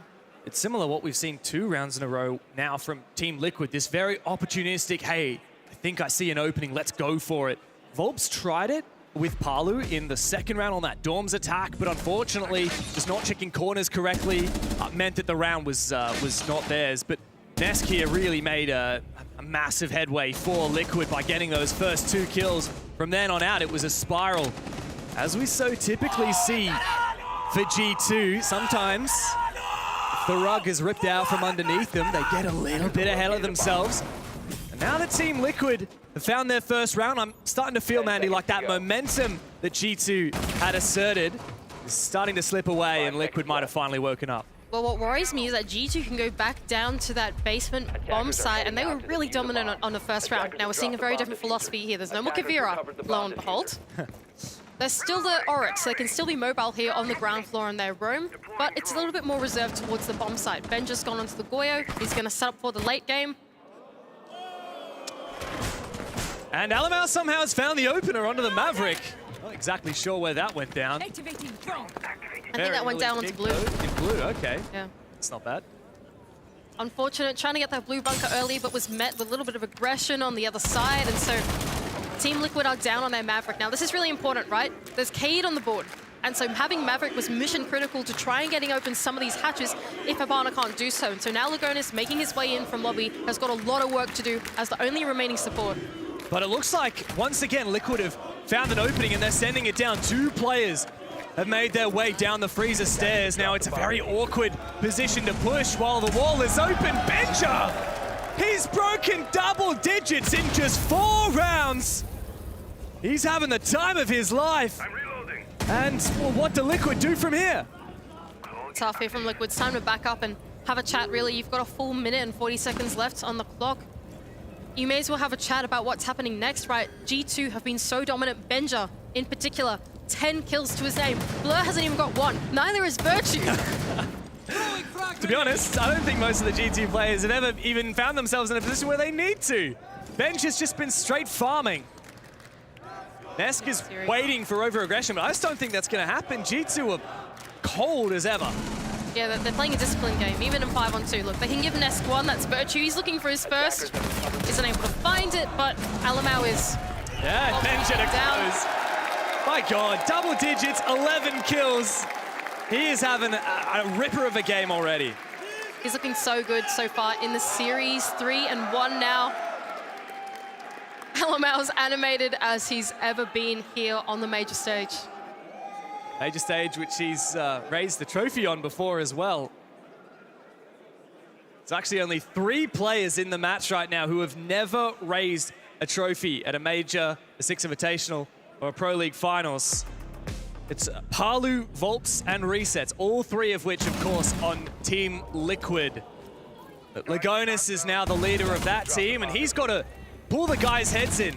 You got to wonder at what point, Manny, do Liquid try and call a tactical timeout. Hugzord is behind them, and he's always the guy that keeps these players in check, that brings that extra layer of dimension to Team Liquid.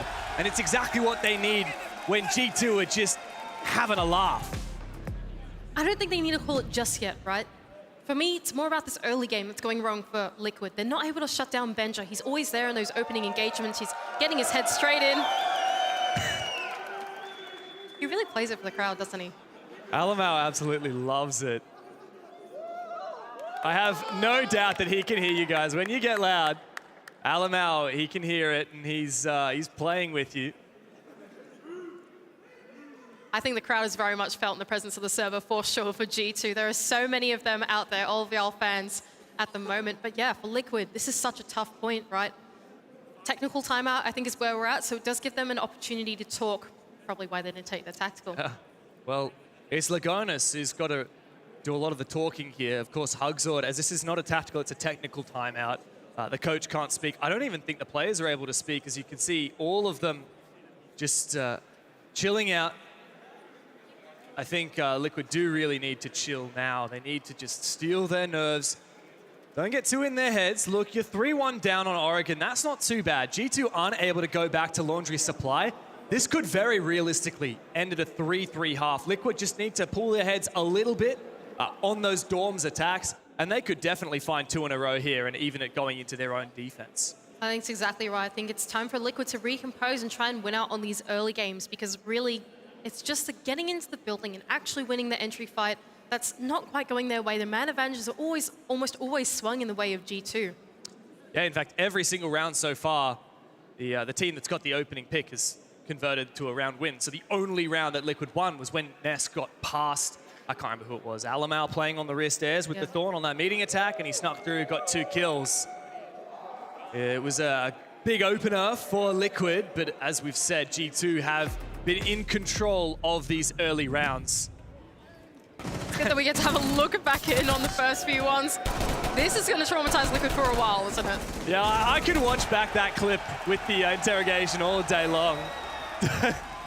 I mean, Doki's just thinking, what am I playing right now? Is this a casual game? Oh no, you can't say that in a quarterfinal, Dev. Well, I have no doubt that G2 will be talking much worse smack than that before the day is done. Not safe for broadcast. We can't tell you that. Well, we are back in the server now, guys. I can confirm that. And we're about to get cooking once again. G2 up 3-1. Liquid have struggled to find their footing. And here's a curveball, Mandy. G2 are taking us to a 4th different bomb site. Ooh, this one's exciting. They're going to try and complete the world tour and show full dominance on every single bomb site. Even a small tower hold to boot with it. Seems like his Doki's going to dedicate 2 of his ADS charges to this defense. Will Liquid actually try and respect this and clear it out from the small tower, or are they going to try and find the weakness in the defense instead? That's my question for them. Well, we haven't really seen Liquid look for a head-on attack yet, have we? Even on that meeting attack, it wasn't like Liquid looked to hard clear the positions. They looked for openings. They looked for ways to get explosive, and that seems to be the pattern. Sometimes it works, sometimes it doesn't. Really big hold here, even opening up that single wall going into the bomb site itself. 2 players dedicated to the setup going on here. It's going to be Virtue really mobile here on the Oryx, and it does actually seem like they're going to go in towards that small tower side of the map. Nesk to be the first point of contest as he's already up here on the balcony. Just droning out any spawn peaks. A lot of respect given to G2 by Liquid here, you can see.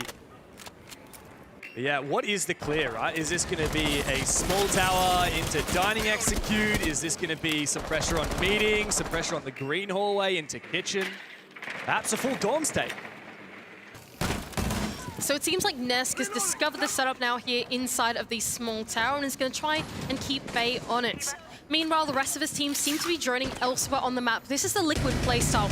You don't just make something linear happen in the map. You probe the entire map and then figure out where you want to go. You plan for all eventualities. So we can see the rest of Liquid players, they're not here supporting Nesk. They're looking for other ways in. Yeah, but just look at how fluid G2 are as well. We've got Alamau in the hallway of showers, blocking off some angles with his keeper barriers. Got a lot of ambitious map control from G2, those blue outlines swarming around the map. Really, Liquid, with half the round done, haven't achieved a lot. Nesk might be able to find the cutoff onto the play inside the white hallway, but the keeper barrier protects him. Meanwhile, Resets, though, he's found some control inside of the big tower and can start to make his way in towards kitchen. It seems like Liquid are going to pivot towards lobby side attack. May well work out. Meeting control has been sustained now by Liquid, and there's good information on the site. Volps, he slowed a player for just a dire moment, receives a couple of bullets in response. And now Liquid send their players deep through meeting, looking for an opening into kitchen. Volps does find it as Benja goes down for the 2nd time this match. Nesk has also made his way deep into server, and he's backstabbed inside a kitchen. The site has been forfeited by G2. Players above will now look to deny the plant. A little bit of vertical control, though, might spell the death of them as the plant starts to go down. Nesk able to clean up Blur, but as the execute comes forth, it's going to be on the retake. G2. Well, it might be possible now. Virtue's found one, but okay, with that, surely it isn't. Doki's been taken out above, and it's a 1v4 for poor Virtue. Liquid, their most dominant round yet. Resets locks it in. And on the back of the technical pause, Liquid have a response. They're keeping in it. Nesk and Volps, any energy is good energy here in the stadium. For Team Liquid. Now 2 rounds up, that's more manageable of a scoreline here on their own map pit, keep in mind. The part that I'm worried for Team Liquid is that the only bomb sites they've won so far have been the tertiary ones for G2. They haven't managed to land a basement attack, they haven't managed to land a dorms attack just yet. So I think for Team Liquid, it's about finding the momentum and their mojo and being able to land something really, really dominant. Well, that's why this next round is going to be so telling, isn't it? Dorms is open, and I highly expect G2 will be taking us there. If Liquid are able to win this, not only will they have strung 2 rounds together in a row, bringing the momentum back on their side, but they will also have evened the scoreline going into their own defense, likely taking the lead after going to their first laundry defense. And we can certainly see, as you said, the energy has risen up now for the Brazilians. They're fired up, and they're ready to close up the half. It is so good to see Nesk and Volps get excited there. The younger player and the older player of this roster. Nesk, who went quiet in 2022, but in 2023 has found so much more confidence to him, has really found his home solidified here on Team Liquid, and for Volps, just injecting that young gunner energy into the roster has been so exciting for them. Volps was 13 years old when Nesk was playing in Pro League for the first time. Wow. How unbelievable is that? I mean, I've no doubt every player in Brazilian Rainbow Six has looked up at one point or another to Nesk, the god of Brazilian Rainbow Six, the OG. And, well, he's a bit of an oldie now, 28 years old, and he's still absolutely killing it in the server. He absolutely is, and here we go, yet another attack for Team Liquid. The final one, in fact, onto the top floor of G2. Kids and dorms, the final bomb site of choice for these guys, and well, the part that scares me here is how good is the Azami going to be? Last time, Liquid really struggled to actually crack down on that hold inside a trophy. G2 is so good at using that adaptively. Benj has been given a license to roam, takes a lot of damage for his trouble, and Palu's Lion locks him in place. Like this from Liquid. Already a minute in, and they put a hell of a lot of pressure on these roamers. This is really good. They're going to use the combination of the Dokkaebi and the Lion scans to actually get their entries in and try and take down Benja. One more Lion for Palu, as well as 2 more logic bombs for Volps, as well as going to put these defenders in the ground floor in a little bit of danger. Liquid aren't falling into the trap of hard hunting these roamers. Instead, they've got some information, and Nesk has been enabled on the back of a drone on side, but he goes down to Alamau. Liquid do manage to find the opening pick regardless, as Alamau has finished off Nesk, and Volps is going in for the trade. He finishes off what was left of Alamau. And now Liquid look to convert the site control they have attained for themselves. Benja, an airball C4, and Volps is shut down Blur out of the site, all up to the Dane, and he's not gonna get it. Liquid tie up the half, 3 rounds apiece. Really nice pacing there from Liquid in that round. They took their time to put the pressure on the roamers that were going on the ground floor, but as soon as they found that opportunity to go up the white stairs, the refrags came through. All 4 players came through on that, and it was Lagonis that somehow ended up inside of kids' dorms after all of that to get the bomb down. It's such great leadership from the IGL of the team to make that call through the mid-round and capitalize on the opportunity. I gotta say, this kind of siege is so entertaining to watch, but also my brain just can't keep up with how many different things are going on the map at one time, Mandy. Like, you've got G2 roaming, anchoring, getting aggressive, making a play, and then you got Liquid just finding openings out of nowhere. It's so impressive to hear these guys all fired up now. 3-3, the scoreline even as they go on to their defending half. The basement's going to be the first bomb site of choice for Team Liquid as they look to hold on to this in a more anchor-centric style. We've got the combination of the Azami with their Whammies and the Goys as well, so that would lean into the idea that they're more playing for the late game. They're more playing for the execute stage of the round to try and put that resistance to G2. It does feel to me like there's a little bit more pressure on Team Liquid than on G2 to win this specific map, right? It's Liquid's map pick. They played it just the other day against Wolves. It was a good 7-5. In contrast, G2 lost this in EUL to Virtus Pro. So this should, in theory, be a Team Liquid favored map. Now they've got to prove that it was worth picking on their defensive side. But G2 are wasting absolutely no time whatsoever. Benja very efficiently droning himself up into Master, being very cautious to C4s. Notice the way he stopped running to prevent Liquid from getting the timing on a potential C4 through the floor, as Doki has also made his way in the building. Well identified from G2, realizing that Team Liquid have given them a lot of respect through the map. Full map control on both the top and the ground floor has been given away to the attack, and they're making their way in nice and quick. A full 2 minutes left on the clock, and Blur's already getting these hatches open. It's a really quick time for G2 to set. Yeah, and have a look at that. No Kaid to deny these hatches as well, so Blur's going to make real quick work of them. 1 minute 50 left on the clock, Mandy. And G2 are looking very good. They've got full map control. They got these hatches open, and they can start setting their sights on clearing out this utility that Team Liquid have brought to the table. Yeah, so from here, it's about constructing the execute that they want to go for. They want to enable it with the Ying on Alamau. The IGL, he wants to put himself in the push with the flashbangs, but Palu is on the other side with the Warden. They cannot face him head-to-head. They need to isolate that gunfight first before they go for that execute. So where will that execute go down? Will there be pressure outside of blue? Will there be pressure from the electrical hatch? Is this going to be a front take? It's hard to know as of yet, as Team Liquid are still darting their way around. Doki has, however, opened up this barrels wall, and Nesk is trapped in a corner. But do they know that he's even there? There's no way they're going to get a drone, and it's like they try to drop the E-box hatch, but Nesk can collect one, a second, a third to his name as G2 funnel into the defense of Team Liquid. Oh, he's just insane. He finds the 3K, but G2 do find 2 kills out of it. It's up to Blur and Virtue, but Nesk, 4 kills, can't be a 5th. But it might not matter, Virtue's not going to be able to clutch the rounds. Team Liquid have stolen the lead. There's no way that they could have known that Nesk was in that position. Great choice for him to be somewhere that they had absolutely no info from.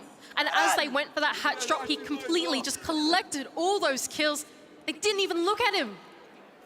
Absolutely no clue. G2 caught out lacking. However, you got to consider that is just laundry supply. That is the hardest bomb site to attack on this map. So G2, they won't dwell too much on the mistakes of that round. They'll just say, all right, GR, let's go next. That's exactly right, and what that means is Liquid is going to go onto a tertiary bomb site, right? It means that they've got to pick something that isn't basement, not something nearly as strong, and the next bomb site of choice for these guys is actually going to be the kitchen and dining. Wow, my gosh, 4 kills for Nest coming through in the replays. Could have been an ace there. Yeah. I think it was just a bit of a run out of bullets kind of situation with that Karatos. What a reaction from Nest. I don't think I've ever seen him get so animated. Not in the last couple years. It's just so great to see Nesk back and firing once again. That's exactly right. It means so much to see him back in his form and back in the server with so much energy, right? Last year, there were lots of questions about his age. Was he going to retire? Was this going to be the end for Nesk if Team Liquid didn't claim a win? He looked really unconfident in the server, but Team Liquid, the org, really supported him in these last couple months. And we speak his name, and he finds a kill. A spawn peek onto Blur as he's really turning it up in the server. Hey, Nesk is absolutely godlike. He hasn't changed a bit since he first debuted back in, 2016, 2017 in the Pro League. He was the player to fear. And he showed that age does not matter in esports. He's holding on to this power position inside a small tower, and the onus is on G2. Are they going to look to hard clear him? Will they leave him to his own devices and put their attention elsewhere? Okay, well, Benja seems pretty aware that someone is trying to help out Nest from all the way inside of dorms. Virtue's able to shut him down in his position, so at least one traded back there for G2, 4-4. That's a big pick, and with it, with this drone from Virtue, a lot of map control now afforded for G2. As Resets has pulled on back now, Mandy, we've actually gone to kitchen dining this round. We saw a similar kind of defense from G2, but have a look at this rotation now from Liquid. They're getting very aggressive, getting very active on this defense.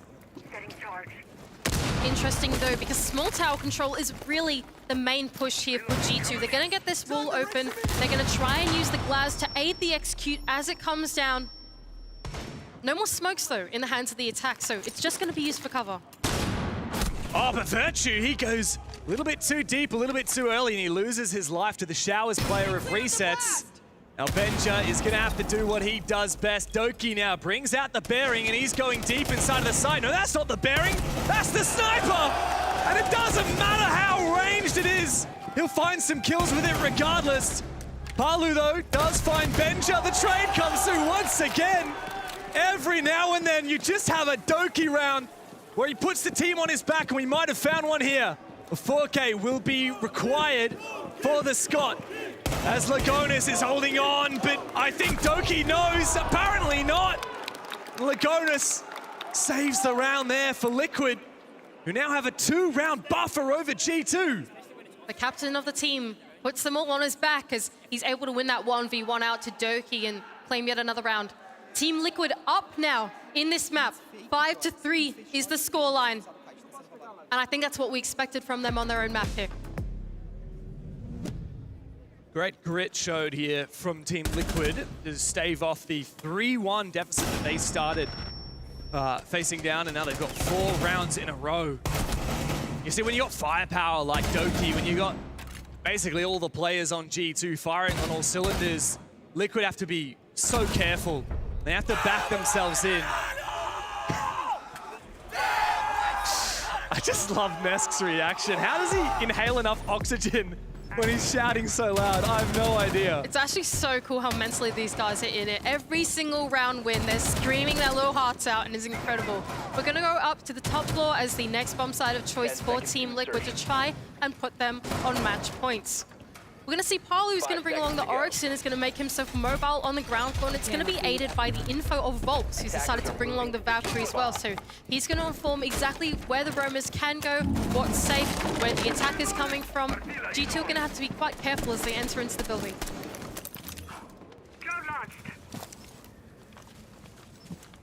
What kind of attack will we see here from G2? No Ying, so none of that explosivity that we saw from Liquid on this bomb site.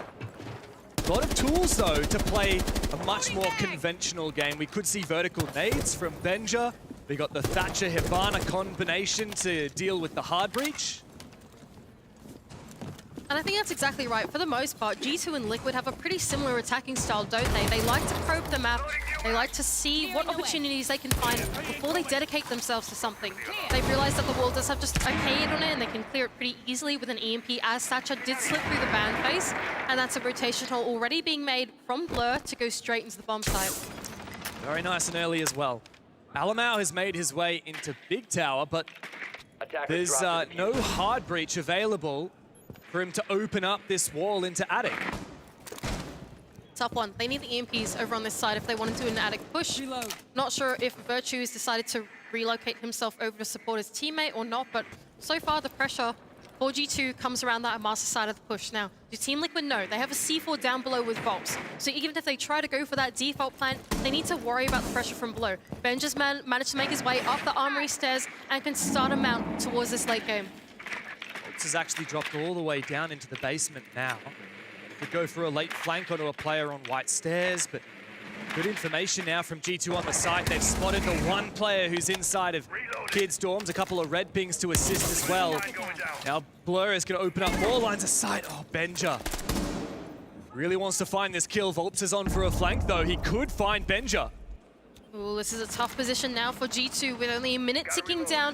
They need to formulate and execute. They need to make their plan known. Ness to take down Blur does not help their mission. Bob's looking for the flank, but he whips the shots as Benja's able to 180 and take him down. Virtue for the second, but traded back by resets. Here comes the execute from G2, but it seems to fall a bit flat, and Nesk and Palu to double down at the end of it.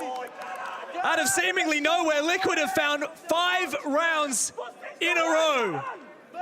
G2 tried to go for an explosive execute there, move in through Trophy with that diffuser, as well as try and jump in through Attic, jump in through Big Window. It was a multifaceted execute in the end for G2, but Team Liquid were ready for it. It was Nesk, once again, the spearhead of the anchor setup to collect that first one for Team Liquid, and then the trades completely spiraled out from there, and G2 couldn't close out the attack. I think it's about time for a textbook Fabian tactical timeout. G2 staring down match point, or map point rather, on their opponent's map pick. They need 3 rounds straight. But likewise, Hugzord also has a chance to go and chat with Liquid, who are looking very happy, very animated, big smile on Palu's face just there. Lagonis, cool and cold as ever, but a lot needs to be said here in the G2 camp. Let's turn this around. That was the final line from Fabian there in that timeout. Match point now for Team Liquid, but it's not over yet for G2. Look, Fabian tactical timeouts, they always deliver, don't they? They do, but this is a very tall order, Mandy. Liquid have map point with Laundry unlocked, right? Now, this is the hardest bomb site to attack. We haven't seen a successful attack from either team onto this bomb site as of yet. The only bomb site that you can say such about in this game thus far. So G2 really need to turn it around now, and the fact that Liquid will have 3 rounds of buffer, and by that time all the bomb sites will be available, it just seems so indomitable. Well, I see a blitz pick. 10 seconds. Okay. And you know when Alamau goes on to blitz, that he means trouble. 5 seconds left. Now, what worries me here is, once again, Palu is on the Wardens, so if they somehow get some info that there is a blitz coming through, that they put Palu in the right spot, he's already starting out nice and early, but actually on the wrong side of the map to where Alamau spawned. Alamau's actually making a rotation, not going into bunker like you would expect. He's going here in a small tower, or big tower rather, and he has definitely been heard. There's no doubt about it. He makes his way already into T1, takes out the camera. I think Liquid have just fallen off. The great thing here is now Alamau has cut off the rotation of any roamers looking to go back through big tower onto site, but have a look at that. Complete lack of roamers. 5 on site for Liquid. I actually like this from Team Liquid. Their entire lineup leans into playing that anchor-centric setup. They've got the cage to try and hold on to these hatches for a little bit longer, and as well as the passive intel and the Banshees of resets to keep this blitz at bay. It's going to force G2 to have to dial it back a little bit, send in some of these explosives, and actually try and clear out what's on the site before they funnel into it and make that mistake again. Well, as far as laundry attacks go, this is pretty good progress now from Liquid. 1 minute down, full map control, and looking nicely ready to start putting some pressure on site. Now, what is G2 going to do about these electroclaws? I think they might have to forfeit the ability to go for any of these hatches. There's no Thatcher on the board. Well, the main thing here is that they need to create a pathway into the bomb site, right? The push, the idea is that it's going to be spearheaded by the blitz. But if there are things like Melusi Banshees in the way, keep a barriers for them to peek around or hide around, or if there's a warden in front of his face, that's going to stop them from getting into the bomb site, right? So we can see Doki in the back of bunker trying to create that way in and trying to open up the defense so that Alamau can inject himself in. Well, G2 have managed to open up that electrical hatch above, so I definitely think a back push is on the cards here as Benja is flashed out. Where's Alamau rotating? You never know with G2, they just keep you guessing, don't they? Hibana try and clear out this back position with a minute ticking down on the clock, as it seems like they're actually going to pivot for a front take instead. Alamau entering in from garage, and what are they going to do from here? Great question. I'm sure Team Liquid are asking themselves the same. Last-ditch effort now for G2 as they prepare for their execute. Incoming the nades from Benja. There's a player who's just sent it all the way straight from the rear side. Benja falls. And Liquid have staved off this defense incredibly well. Volps to find one, to find the double! Can you hear the cavalry calling? Liquid, with 6 rounds in a row, have just stolen their map pick. We'll go to a quick break, but Liquid have put G2 on the ropes.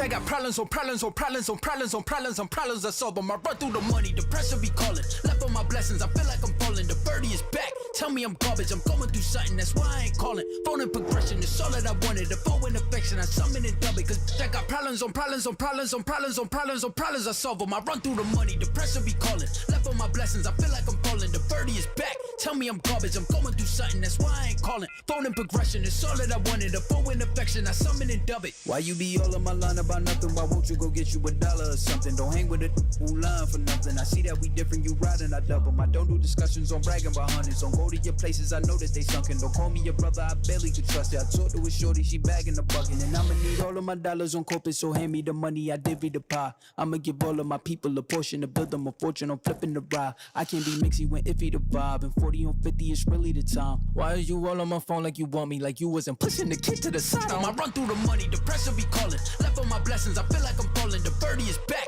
tell me I'm garbage. I'm going through something, that's why I ain't calling.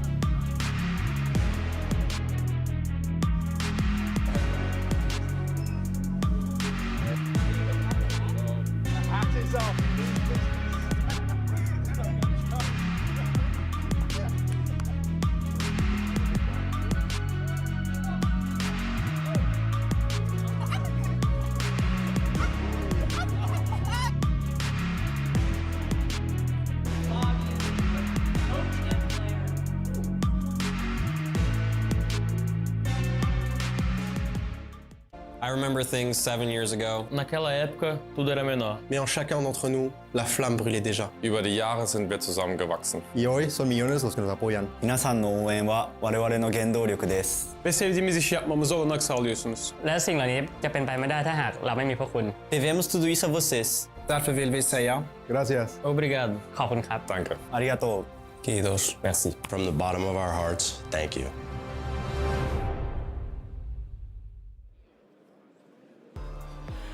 Hello, everybody. Welcome back to our major here, Blast R6 Copenhagen. And unfortunately for G2, they take an L on map 1. What started off as a wow G2 round 1 interrogation. 4 players left alive.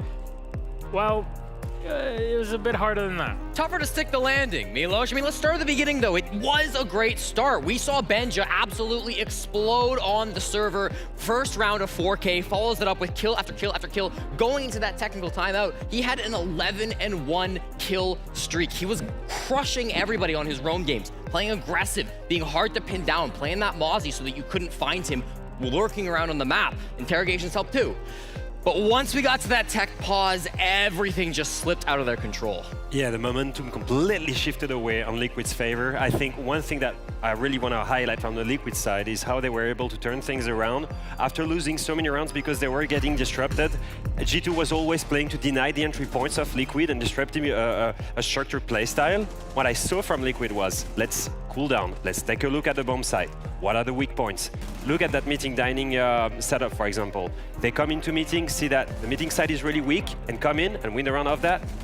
The opportunity seeking was amazing from Nagonis. And it was funny, you know, we compared the two young gunners on these squads. We compared Benja versus Volps before this started. And the very first opening pick was Benja ratting in small tower, finds Volps running in, didn't drone it out. And after that, the momentum was all in the favor of Benja. Then we get the timeout, then we have to wait a little bit longer. The first kill coming out of that technical timeout, it's Volps onto Benja. Steals that momentum. I think he kind of passed it on to his teammates. Didn't really pop off the rest of it, but he didn't need to. The rest of his squad was carrying things. We got to see vintage Nesk coming through today. Just a great showing from Liquid. I mean, we know the history of Nesk on Oregon, the very famous ace that he completed down in basement. They stepping up, the rest of the team stepping up. Liquid versus G2. You do not beat your opponent in this case, no matter who you are, without the entirety of the team showing up for this game. Definitely a beautiful second half for Team Liquid once they had gone on to their defense. So honestly, this seemed like G2 slipping up and Liquid just overpowering them immediately. Yeah, I felt like they had a game plan coming into this. It was to disrupt Liquid once again by denying their entry points, playing aggressive, denying the intel as well. They play the Mozzie a lot, they play Oryx, they play Kavira. They're trying to be super aggressive. That works if you have the momentum. If you don't have the momentum anymore, or if you don't win your opening engagements, then it all falls apart. Yeah, I thought G2 were trying a lot of like interesting ideas. Even that, you know, the Osa plant that they had going in towards small tower for that dining defense, right? After things fall apart, you lose your Osa immediately. You have Doki coming in on the glass, scope down, 3 kills, almost clutching the 1v4. Would have been one of the goofiest things we saw. Thankfully, Liquid shut it down. Thankfully for Brazil, so that didn't end up happening. But still, ridiculous stuff coming through there. And now this is the Nesk highlight show. He really did pop off. He got every opening pick on the defensive half until the very last round. He got second pick in that round. It was Reset stealing it away from him. I think his ability to strike early and fast was incredibly important for Team Liquid on this defense. The way they were able to convert defense too, like they didn't lose a single defense round, and I think it's because they gave nothing to G2. G2 came into the late round positions, played the 5v5 execute, and every single time they could not break the crossfires and trades on Liquid's side. Strategically, Liquid won that defense side. All right, the great play here by Nesk. Again, like we said, this is his home ground. Though, if we were to look back on G2 in their preparation, what is there that you would have changed, knowing now the facts of Oregon? I mean, I think a lot of their defenses were very like one-sided focus, right? They would set up a defense, I saw this on dorms, I saw this on dining, where they really were like expecting one way for the push to come in. I think on dorms, they really wanted to hold down against that master side push. And then on dining, Leo, I know you touched on this as well, expecting that small tower push. And Liquid were really good at adapting to that, saying, no, we're gonna pull something out. We're gonna do something you're not expecting in terms of the pushes. So maybe G2 being a little bit more fluid with that, having a little bit more of a general defense would have helped them out there, not let that game slip away rounds 5 and 6. But all in all, I mean, this is not your map pick. You don't expect to win map number 1. G2, they're not in the danger zone yet. And since you mentioned maps, how about we pull out that map ban again on the screen? One was Oregon. It was won by Team Liquid. 7-3, very well done by a Brazilian team. But Skyscraper is next. And both of you agreed that Skyscraper is something that G2 can capitalize on, and they need to, 100%. Otherwise, we're staring down the barrel of an all-Brazil semifinal. There's a lot on the line here. Yeah, and you know what scares me a lot with this map pick actually is that G2 is starting on the attacker side, right? Yep. And they've struggled really hard on the attacker side on Oregon. And Skyscraper offers plenty of opportunities, especially with Asami, especially with Melusi, operators that they have played Liquid on Oregon, to have really strong crossfires and setups that are playing passive. And if G2 comes in and is not able to win this execute, there's going to be a problem on Skyscraper. Yeah, it's a map that we thought maybe Liquid had some PTSD on after the Yongshiping finals. They really got rolled over. Map 5, it wasn't good. Didn't see it all of the 6 Invitational, didn't see it all of Stage 1. Now they face G2, a team with a 5-map win streak on Skyscraper. Elevate, Dark Zero, Wolves, Oxygen, and then Virtus Pro this year in EUL. It's a scary prospect for Liquid. What makes G2 so good at Skyscraper? Well, I think it's just a map that they have been able to exploit on the defenses, right? I mean, this is a squad that has been able to really mold the map throughout the 6 Invitational. That was their tournament run. They always had the momentum going through there. It felt like they were really evolving on the meta. It's a good map for them. So now, do we tie it up to go to map 3 or not? Oh, let's have a bit of a show, yeah? Let's go to map 3. Hey, any G2 fans in here? There's a lot of them. Some would say too many. There's even people holding up signs here. Are we seeing this map 3, you guys? I said we're getting 12 today, Milos. Good God. Please. Alpha, do you agree? Yeah, I agree. All right, fair enough. Liquid versus G2 continues. It's map 2, Skyscraper. Can G2 take it to a map 3? Or will it all be done for Brazil? On to our casters. Enjoy. Thank you, Gassan. Look, I've heard a lot from the G2 fans. The Liquid guys, I know they're there. I've seen that flag up behind the analyst desk. But G2, they're the ones that really need the support right now. 1 map down, going into Skyscraper. This is a big pick for G2, their chance to get their heads back in the game and send it to a 3rd map. Mandy, do you want a 3rd map? Yeah, I do, for sure. This was promised to be a banger of a series, and I want to see it delivered to G2 fans. They need your energy right now because they are down a map. It's not looking so good for them just yet. Surely we won't see the world champions be eliminated in the quarterfinals. Surely not. But Team Liquid have momentum running. 6 rounds in a row to close out Oregon. And now we head into map 2. G2 have taken us to Skyscraper. Let's see what they have in store. I'm so excited for this match, Dev. I'm so excited for Skyscraper. It's one of my favorite maps, Scarz. You know this because... Oh, yeah. You've been casting with me for way too long now, haven't you? And I just cannot wait to get straight into the server. I think that the desk put it perfectly, right? The danger here on Skyscraper... danger here. I am. Look. Finish your point and we'll get to it. Yeah. Look, the danger here on Skyscraper is that it really leans into that defense, just like how Farmer pointed out, right? So G2 taking out Ace as the first ban. Fontaine. I misspoke. It's actually Liquid that took out Ace as the first ban, and then G2 to take out Monty. So 2 operators that are pretty important to the attack of Skyscraper, right? Yeah, and as you said, Skyscraper defense can be the name of the game, but G2, they start on attack. And, well, at least they have not shown any sign of getting less lippy. Doki accusing Liquid of stealing their operator ban. Bit of mind games. You know, G2 love their mind games. Fabian, as I think it was Jesse, was saying on the desk, he told 3 different casters and analysts, 3 different map vetoes that he said that G2 would be going with today. And of course, he went with none of them. He's toying with everybody, and that's what G2 like to do with their opponents as well. Now, I don't know if Liquid would have expected Skyscraper here. I don't know if they would have either. I just want to quickly retouch on the bans that have gone through though, right? So G2, they're starting out on the attack. There's also no Warden. they fan out Warden. So that means all of your Candelas on your Ying, all your smokes, all your senses are much more reliable here on the attack. Now, for the defense, we often say Skyscraper is one of those maps that are just so strong as an anchor. You can hold on to your choke positions, whatever your power positions are, crossfires, but by having your disruptor operators like your Yings, like your senses, with no Warden, it adds this plethora of attacking style that G2 are definitely going to utilize. Yeah, absolutely. I mean, when you don't have that Warden to worry about, it becomes a lot easier to trust in the smoke. And despite that, we actually don't see the Glaz stuck there from Virtue. He also teased out the Sens for a moment, ends up on the Ash. It's Alamau on the Ying. He's the disruptor operator. We also have a hell of a lot of nades here on the G2 lineup. Benja and Doki looking to get explosive with it. Here we go, the first bomb site of choice for Team Liquid will be that Karaoke and T-Room site.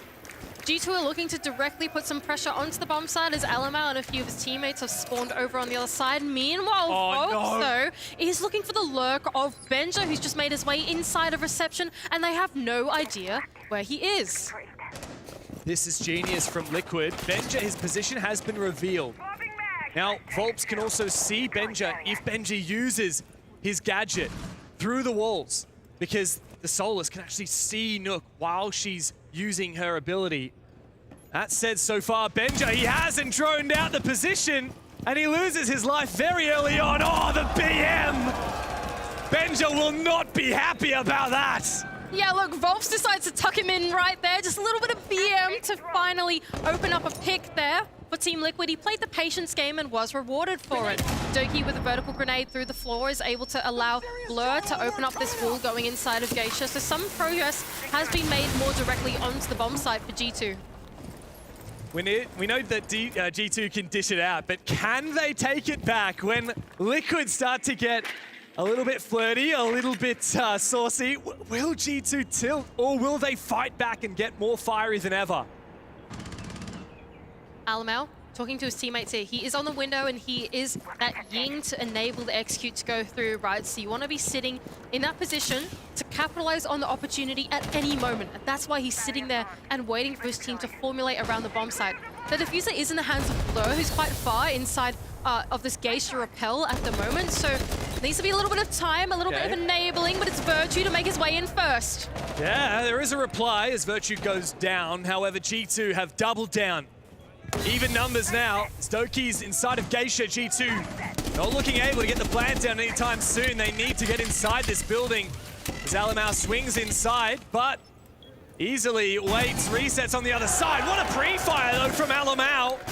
Nesk and Volts to step it up, but Doki is there to shut down the star player from Liquid. It is all up to Volts. He opened up this round. But can he clutch it now that Blur looks to force this diffuser down? No ability for denial through the floor. Goes for the impact, but surely won't be able to find the angle. Oh, he does get the down. But Doki's there to reply. After 6 rounds of drought, G2 finally get themselves back in the game. Really well formulated attack there from G2. We saw Alamau, his point of view as he communicated to his team, as he identified the weakness in the defense, and that was like he could get inside of Karaoke, take down the player there, and then enable Blur to get into the building directly after that, right? It was really just on the onus of the leadership of G2 to make that play work in the right timing, and even though Team Liquid tried to go for the retake there, G2 was so well poised for the retake as it came through, and they pushed themselves into those gunfights. Doki was really the front line of that as that pace of the round happened. You reckon the crowd's going to fire up a little bit now that G2 have found another round? Surely. Hopefully. We'll find out, I guess. Liquid, though, they were pretty fired up going into that round. I gotta say, I love what Volps brings to this team. Whether it's the experience from a finalist roster at Six Invitational, whether it's a little bit of BM here and there, it's what Team Liquid need, I think, to get out of the rut that they'd had last year, and I mean, for several years now. It's been a hell of a long time since Liquid raised the trophy, right? On the international stage, the only time they've ever done so was back in Season 7 of Pro League 2018 in Atlantic City. Only Nesk remains from that roster, and Sensi, the manager for Liquid. But that seems like a distant memory now, not at all like the one fresh in G2's minds of raising the hammer in Montreal. That's exactly right. These guys are the kings without crowns, as we always like to say about Team Liquid. And Volps as well, almost claiming a trophy of his own, was W7M back at SI, wasn't able to lift it, but now he's joined forces with the old guard to try and break that barrier of second place. An attempt there just went out to try and open up that single office wall, but it was unsuccessful because Lagonis tricked it over on the other side. So some great micro so far coming out from the side of Team Liquid on the defense, as G2 can try and sweep the map instead. The thing that scares me is G2 do have some strange magical way of stealing these rounds that they shouldn't be able to get. Candel is ringing out. Doki's getting aggressive and Palu shuts him down at the run-out spot. And the opening is now for Liquid. There is a reply, however. Never count out Alamau with that SMG-12. Well, as I say that, he goes down to Nesk, and Benja feeling a bit of pressure. He might have started hot on Oregon, but he has fallen off the last 7 or so rounds. And just look at that from Team Liquid. They've decided that they've got enough value out of that roam and they're going to fall off it completely and return to the safety of the bomb site. Keep in mind, these walls are still remaining closed for Team Liquid, so they're going to feel a lot of safety. But the next point of contest is going to be the pesky Valkyrie behind the dragon statue. He's able to collect one, and the second onto Benja. 1-on-4 now for Virtues. He's able to trade it back, make it a 1-on-3, but not before Nesk is there to claim the final one. And yet another round for Team Liquid. They're not slowing down, are they? One round for G2, doesn't matter. Liquid get right back onto that horse. G2 shouldn't beat themselves up too much, though. They're on the attacking side. We always knew this would be a challenge, and it is their map pick. I do love to see the high spirits from these Liquid players, though. We talked about the energy that these guys are bringing. Palu always seems to have a smile on his face, and if he keeps landing shots like that, I expect to see a lot more of it. Keep in mind, though, this is the defense of Team Liquid. We spoke about it a lot. Well, we didn't, but our friends did a lot on the desk, and we are really leaning into this map being more defender-sided as it is by its nature, right? It's a lot more closed off to the outside world. It's often quite challenging to get into the building. Even once you get into the building, sweeping the map is hard because the choke points through the center of the map, right? So Skyscraper is one of those maps where every single stage of the round is challenging for the attack, and so we're expecting Liquid to do well here on their defense. And it's very telling that Liquid left Skyscraper in.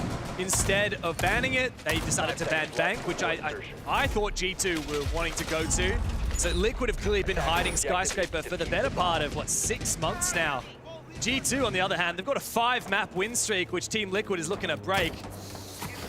And, well, G2, I mean, while they are the kings of Skyscraper, it's not going to be easy when you don't have a lot of information on your opponent, when you haven't played it all year long. You've got to do a lot of mid-game adaptations, right? And this is where G2 needs to start reading into Liquid, as Volps, his position has been read by the drone. He's looking to get aggressive on the back of it, however. Marching his way straight up to this open door. SMG-11 in hand. And this is exactly the MO of Volps on this team, isn't it? He's going to round the corner now, but the call reveals his position and is forced to fall back. Alamau being really cautious on this engagement. Volps, he does have the shotgun and SMG-11 in hand, so a deadly, lethal combo to have in close quarters. G2 are on the hunt. Dockerby and the Lion together to try and find Volps. Listen to that logic bomb ring, but Palu's there to support his teammate. And Alamau decides, well, there's 2 of them. I certainly have to back out now. Really nice teamwork there from Team Liquid as they hold hands there on the ground floor. Volps to be, of course, the first point of contest, but that leads them into the welcome arms of Palu. Now they're going to try and hit the bomb site straight, but unsuccessful as Lagonis is there to meet them on the other side. What do you do? Blur the hard support? Just find one, surely deny the flawless round. Every kill here is a stat pad, but the round itself seems like a fruitless endeavor. There's Nesk once again to get the round.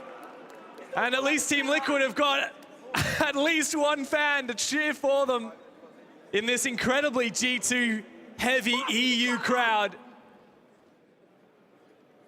Really good work there from Team Liquid to remain their composure as G2 look to try and make that in on the early round. It was really the impact of Volps there. His identity is really found here on Team Liquid as the aggressive player. For the most part, the rest of Team Liquid are very sensible players, aren't they? You've got Nesk and Palu that always play a great duo roam, but they don't really get in the faces of the entry, do they? It's Volps that's always going to be that spearhead of the defense, and then Palu can piggyback off that to try and support him in the back making sure that no one can pinch him out, no one's going to backstab Volps as he plays this really forward position on the map. I mean, and what that has resulted in, Mandy, is so far every single round, the opening kill has been for Team Liquid. 2 of those 3 times, it's been an aggressive roamer as well. They're not giving G2 much free real estate on this map, Skyscraper, and G2 are really suffering for it. As we said, this needs to be a game of mid-match adaptations for G2. They would have had very little information on Team Liquid's Skyscraper going in, and so have to play it by ear. They have to be ready to adapt as soon as Liquid show that they're doing these aggressive roams. G2 need to formulate a response at the drop of a hat. Well, the thing is, in the last round, they tried to, right? They did want to go for that roam clear because they picked the Dokkaebi and the Lion combination, right? It just was unsuccessful because the way that Team Liquid played it was just so much more masterful in the positioning.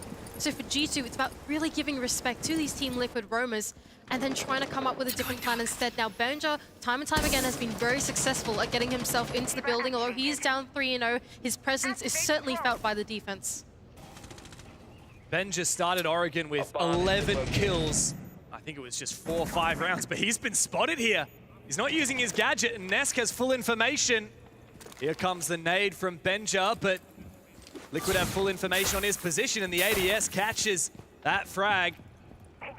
Benja once again in view of this Valkyrie camera that we saw. If you look in the top left of your screen, you might see it soon, but he certainly hasn't as of yet.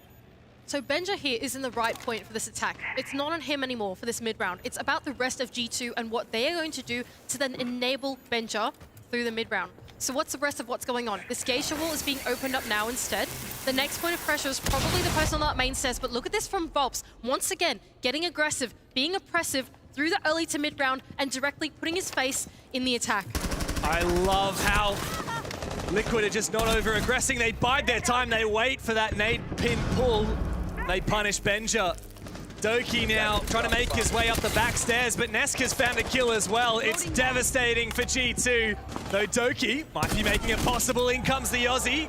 Virtue finds one, and the numbers have been even for G2. As I say that, Nesk once again. Oh, he has been phenomenal this series so far. 6 kills to just a single death on Skyscraper. As Alamau gets in, the Brazilian on G2 makes his presence felt. Doki now in the site. He needs this opener.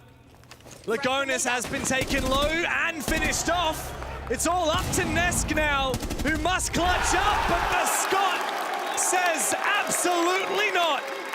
G2 have tied up the scoreline at 2 rounds apiece. Really great work there from Doki to be able to bring G2 back from the man disadvantage. Liquid did a great job in the early game to pressure Benja out of his position, but it was Doki with the heroics fighting tooth and nail through that hallway to collect those picks back for G2 and claim them back another round. Such a difference when G2 wins a round compared to when Liquid wins a round here in Copenhagen. We have a very European crowd here in Denmark. Liquid, no strangers to that though. They felt the same in Jönköping going up against Team BDS. And now with Doki, I mean, a round like that surely fires him up. Doki is one of those players, every now and then he just wins a round for your squad, right? It's Doki round, that's what we like to call them.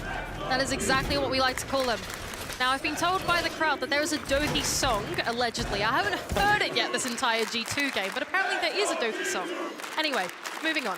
2-2 in the scoreline now for G2 as they start to claim back some of these attacks. A really well-formulated play there from Doki. He was able to claim that one back, but that's not what they can rely upon to claim attacks, right? You want to do something that's more decisive, more dominant, but that's going to be really hard against Team Liquid.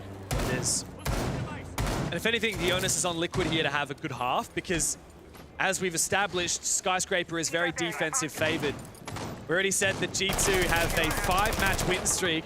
Now that's with a negative attack win rate, only 46%, whereas 80% defense win rate. As soon as G2 switch to defense, Liquid are in for a ride, so they need to make the most of it now when they themselves are on the defensive side. Early pressure going out onto the bomb side as Doki has been given a long line of sight directly inside of the office, but barricaded off by the Azami, so pressure no longer there. Defense still safe inside of office. It doesn't seem like G2 are going to sweep the map, at least just yet. They're putting the pressure straight on. It's a tentative conclusion from now. See what they can get. Can they take down anyone directly on the bomb site? It doesn't seem like Liquid are going to give them anything. So now we can see some of the G2 players making that rotation across the map to support the 2 players that have started out with the diffuser all the way around Geisha. It does seem to be a bit of a pivot here for G2. Looking for this roam clear instead of hard hitting on the site. Doki has put some pressure on this run out spot. He's opened up an angle onto this bar position, spots the mirror. That could be devastating in the late round. This drone has been spotted. Alamau here, he's surely going to find a kill. Just around the corner, it's Nesk. Palu actually the first to fall. Doki gets the better of him. And in come the Candelas in response. G2 are ready to execute, and Doki's the first one in. Lagona's flashed out, Virtue even as well.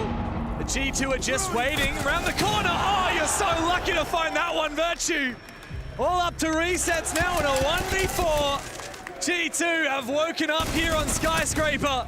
Doki gets a bit aggressive, but surely the round is done here for Liquid. Resets has found a double and brought the round back into the realm of possibility. G2 forcing that plant down. Alamau is on such low HP. But all G2 have got to do is cover in the post plant. Surely not resets. He's making the 1v4 look so winnable. And he's going up against his Brazilian comrade. There's no way. Resets to ace to 1v4 to take the lead. What a huge round there from Resets. G2 did such a great job at cutting the entire defense in half, disrupting what was going on and getting straight into the bomb site, but it was Resets that came back from the other side of the map, going through each of the G2 players one by one, picking them off and claiming an ace to himself. G2 now, what are they going to do? How do you lose that? How do you lose a 1v4 to Resets? I mean, there's so many players on Liquid that we talk about. Palu, Nesk, but it's so rarely Resets. And he is just, I mean, that's a career-defining moment right there, to take the lead, to steal a round away from G2 on their map pick. This is the last thing that G2 want right now.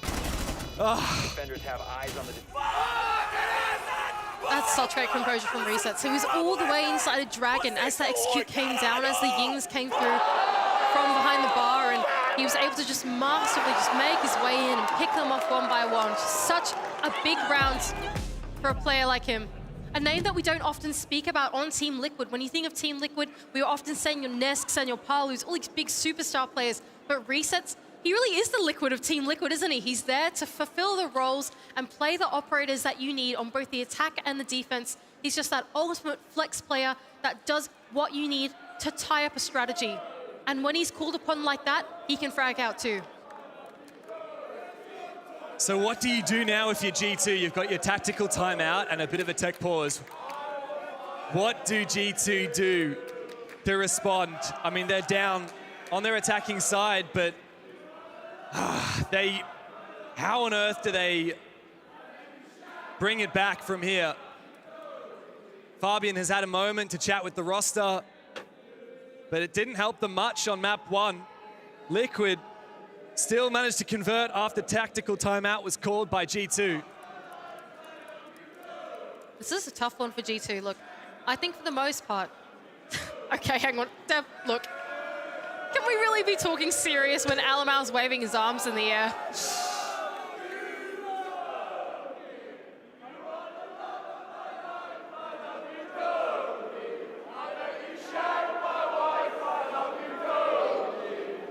Here comes That's the Doki song.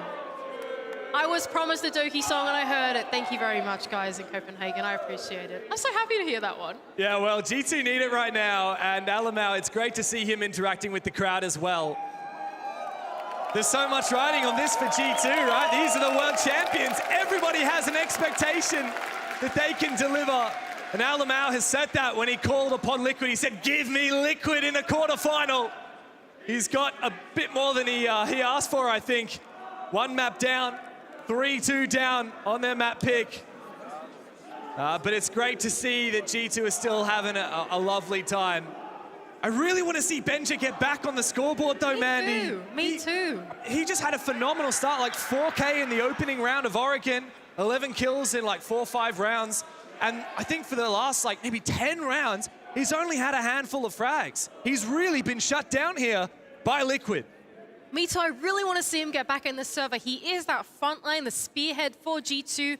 The solution is what he called himself for this roster, and I really want to see him get straight back into it and be able to open up these attacks for G2. Now, keep in mind, we said time and time again, attack pretty tough for G2. If they can even it up here on round 6, I would call that a success for them on Skyscraper. Yeah, absolutely. An even half on the attack is great. Defense is where G2 flourish on Sky. But the other thing to remember is that G2 is such a momentum-based game. They've taken their tactical timeout. They've had a short technical pause while we rehosted the match. And surely now this is where they have to turn that momentum. My fear, Mandy, is that if G2 go down here and it's 4-2, not only are they fighting from behind, they're going to have to win 5 of their defenses to prevent an overtime or a loss. But what's more than that, I mean, Liquid would just be having a fantastic bit of momentum. Well, I will not lie to y'all, we are back in the server, in fact. And G2, like Dev was saying, are trying to find their way to even up the round count and make sure that the momentum doesn't swing in the way of Team Liquid here. Starting out early on the roam is Palu with the Solace in hand. He's already identified the sweep of G2 as he's taken down Benja, the man that we were just saying to spearhead the attack of G2 has been once again shut down. Doki there to claim one back onto resets. Palu has been phenomenal this game. That is his 3rd opening kill so far. At least there is a response for G2. The crowd is getting behind that. Got to get behind everything you can when G2 are fighting for their lives here in Copenhagen. Here we go, Lagonis here aiding some of his teammates on the roam with those Yoko drones, informing exactly where the roamers need to go. But here comes Alamau on the blitz. A C4 to his face, but doesn't quite take him down to half HP is left. It's a great read there from Liquid. Every single round, Alamau seems to be on this garden balcony. In goes Blur, and he finds the opener onto Palu. Numbers advantage now for the Europeans. Alamau, though, he's looking for his way in once again, dialing it back a little bit and talking to his teammates. This is the leadership that we are looking from the IGL of G2. Dial it back now. Man advantages in your favor. Let's take it slow and see if we can hit the bomb site. Oh, no. Lagonis is able to trade one back, though, making it even for Team Liquid. Even on such a crucial round for G2. Birchie's got to step up now. He's making his way in through Pantry. He spots out one of those Yokais. He takes it down. Don't underestimate the value of that. Swapping mags! Taking their time, RG2. They don't want to be too hasty about these pushes because, well, you might fall into the trap of the Team Liquid defense. They have a pretty heavy setup here going, right? You've got Lagonis. He's playing those Yoko drones. Not only that, but Resets was able to create at least some kind of a power position setup with those keeper barricades before he went down as well, right? So G2 don't want to play this one too quick. They want to be cautious, take their time to actually dissect this defense. But here comes Virtue from the other side to backstab Lagonis. G2 have found that man that they were looking for. Nesk and Volps, 2 of the stars for Liquid. Now have to clutch in the 2v3. Volps is just hiding all the way in the back of sight. And G2 have made their way in. Nesk gone for a flank, but the flash from the Blitz might get the better of him. Alamau runs away, but he is watching this flank. Surely Volps is going to push, and indeed, Nesk gets taken down. All up to Volps now in the 1v2, but that diffuser is down on the ground. He's got to find them both, but Alamau, he ties up the half for G2. They're still very much in this game. And what a testament to the leadership of Alamau on G2. He's such the perfect IGL for this roster, able to play such a frontline operator such as Blitz, dial it back, call for his team exactly when they're going to go for the execute, and be part of the execute himself as well. Not only that, but having the game sense to turn around and take down Volps on the flank as well. Just the brain on this guy is crazy, right? And he's just got so much going for G2 to propel them forward in the series. And G2 know they've got to be gutsy. You pick the Blitz, one of the most crucial rounds of the game, and Alamau has such an impact with it. Look at that, man. These guys are fired up, and they're ready now to go into their defensive half and assert dominance on their map pick. Yeah, it's exactly what we were afraid of, right? We said that G2 are dominant here on the defense on Skyscraper. Now, to put things into place, Warden has been banned out. So if Team Liquid want to look for something a little bit more disruptive, try and use those Candelas and those smokes, they actually can. We saw G2 do it on their half right. They brought along the Blitz right at the end there. It was used to its fullest extent. And here we can see it again for Team Liquid. You've got Volps on the Ying. You've got the smokes on the Gonus. Not only that, but surely you can get someone in nice and quick with the resets on the Amaru as well to change up the pace. So there's a lot going here for the Team Liquid attack. And remember, right, Liquid banned out this Warden, so they clearly had something specific in mind with the Ying here of Volps. No smokes, actually, from Liquid at all. Actually, I say that, Lagonis does have 2 smokes on the Ossa. I'm just blind. But I'm definitely going to be keeping an eye on where Lagonis is taking that diffuser. At the moment, Volps is just putting some pressure on this roam game by breaching the VIP wall with the secondary hard breach charge. So the composition of Team Liquid would lead us to believe that they are going to go for something more direct, right? You want to use that Ossa to turtle your way into the bomb site and then get the bomb down behind the Osa shield. But while you're doing that, you don't want to telegraph it, and that's why we can see Volps starting out early on the other side of the map, putting that hard breach charge there, at least bluffing that they're going to do a sweep of the map, right? Because you want to keep G2 guessing. You gotta keep him guessing. Don't let him know what your push is gonna be, what your execute's gonna be. Keep Benja here on the roam while you're pushing in the site. Volps, where's this Candela going? Just straight into Garden. Palu's going for a vert nade, but there's no information on the back of it either. Oh, resets. He's just trying to come up the hatch, but is met by Blur on the other side. Control of the bomb site still for G2 as Liquid tried to go for something explosive with the Amaru, but to no success. This is a very strange attack, but Liquid might be making it happen. Lagonis is in the site, and well, Volps has found a kill coming in through Geisha as well. Lagonis is struggling to find the player he's looking for, and he loses his life. G2 are bringing it on back, 3 versus 2 now. But Nesk is not finished having his say. It's just him and Volps now in the 2v2. Benja, the only full HP player left alive in the server, and he's just biding his time. That's exactly right. The remaining 2 players of Liquid are within the danger zone. Very low as Cheese. Virtue's able around the corner and collect both of them. G2, a defense round on the board. And they've taken that lead back again. Liquid need to be careful on these attacks. Even when in the advantage, G2 will never give up. They will always fight back. And now they've taken that lead and they're looking to run away with it. That was a good try there from Team Liquid. Like we said, they put that pressure over on the other side of the map and kept G2 guessing. So by the time they did hit the bomb site, yes, it was unexpected. Yes, and it was at a really weird pacing in the round. But the G2 anchors were so composed. They were so ready for it. It all started off with Blur on the main stairs, taking down resets. And then it was all closed out there with Virtue as he's able to hold his way on the bomb site. DMR lethal in his hands to stay calm and close it out for G2. Remember, every time the G2 wins one of these defenses, they've got to show that they've got depth on a different bomb site. Now they go to Exhibition and Office. The Kaida's banned. It's going to be difficult to keep all these walls closed. It does look like it's an extended roam once again. Mirror windows being brought by Virtue. One placed inside of the Geisha hallway, facing into Karaoke. Plenty of lines of sight opened up as well. This is an unusual setup and one that Liquid are going to need to be ready to deal with as soon as they see it.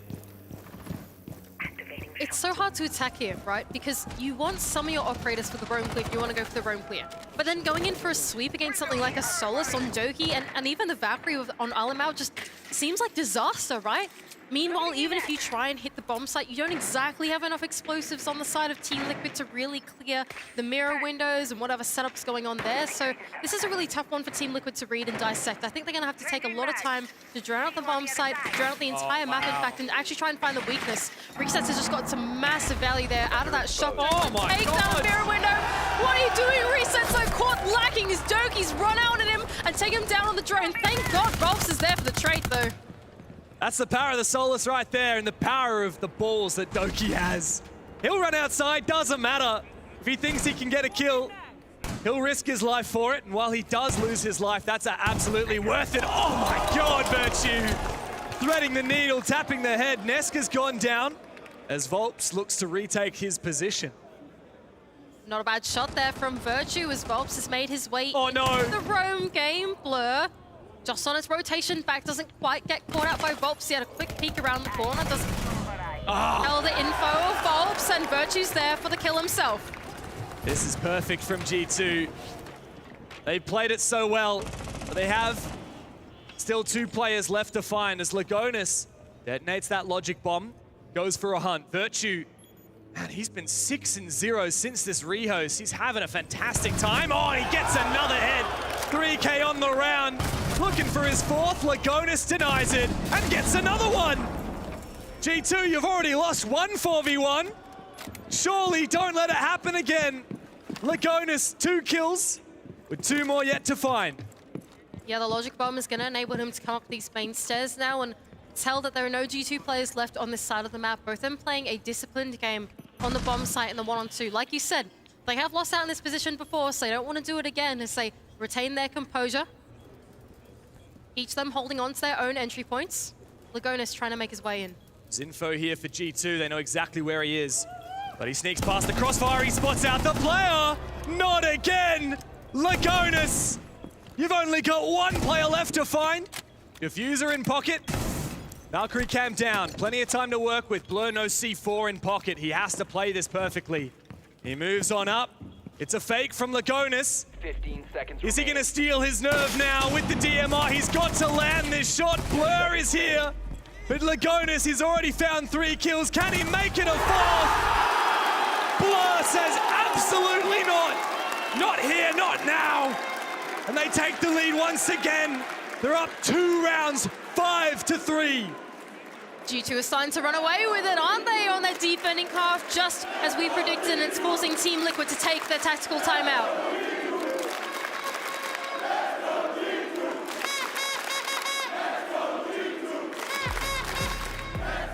You can't deny, however, that Liquid have made G2 fight for every one of these rounds.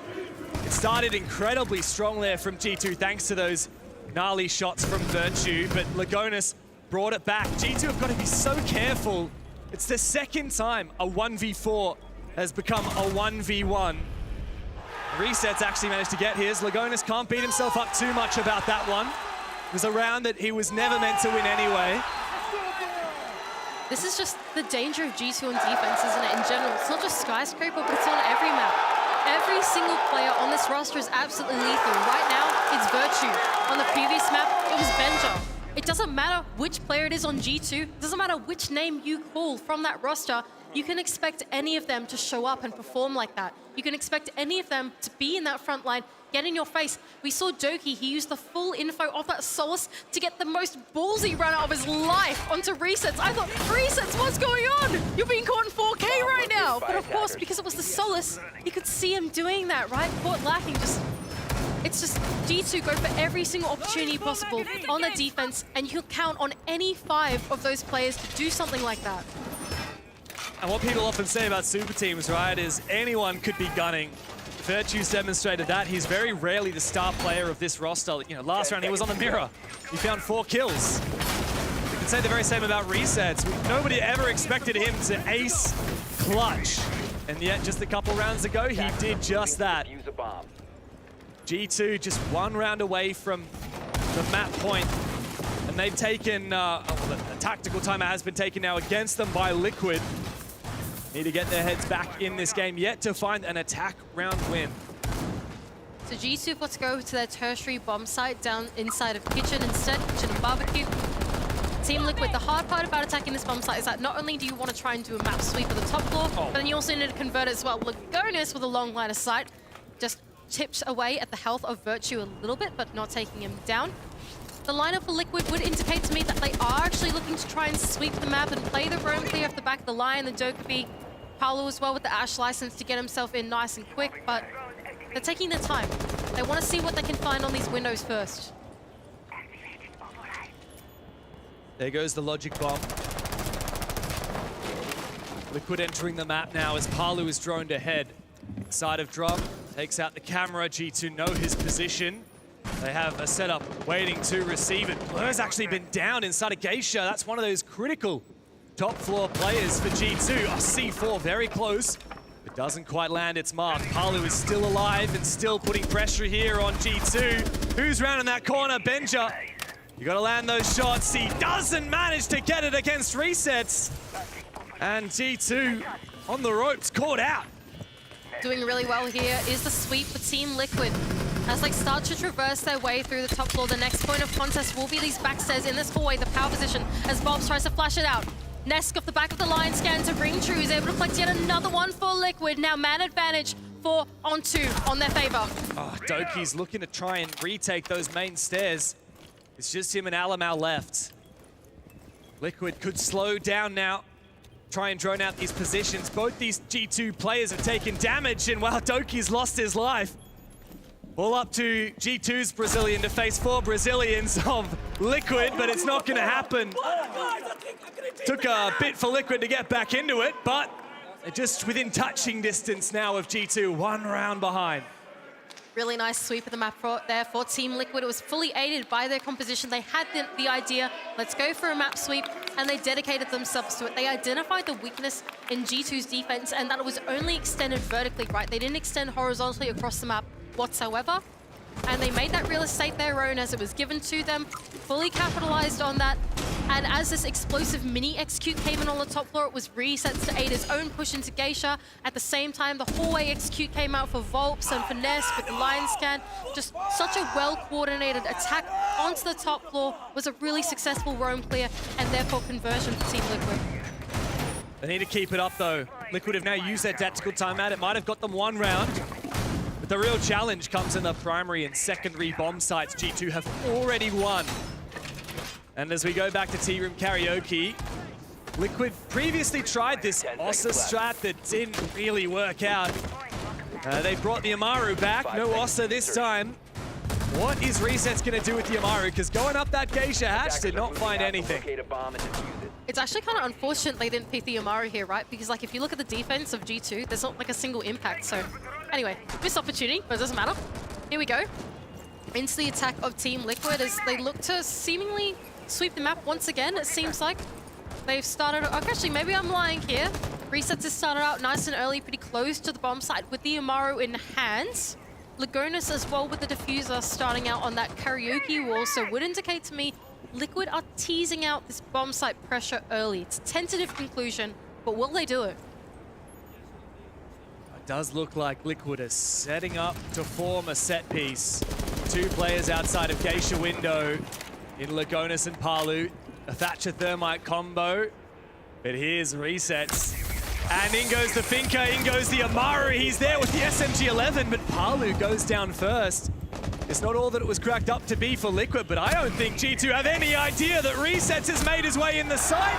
Doki on for the trade, but it's not done yet. Lagonis is there for another. 3v3 now, as G2 try and hold on to the site. Good composure there from G2. I think they read into the fact that Liquid being real quiet and they actually sent 2 of their defenders back to hold on to the bomb site. Volps down below, aided by that Dokkaebi call, is aware that there is a player on the back stairs, but the barbed wire is keeping him at bay. His presence will be made known if he progresses any more forwards. He's got to wait for his teammates to support him before taking this engagement. Alamau knows. He knows and he's looking for it. Who wins this fight? Volps is just waiting. Alamau, as you said, will get the sound cue from the barbed wire. G2 are just waiting now. They know they don't have to make the first move. Lagonis and Nesk have regrouped. And there goes the Adrenal Surge. Volps walking into the barbed wire. Surely Alamau gets this. No, absolutely not. Volps finds the kill. But he is the last man standing for Liquid. The only one standing between G2 and a map point here on Skyscraper. Benja and Doki not looking to give Volps anything to work with, as G2 have found themselves in a position far too many rounds now, forfeiting a man advantage. Volps trying to bait out a peek, but so sustained here is G2. And Doki locks it in.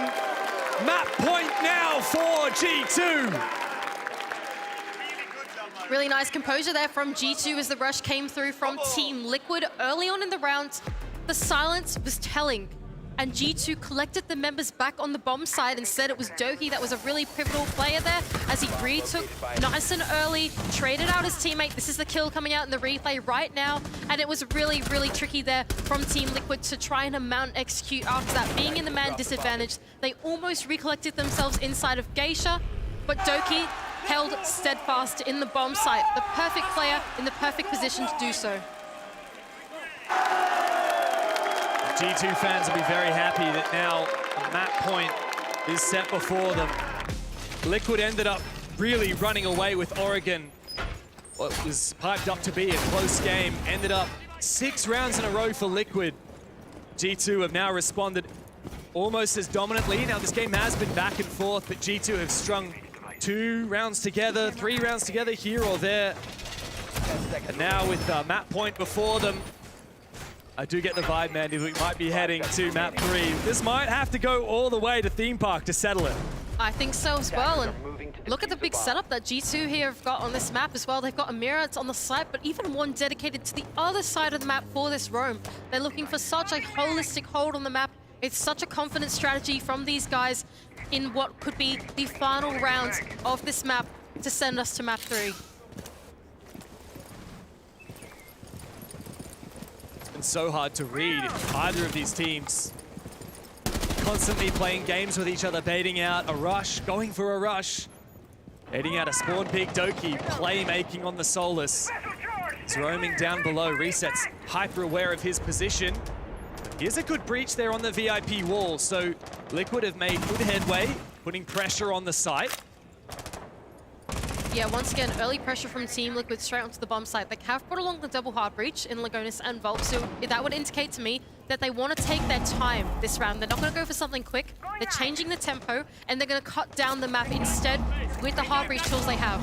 A C4 to go out from Blur onto the outside of Geisha doesn't connect onto anybody just yet, as Team Liquid take their time through this mid-round. Gotta be scary being a player like Blur right now. Not really afforded a lot of support. He's playing somewhat solo on this roam. But G2 feel the need to have pressure everywhere on this map as Liquid are continuing to feel out the pressure. Virtue finds one, but Volps has sent it inside and found the trade. Backing out again. Still half the round to go. Yeah, look, in and out. Dial it back, right? You don't have the full map control anywhere else, so put yourself in safety. Really well played there from Volps. Doki now taking an engagement just outside of this dragon window. Doesn't quite find the kill that he's looking for and decides to fall back instead. But here comes Volps once again in the middle of the bomb site, but shut down by Alamau. It's all up to Lagonis, but it just wouldn't be right if G2 didn't send us to map 3. Theme Park is required to settle it. The battle for revenge is not over. G2 have got a hell of a lot more in the tank, and we'll see it after this quick break.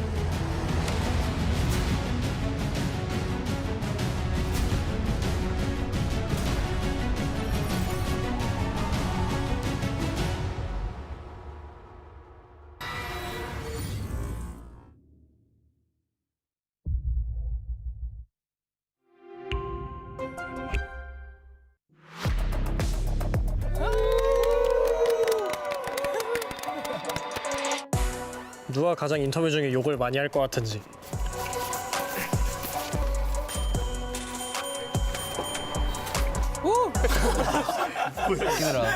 약간 말을 할 때 필터링을 안 하고 그냥 말을 막 하는 것 같아서 생각 없이 말하는 것 같아서 욕을 많이 할 것 같아요. 네, 제가 원래도 욕이 많은 성격이어서 네, 맞는 것 같습니다.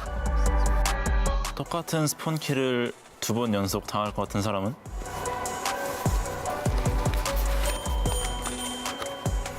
하퍼. 근데 왜냐면 하퍼가 좀 최근에도 스폰킬을 많이 당하긴 해서. 맞아. 어제 스폰킬 어제 스크림 때도 좀 많이 당해서. 맞아. 연속으로 많이 당했지. 스폰킬 하는 거 아니야? 나만 다 죽이러 올 거 아니야. 파퍼만 뭐라도 스폰킬 당한다. 파퍼만 지키면 되지. 재미로 팀킬 가장 많이 할 것 같은 사람은? 이거는 좀 갈렸는데? 근데 약간 당한 사람들 뽑은 것 같은데 그냥? 내가 봤을 때? 난 솔저 왜 골랐냐면 내가 많이 죽여서 이제 나 죽일 것 같아서 솔저 골랐음. 난 남을 죽일 것 같은 사람 골랐는데? 난 많이 당했어. 맞아. 난 항상 남으면 마무리하고 죽이던데? 다 죽이던데? 혼자 남는 거 좋아해서 나 일단 죽여 남으면. 아니 쟤는 마무리 아니어도 죽일 때 있어 나.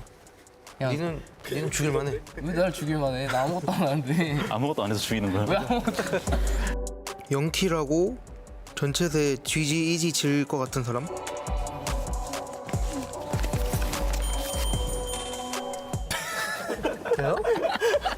너 아니고 누가 있어 그럼? 내가 이지를 쳐? 이미 사례가 너무 많다. 이지 친 적 없는데? 그래? 비슷한 단어 있잖아. 장난기도 많고 약간 이건 안 되는데 이런 건 안 되는데. 약간 비슷한 말을 많이 하지. 이지는 아니더라도 약간 비슷하게. 너 뭐라 하지? 팀챗으로. 팀챗으로 이제 속마음이 언젠가는 맞아. 한번 전체수로 전체수로 한번 치면 야 재밌는데 그거. 굳히기 들어가는. 그러니까 이미지 나쁘게 만들고.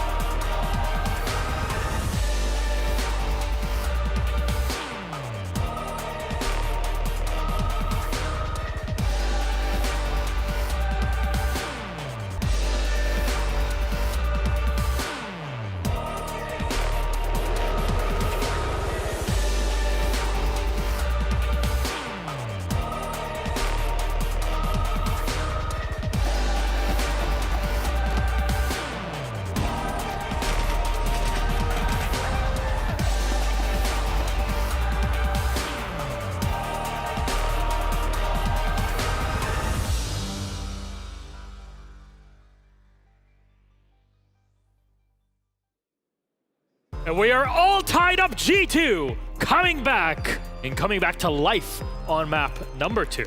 Take us to a third one. So far, we've got 9 out of 9, Jesse. I really hope we don't go to 12 later on, but we have to debrief map 2. What went down? I mean, this was a crazy game to watch between these two squads. Felt like every single round was coming down to the wire, 2v2s, 3v3s, 1v4s. We really did get to see it all. I thought Doki played a fantastic match, in particular in the late round, doing a really good job baiting players out with his grenades, coming through, having the perfect swings in those late rounds when he really needed to step up. He was fantastic there. Alamau as well, having some massive plays coming through. A little bit of a cheeky couple of rounds there, but this truly was an exciting match between G2 and Team Liquid. And even though we thought G2 would be heavily favored on this map, Liquid really gave them a run for their money. Yeah, and I think coming into this matchup, I thought to myself, okay, they're excellent in defense, G2 is on Skyscraper, but then at the same time, they really showed poor attacks on Oregon, and I thought, okay, they need to do damage control on the attacker side, and I think a 3-3 split is good enough, actually, when you see how good they are in defense. Yeah, I think this was an all right start for G2, despite the fact that it was that 3-3. And even with that 3-3, there were some rounds in there where like G2 probably should have taken them.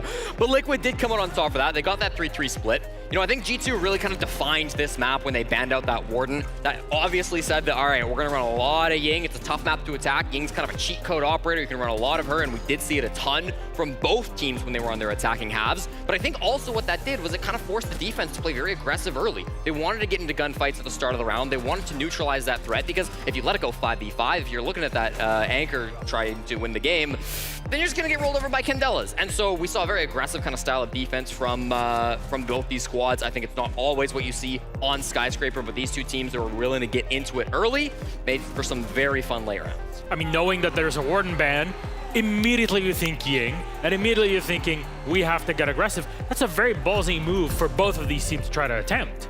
No, but actually, it's actually smart, because the thing is, if they stayed together and played on the bomb site the same way they did on Oregon, then they would have been stuck with the Yin, exactly. And then they're in crossfires, but they're blind. Crossfires are useless if you're blind. So you would just die, and then the site would just fall. And actually, some direct text worked a little bit, but the crossfires from G2's side were too strong. The resets was on another level. Milos, this was one of the craziest plays that I have seen since the tournament started. Resets Ace 1v4. Let's take a look at it. First, impact on the stairs, gets the final finish off, and then all of his teammates are gonna fall. But there's one thing that I don't know if everybody caught when we first started. Take a look at this. Red pings. Default cam is still up above the exhibition stairs. Lugonis feeding pings this entire time. There is a Valk cam, or there is a Valk being played by Volps, but it's not where the intel is coming from. It's all from the default. Resets, catches that guy when he does the first swing, sees him prone on the ground, knows where the plant's gonna happen. That's his fourth, and then it's 1 HP on Alamau. He's got a dream, but unfortunately, it's just not gonna be enough. The DMR, it's a tough shot to hit, and Alamau falls to resets for the ace. Incredible round, and you've got to consider how that intel is helping him out there. The teammates from the grave really making an impact. Well, turns out when you destroy default cams, you have an easier round as an attacker, but there has to be more to the strategy from G2. Yeah, absolutely. I wanted, guys, to show you a little bit of what exactly went down in this map. So here's what Liquid brought. 2 ways to play this defense. The first one reinforces the site by playing wall denial as Zami or Mira. And then the second part is playing an aggressive roam based off intel operators like Solis, Valkyrie, and Echo. And every single time, and this is what I love about this G2, is they found something to counter it. So for the site, what they did is they took Ying, so they could gen execute perfectly. And then for the roam, they brought Dork, they brought Lion. And the last round, Alemo brought Blitz, and that's what got them the round. This is what I love to see. Adaptation. This is, we make the site strong, we roam heavy. This is what we take to take down the roamers and to execute on site. Really, really good adaptation from G2. So defender, what I'm trying to understand here, and again, I am functioning off of very limited knowledge of Rainbow Six. When defenders turtle up and actually try to play properly and even extend out, what you do is bring the most annoying operators to play against, and then you win. Have you tried roaming against Blitz, despite your poor knowledge of the game? No, it's terrible. Yes, so this is what I mean. Like, you're getting calls from the KB, you're getting lioned, so you cannot move, and then you're getting a Blitz in front of you. It's super hard to roam. And then you try and play side crossfires, and you're blind because of Ying? To be fair, I've had worse things than Dokebi calling me. No. Yeah, okay, yeah. Anyways, map 3 is set for us, though. Theme Park is coming up. G2 had the choice. They removed Clubhouse to take us here, Jesse. Your thoughts on that? Not a shock. Theme Park, 3-game win streak, 7-1 record since this map was released in Tier 1 competition. G2 love this map. They dominate on it for Team Liquid. It's the single map where they were knocked out of the 6 Invitational. They got some history and maybe some PTSD again on this map. Yeah, and I think the thing with Theme Park is this is where you can have really good teams. Is it's actually one of the maps that's the least played by the professional teams, right? It's not an easy one to play.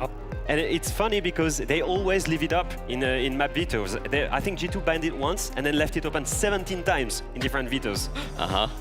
It's a good map for both teams. I just think it favors G2 more. I think we need to open up this question to the crowd in here. Copenhagen, who takes it? Is it Liquid?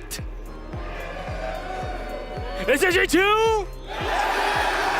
I think we got clear favorites, but we'll see how we go in the server. G2 versus Liquid continues on map 3. Let's toss it to our casters. Mandy, Dev, take it away. I honestly couldn't tell you who's going to win this game, Mandy. It's a grudge match. It's for revenge for Volps, for Liquid, for how many times they have been the bridesmaids, but never the bride. On the flip side, G2 looking to continue their campaign throughout the tournament. It's been a long road, but the world champions are not looking to give up. Liquid took the first map. G2 have replied, now we're going to theme park. That's exactly right. This series was promised to be a banger, and I think it's going to deliver to be, as we can finally go to our third map. And well, theme park, if that doesn't spell chaos, I don't know what does. No, and as you mentioned before we went live, Mandy, G2 start on this defensive side. Surely that is a huge advantage for them on theme park. Yeah, look, I think theme park is notoriously challenging to attack. It's probably the most challenging map of the 9 map pool to attack as it stands. So I wouldn't be too surprised if G2 feel comfortable with the side that they've got here, starting out in this final map to knock out Liquid from the bracket. There is absolutely no doubt. When you hear the names G2 Esports and Team Liquid, you know that you're in for a banging game. And while the community vote favors G2, while the crowd here in Copenhagen is cheering for the home team, Team Liquid are never to be underestimated. We're going all the way to map 3. G2 and Liquid. Who takes it? We're about to find out. And here we go, rolling out through the ban phase as well. Yeah, all right. Reset's probably having a bit of a laugh about that one on the other side, isn't he? He's like, oh, right. Yeah, well, I mean, if I was going up against Resets, picking Amara every round, I'd probably ban it too. And then Doki's having a laugh about that one. Yeah. He's quite literally having a laugh about that one. You can see it in his player cam. Anyway. You can't tell whether it's a laughter of comedy or a laughter of pain for Doki, but here's a curveball from Liquid. Ooh, yeah, mute ban. Interesting. So when you're on the attack, it's always tough to clear out. Let the crowd go. All right. I don't blame G2 for banning out the Valkyrie after, as Jesse pointed out, during that 1 versus 4 clutch from Resets, the Valkyrie was instrumental to enabling those kills. So I don't mind the mute ban for G2. I think that even though it does take a little bit of like your site construction, it also means that once you get onto your attack, you're not going to be stuck in that process of droning where you're going to be lost in the intel for your mid round. I think it's always the hard part about attacking theme park. Well, in fact, every stage of attacking theme park is kind of hard. It's a bit like Skyscraper in that instance where attacking each stage of the attack is challenging on theme park, and I think it's made exactly the same here in this series. But you know what's absolutely terrifying if you're attacking on theme park, as if it wasn't attacker-sided enough? Have a look, we got Solus, we got Mira, we got the Azami, we even have the Warden. So there's so many tools for the defensive side available that it's going to be hell in a cell to attack. Yeah, I think that's exactly right. I just think that there are so many tools up for the defense. Like, yes, your site construction, your meat's gone, and yeah, there's intel gone for the Valkyrie, but like you said, any map with Azami and Solus, both in the pool, is probably going to lean itself into the defense. The attack is forced to deal with at least one of them. Either the setup on the site, or your roam clear is going to be made very hard for the Solus on the board, right? So this time we're seeing the Azami in play, on top of the mirror as well, so we're going to expect a very anchor-centric hold from G2. As for the attacking side, it seems like Liquid have taken a leaf out of Alamau's book, as Resets has brought the blitz. Now, Alfama talked about this on the desk. What does it feel like to go up against a blitz when you're roaming?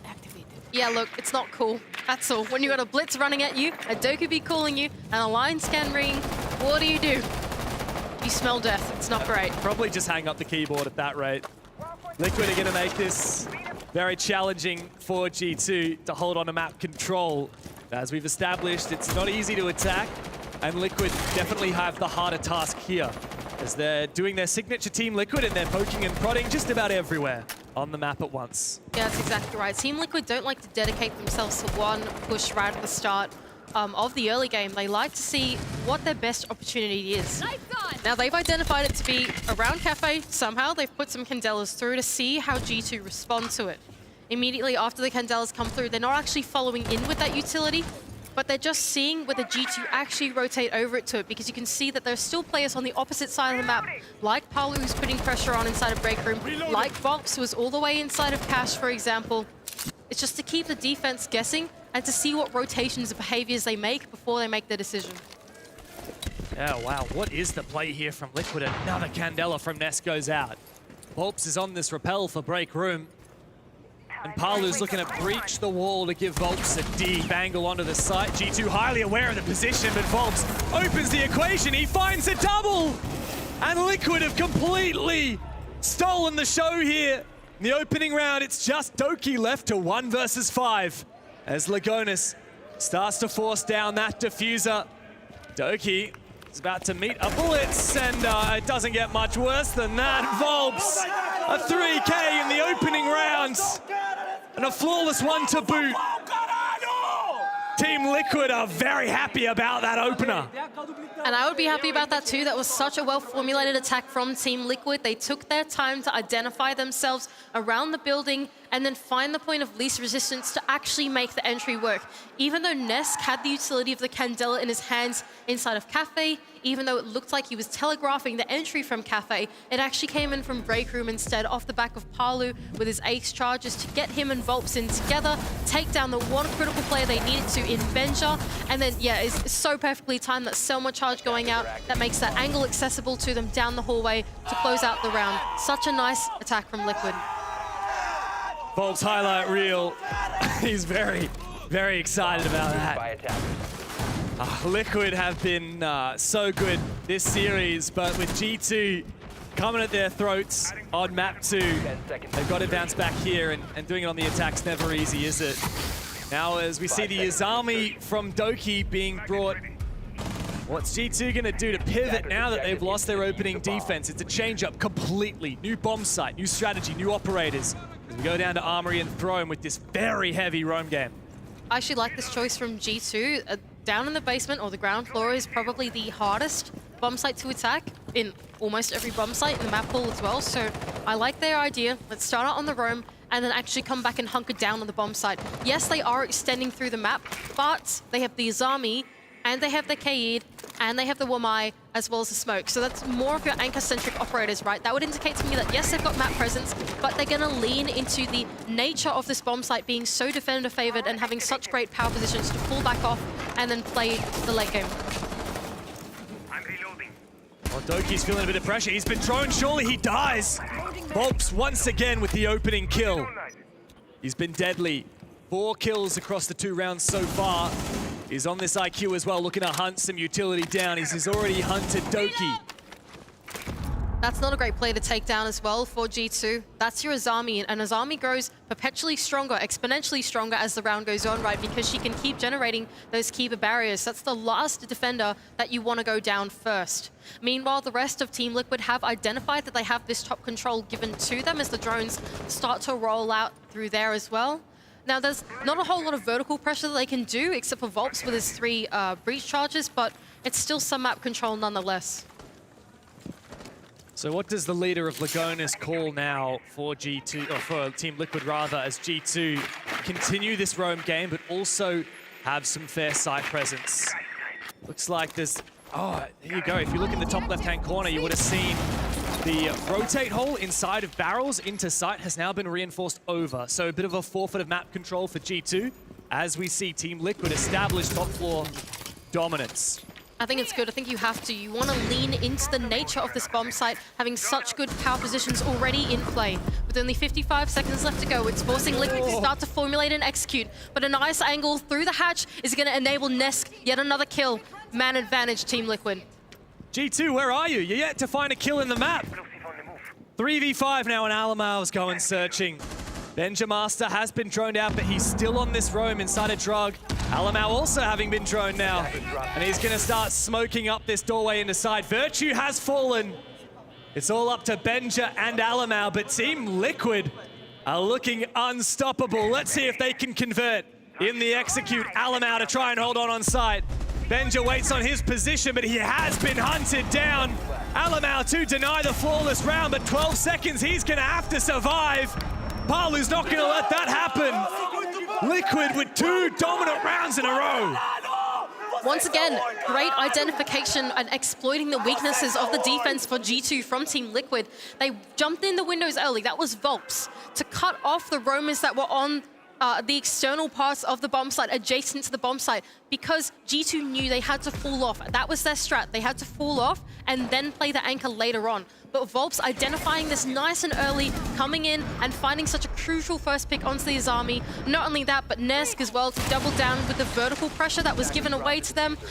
Volps as well, making full use of that real estate from the hard recharges, from the vertical. It's just so well played from Liquid to exploit every single tiny little detail of the weaknesses of G2 to collect that round.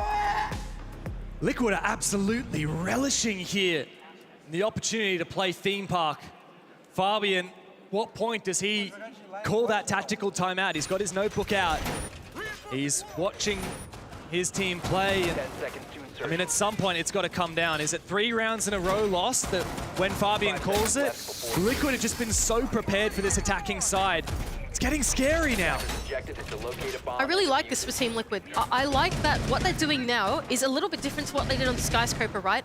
This time, we saw just then, all 5 players just switched operators completely. They did a full team repick. That would indicate to me that as they're going into the rounds, they actually have an idea already in their heads before they even get there. So they're not wasting their time droning as much in the early round because they're going straight towards executing to it. That indicates to me they've got some really great prep phase droning. Even though Solus is on the board, it's not being used. If I'm G2 now, I'm looking for this opening kill. Liquid have found it both rounds so far. Despite being one of the worst teams in the tournament at getting those opening kills, Liquid have still had G2's number. Benja is on for the roam, and he's really been so quiet since that first half of Oregon, hasn't he?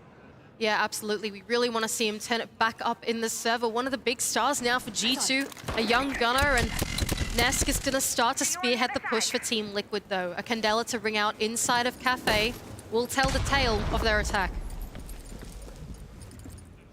It's once again slow and steady now for Team Liquid. This really is a measure twice, cut once approach from the Brazilians. Good information on site as well.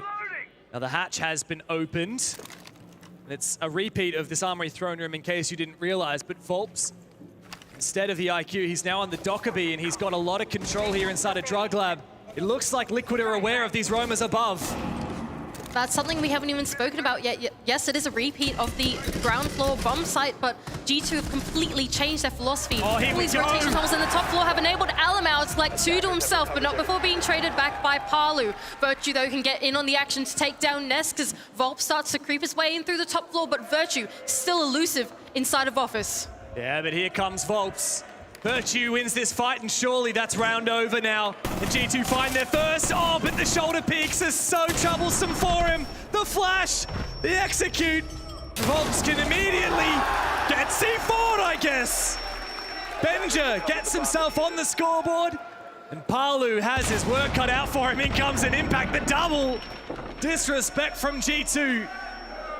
As Palu's got a 1v3. Not such a great read there from Team Liquid. G2 completely changing their philosophy, no longer looking to hard hold onto the bomb site. They set up this maze in the top floor of all these rotation holes. Multiple players starting out there and playing there to their life has netted them this round win with only 17 seconds left for Palu. It's nigh impossible to close this one out for Liquid. Well, give it a crack, but there's a keeper barrier waiting for him. And G2 waiting as well on the other side. A great crossfire. Blur just wants to peek it. He doesn't want to forfeit the kill. He does anyway, but Benja's there. Medane to get G2 their very first round here on Theme Park. I like that from G2. Adapt, right? You don't want to give away map control to Team Liquid because as soon as you show any sign of weakness, Team Liquid use it. In the previous round, Team Liquid went into that top floor. They fully utilized that vertical to claim kills, to open up the hatch, which claimed them another kill. Volps got in nice and early to get a cutoff, which claimed him a kill, right? This time, G2 didn't show any signs of weakness through the map as they went for a full extension. They go for that roam. They don't let Team Liquid in. And that's what you need to do to disrespect this team and not enable them to land yet another attack.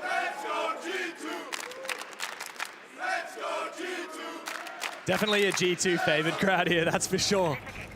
And finally, G2 has given them something to cheer for.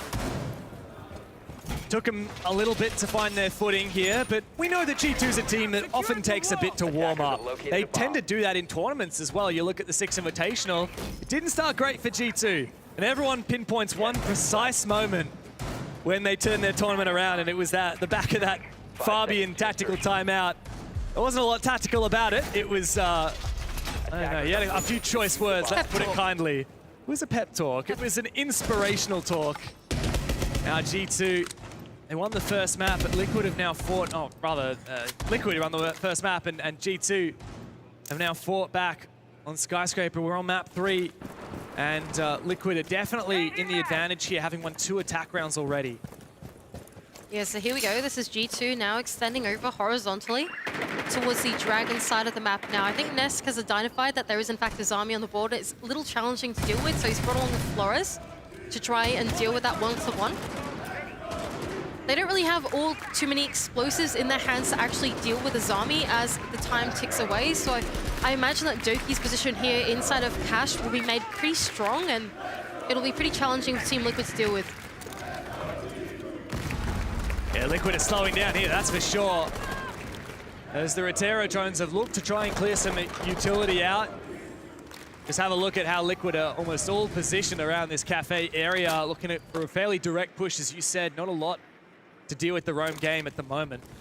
I think this is a good read from Team Liquid so far. Like, yes, the Azami is up, but it's on the other side of the map. So where do you want to put your presence? They're going to put it on cafe instead. So now they've started to make their way in. Volps, of course, spearheading the attack down below with the Dokkaebi. He can aid himself to get in.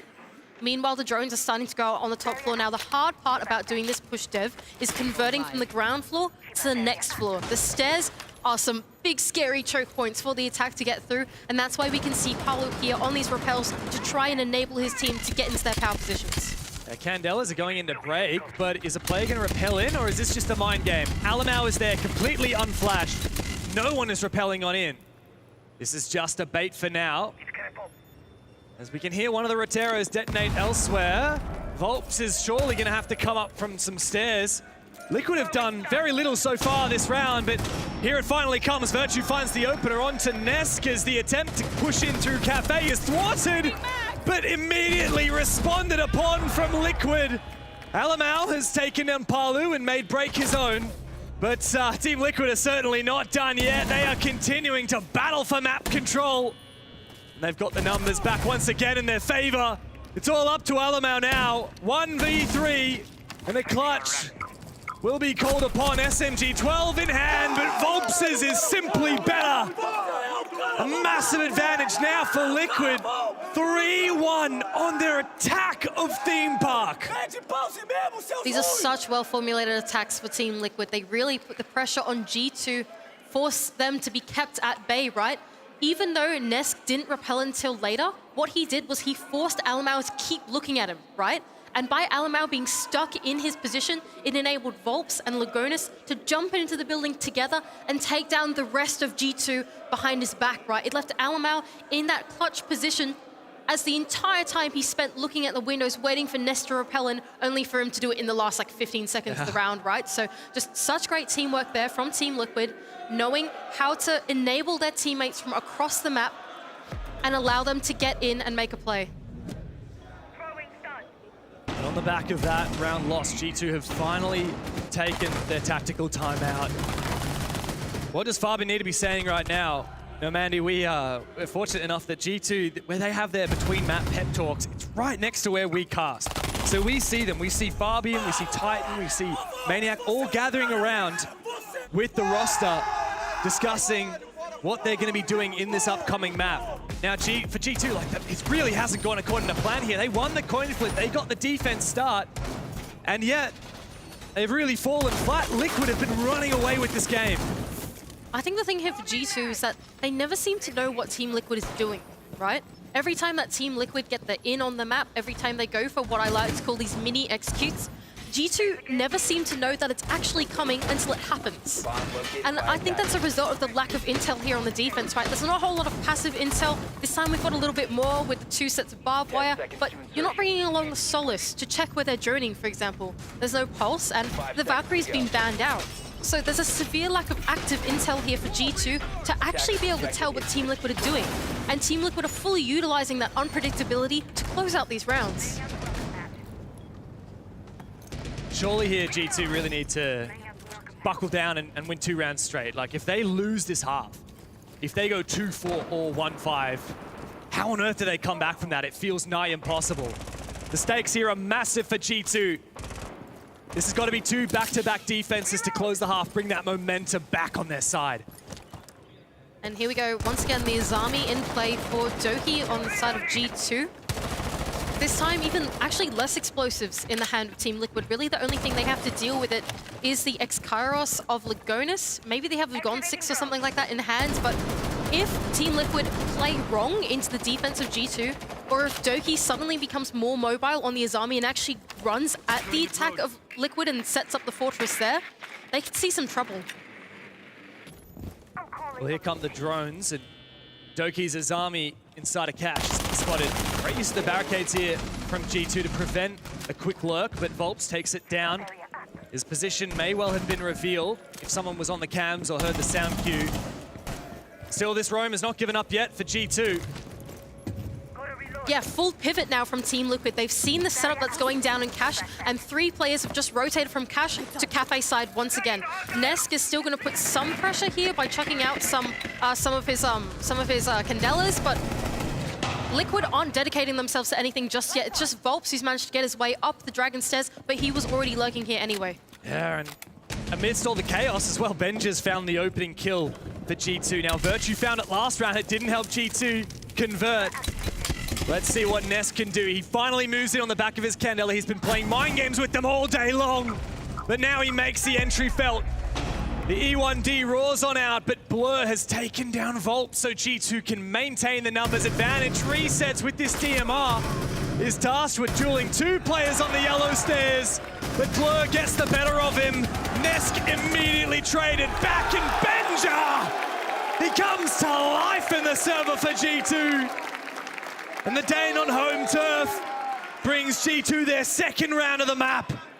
And once again, such great composure from the defense of G2. They know how to hold onto the map holistically. Even though Liquid tried to go for a pivot off the back of Nesk, trying to enable a drop from the Cafe side of the map, it didn't really eventuate because all of G2 was spread throughout that top floor. They were ready with the crossfires. They were even ready to deal with Volps' lurk, so they were prepared for all eventualities, all circumstances, and they shut down Liquid because of it. G2 now, can they even up the half? They're trailing by just a single round. In the back of the timeout, they managed to finally break Liquid's momentum, but can they sustain their own? That's the question. They can go down to Armory and Throne Room, a bomb site they have successfully defended already before. And there's no questioning the energy of either team, Mandy. Like, sometimes you'll see games where one team is just really focused in, cool and calm. I can't say that for either of these teams. Both G2 and Liquid are on fire right now. They are so full of energy. They're bursting at the seams. And this really has become a marathon. We're on the 3rd map. Who's going to be able to sustain that energy through to the end of Theme Park? It's a long road to go when you're in a 3-map series. The scoreline almost even now as G2 make their attempt to bring it back. We're on board now with Legonis and the Clutch drone able to take down some of that early info on the ground floor. It's going to enable him to put some of the pressure here inside a bathroom now. There is a roam game being played out here for G2. Team Liquid don't seem to actually want to directly deal with it and like put in their entries or whatever. Oh, wait, they're just cutting the entire map in half. This could be a rush. It absolutely is. Resets with the Gon6, with the EMP now. Blur has to sustain the full force of Liquid as they flood into the site. They've got furnace control in this plant.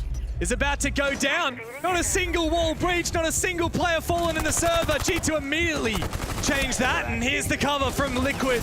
The defenders have become the attackers, and they do a damn good job of it. Nesk has got to cover, and he does it. For Liquid now, it's all up to Virtue.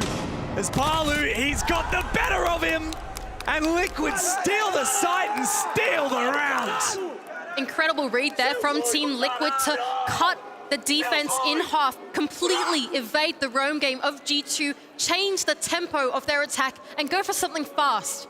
In every single attack that they've done, they've been so cautious. They've probed the map, formulated something, made a plan and constructed it and executed it. But that time, they completely changed the pace and went for something quick, identifying that there were not that many anchors left on the bomb site, and they could exploit that. Some great calling there from the leader of Lagonis, the IGL, the captain, to make a call like that and to secure another one for Team Liquid. If there's one player on the server right now who makes those calls under pressure without flinching, it is Lagonis. He is cold. And while it was a valiant attempt on the retake from G2, Nesk was massive with the spear on the Finker. He just mopped them up one by one. Palu to cover from above as well. That is a decisive round for Liquid, and a determining one for the series, no doubt. Nesk up and out of his chair. The old man absolutely has still got it. It's so good to see them happy. You know when a plan works, when a plan actually goes into play and you're like, oh my gosh, it worked. That's so exciting. That's exactly what it feels like. Now hang on a moment, there Volps deciding to disrespect Doki, going for a spawn peek and landing it straight up. The guy's 11-4 right now. G2, they decided to bring out the shield of Blitz, and while it worked a treat on Skyscraper, they've already lost one of their pivotal players, Doki. His presence yet to be felt in the server. G2 are treading water right now as the Liquid begins to rise. Here we go now, roam clear starting to amount for G2. Venture putting the pressure from the top of Dragon's Stairs. Keep in mind, Liquid are bringing along the Solace in the form of Lagonis, who's going to inform his roamers exactly where to go. Grenade to be cooked out to try and flush out Volt from his position is actually going to force him to fall off instead. So far, roam clear mostly successful for G2. They've been given quite a fair bit of map control. The only 2 roamers left are just inside. Actually, I think there are 2 or 3 roamers left still on the adjacent side of the top floor, and they're choosing to sweep across instead. A complete forfeit now of the cash side by Team Liquid. They've got the numbers advantage and they're not looking to forfeit it anytime soon. So what I like from this defense from Team Liquid is that they have the Solace down below with Lagonis, while the rest of the roamers in the top floor. So Lagonis from down below is calling what they're droning and what they're doing, and is going to call to their top floor players what's going on. Now I think G2 have changed their plan completely, and they're going to hit the bomb site instead. Oh, but Alamau goes down first. Benja can trade it on back though. And this is now possible, or it was for a fleeting moment. Nesk has now made mincemeat of G2. Liquid relied on such a pivotal player once again, and he pulls through. It's all up to Virtue in the 1v4. He finds Nesk finally. Puts a stop to his reign of terror. But with 3 players left to find, this feels desperate, it feels fruitless. Liquid have the site, they have the diffuser within their clutches. It's only a matter of time before Virtue gives him the final kill. He jumps straight on inside, and Liquid once again dominate. Liquid just have a plan for everything there, don't they? A bit of an ill-advised call there for G2. They started out on the roam clear. It kind of didn't amount to anything. There were 3 roamers on the top floor, so they thought, okay, hey, there's only 2 on the bomb site. Let's just try hit it. When they actually got to the bomb site, they were met by a Wamai that was blocking all their projectiles. And then an Azami setup that allowed Nesk to play this dance around the Keeper Gate to take them all down as they tried to enter into the bomb site. We see it here as well. Lagonis fully utilizing the setup here with the P90 in hand. It was just so great from Team Liquid to fully play into the defense that they'd set up for themselves in making sure that they can't be rushed on even through the mid-round. Can we just take a moment to talk about Nesk? I don't think Nesk has ever had a tournament quite like this. At least not for a very, very long time. Once upon a time, he was that star fragger, not just from Brazil, but of the world. He took the global scene by storm in his debut. And, well, there have been times when people have questioned whether he's still got it, and I think he's really put those doubts to rest today, Mandy. This is the old Nesk, and he's firing on all cylinders. He's bringing Liquid another victory here in a quarterfinal. They're just 2 rounds away, so close they can taste it. That, and I think a big name to mention here is Volps, 12-4 at the moment, and just doing so well for his team, being really the first point of contact, both on the attack and the defense, right? On the attack, he's playing this enabling lurker role. On the defense, he's always the first one in the faces of the attack. And then when you have players like Nesk and Paolo, just one step behind Volps, what you get is a deadly combo. And I think just having this pickup has enabled the 2 remaining players of Nesk and Paolo, such long-standing members, to really find their space to do so well in this team, just as you're saying. G2 need all of the G2 Army's energy now to bring it back. The 2-5 score differential. As Liquid just bide their time and wait, as does Benja here down inside of Bathroom. Volps is getting a hell of a lot of information from this soulless gadget. What is G2 up to? G2 looking to probe as well. They don't want to dedicate themselves to anything just yet, but so far it actually looks like a very similar approach to what Liquid were going for on the attack. Just put Benja in down below. Here we are on board with this stint as he is with 2 nades in hand. Meanwhile, the diffuser in the hands of Blur is just outside of the break room. So it would indicate to me that G2 are looking for a much more direct attack onto the bomb site. Volps has just missed the push of Benja as he creeps his way up the stairs. Ah, but it's all gone downhill for G2. Doki finally finds their first kill. Oh, he's absolutely insane.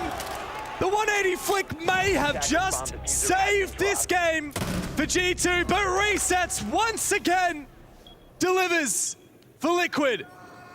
It's up to Benja now to stave off match point. He's on the bomb site, but he doesn't have the diffuser. Resets and Lagonis wait patiently. They know they don't need to make a move. As Benja starts to make his way around, this really is just a 1v1 on this side of the map for Benja. He's sneaking on the Danish operator. The Danish player is looking for 1v1s, but that's an angle and a half from Lagonis to serve up a match point for Team Liquid on the verge of knocking out the world champions. Just imagine that there if you're Benja, you pop up in front of the mirror expecting it to be closed, and then you get a bullet between the eyes, not realizing that that setup had been adapted to the push that Team Liquid were holding on to. G2, they tried to go for a more direct attack inside of break room and inside of cafe, but what Liquid were able to do was they flipped their setup around instead. They opened up the mirror window and play inside of office instead of playing next to cafe. They open up the mirror window inside of initiation and play inside of initiation instead of playing inside of bunk. By flipping around their defense, they fully prevented G2 from actually being able to claim the site safely. They gave them a false sense of security. They let them in, but they took them down with the crossfires that they'd set up midway through the round. And amidst those chaotic moments where G2 find a couple kills out of nowhere, thanks to Doki, Liquid still remain composed. Resets, he's been a player we've talked about quite a lot today. Not the least because of his 1v4, but even in that round, bringing back from the numbers deficit into a winning position for Liquid. And that's very much what they have right now, Mandy. Rub your eyes and you'll see it's clear as day. It's a 6-2 advantage for the Brazilians. And this comeback from G2 has to be immense, and it needs to start right now. G2 are being kept so accountable by the setups of Liquid so far. They're fully utilizing this combination of the Solace and the Azami. Whether you're roaming, you're running into the Solace, who's telegraphing your push. If you try and hit the bomb site, you meet the fortress of Nesk that is set up. Lagona seems ready and waiting for a potential rush in through the drug window, but it doesn't eventuate, as G2 look to try and sweep the map instead. The Dokkaebi and the Lion combination with Doki as well on the Ash will surely enable them to try and get their way in onto the map and take down some of these roamers. We know Doki well, he's always looking for an opening, but he's struggled to find them in this map. We know Alamau well, he always tries to lead his team to victory with the high energy, with the passion that nobody can doubt. But he may have met his match in the form of his former teammate Lagonis. And on G2's quest for the first major victory since 2018, they stare down Team Liquid, who are firing like they don't give a damn. On board we were with Doki just then as he made his entry in onto the map, leading the charge for G2, but all of Team Liquid giving them the respect and falling off to the bomb site. They need to hold on to the adjacent positions here. Is Resets, who's still inside of Armory, making sure that they can't hit the backside of the bomb site. Meanwhile, G2, they've been given full vertical control here to try and cut away at any of the anchors on the site. It's good map control for G2. But Liquid know that they don't have to make the first move. The onus here is on Liquid. G2 are waiting for these players to move into their lines of sight. Alamau knows about the position of Resets inside of Throne, but Resets isn't giving him anything. They have full info here, and they're trying to clear him out, Dev, but the time is ticking away. How much time can they waste clearing Resets? There's only 50 seconds left to go as Doki starts to traverse through that top floor. But with the time going down, it's the danger zone now for Team Liquid. It's do or die. T-minus 40 seconds left in this round, and Team Liquid look like they're in pole position to take it. Where is the G2 that raised the hammer in Montreal? We need to see them now. 30 seconds left on the clock as Liquid simply waits for G2 to make their move. Doki's got to turn it up. He's got to have a Doki round now.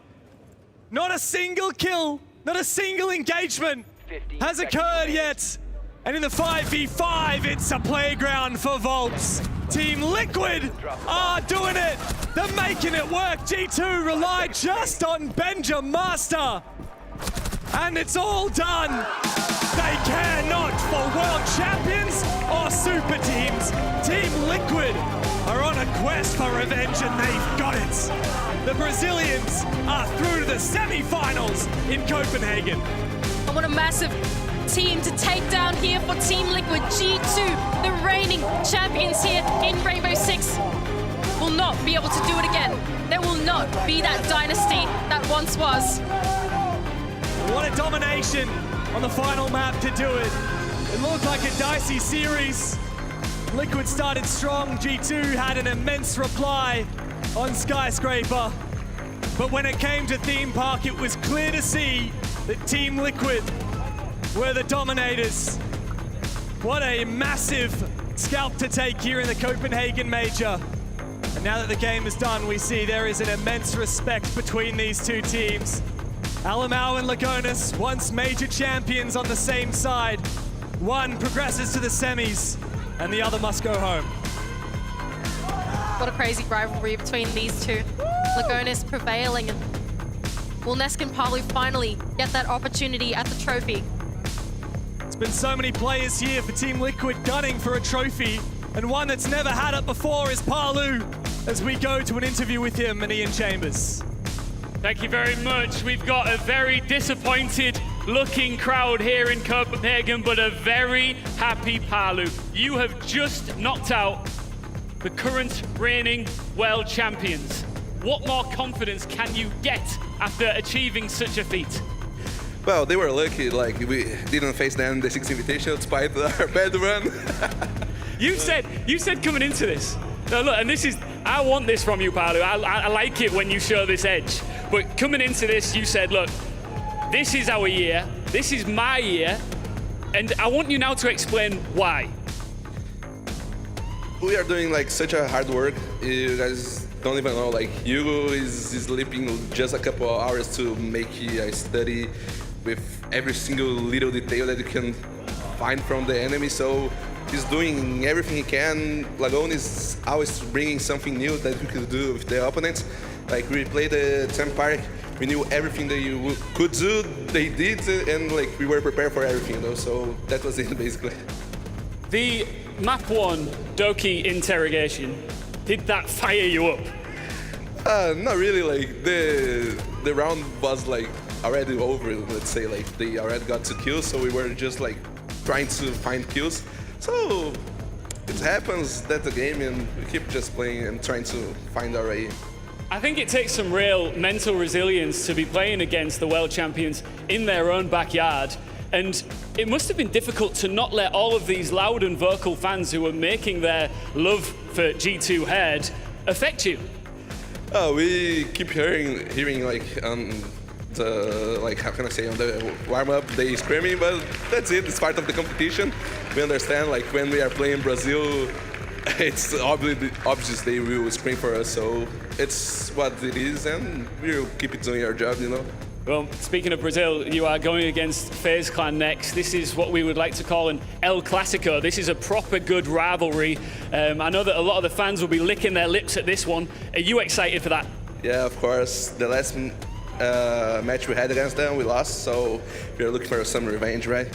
This man tastes revenge, and I feel like he's tasting, or hoping to taste, his very first ever major trophy. Palu, congratulations. I'll let you go and celebrate with your teammates and prepare for the semi-finals. So far, the quarterfinals has been Brazil against everyone else, and everyone else is getting cooked. Milos. Yeah, you know, Ian, I'm a big fan of cooking, but yeah, if I'm EU, I'm huffing on copium right now, which I currently am hooked up to the machine, and it's not looking good. G2 absolutely falling apart. Kudos to Liquid. That was incredible play map 3. Just domination on Theme Park, and you've got to give it to Lagonis for being so impactful. The IGLing, the mid-round adaptations, the calling, the droning.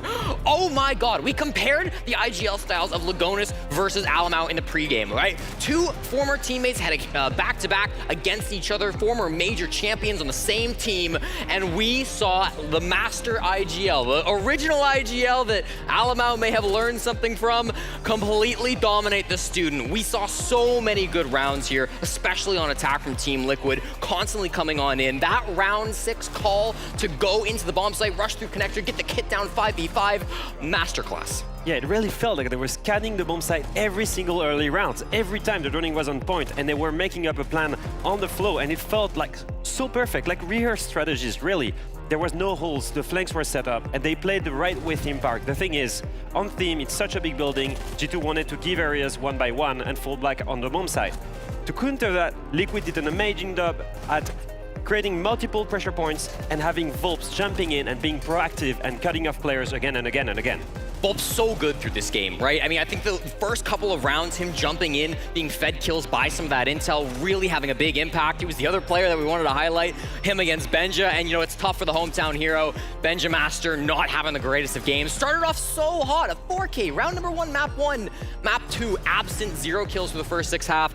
Map 3, I mean, he had a great moment, right? Round number 5, attacking under bunks. That was a great round for Benja, but that's exactly what it was. A great round. And you need everybody to step up in a match like this. We always talk about this. It's much more difficult to hold on to the crown than it is to get to it. It's already difficult enough to get to that level anyways, but still a major. It doesn't knock out G2 as reigning world champions, but still getting quarterfinal, losing to Liquid in such a fashion, that was pretty darn impressive, like we said, for Team Liquid. See those stats, we'll bring them up on the screen just so you can see how every single player actually performed in this matchup. But again, Alphama, 7-2, absolute domination, Volps on top of it. Yeah, and I feel like you said, it relies on every player on Liquid playing super well, and it was different groups, right? Volps was proactive and was the one cutting off players. Lagonis was the one with the calls, scanning the bomb site with drones and calling in a perfect attack. And I think one player that needs highlighting, Nesk. Nesk was... Isn't he like 1,000,000 years old? Actually only 28, just like Virtue. Oh no. 28 is fine, it's still young, it's fine. And then when you're Nesk, you're gonna be a beast, whatever your age. He's always so consistent, he's been there forever. And what was amazing for him is every crucial moment, whether it be in attack or in defense, whether it be a clutch, whether it be a multi-kill they needed, whether it means covering the plant, he delivered. Every single kill mattered. Yeah, and I really think that half swap when we got into round number 7, you know, G2 moving on to attack, obviously a defender side of map, but I thought maybe that could be the moment where, you know, we start to see the momentum switch up. Half swap, always a good time for that to happen. However, they try for that blitz rush, and it is so well expected by Team Liquid. Immediately shut down. They've got perfect positioning in sight. Thought that was fantastic from Liquid, not even giving them an inch when they switched that second half. It was beautiful to witness. Team Liquid now victorious and move through into the bracket. Maybe some would say, and that some is myself, Nesk is what Pengu would have been. He actually kept playing well. Oof. Ow. Oof. Sorry, Nick. I know you're up to cast later, but, you know, Broken Heart really gets it all going for the next matchup. Speaking of which, We are almost set. One more best of 3 for today. Gentlemen, let's take a quick break. For all of you at home, get some rest. We'll be back for a final matchup.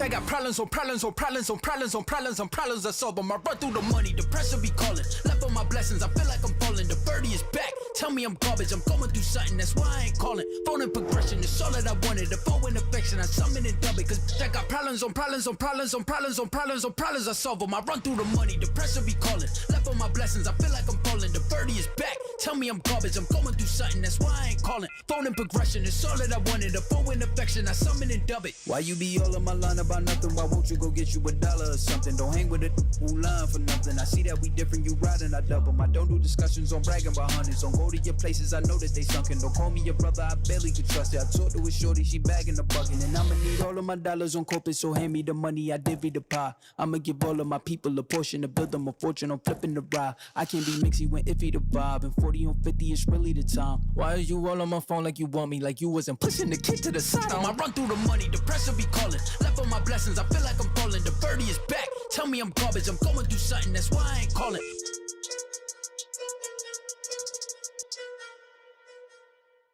I remember things 7 years ago. Naquela época, tudo era menor. Mais en chacun d'entre nous, la flamme brûlait déjà. Über die Jahre sind wir zusammengewachsen. Y hoy son millones los que nos apoyan. 皆さんの応援は我々の原動力です。 Ve sevdiğimiz işi yapmamıza olanak sağlıyorsunuz. และสิ่งเหล่านี้จะเป็นไปไม่ได้ถ้าหากเราไม่มีพวกคุณ Devemos tudo isso a vocês. Därför vill vi säga Gracias. Obrigado. ขอบคุณครับ danke. ありがとう。 Queridos, merci. From the bottom of our hearts, thank you.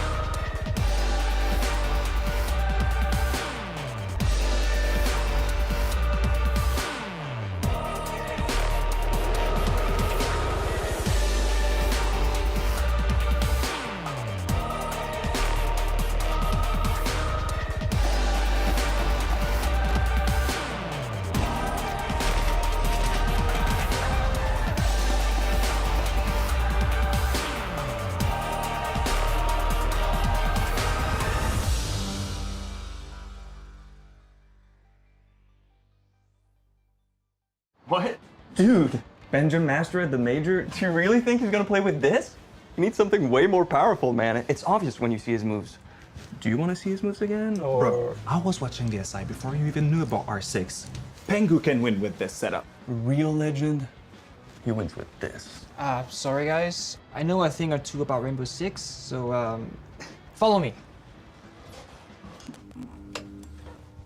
Now this is the best gaming setup. It's the HDR 400 monitor, the XB 25.3 QGP 24.5 inches.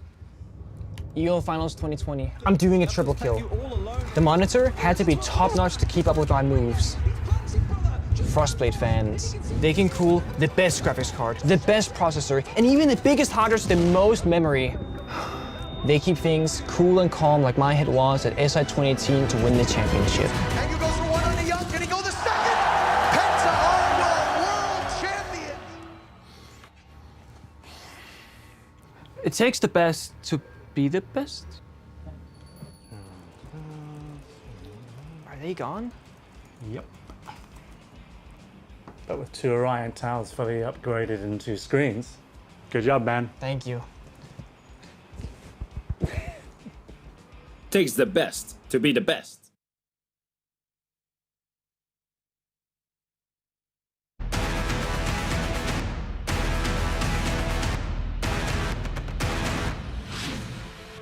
Welcome to Hit for Six. We've got the Soniqs, a kind of NA team on one side, and the Wolves, a full EU team, on the other.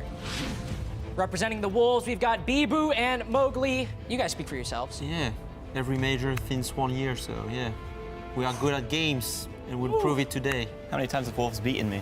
Little humble brag right there. Not so humble brag, actually. Now, I know the Soniqs, last time you played the Wolves, you came out ahead in a best of 3, but let's see if you can take them down in a reaction challenge today. And in this game, one of these teams will be the fastest.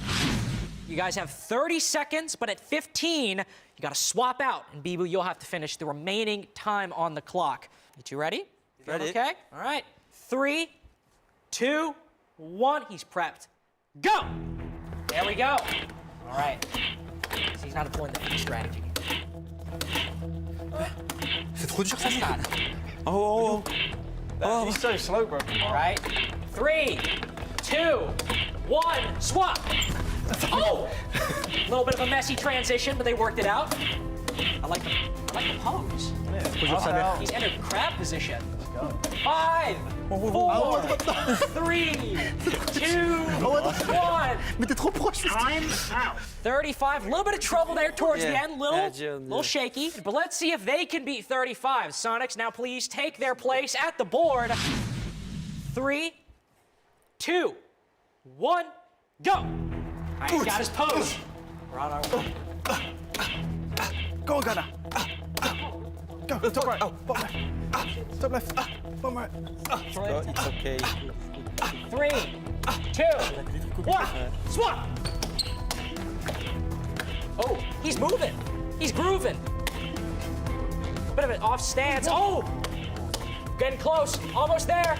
35 to score to beat. He's got to find it. Boom, he's made it. It's a victory lap at that point.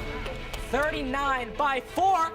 Well, with a beautiful score of 39, Soniqs, you have taken the victory, but that's it for Hit for Six. Thank you for watching, and make sure to tune in for more.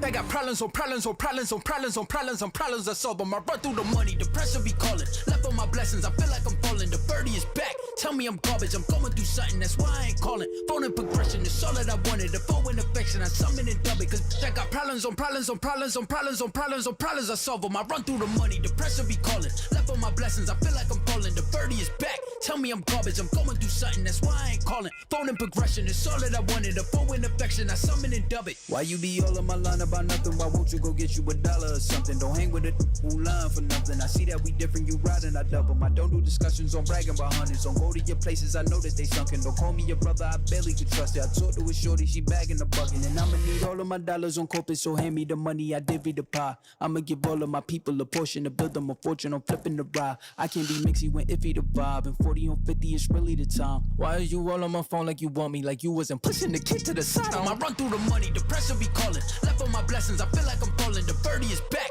tell me I'm garbage, I'm going through something, that's why I ain't calling.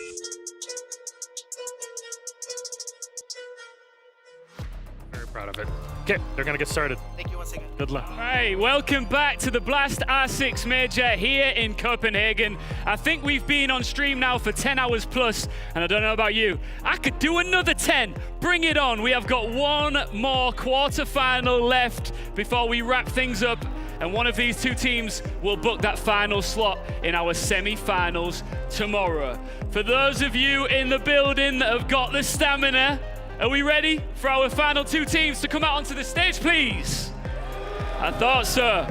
Now this is the first time this team has stepped on a main stage since 2021 with a wizard on his actual birthday.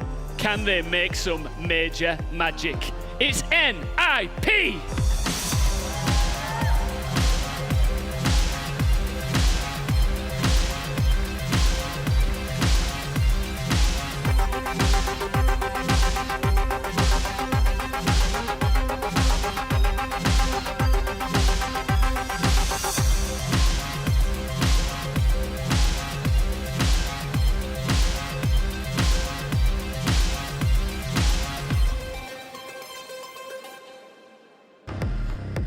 And their opponents, as NIP make their way to their stations, happen to be NA's last hope. In fact, the way things have panned out, the rest of the world's last hope. Can they take this trophy transatlantic? It's Soniqs!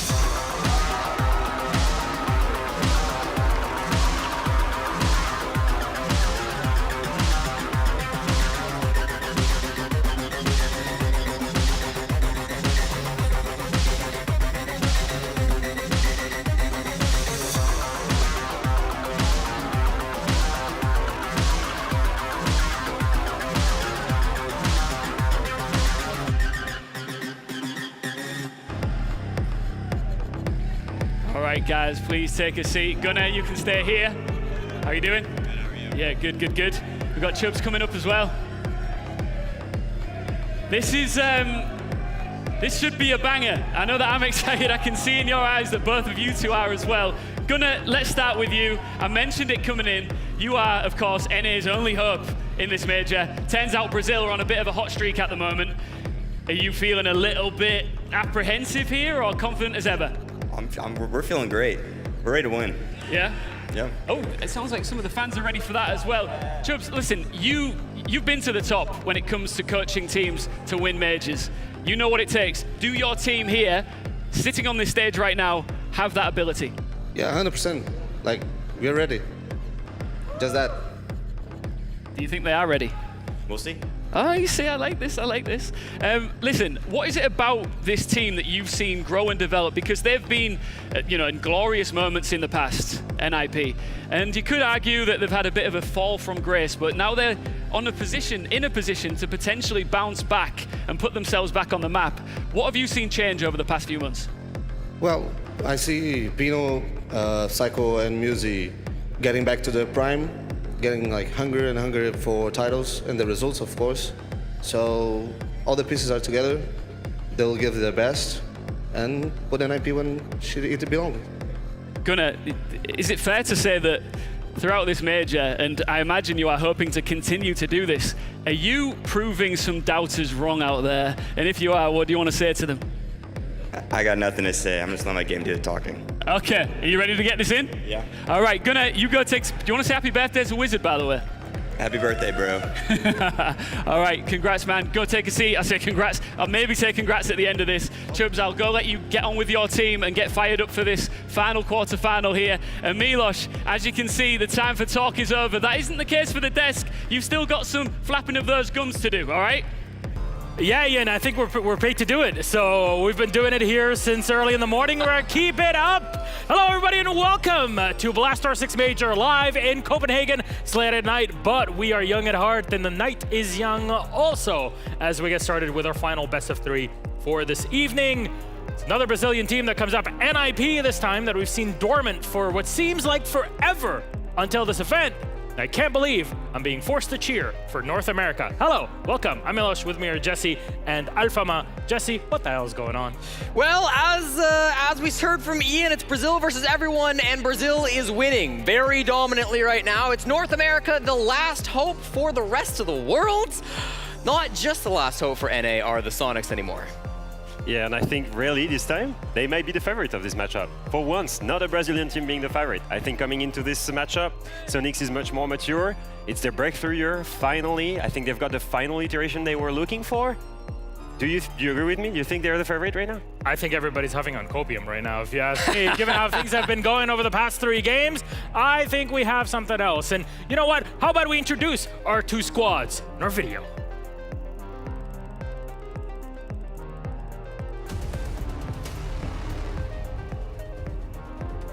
Feels great playing in front of a crowd. You can just feel that, your desk shaking, or when you have the headset on, you hear him screaming and chanting for you. We don't play the round the same every time, whether it be our attacks or our defenses. É sentimento muito bom de estar na fase 3, né? De ter o trabalho todo recompensado. Acho que as qualidades do nosso time são a agressividade, o nosso entrosamento. We play very fast and very aggressive. I'm not scared to face Soniqs. Facing NIP, I think, they're a great team, but I think we're obviously a different team now. And I think the energy that we're going to bring in the server is going to have us on top for sure. E acho que com esse esforço, a gente vai ter o que a gente merece. Tá focado aí para vencer. They might underestimate us and we'll be able to beat them pretty quick. Psycho, Pino, Muzi, I think they're scared about this. I hope they don't underestimate us, and if they do, then they're going to pay the price.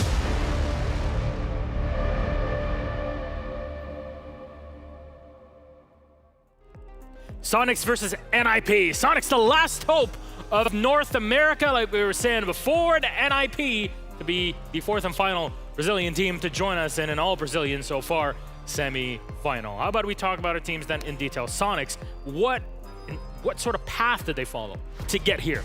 Soniqs followed a very loud path, Milosh, because they started off losing throughout most of the NIL. They didn't do great throughout the groups. They made it to playoffs, but they didn't do well in the playoffs, lost every game, came in through the last chance qualifier, and completely rejuvenated themselves. And what was up, pumping them up throughout those qualifier games? It was Gunnar, screaming his hearts out. And throughout this tournament as well, Gunnar's yelling out loud after every single clutch, every single round, to the point where he's doing the interview and he's lost most of his voice.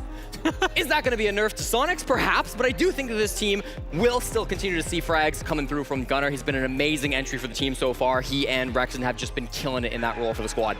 Yeah, I think he's grown so much since Jönköping, by the way. It was his first major event back then, and it's in only 6 months he became such a pillar of the team. I think in general, the way Soniqs has been built right now, they're on a dream team. You've got 2 of the best entries of NA in Rexon and in Gunnar. You've got 2 of the best lurkers in the game in Citizen and Grixer, and then you've got a world champion IGL in Geo.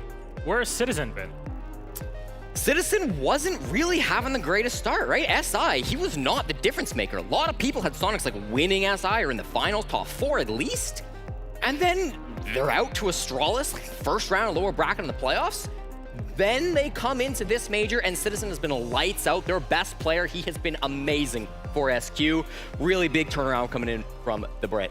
Do want to take the moment, though, as you see our profile for Wizard. Yes, there's numbers on there, but I think the most important number is his birthday, because I think it's time for us to sing it. Chat, can you join us with it too? Also, Copenhagen, can you join us in singing happy birthday for Wizard? Happy birthday to you. Happy birthday to you. Happy birthday, dear Wizard. Happy birthday to you. Hey! Feels birthday, man. But you know what? The biggest birthday present for him would be a big win against Soniqs Alfama. Yeah, and he's gonna need to play well to get that one, honestly. Watching Soniqs play at this major, they've been stellar. Their only loss is against W7M, but it was super close, 7-8. And I think coming into this major for NIP, it's been more than 500 days that the core of NIP has actually played at the top 8 on an STR event on Rainbow Six. They went through such a big slump in 2022 that they needed a new era of NIP. And I think they removed Julio, they removed Kamikaze, and again, they brought in new blood, exactly like Liquid. Is it gonna be enough for beating Soniqs? I'm not sure. Soniqs has matured now. I think they're ready. I feel NIP has regenerated, but in what way coming into today? The thing is, so they had Pino and Musi, right? Incredible fraggers. And Psycho as the captain and the really good flex player. And then they had NIP, NIP they had Julio and Kamikaze that were a bit older and played a more passive playstyle, or at least they were older and didn't bring that fresh vision that they needed, right? More and more teams are fitting the meta right now by being more aggressive, more flexible. And I think Cons is that new type of passive support that's playing in a cool-headed manner that isn't IGLing from the support role, but that is really focused on winning his gunfights.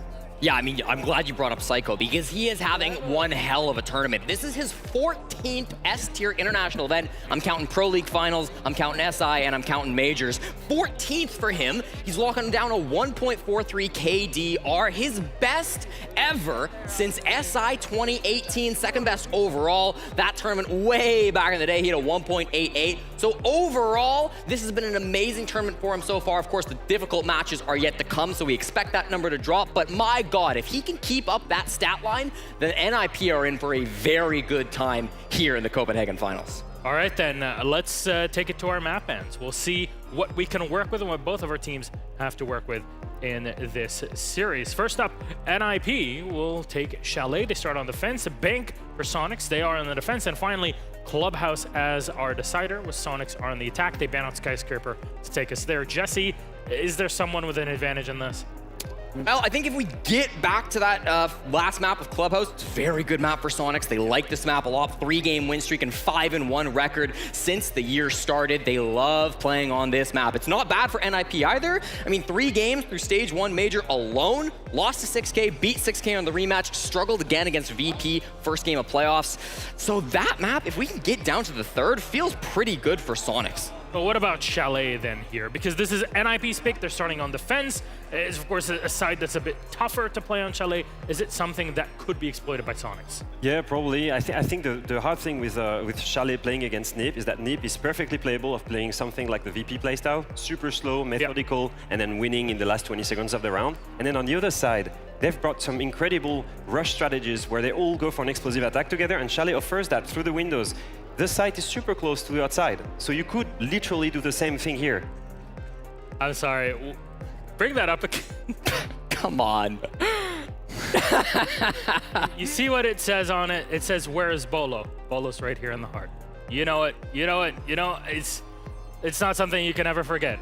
Of course. You've seen it a lot more than I have, but still always in the heart. And, you know, he's got to be watching. He's a former world champion himself, sitting down, watching here the new guard, basically, of the region. Would Soniqs be that team to take the mantle up for NA?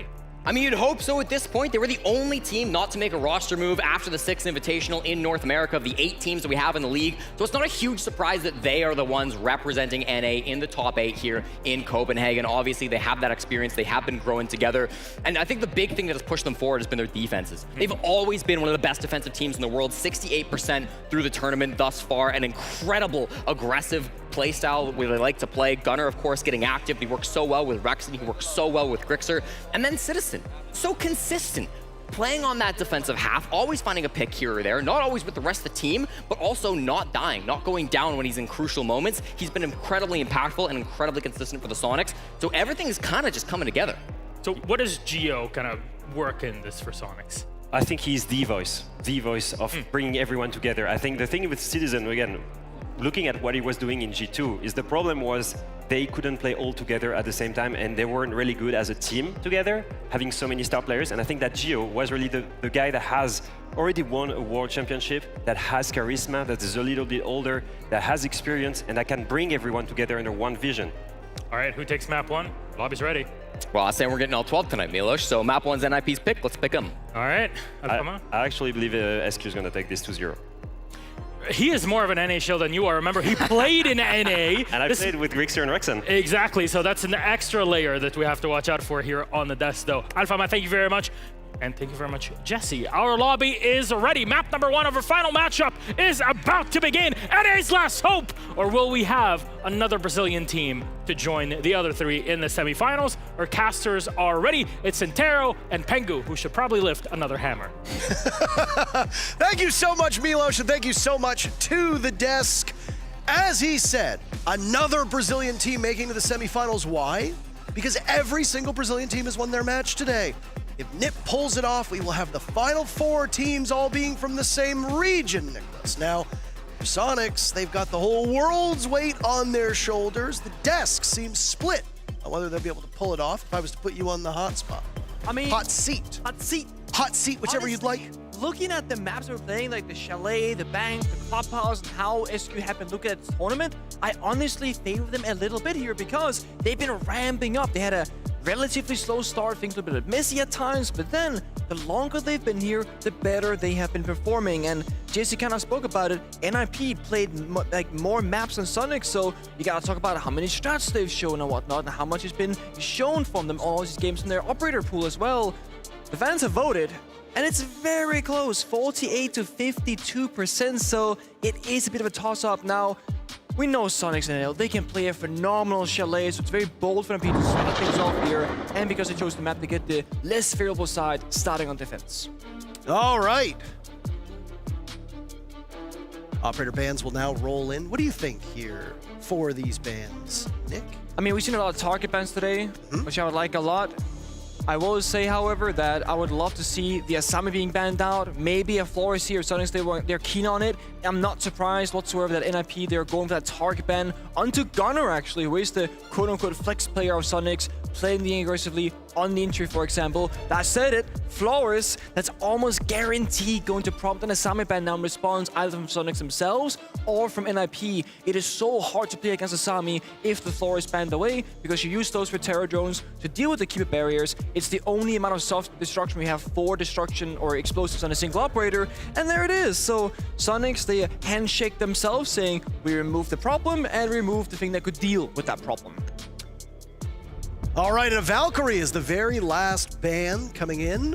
Lots of intel that will be provided by this operator.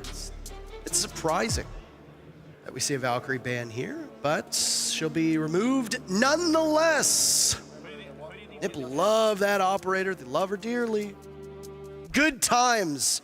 Psycho on Valkyrie. Say his name 1,000 times. 1,000? Psycho, psycho, psycho. Psycho, psycho, psycho, psycho. That's a deep cut for those of you that haven't really watched before. It's actually very surprising that NP they opt to ban out the Valkyrie. I mean, that's target banning yourself, essentially. But I will say, one thing that the Brazilian teams in general are very good at is playing a network on the defensive side that doesn't really have many gaps in it. When you have that solid foundation with player positions and, let's say, barbed wire, etc., you don't necessarily need to play the Valkyrie for information, and it's where teams more commonly in Europe and in North America and even in APAC, they rely on intel over that crazy network. We saw W7M last year when they really rose to the top. They kind of changed how teams they approach Chalet as a map in general, and it's no surprise to see the entirety of Brazil just kind of copy pasta that, because if it works so well and you play against it every single day in practice, you know how it works both on the attacking and defensive side of things. So NIP in a great spot for this Valkyrie ban, I think. That's going to be a Bar Games defense to start things off. Why not? This library hold is going to be hugely important for Ninjas in Pajamas. There's a Capital on the board, so Soniqs will bring the correct operator to deal with the Wamai in the corner. Only thing is you have to burn through those magnets first. Bad news is that the more that you do that, the longer it takes you, the more that you're going to see magnets be tossed out. Gunner be the one to tackle Wizard. It's his birthday. You want to do that to him, really?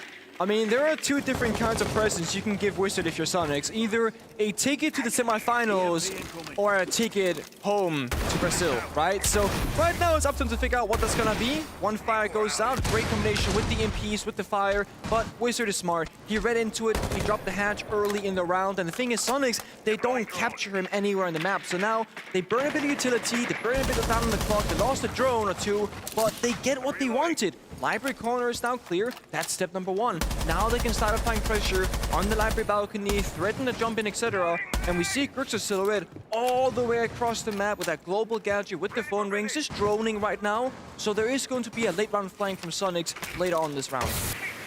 Yeah, it's half the round already burned out. Is still intel work to go. The Brava will hold on through. This was an operator that was selected during the initial prep phase, but then gets hung on to.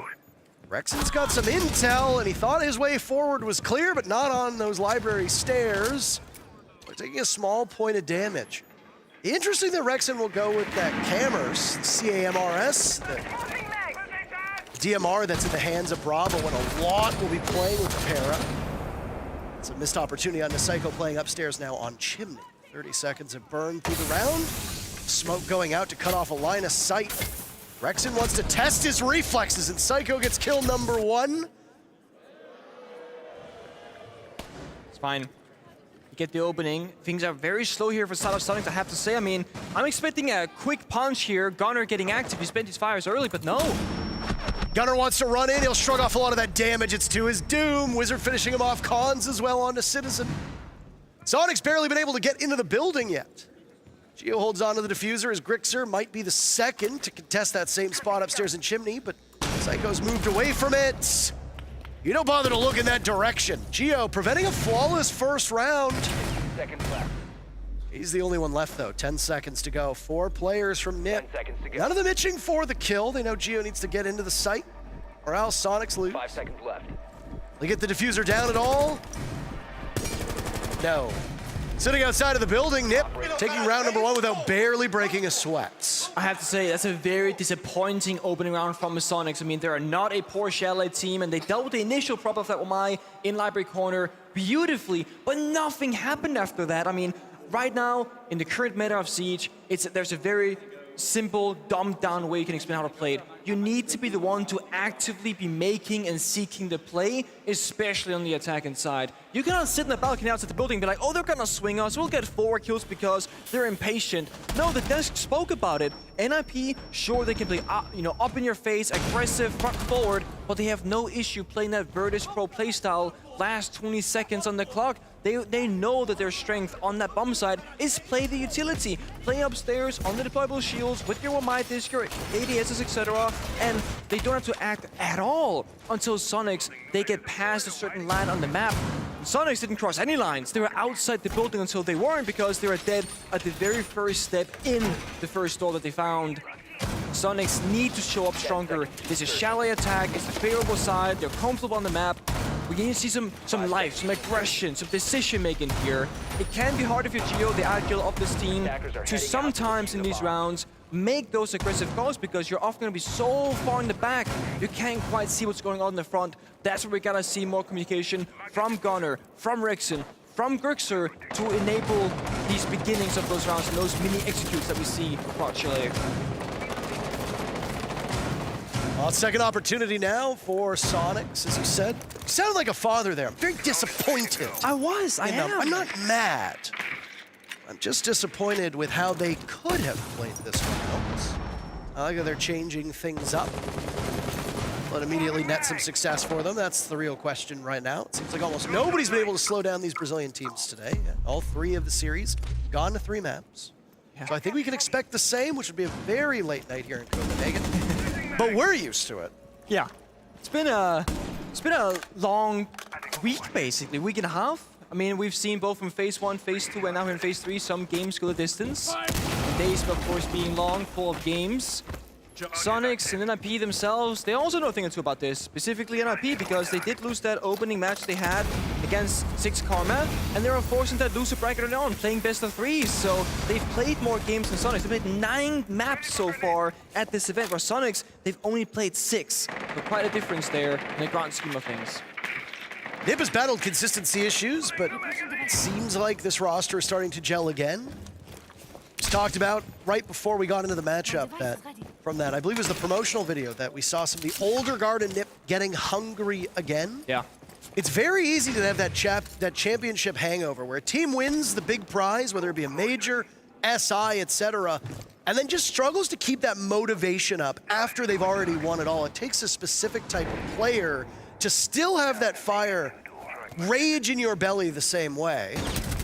Nice shot by Gunnar to start things off. Answered back by Psycho to eliminate Grixer. 1 minute left on the board. Wizard swings out, Rexon finishing him off. When Rexon's on his game, he is a terrifying foe to go up against. The same can be said for most of the players in this lobby. Gunnar, another for Soniqs, as down goes Psycho. Leaving Nip with just 2 players left. Cons and Pino. Cons in a position where he gets flashed out now. Nade, no, or Nitro Cell tossed in. Geo looking to follow up on it. Khan still in this spot. Nitro Cell not getting anything. He's a sitting duck. Citizen gives Soniqs the very first round with that final kill.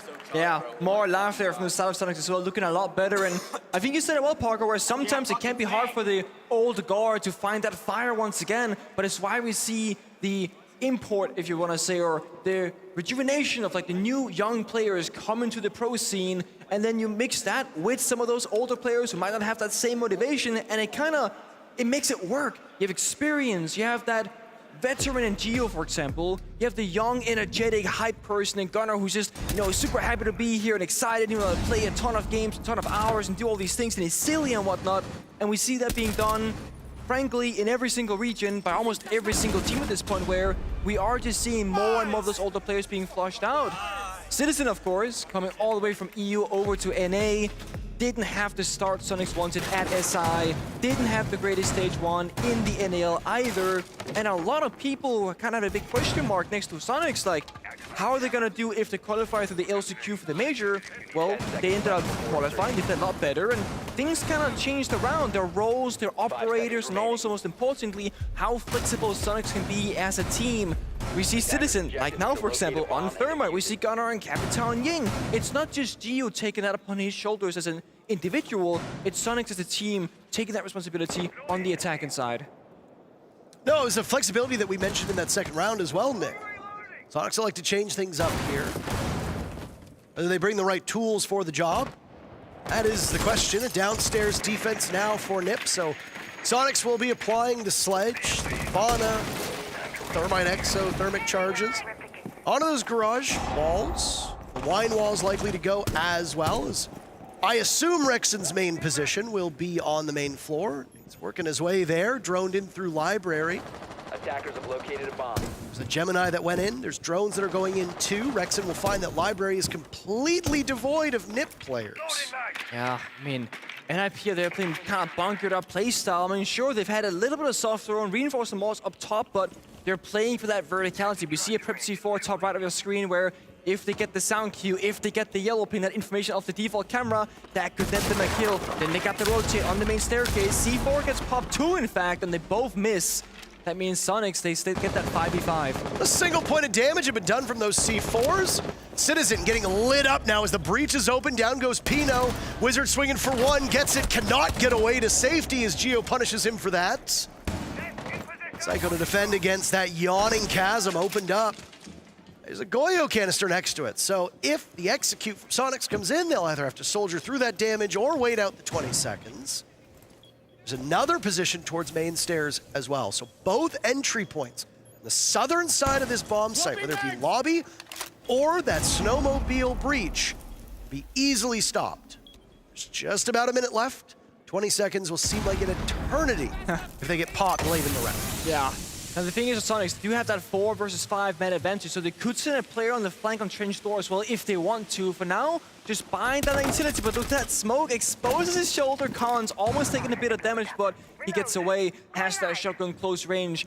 Soniqs, they know blue staircase is likely not going to be the approach for them because that's a difficult one to win as an attacker. You do have a numbers advantage for Soniqs, so not all hope is lost. If you put one person to babysit Cons on these blue stairs, then you might be okay to pull off the execute, providing those Goyo canisters haven't been popped. One of them goes with 30 seconds left. That means the execute will be just 10 to go. Flash comes in as Soniqs still focusing on blue stairs. They see the smoke. Gunner lining up. He's given one opportunity. He misses it. Geo doesn't, though. The follow-up good enough for Soniqs. Rexon waiting it out, but there's only a single player from NIP to find. It's Psycho inside of blue, heading through wine. Soniqs looking for the lead. They get it with Grixer's final shots. 2 in a row for the NA squad. Great adaptation there from Soniqs. I mean, we said it, the blue staircase, you can't quite just walk it down and take it. And then the reinforcements came. Geo rotated with the Ibana, with the flashbangs, and that really made the difference in that round. One thing that's really catching me by surprise here from NIP is that in the very first round, they played it slow, they played a perfect style of siege for that bar defense. And it seemed like it was going to be a bomb site specific choice. But then they go dining, they play very passive, they don't really roam around the map, they don't contest Soniqs on the entry points. Then they play basement, and sure they had those double C4 prepped on the first floor, even to the top floor part of the map.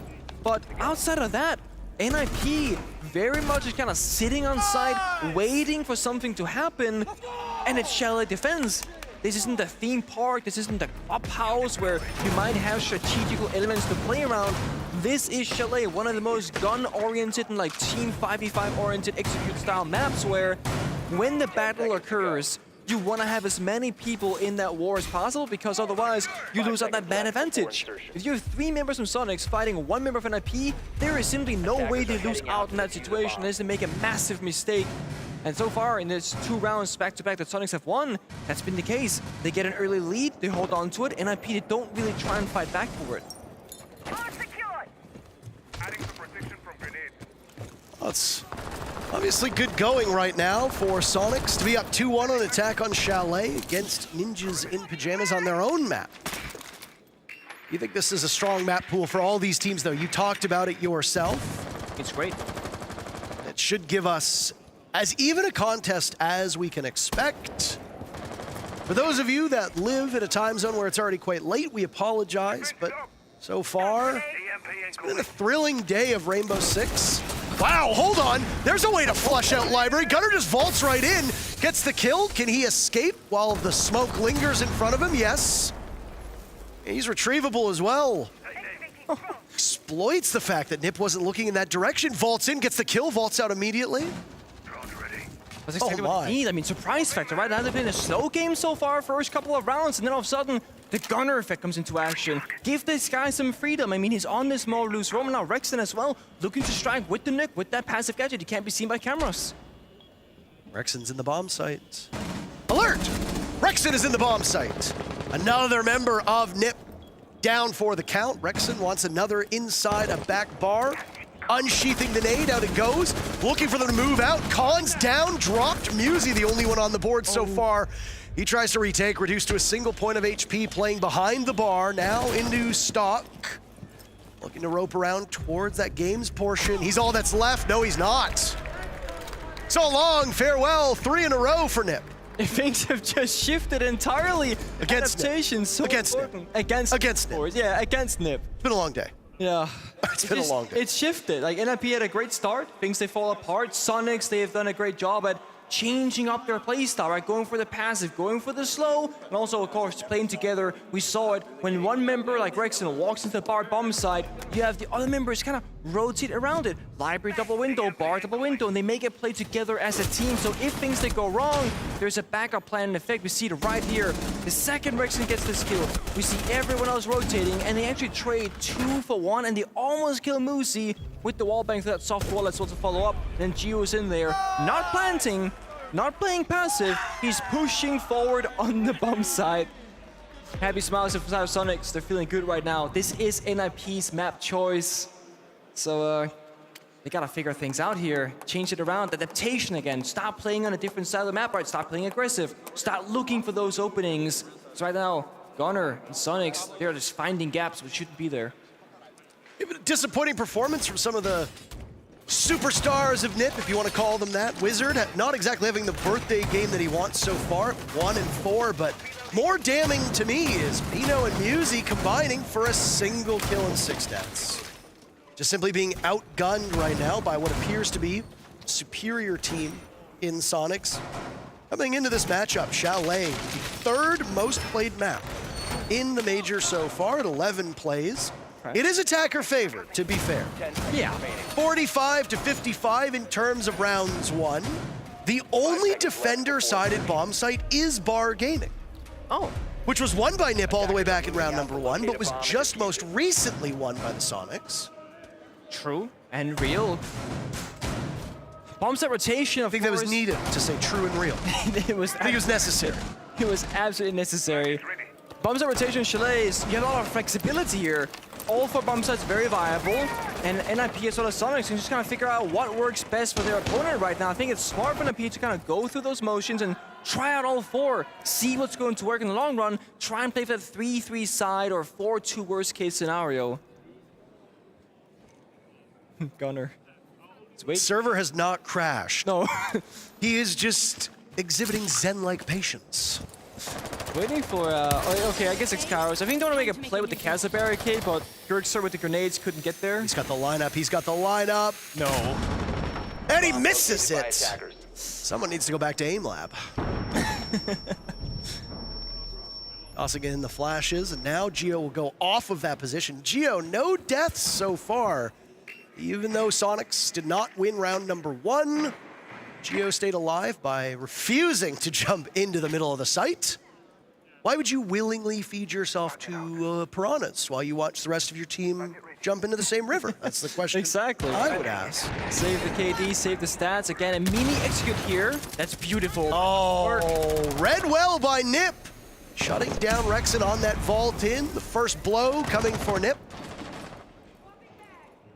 I mean, there was only one thing missing there. There was no follow-up from Rexon jumping in. It was a beautiful ash charge from below to open up the barricade and, of course, mask the sound, but where's the rest of Soniqs? NIP playing that tight-knit formation, even if somebody were to follow up. They got members everywhere inside the swamp side area. Master bedroom closet, inside the solarium staircase, inside that bathroom area as well. They got this on a lock and key. Well, Nip right now on the road to a very easy round victory with 1 minute left. The superstar for Soniqs has been Citizen, so consistent. Very quickly moving towards library stairs, and oh my, Pino could have picked up kill number one if he was maybe a little bit faster. Citizen, no, no, no, no, no! Looking the wrong way. Cons has not given up control whatsoever of Solarium and Trophy Stairs. It's the undoing of Soniqs. Relatively easy pick for Gunner, but it might end up being impactless. It's the very first kill for Soniqs with 30 seconds left in the round. These two players work together, both Gunner and Geo, to make some noise. Geo the vault in, it's his first death, slaughtered by Pino. Gunner out on balcony. Now 1v4, take your time, it might not matter at all. Clock will likely give the round to Nip, unless they can find Gunner first. They know he's out there. You want to give him a freebie? Hey. Pino did. Pino breaking that streak, getting on the board along with Muzi, but Nip will win the round just based simply off, I don't know, attrition, would you say? Closing the gap. Nip's second round comes, a time where first half is still winnable by Soniqs. They'll have to go big in the sixth and final round of their attack.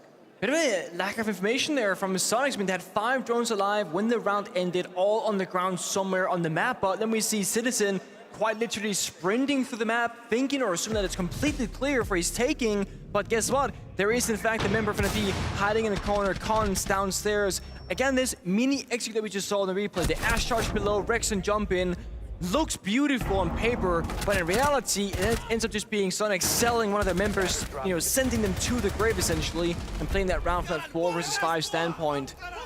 NIP looking more alive in that round, and again, it all comes down to what bomb site works in your favor. You can look at numbers, you can look at preferences, etc., but ultimately, as a team, as individual players, where you feel the most comfortable is going to get you the furthest in these rounds.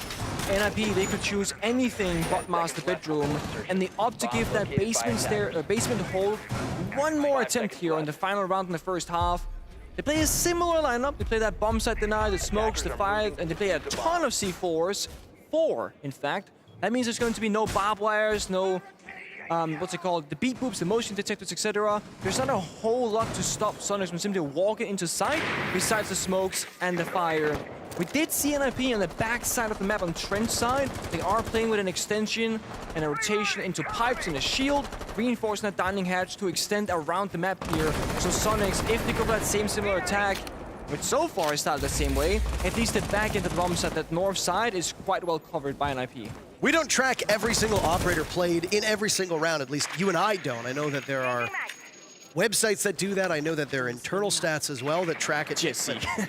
Jesse does, yes, because he's a giant nerd. Yes, exactly. But for Soniqs, correct me if I'm wrong, but they have not ran this exact lineup yet. So, and as far as I can recall, Soniqs have actually tinkered with their lineup every attacking round. They have. Something different at least once or twice. They have done a great job at picking different operators, whether it's the Brava, the Nuke, etc., double, single Heartbreach, Capital, Twitch, Sledge. Like, they really are changing things around. Not even when they dove a different bomb site attack, but when it's the same bomb site twice in the entirety of these 6 attacking rounds, they want to keep NIP guessing as to what happens next. The only similarity from this round so far is that Soniqs, they start the same way, but NIP this time, they don't go for that early C4 aggression. Instead, it's Pino on the blue stairs with a teammate as well, maybe looking for a pick if they get the information.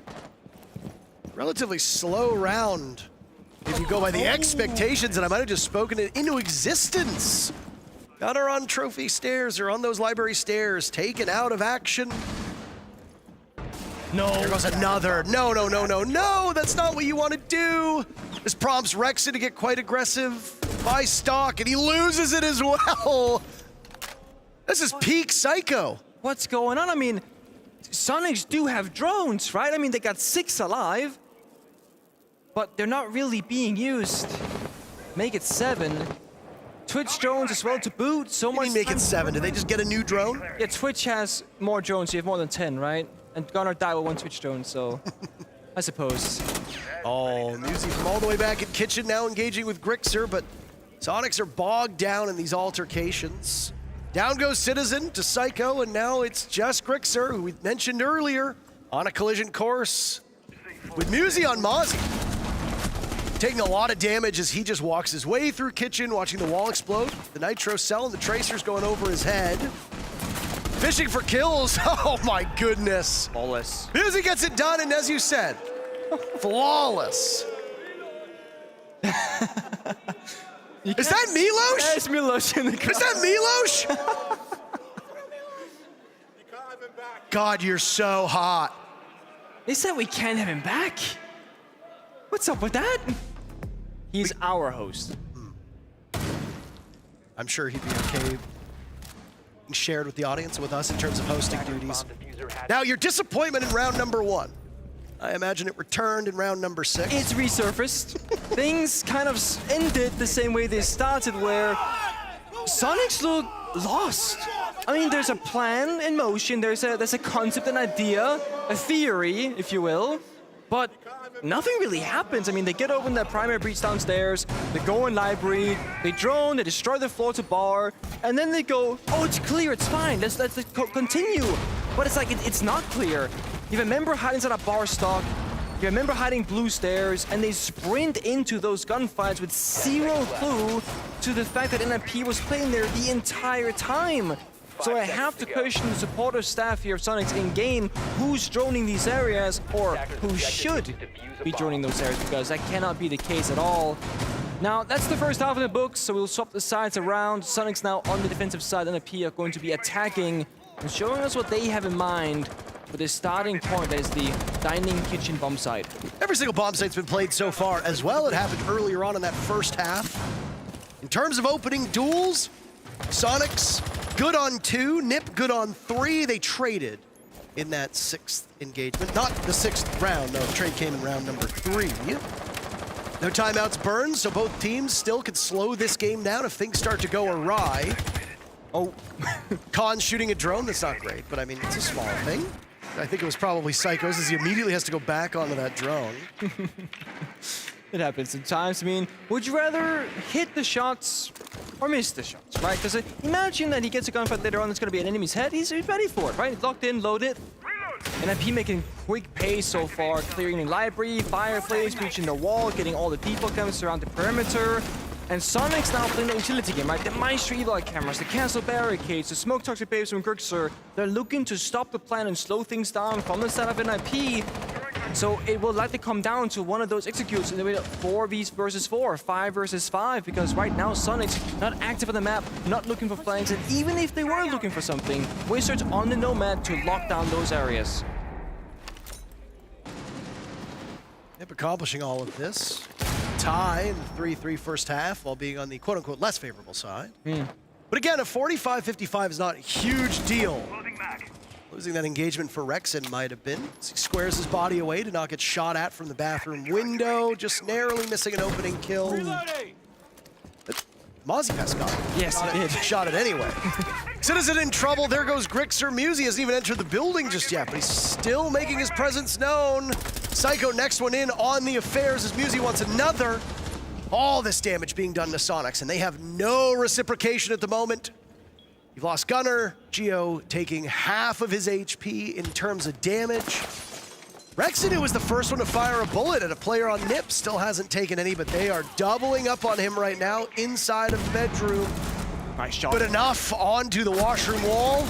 Looking for more, can't get it done. Just too many targets, and it's now Geo looking the wrong way. Cons cleans up. Nip at the lead back in round number 1, but then Soniqs took it away from them. Well, guess what? Nip's got it back. First round of the second half. Great attack there from MP as well, working both the horizontal and the vertical angles at the same time. That's what happens when you find yourself in that 4 versus 2. You can just do maximum efficiency because you have such a big lead. Flanks locked down, but the Nomad as well, so no fear from any flanks from the members of Soniqs. And it sucks when you see Geo and Maestro on the bomb side kind of sitting around waiting for something to happen, and it comes down to that 4 versus 1 where you can't do a whole lot. We actually did see Gunner go for a flank, but the Nomad didn't punish it, but there was a drone, I believe, giving that information because NIP, they knew exactly what was happening, at what time, at what location of the map. And it's a great start for NIP, building that momentum, that confidence to go through the map. Soniqs ideally has to make it difficult for NIP to do what they want to achieve. That means likely getting actively out there on the map, roaming around. Currently, Soniqs, they're showing us more utility. Aruni, Mira, Bandit. I mean, they also got the Solace, but this mostly looks to be a basement hold, so to speak. They got that dining hatch opened up. Maybe we'll see Grixer put a Mira there, if anything, later in the round. We see NIP giving us the fuse. And it has a very specific purpose on Chalet. You want to, use it to break the floor inside a fireplace and get all that vertical destruction near the bomb site. At least later in the round you do, because first, why not open up some of that destruction near the bomb site as well? Get bandits, maybe you'll get... I think that's really it, actually. Let's just get the bandits. And anything else that might have been in that particular spot. Nothing got taken out that I saw outside of just those bandit batteries. That's how I feel about that word. But, I mean, that's the early stage of fuse. You still got the smoke and Ace here. You got 3 more of those cluster charges for later use in the round. NIP, they get that early step done so that now they can activate more members. For example, Thatcher now gets opened up for Wizard. He can move around and do more as well. Garner is on Solace to capture any drones, find them, shoot them. But so far, Soniqs haven't found a single one. Sorry, I'm looking at the wrong side. They found 2 drones. We're doing reinforcements. They found 2 drones so far, which is a decent start, but ideally with Solace, you want to find more, especially in that prep phase if possible. Now, there are soft walls on the backside because of that roam game from Soniqs. Just wasted a smoke on the laser gates. I don't know if you saw that. I missed it. You've got so many drones. Why don't you just use one of the drones for it? At least it gives you clear access to trench. These drones will be found out as long as the Solace is on the board. Gunner will have advanced intel as to where you are clearing and where you're going to go. He's holding that top floor, gaining intel. Why are you peeking this? Grixer, what are you doing? Why are you peeking it? Grixer. He's down low. I mean, you got no Amai, you got no Jaeger, so you can't really play that pillar position. He gets punished for it as well. He knew exactly where he was. They droned you out, then you decide to push it. Pino doesn't really seem to be using his cluster charges the way that we would expect. No. He's just going for kills instead, and everybody from NIP getting in on this. Soniqs looking lifeless at the moment. In a 2v5 that becomes a 1v5. Can Citizen prevent another flawless round for NIP? He's looking in the wrong direction. Oh, hello. Bit of peekaboo from Cons. Looking at the newly ejected Black Mirror. Now Citizen playing off the same spot. Guess what Nip is doing? Not engaging. Far enough back. Citizen making his presence known as he shoots every single wall between himself and the rest of Wine. Inside of blue, testing his reflexes. There's a machine here that does that. He might want to check it afterwards. Psycho doesn't move an inch.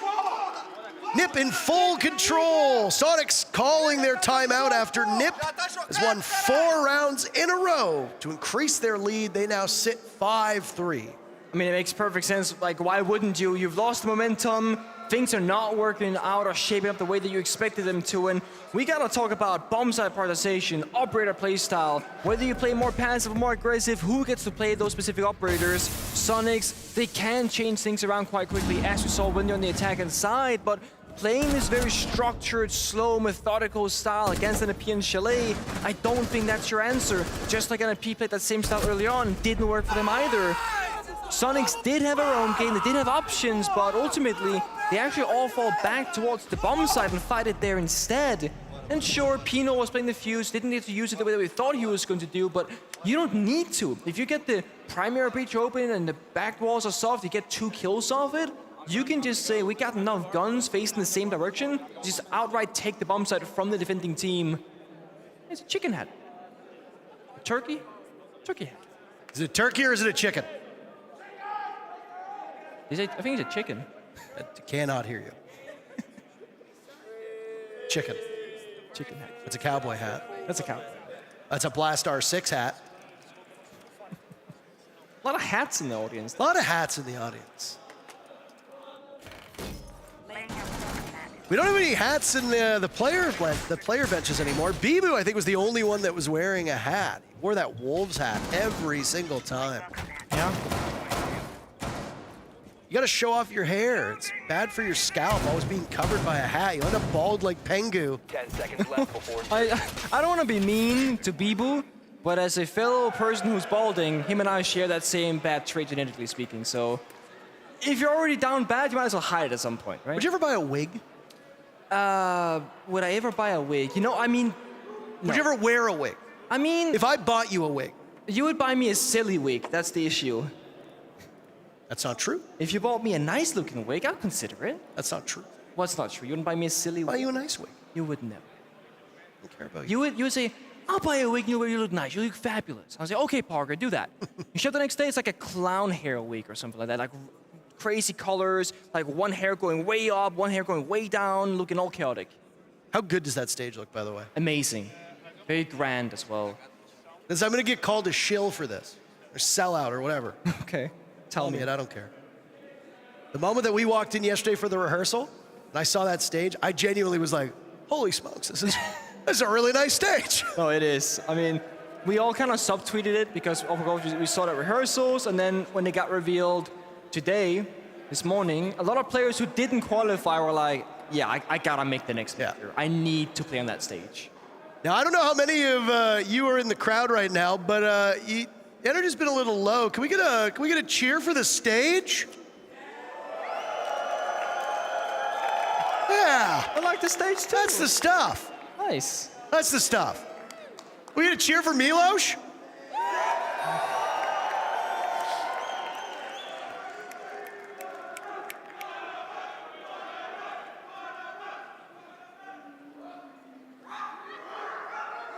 Are you barking? What was that?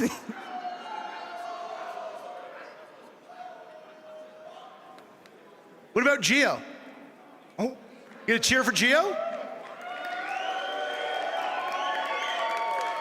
Fluke? You can't cheer for yourself. The first person to cheer for Fluke was Fluke herself, which is very in character. Oh my.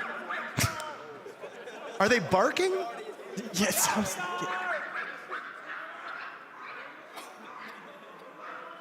It's kind of terrifyingly real sounding. It's like all like small dogs barking. Yeah. You know? It's not like the big, meaty, bassy dogs that bark. It's a Chihuahua. It's like when you move into a new house and your neighbor's got a dog that weighs 3 pounds or 1.1 kilograms. And all you hear through the wall is that little little yipes. The game crashed, by the way. That's what we're waiting on. Yeah, got a little rehost coming. In case anybody's curious. Just a player break, you know? Apparently it was player audio issues. My mistake. How dare the players have audio issues?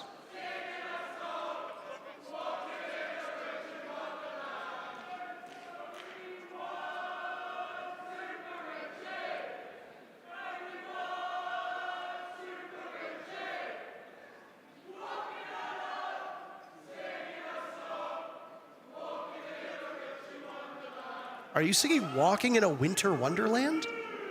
It's May.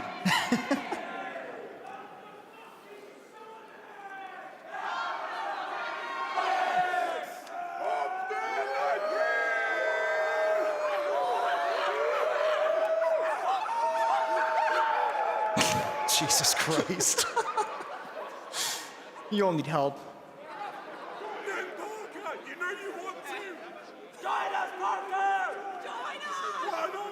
Join? No.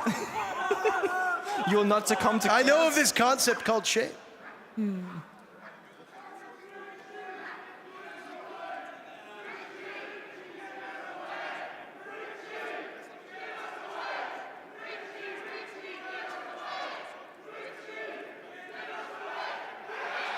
Yeah, Richie!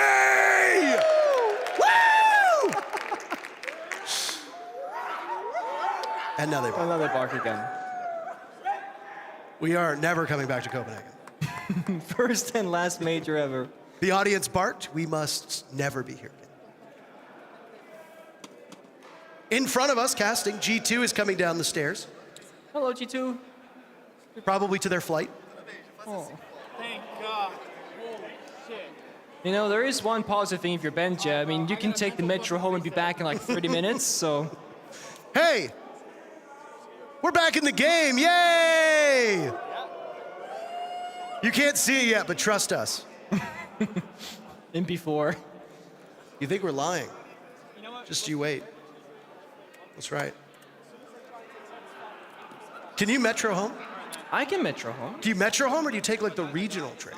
No, I do both actually. What is the exact stop that you get off at and your address? You know what? I'm not gonna tell you that. Just in case. But just in case you get lost, we all want to. Oh, you want to make sure you're home? So yesterday, going back from rehearsals, I actually bumped into a Siege fan on the way home, and I was like, "They follow you home?" I was like, "Where are you gonna get off?" And he's like, "Oh, I'm gonna get off here." I was like, "Okay, that's not where I'm getting off. That's perfect." Awesome. So, still hidden for now. Do you think you're like a high-profile target for like kidnapping / stalking? Is that what? In Denmark, no.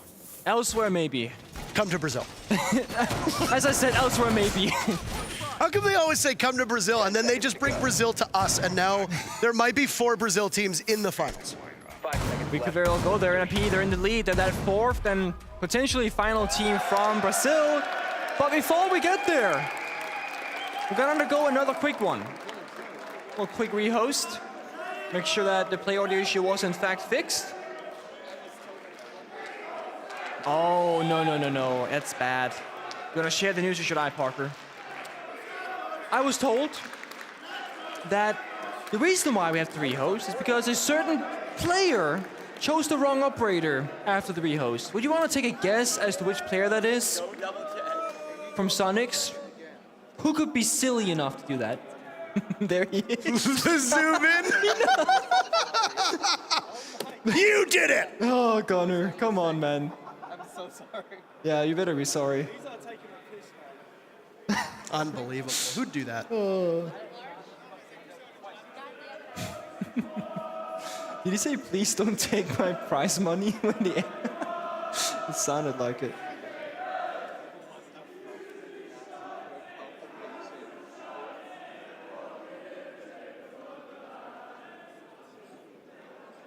How's everybody doing today? Are you having a good day today? Awesome. It's always a good day when it's the first day of a major. All the fans getting together, meeting each other, seeing each other, etc. Spoke to a few fans this morning. A lot of first-timers actually at this event, just like at the previous majors. Like after COVID, a lot of people who, you know, they're like, what, 15 when it started. They're now 18, they can travel, they got money, they got jobs or whatever. Welcome everybody, new and old. Hi, Ian. Nope, nobody cares about Ian. Okay. When nobody hypes up the hype man.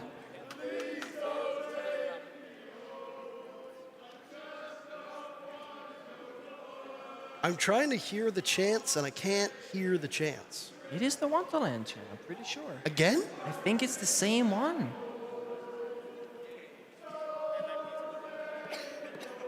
No, that's not. It's different. This is different.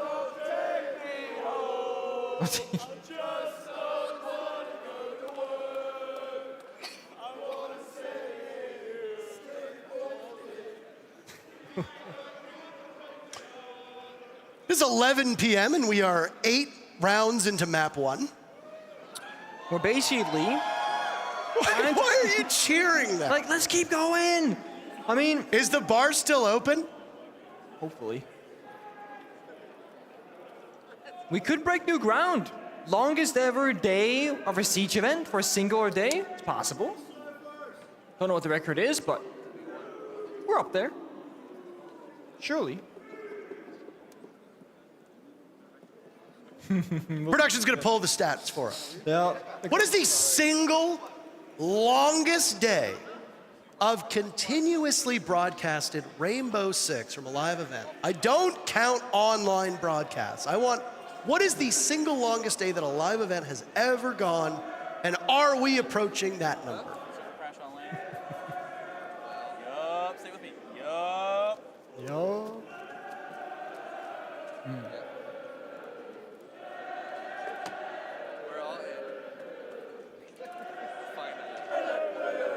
All the players are getting in the lobby now, so should shortly be back in the server. Yeah, I'm good to go. Gio scratching his belly, laying down. Probably tired and hungry.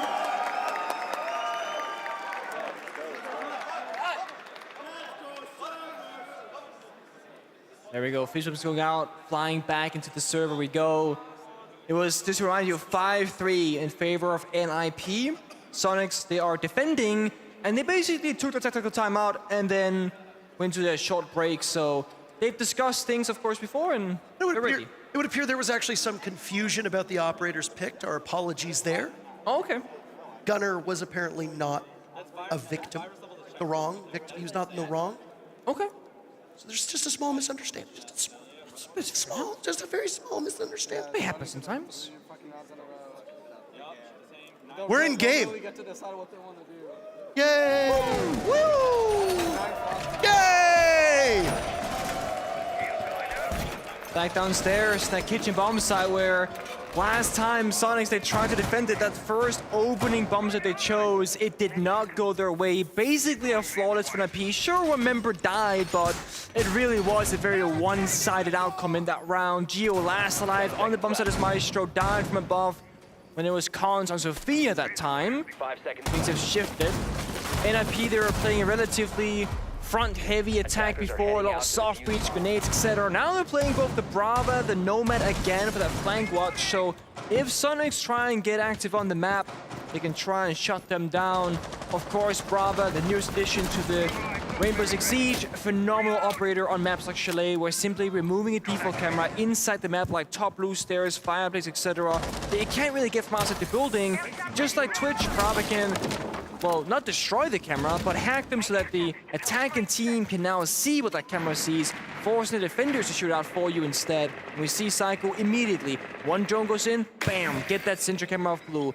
Wouldn't surprise me if it goes fireplace next, because that's kind of where you want to go. Yeah, there it is. Goes to fireplace.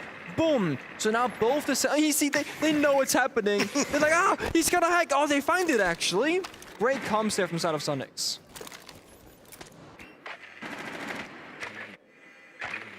Very similar lineup on the defense to what we come to know and come to expect from Chalet, Nicholas. Very true. Plenty of tools at their disposal. Gio will again be on this same Maestro operator.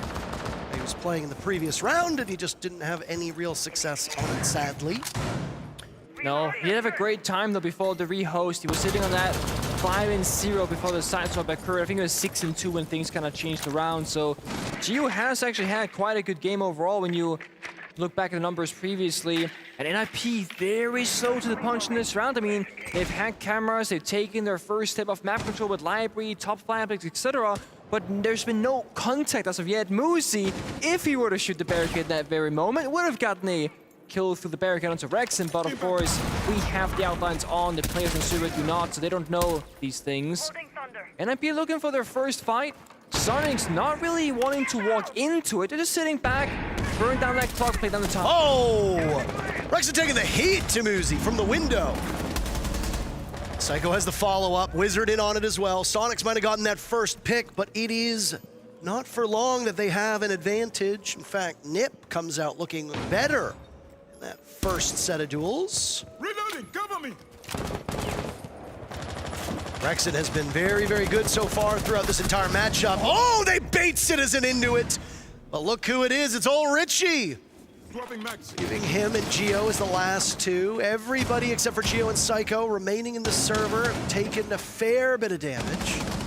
Now it's Psycho getting lit up from the Alda. Away he goes. 20 seconds left.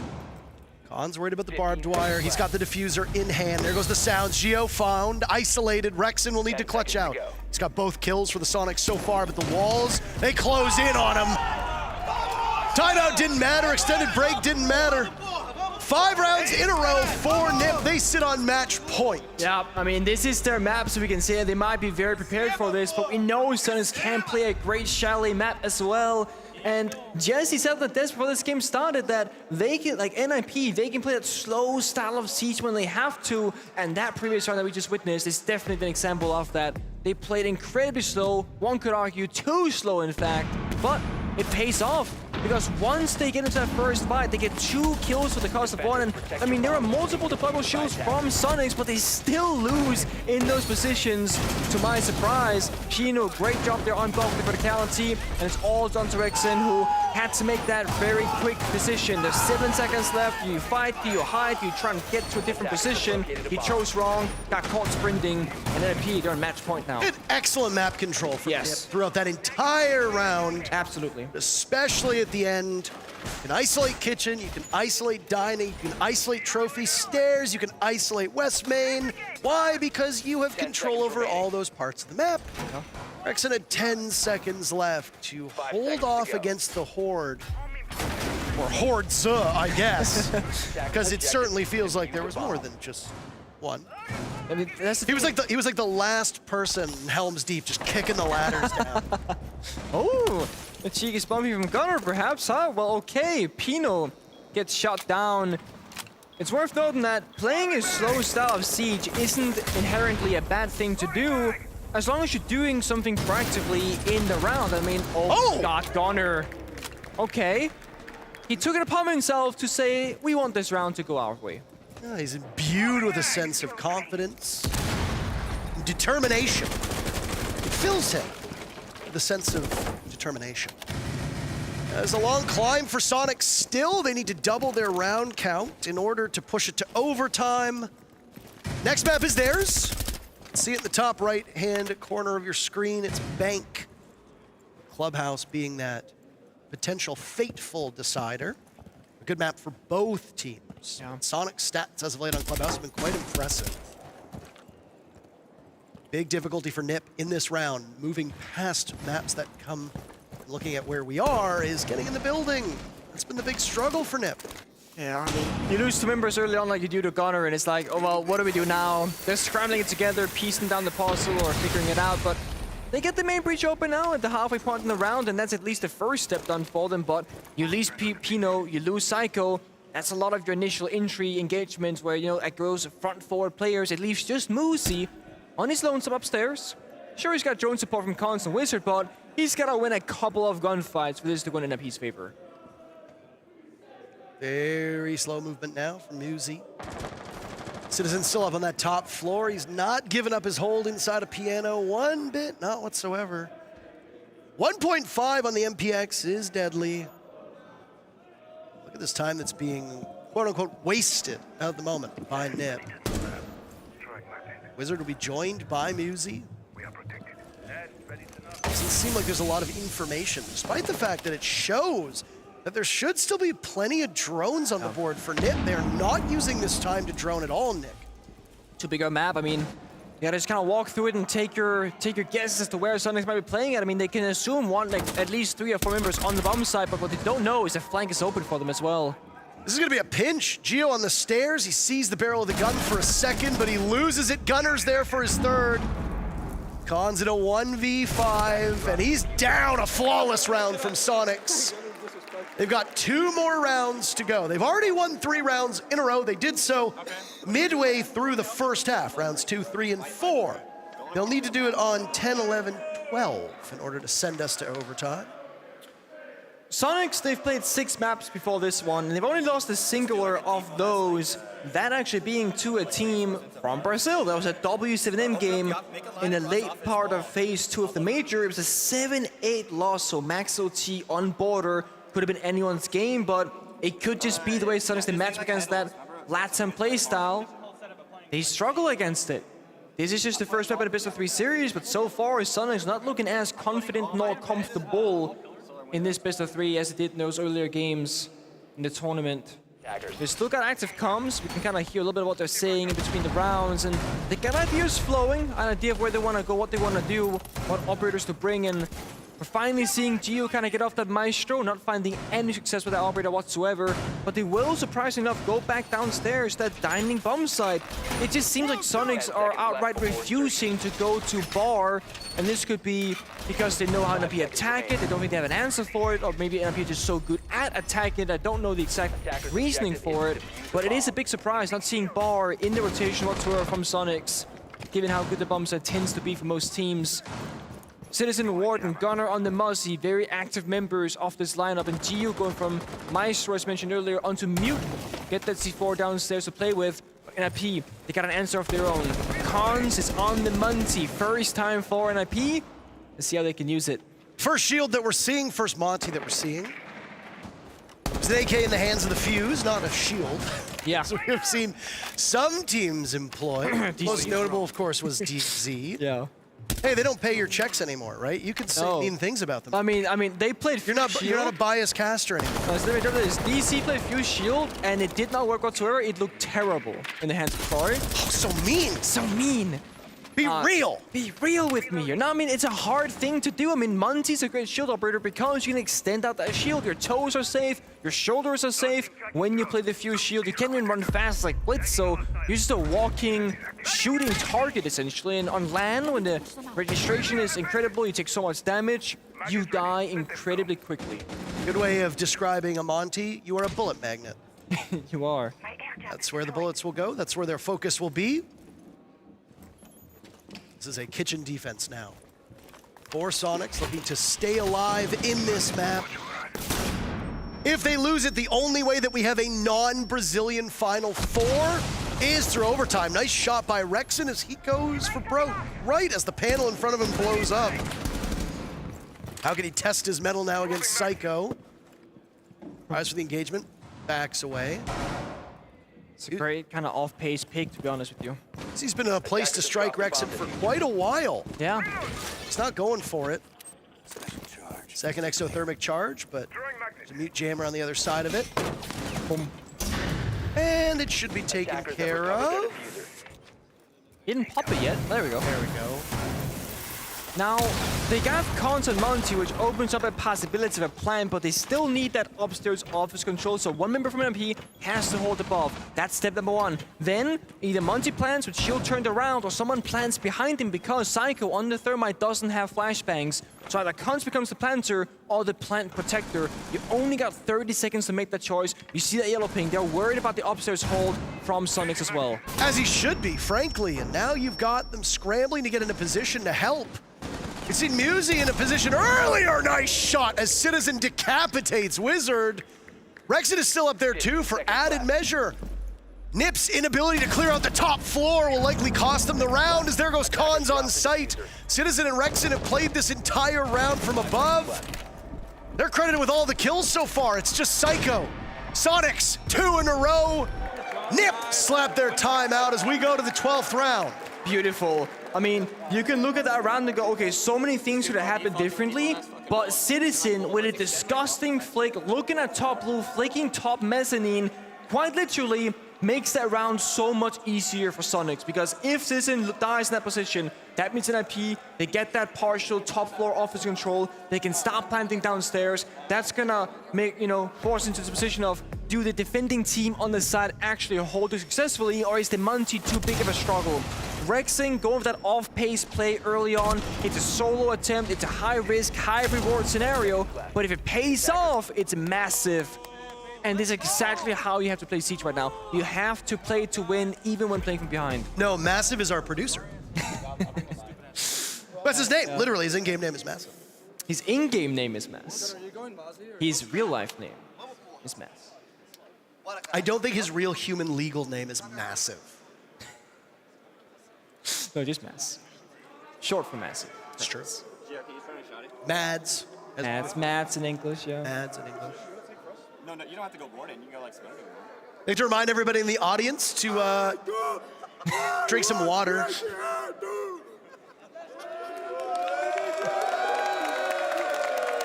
You see, is he wearing two different esports? I was gonna say, he was repping two teams to increase the odds of happiness today. One team went home earlier, so now he's got a second team to root for.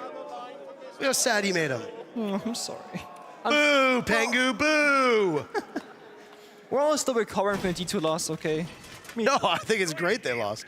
Okay. I don't care about G2. Fateful defense for Soniqs. We said they needed to win 3 in a row. They've accomplished 2 of those 3. Almost there. Almost there, but... And they finally go bar. Nip with the opportunity to break some hearts. Attackers are moving to defuse the bomb. Big question mark was the bomb site rotation. Only 2 bomb sites played prior to this. Yeah. By Soniqs. Sorry, what was that? Correct me. Dining and basement, yes. That's correct. That's it. So just the 2. Yes. And they finally worked for Soniqs. Soniqs. Only 2 played before. Only 2 sites were played. What do you think I meant there? Well, I was worried. It rotated the sites. Overall for both teams, so I was making sure that I wasn't wrong there. I'd like to remind you that 5 rounds ago, I said every single bomb site had been played. I was specifically talking about Soniqs. Maybe you have suffered from old man dementia. I don't know. As opposed to young man dementia. Yeah, you can actually have it at a young age. It's very sad. Enough. I'm sorry. I have very good memory. No, you do. But you have selective memory. Because you know incredible things about really irrelevant things sometimes, and then there's this point where we ask you like, oh, what time's the shuttle this morning? You're like, I don't know, I don't remember. And it's like, you need to know when to be at your job, but you don't remember when to go, you know? So you ask us for help me help you out. It's true. Yeah. I say, Nick, what time's the shuttle? Yeah, you very simple. Every morning. It's very simple. So, happy to be of service. One of these teams will be requiring a shuttle to the airport. Just about 24 hours or so. Unless they opt to stay. For those that are just tuning in or rewatching later on, I hate to give spoilers, but I'm going to give them anyway. All 3 of the Brazilian teams that have played so far today have been successful in their matches. It's entirely possible that Nip could join them. And all of the final 4 teams representing a single region. I've not seen so much dominance from Brazil unless you go all the way back to SI 2021, where they dominated the final 3. First kill, by the way, goes on to Khan. Soniqs starting things off well. 1 minute to go. And they force overtime. Can Soniqs do seemingly the impossible? Defeat a Brazilian team on their map. Yeah. And if you know how things they go on when Soniqs gets that opening kill, they usually also get the round. And NIP struggling to find any way into the building right now because Soniqs, they're again playing that utility game, sitting, waiting, doing the right thing. One member jumps in, Pino finds him on the trade, immediately back and forth from both teams. It's a 2v3, but still favoring NIP so far. With 30 seconds left, Soniqs, they can sit around. They know that NIP don't have time to drone every single corner out, so they can try and play those blind sides, those blind angles, and try and get it back to a 2v2. Oh, Soniqs. You've come so far. I hate to be a Linkin Park song, but in the end, does it even matter? 10 seconds Will it even matter? Oh! There's Citizen to go huge! Psycho in a 1v2 now with just a few seconds left. Overtime, baby! Soniqs win 3 in a row, tie game. Buckle up. It's gonna be a long night, most likely. And it paid off for Soniqs. If they get that opening kill, if they just stick to it, NIP, they get so slow. If they can't get those early opening picks, they seemingly fall apart. Unless it's that dining bomb side. That's when NIP, they were so formidable attacking early on, winning it 2 out of 3 attempts. Look at that C4 from downstairs. That's the difference from playing Maestro on the side, waiting on cameras, versus giving Geo an active secondary piece of utility like the C4. Let's fucking go, boys! Ben sounds so happy, oh boy. Still live from both teams, but of course now frustration has to be settling in from the side of NIP. They had it in the bag and all of a sudden someone stole it from their hands. Now it's overtime, basically the best of 3 in terms of rounds.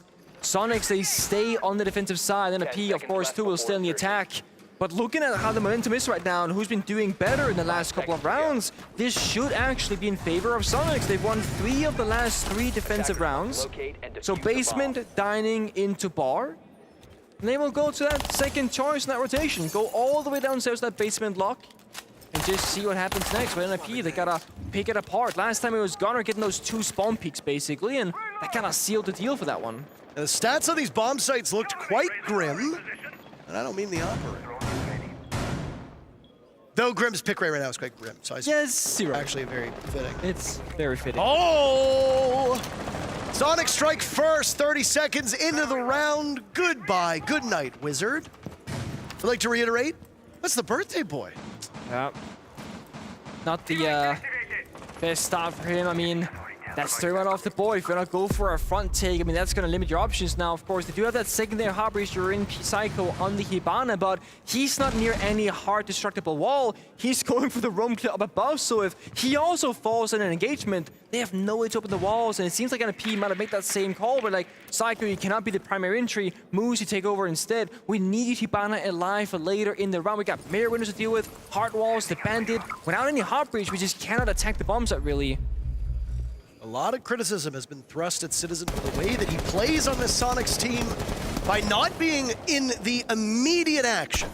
A baiter, as people have referred to him as before, but he is just drawing so much attention from Nip. Goodbye, Pino. Citizen continues to be as elusive as ever. It forces Nip right back onto drones halfway through the round. And when Ben gets into this position, Citizen, when he gets to the minds of the opponent, he reads them and he gets very comfortable and confident. That's when he's at his strongest and he's scariest, because he will play those mind games with the C4s, with the peaks, but also fall back when he has to. Gunnar trying to get a bit cheeky there. He pays for his sins. He gets taken down. He was thrown out effectively by an IP earlier on, but he didn't know that himself. But there's still, again, not much time for Nip to work with. They don't have a sledge either, so that fireplace control we see right here, they can't destroy the soft floor really, so all they have to work with is going to be conscious Osa shields and a couple of flashbang to boot. It's the first time we're seeing an Osa as well from this Nip squad. Again, hyped up SQs, diversity of their operators. Same thing can be said about Nip now. They get smoked out of blue, so where are they going to go? Over towards main stairs, open things up. There's a nitro cell from Grixer, let her rip, and down goes Cons. Nip in trouble. Soniqs looking for another round. Muzi can't buy a kill to save his life. Psycho with 1, are they gonna feed themselves to this Brazilian machine? They do, but it's Citizen the hero. And suddenly and most strikingly, Soniqs now sit on match point. Oh, how things have turned around. Now, both teams have taken the timeout, so no one can call for their coach for help on this one. It's all down to the players in the server.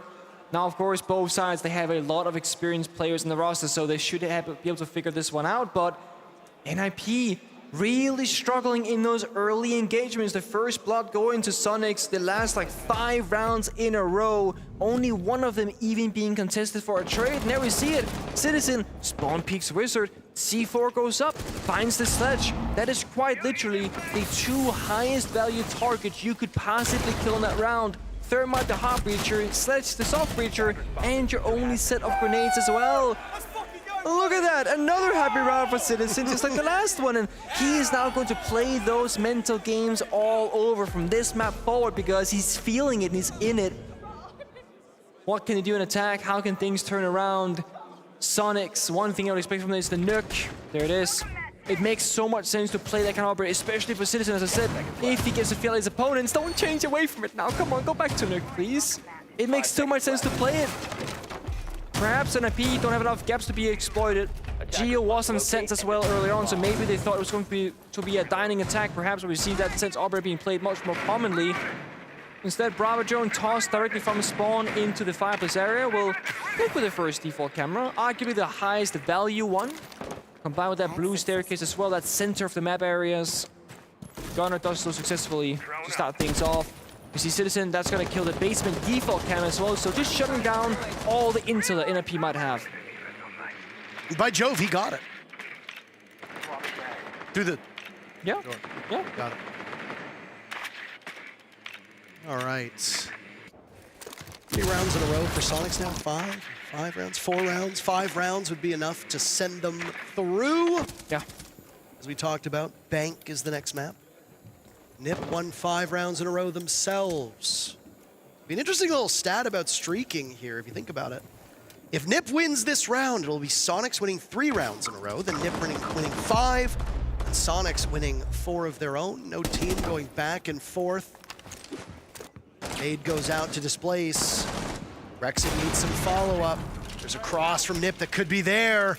Citizen sees the Jaeger of Pino descending those library stairs. He wants to be in quick pursuit. Pino worried. There's that little trickster on the rope. Brava with the clutch drone. Putting Pino in a rough spot, losing intel for NIP. There's an E1D. Citizen will just walk right up here. Oh, and he misses! No, that's a rare opportunity for Citizen that goes through his hands. Both teams come to blows. 4 deaths, 1 down but not out. It's ultimately Soniqs who walk away from that engagement in better shape. Wizard and Cons are left. They combined for a single kill. This is awful for NIP with a minute to go. Well, you're right. I mean, sure, you lose Gunner and Citizen, but again, Geo have been so great in the series so far. Rex and Grugso, they always tend to be. There's still a minute to go. NIP, they lost their crucial shield position. They've lost their utility. It's Cons and Wizard against the world. Oh my. Geo will tussle now with that deployable shield. Choke against Cons. They spot him. He's playing by piano and now gets droned in as well. Plenty of time for Soniqs to get their ducks lined up. Get him in a row. Put additional pressure on him now as there goes the office wall.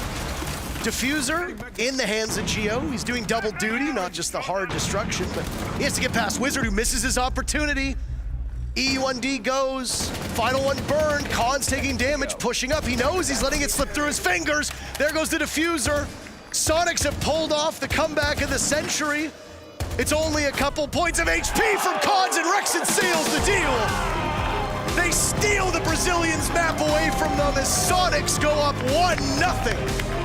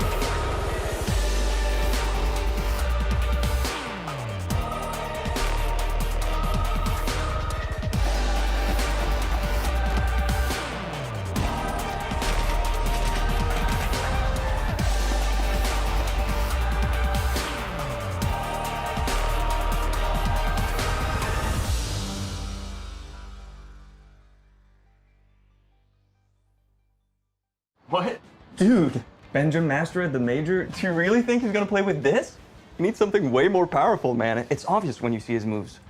Do you want to see his moves again, or...? Bro, I was watching the SI before you even knew about R6. Pengu can win with this setup. Real legend, he wins with this. Sorry guys. I know a thing or two about Rainbow Six, so follow me. Now this is the best gaming setup.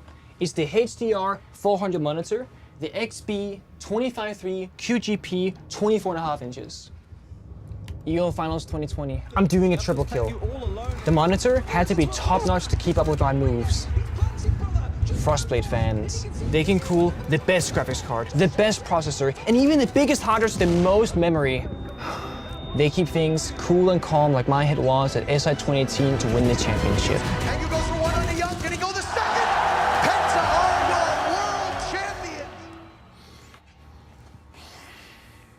It takes the best to be the best. Are they gone? Yep. But with 2 Orion towers fully upgraded and 2 screens. Good job, man. Thank you. Takes the best to be the best.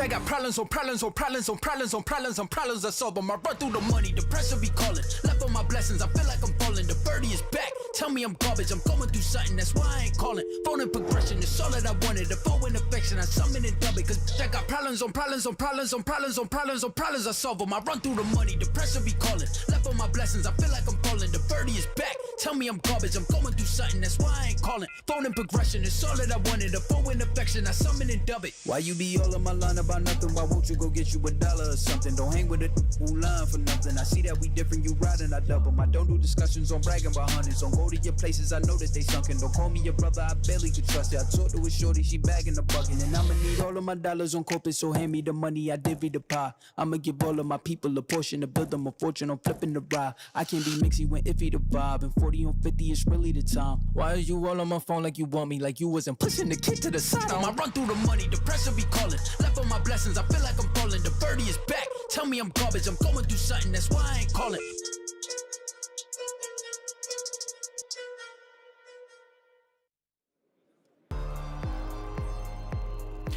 Welcome back, everybody, to the desk. Soniqs have taken map number 1, 8-6. NIP have butchered it. They were so close, and yet so far. And here we are back on it. I'm Milos, your host. With me are Jesse and Alfama. And we have to talk about this because it was, for all intents and purposes, right there for the catching. It was a streaky game for sure. We started off with 1 round from NIP, then 3 in a row from Soniqs, and then 1, 2, 3, 4, 5 in a row from NIP, and then 1, 2, 3, 4, 5 back from Soniqs. Really, this was a momentum-based game, and it's odd because you don't get a lot of momentum-based games with a big tech pause in the middle, with such slow rounds going on throughout the game anyways. Yeah, and really what was funny is that every single time the momentum was shifting, like 3 rounds in a row, 5 rounds in a row, 3 rounds in a row, 5 rounds in a row. And for both teams, what really happened is they started playing super passive, and then both figured, we need to stop playing passive. We need to be proactive in the round. We need to take control. For NIP, the takes were faster paced in entry. They had all the control they needed and could clear the setups, the utility setups of Soniqs really, really quickly. The difference in Soniqs is they finally gathered, okay, we need to play the opening pick in order to win the round. We need to be proactive. First it was Gunner, round 10. Then it was Rexen, round 11. Then it was Geo with the C4, round 12. Again and again and again to put them back in the game. And I think Citizen as well, massive. Those last few rounds find so many kills, dominating through the top floor, roam clear, having a big impact in for the Soniqs. The last European in the European Major for the year. Plays for an N18. Details. Fair enough. You know, Alfama, I'm sure you're very proud of your ex-teammates in here in Soniqs. Yeah, the resilience. This is where experience pays off, I think, and this is also where team spirit comes into play. I think they've got the right minds in the team to just never give up. And really, when I was looking at them, I felt like that was an NIP's game to win, really. The problem solving was so much better. I remember this round in Garage where there is a full room setup on Soniq's side. They bring Solis in intel gathering. They try and get more aggressive. and then NIP just goes for the side straight. This was the perfect problem solving that Soniqs was missing. And finally, in order to win the round, they go in and they play way more aggressive and proactive. What a turn of events. If anything, that's an extra bonus because our audience probably carried them through. We have some Soniqs fans here. Even at 11:30 p.m., we've been live here for, what, almost 12 hours. We had people in what I'm calling the degen corner of this space that is absolutely loving it. So there you go. The barking corner. Exactly. The barking corner. I think there's a couple poodles that are lost in there. But there's a highlight. Something you want to talk about, Jesse? Yes, it was a very long time ago, but if you'll recall back to round number 1, I wanted to highlight 2 rounds from Gunnar, rounds 1 and 4. And I'm going to highlight the exact same timestamps, 2:26 to 2:01 on both these rounds. He's trying to clear Wizard out of Library Corner. The first time, he's doing it on the Capitao. He's setting up the firebolts. He's waiting for the EMPs to come out from Geo. Geo throws 1, he throws 2. This disables the magnets, and by the time the fire comes out, Wizard is long gone already. Takes 0 damage because he's leaving as soon as he hears the EMPs. We come back to round number 4. It's the same bomb site. Gunnar has the same objective, but about a slightly different way of going about it. He's outside the balcony. He's looking around. He's like, yeah, let's just do it the good old-fashioned way. Jumps on in, jumps back out, actually downed by the Surya Gate on his way out. Toxic Babe gets exploded in front, above him by Cons. He manages to slide on under it and eventually does get picked up here. So a great adaptation coming from Gunnar, showing that sometimes the simplest answer is the best one. Which is? Jumping in the window. Fair enough. Fair enough. That's why would be a great Ying player. Oh yeah, definitely. Or just don't play Ying, just play good guns and just jump in and kill the guy and get down 2 times because you hit 2 times the Surrogate. Alphama, you always have the best solutions for everything. Thank you for educating everybody here on the show. I know it's something Leo really wants to point in, but we'll talk about our next map. And yes, we are in map 2 still of our series. We're nowhere near done, and it is Bank in this case. Soniqs versus NIP will go to it, and of course, Soniqs are starting off on the defense. This is something that could be exploited by NIP for an early map lead. Certainly. I mean, it's a attacker-favored map, right? We're starting on the defense for the Soniqs, not going to be advantageous. This map, however, it was once upon a time super not advantageous. It was previously a permaban. They rocked it for their final match to qualify for the Copenhagen finals, beating Wolves in a statement 7-3 game. They've just introduced it back into their map pool. Not a lot of VODs at all for Sonic coming into this map. So coming onto their own map pick, 1-0 up, we may not see all 12 today. There is one thing that's interesting though, is that Chalet was also attacker favored, and then Soniqs won so many defense rounds in a row. They can keep the same energy, look for these opening engagements, and I think that Bank really offers more opportunities for roamers to go and grab those opening engagements. Then I think they can really carry on that energy, that momentum, and win the second map and win 2-0. There was a time where, this is way back, I'm talking like Flipside Tactics era. This is 2016-17. I'm not even playing back then. Yeah, I'm not even watching back then. I was young back then. But at that time, the only 2 regions that played Bank especially, was NA, and specifically Flipside, and then Brazil. And they were feared on it because in the day, they realized that you can play vertical with a buck. And that really took a while to set through. But now, looking so far into, I guess, the present, do we see this going to map 3? Well, Milos, we've already broken the record for most maps played in a major quarterfinal day, because this will be map number 11. Previously, 10 was the most we'd ever seen from a full set of major quarterfinals. Yeah, maybe 12's a little out of reach. Is that pre-Pro League? Yes. No. That's not including Pro Leagues. We're only counting majors. Okay. Alphama? Well, actually, I believe there is not going to be a map 3. I believe that Soniqs is going to carry on that momentum from Chalet. I believe that they've learned their mistakes. They're going to be more proactive. They're going to find the right operators, I believe Intel operators, to enable Citizen, Rexon, and these guys to go aggressive, get those opening picks, and win this map. Congrats, you yourself have now won your job on the NAL desk. There you go. Thank you very much for that, my friends. Jesse and Alphama, our casters are ready. Map number 2, it's Bank, and it's NA leading. We'll see if they can close it out 2-0. It'll be 4 from Brazil in there. We got our casters. Enjoy.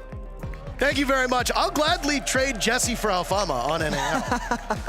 Happily. He's great. Happily take Alphama. It's always a pleasure to have him here. And yes, Soniqs did the unthinkable in map number 1, which was defeat Nip on Nip's map. Now we go to SQ's map of Bank. Do you agree with the desk? Do you think it's going to be a 2-0? I think if Citizen can keep that momentum of what he was doing on Chalet, yes. So not to, EU boy playing for an NA team in Europe could be the winning formula here. Ooh. Do we want a long day? Do we want a short day? I don't know. I don't really care. I think it's long either way, whether it's a 2-0 or 2-1. Because every game has gone distance, So I don't really think it makes a difference there, but let's see if we can go the maximum duration or not.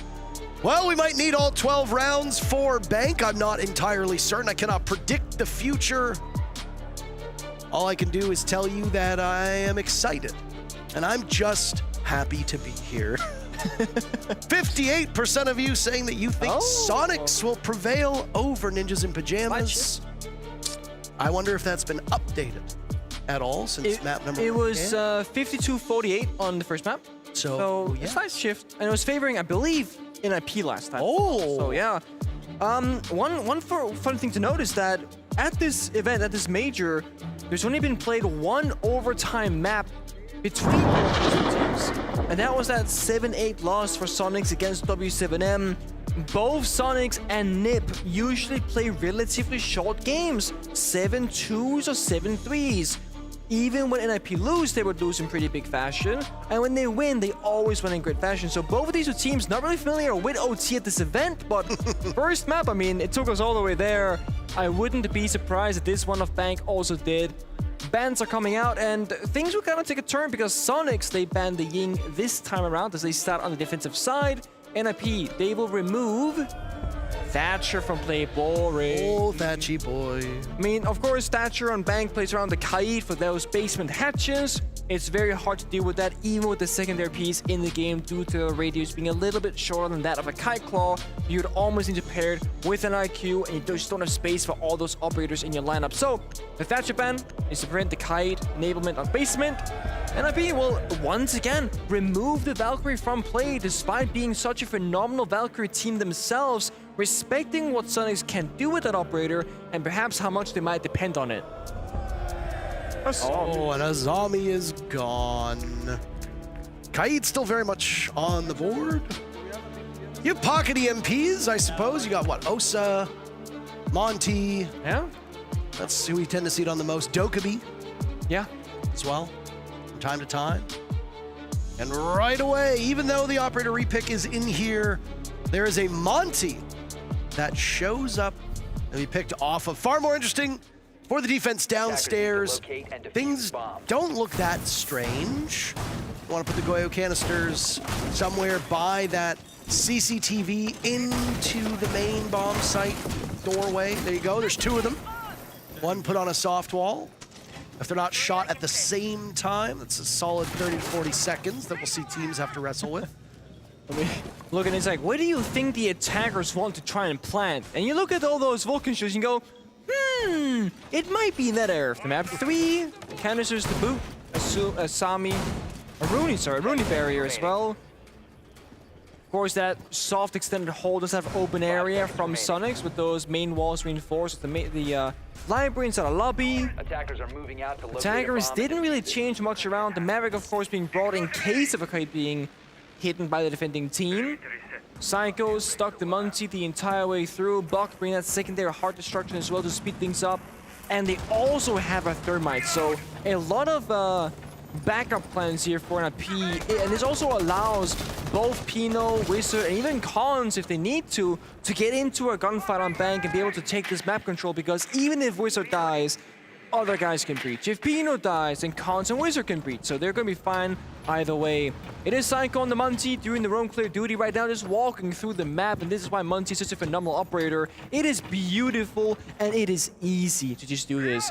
He's got those secondary EMPs in pocket as well, so when they reach the bomb site, he can then use them to help open the walls if there were any deny, but in this case there's not. There's no Mute, Bandit, or Crate being played from Soniqs. God, I love feeling so right when I mention the pocket EMPs on a Monty and it shows up right off the rip.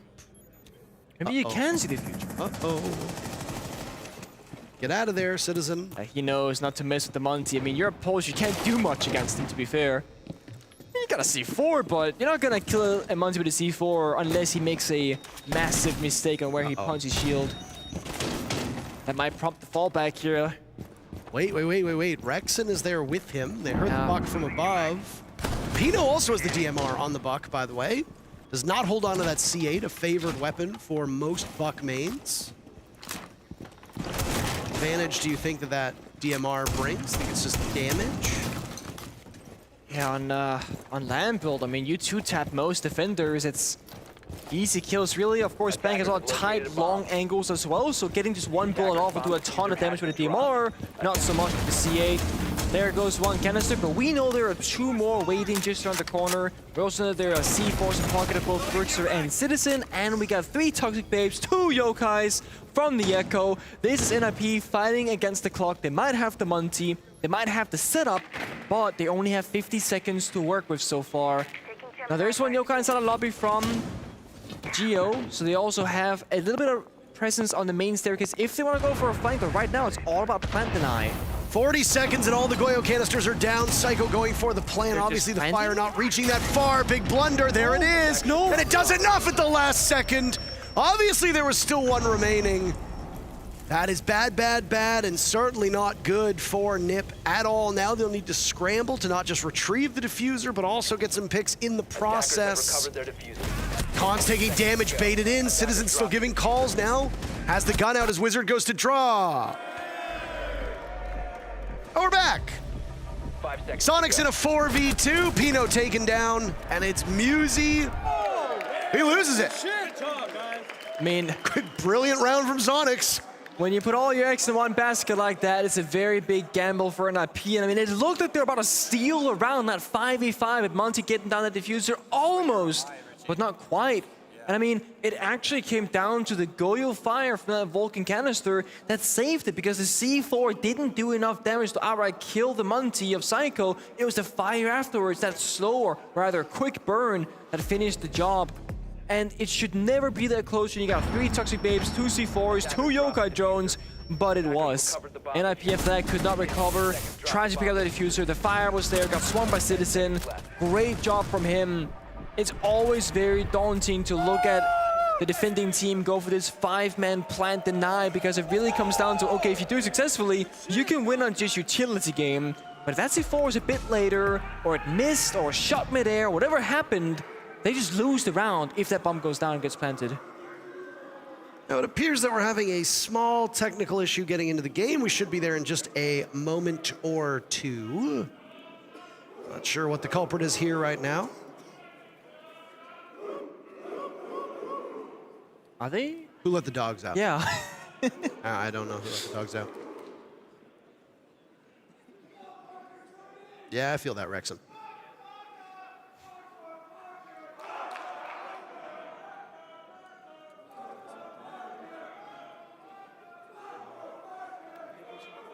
Dude, that was... Might as well let you bathe in the crowd chants. There we are. Back in game, cheer, please. At this point, I'll take it. Open area where things will change around. You cannot play for a bomb site deny on this one in particular. So both teams with a different approach. Of course, NIP going through their attack repick phase right now, looking for what's next on their agenda. And there it is. We still got Mr. Cowboy Hat. We still got Mr. Blast Hat as well in the audience. Nice to see you. Bravo from Wizard being the locked-in target. Psycho and Khan's sharing that heartbeat role this time around. Bog even as well, so again, triple heartbeat from NIP. Just in case things they don't work out as intended. And Soniqs, I mean, Alpha kind of spoke about this on the desk, saying he thinks that Soniqs, they have figured out, you know, how to play dynamically, front forward, and they figured out that they cannot just sit around and do nothing.